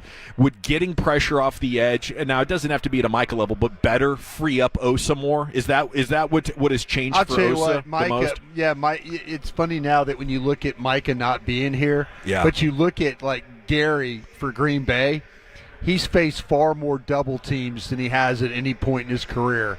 And that's what Micah kind of does for you there. He kind of frees up others. I personally feel like that Solomon Thomas has shown more explosiveness off the ball than what we've seen from Osa. And I think that Osa's trying. He's getting double teamed, some, but it doesn't seem like he's not the same player. No. Not having Micah next to him, I think, has made a big difference. I would just say that the urgency the Cowboys are putting out around this story going into this deadline isn't let's get a depth piece. This is we have an opportunity with maybe a historically good offense, and we need to significantly improve this team. Well, this is where the question is, like, what they might think is better than a depth piece, we think it's a depth piece, I'm saying, very true. Yeah. They have sold us on Mingo quite a bit. We've seen if he's even active. We've seen that big swing. Like, hey, we made a trade, and you're like, oh yeah, you made a trade with used a compensatory 5 to go get a guy. You know, like a big swing would be go get one of these. If you can pry away the guy from Tennessee or pry away the guy from the Raiders, that would be a big swing. Okay, we got Krusty's Corner coming up early today, 3:20, because at 4 o'clock he and Chief are going to be downstairs. They're going to use that 3:40 segment to get down there to the Miller Lite Plaza. And if you're on your way to the game, stop and say hi. Brian will tell you, Chief mid-segment will come down there and give you a bro hug. No, Chief will he'll be like, Chief will be interviewing. We have Dave Pash on today, or it might be Aikman. We might be in the middle of an Aikman interview, and all of a sudden Chief will go, as a quarterback, Tolo, dude. Tolo, love ya. Tolo. Hey, Troy, want to get back to you about that. Sorry, Troy. Hey, the food's excellent, man. Try the food. Food's good for you. Food's good for you. Give him an attaboy butt slap. Get lots of protein. My man. So get a third patty my on man that. will if you say something to him mid-conversation, He's going to show you love, man. He will drop down and go for it. Well, it looks like center Cooper Beebe's going to be dropping down and trying to split that defense in half this evening. He's activated. Damn right. They're going to need some. They also signed Malik Davis to the 53-man roster, and they put Jack Sanborn with a groin. Jack Sandgroin. He is going on the IR, so he's going to be out for a while, and that sucks. You need a middle linebacker now. Like I didn't realize how much we were going to miss Jack Sanborn when he went out. He was the one guy that, if you look at the metrics and maybe a little highball test, couldn't cover me. But I'll tell you what, like when he's on the field, it was less than 4 yards a carry. He was the only Cowboy defender that went on the field that was less than 4 yards a carry. Yeah, that's one of those where you're like, do numbers lie? Sometimes it's fair to question. But listen, that's why. Are you calling Pro Football Focus and Next Gen Stats liars? No, I do respect Next Gen. Hey, Tolo, dude, Tolo, gotcha. Hey, Tolo, gotcha. Hey, that's why I'm still open for Demario Davis. In New Orleans. Here we go. Or like I said earlier, Jordan Brooks in Miami. If you get a deal done with the Dolphins for Chubb or Minka or whatever, throw in Jordan Brooks, man. We'll take him. We'd take 3 or 4 Dolphins. We can go shopping down there for sure. You can take my whole draft. Just let me pick some guys. We want Jalen Waddle, too. It's amazing. Wouldn't that be something? Yeah, why not? 2 and 7. Yeah, bring them all. Let's go. We're cleaning house. We can't stop anybody, but let's go. We're already tanking 2026. We're tanking for Arch and taking the Cowboys draft here for all of our best players. That might get it done. Okay, what about last night's post for Max Crosby, though? Raider Nation, I love y'all with everything in my heart and soul. Y'all deserve better. Stay as one. It will change. I didn't see any we in there. I know. I know. I didn't see we or us. I was looking for the we. Perked me up. It sure did. I pulled out the magnifying glass. He's back. I was scouting for Yeah. that we. So he's teasing. Jerry Jones is teasing. Why not? Why the hell not Max Crosby right now, boys? I'm all in on it. I am too. To steal a Jerry. I am too. But I think I think if Max Crosby were to have been traded, I think we have known it by now. I really do. Maybe tomorrow's a different Trey day. Wingo would have told us. Somebody, yeah. Trey Wingo would have probably had it. You're right. Well, the Micah one was quiet. They kept that under wraps. Is it just the Vegas media that can't help themselves? Oh, I don't think Tom Brady would tell somebody at Fox or something like that, It is pretty incredible that Jerry feels strongly about, hey, I can say this mid-afternoon and not have it announced for 24 hours. Like, how would you have that level of confidence? It's got to be it's him and one other guy from the other team, the main decision maker from the other team, saying, okay, we're going to do this, but don't you dare let this get out. And Jerry knows the guy will be cool. If he could say, if you let this get out, the trade's off. Mm-hmm. He could say that. But man, there's a lot of secrets that are not always kept in this league. Yeah. Not a lot of them. Yeah, and again, I won't be surprised if it does get out between now and then. But it's very interesting. Jerry feels like he can just. Troy might say it tonight in passing. When Dallas has no pass rush, Troy will go. I think that Max Crosby. I'll guy's tell you about what, to be a man. Cowboy. Max Crosby would make a difference here at the trade deadline. Yeah. Okay, let's wedge in some other sports here. We have Cowboys pregame coming up at 4. We're hawking. We're tracking this trade discussion. Jason Kidd asked for a Kyrie Irving update over the weekend, saying hopefully it's in the 2025 calendar year.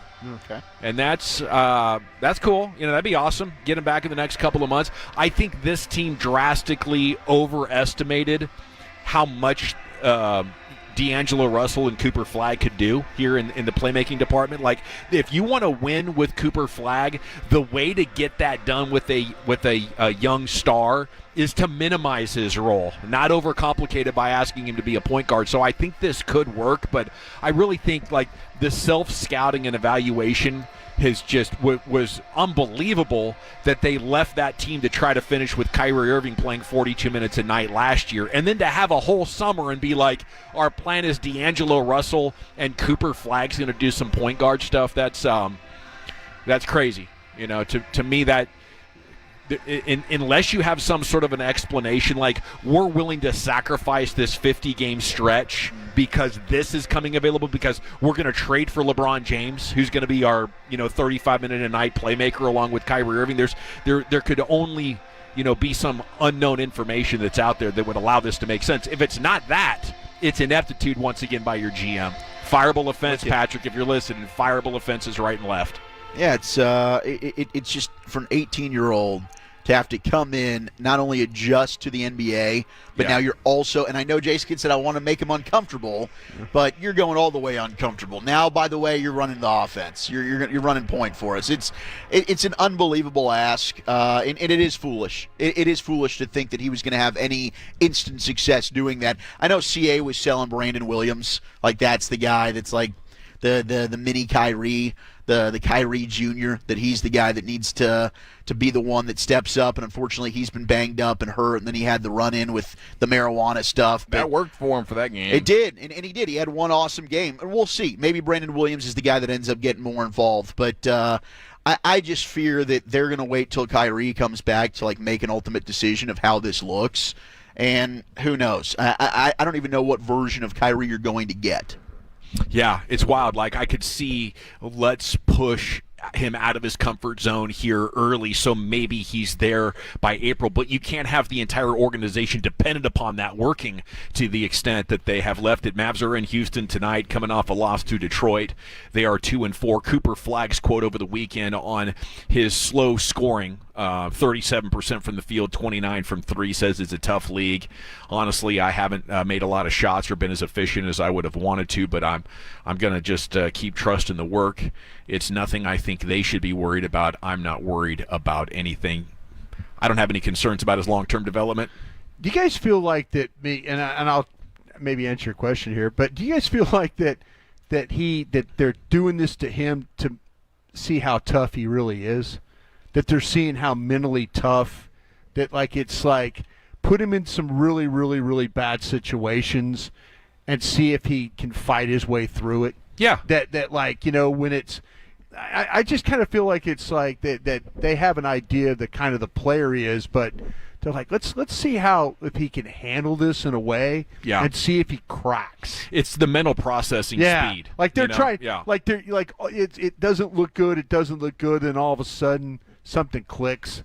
They all of a sudden they start their 20, 30 games in, and then you're like all that hardship that he went through the first, say, 10, 12 games of the season, it's kind of paid dividends as they're playing now. He's credited a lot for the development of Giannis, who was 18 years old and was a fish out of water early in his career, and he put him through massive trial and tribulation, and Giannis came out on the other side better, so maybe he's got a knack for it. Yeah, but that's the weird thing, like that Giannis team was not a team that was supposed to do any winning, right? And that goes back to like the 2-timeline approach that they're in right now, where it's like we want to develop Cooper Flagg and build him for the future, but also we're trying to win right now, and you can't really do that. If they were doing all this with Cooper Flagg right now, and this was clearly a rebuilding team, and we're excited about years from now, then it's a different story. Hey, take your lumps, and this is what it's about. But you're out here preaching like defense wins championships, and we have a 3-year window to go win a title, and then you're also playing this game with Cooper Flagg. It's like, you guys have no idea what you're talking about. Yeah. And you're embarrassing yourself. Yeah. Yeah, it's a team with a front office that might not have a great compass ability to evaluate. Yeah, I wonder if the coach and the GM are on completely different pages about this then. Yeah, I wonder if Jason Kidd's regretting like making the commitment that he did to stick around. He's a coveted coach. He was trying to get that Knicks job. Okay, we are live at the Brad Sham broadcast booth here in AT&T Stadium, where the Cowboys are going to host the Arizona Cardinals tonight. It is the Specs Tailgate Show, and some Krusty's Corners coming up next. Brian, where are you taking us? Yeah, let's dive into this Jacoby Brissett. There's some things you need to know about him playing tonight. We'll do that next. Okay.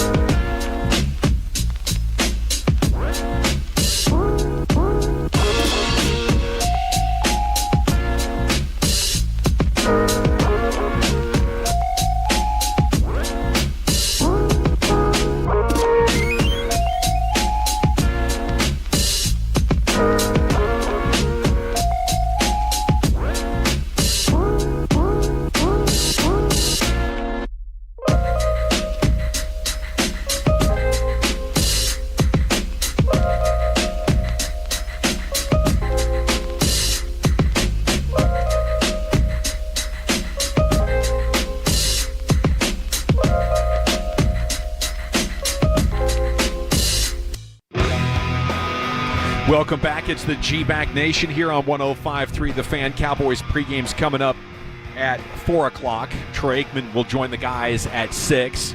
This segment right here is Krusty's Corner with Brian Broaddus. It's brought to you by the Frankels. If you've been injured in a car truck wreck, call the Frankels first. 214-817-333-3333. There's never an out-of-pocket cost. They only get paid when you win. The Frankels, the go-to car and truck wreck attorneys in Dallas. Here he is, the king. Hey, kids! Your old pal Krusty's gonna teach you 5 new words. You're not wrong about that. From Dallas, Texas, number 55, Brian Broaddus. Thank you very much, Lucis. Appreciate you playing that as always. Guys, I'm pretty excited to say this for tomorrow.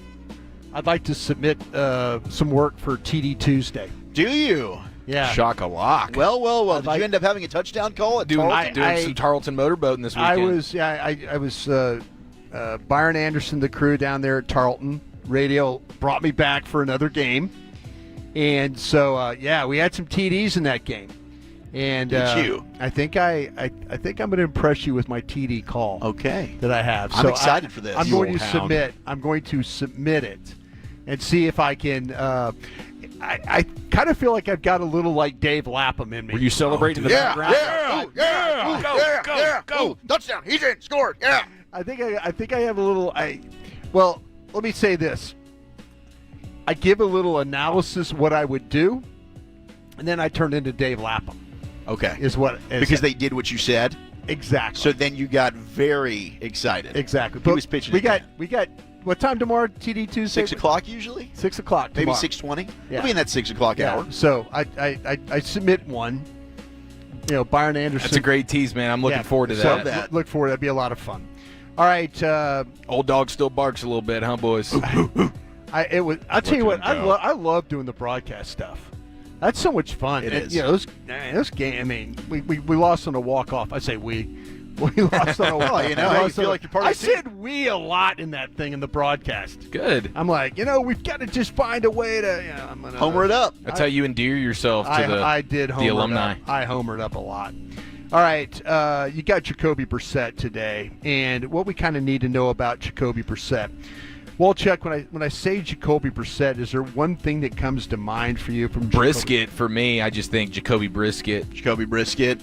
He should have his own line of brisket at some point. He's missing the mark if he doesn't. He should. I mean, speak about an NIL deal right there. That'd be awesome. I just kind of think 8-8. It's kind of proven to be an average quarterback. Oh, you mean he's a guy that just kind of is who he is? Yeah. Kind of a guy, nothing spectacular. Colts, journeyman. New England was able to win a couple games. Brady was out. I think under center play action pass, Broaddus. I think rhythm passer. On time. Yeah. On target. That's kind of what you're going to deal with tonight. Now, you take the element of the quarterback scramble when you're talking with Kyler Murray, you're terrified of him dropping back or getting the snap and then taking off and running. So with Jacoby Brissett, in the 2 games he's played this year, he's only run the ball 10 times, scrambled 10 times in those opportunities. In 2 games? 2 games. I mean, that means he'll do it a little bit. I mean, he's not probably not as effective, right? Let me tell you where he's going to run, though. Okay. Kyler Murray is going to kill you on the edge. Uh-huh. Jacoby Brissett, 8 of his 10 runs have been in the middle of the defense. So he sees it part like. So he's a like take the snap, it's breaking down. Now I'm trying to go forward. Let's go get 5-6 yards. Yeah, he's not interested in getting to the outside and making those big runs.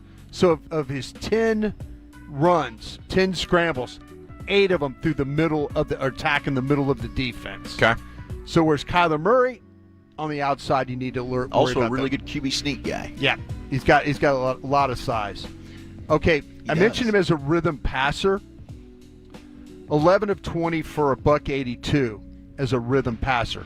Now, when you're asking, well, Brian, what's a rhythm passer?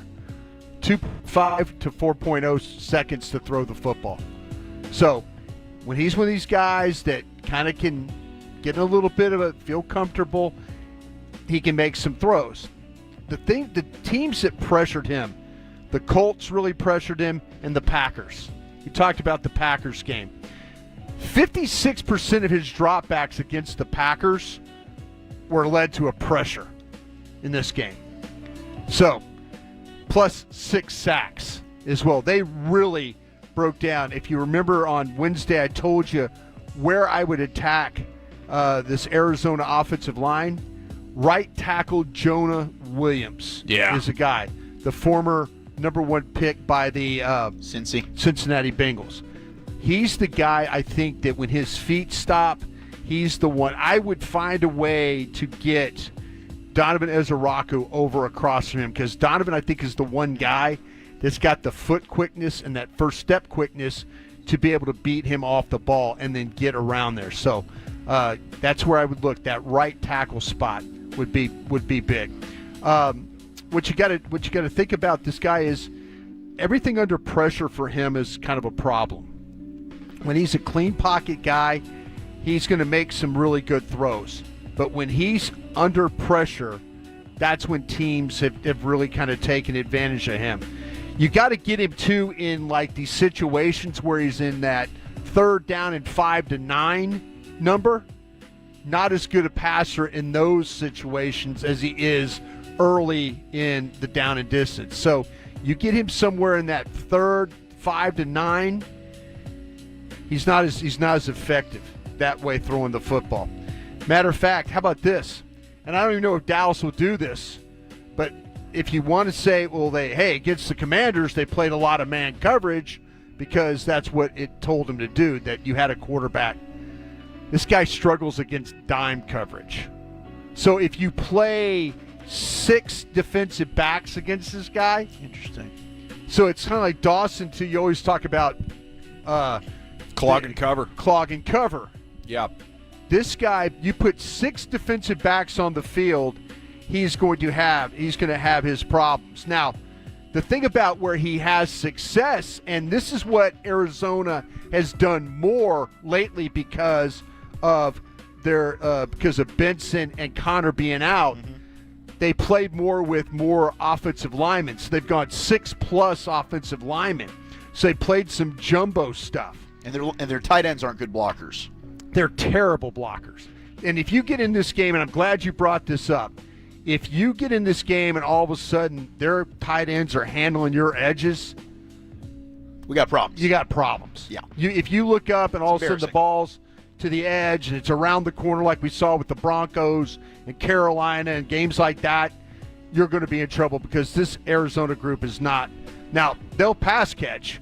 Trey McBride is really, really good. But I'm gonna tell you this, though.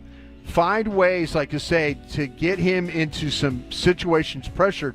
But like when they get into that jumbo package, he hadn't missed yet throwing the football.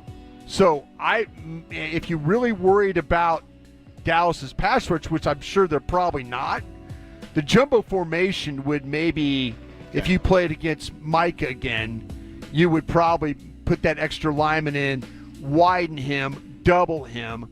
I don't know if there's anybody, but they might get into that. If Dallas has some success against Jonah Williams, that they might get into some of that jumbo stuff and kind of try and find a way to block him that way. This guy is really, really good, though, too, when you get into 12 personnel. And I mentioned that with the extra linemen. They get into 12 personnel. That's where this guy also, it's not so much him throwing to wide receivers. He finds a way to work with the tight ends on the field. And so that's another way that if Dallas starts to have some success with their pass rush, then they'll go to their jumbo package or go to their 12 personnel, 1 back, 2 tight ends, and try and handle it that way.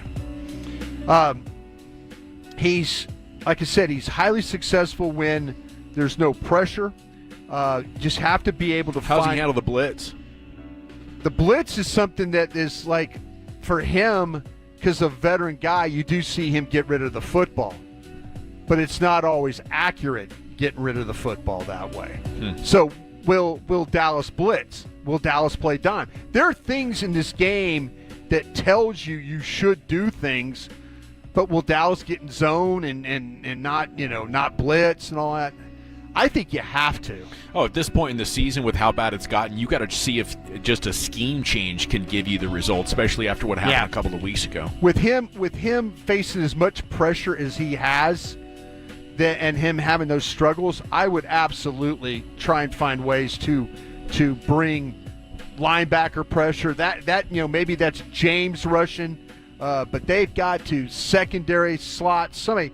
You just can't let him stand there and make throws because I don't think he's going to kill you running the football like Kyler Murray would if things start to break down. I guess I've been conditioned to it, but I think here at home, if you don't get takeaways, like you're going to have to outscore people. Like I can't imagine this good of an offense, about average, maybe a little bit below average. I can't imagine the Cowboys really shutting them down. Yeah. I think this is probably game of the year for Arizona's offense. So I'm thinking at least mid-30s, maybe into the 40s, and the Cowboys are going to have to outscore them in order to win the game. What do you think? I personally, I know we've done Love of the Star and things like that. I picked, and I was on DallasCowboys.com earlier in the week last week talking about, I felt like it was going to be a Dallas 28-24 game. Is what I felt. But that was with Kyler Murray playing in the game. So just 4 scores and like 10 or 12 drives. Yeah.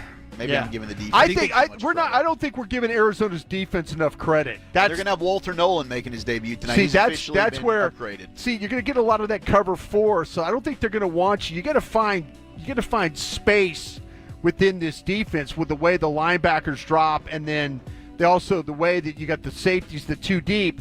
They don't give up many touchdowns, long touchdowns, and they don't give up many explosive plays. Like when you look at 10-yard runs, like going into yesterday, Denver was one of the best teams in the league when it came to defending those 10-yard, those chunk runs. This Arizona Cardinal team is about 7 shy of them, so they're a little bit behind. So I think defensively this is going to be maybe a little bit more of a struggle for the Cowboys today. So that's why I think that they could get to 28 points. Can they find a way to, now with Jacoby Brissett playing, can they find a way to hold them to less than that? Pretty good, not great pass rushers. Linebackers are just pretty good. One good corner. Yeah, Will Johnson's good, and Budda Baker's good. Yeah, averaging 40 at home. Yeah, I think Dak has completed like 78% of his passes against cover 4. Dak's he's been nasty versus cover 4. Yeah. He's been really good after losses in his career too. Yeah. Well, Brad Sham has entered the building. He has entered his broadcast booth where our 2-hour G-Bag Nation has 1 segment to go. There's Krusty's Corner. Brian will deliver tomorrow at 3:40 film takeaways from this game. He's always the first to look at it and give you takeaways. The next show at 3:40. But these boys got to head down. Little pregame show action. We got Troy Aikman coming up at 6. That's right. We got CeeDee Lamb as the player profile, and of course we'll hear from head coach Brian Schottenheimer. Jerry Jones, looking forward to that conversation with Christy Scales, and big time pregame party. All right, cannot wait for that to get started. Wolchuk and I will wrap this thing up, do a little Cowboys news of the evening, and hand it off to the pregame show coming up next here on The Fan.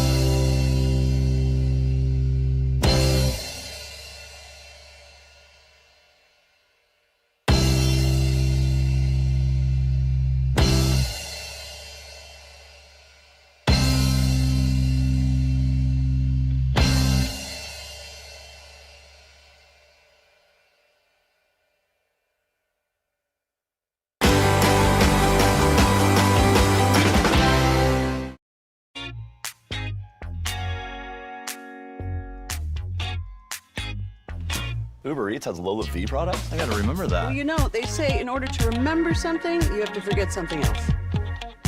Okay, now that is a very cute haircut. That's like a little shag. I've never seen it before. Well, I mean, of course you have. It's the Rachel. Oh, is that your name? No, I mean like your name. No, I'm Jen. My name's Jen. Right, but I just mean like this is your haircut. But that's hair on your head. I'm not saying this is your hair. Okay, please.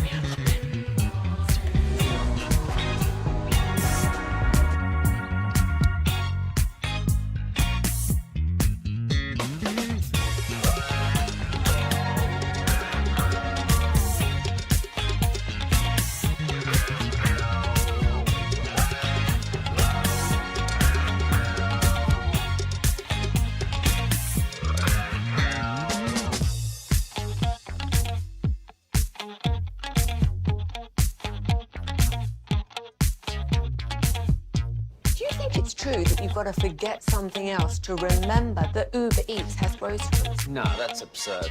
Hey, remember when you used to be what was it, Pepper Lady? Pepper Lady? Wasn't it Cinnamon Sisters? Basil Babes. Saffron Squad? Nutmeg Maidens? Paprika? No. Nutmeg Maidens. I just said that. Was it Spice Girls? Doesn't sound right. Was it Saffron Squad?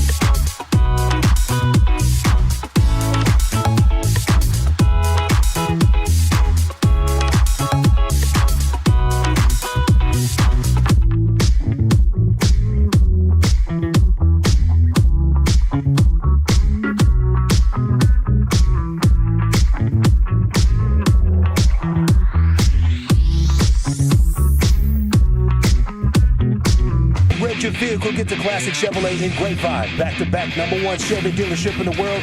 They've got more new Chevys than anyone in the all-price of sale. Silverados, Tahoes, Blazers, Malibus, Equinox, and more. Visit ClassicChevrolet.com. This is Texas. This is Classic Chevrolet. Together, let's drive, relax, and enjoy the difference. Based on new Chevrolet registrations 2023 and 2024. Yes, sir. Thank you, Lucius. We're wrapping up the Specs Tailgate Show, brought to you by Specs Wine, Spirits, Finer Foods, proud partner of the Dallas Cowboys. Cheers to savings. The pregame show is coming up at 4 o'clock. 4. And Troy Aikman is going to join the guys coming up at 6 o'clock tonight. We got a little bit more Cowboys trade discussion to get to here before we sign off for the evening. Of course, Wolchuk will be back late tonight with the postgame show. What's going on with the Texas Rangers, buddy? It's been a big day of news. Sure has. So the Rangers, Tony Beasley, he is not going to be back with the club for 2026. Coach Boone as well, who is a staple, and I'm sure will hopefully continue to join the morning show, but he will not be back either. But, of course, Tony Beasley, former interim manager, when they decided to move on from Chris Woodward's been the third base coach here within the organization for a long, long time. So the coaching staff going to look very different, and there are some rumors right now that former Astros hitting coach Alex Cintron could be serving as the front runner to join the Ranger staff in that similar role. So a lot. I like it. Yeah, I mean, that's a team that hits well, and Yeah. they've also done well even with players on IR. Other guys coming in and hitting. So the coaching staff can certainly have a different look under Skip Schumacher. Yeah, reading Evan Grant this morning, he was busy, and it was interesting to see him throwing around bigger names like DeGrom, Simeon, Seager, and possibly trading these guys to free up money to, team build a little bit differently. This is definitely going to be the offseason where that chapter of the World Series and its aftermath is officially closed, and now we're looking to build back, and it's great to have a guy like Chris Young calling the shots there. Give this team best possible chance to get back into contention. I mean, hell, let's just start with making the playoffs. That'd be nice. Okay, Wolchuk, I've seen you working your phone on this story about 45 minutes before we went on air today. We got the news there from Jerry Jones himself on Sirius XM on the Stephen A. Smith show. Said that they've already made one trade that will immediately address some things that have been our shortcomings. Clarence Hill clarifying on Cowboys Twitter after that Jerry told him it'll be made official tomorrow. He also said they're working on 2 more trades ahead of tomorrow's deadline, but it's an unprecedented move from the master of media maximization, Jerry Jones, making sure all eyes are on the Cowboys here for this 24 hours going into the trade deadline. It's tomorrow afternoon at 3. But, buddy, what do you know about this story? Can you narrow it down for us? Who are the likely targets? Yeah, I mean, I do think a defensive lineman, whether it's a D-tackle or an edge, the edge rushers are the names that keep kind of popping up. I think a lot of the names that we've discussed are in play. I know Albert Breer reported Tyree Wilson earlier could be a name the Cowboys consider. Texas Tech edge rusher that was a top 10 pick has not lived up to those expectations. That's kind of on brand for what the Cowboys like to do. Maybe a guy that they had a high grade on, and then maybe they bring him in here and he ends up playing better. But the ones that I think could realistically help immediately, Bradley Chubb with Miami now I think is very much in play with Jermaine Phillips going to Philadelphia, another player that is under control I think at least through 2028. And then Jermaine Johnson has another year on his deal with the Jets. I think that's a name that certainly they could consider. Maybe a linebacker with the Jets, Quincy Williams. It was interesting that Sanborn was placed on IR, and they've talked about linebacker as a need. So I think the edges are probably the ones, maybe it's more than one. I think that it could be two guys, as Jerry alluded to, that they're looking to try and make a deal with. I don't get the feeling safety is. I'd love to get Minkah Fitzpatrick. I don't know that they're interested in safety, but I'd love to be wrong on that. Yeah, safety's a spot that was already a need before the season started. Now Donovan Wilson is out this week as Malik Hooker remains out as well with that toe. So you have needs, I think, corner, safety, linebacker. I don't know about Logan Wilson or Quincy Williams because they're not middle linebackers, and I think with Overshown coming back, I think I want to hear that they're in on Demario Davis, who even though he's 36 years old and there's some weird salary cap gymnastics that would have to happen there, he is a true middle linebacker. I think we already knew they had a need, and then when Sanborn out, it takes away that in the gap run stopping ability. The guy's always going to be there in position, and now you're looking to marry that with some better coverage skills and a guy who's maybe a little bit stronger at fighting off blocks. I think for me, Tyree Wilson, Arden Key, Jermaine Johnson, they're in the trio of I hope it's not a guy who's this good. I hope that's not what we're going to get tomorrow. I think with Chubb it's in the hopeful we'll see, and then you get to Trey Hendrickson, who Diana Rossini said late this morning the Bengals are still looking for a 1-4, so I don't want the Cowboys to move him, but Max Crosby's the thing, and it looked like kind of last night he said goodbye to Raiders Nation on Twitter. So you have him alluding to a possible goodbye and some cryptic tweet that he had, and then you pair that with what Jerry Jones said today with Stephen A. Smith. Maybe there is a small group of people that knows the Cowboys are going to dominate this trade deadline and add Max Crosby. And even if it's Max, I still think they have needs. Oh, 100% they do. But, my gosh, that would be a dream. Max Crosby absolutely would be the dream target. I agree with you. What he said last night I thought was, it definitely made my ears perk up. I'm like, is this the end? Are you basically saying you need a change here and now you're willing to move on after we had heard that you wanted to be a Raider? And I think the Cowboys, as I said a couple weeks ago, are definitely a team he'd like to play for. Yeah, and it's time, I think, for the Cowboys to look at each year as a chance to do everything in their power to win the Super Bowl instead of like longer-term team building. Well, we can't add this player or that player because we're going to pay George Pickens. And I would say look at what Philadelphia is doing with thinking, hey, this NFC is down. Maybe we're not quite who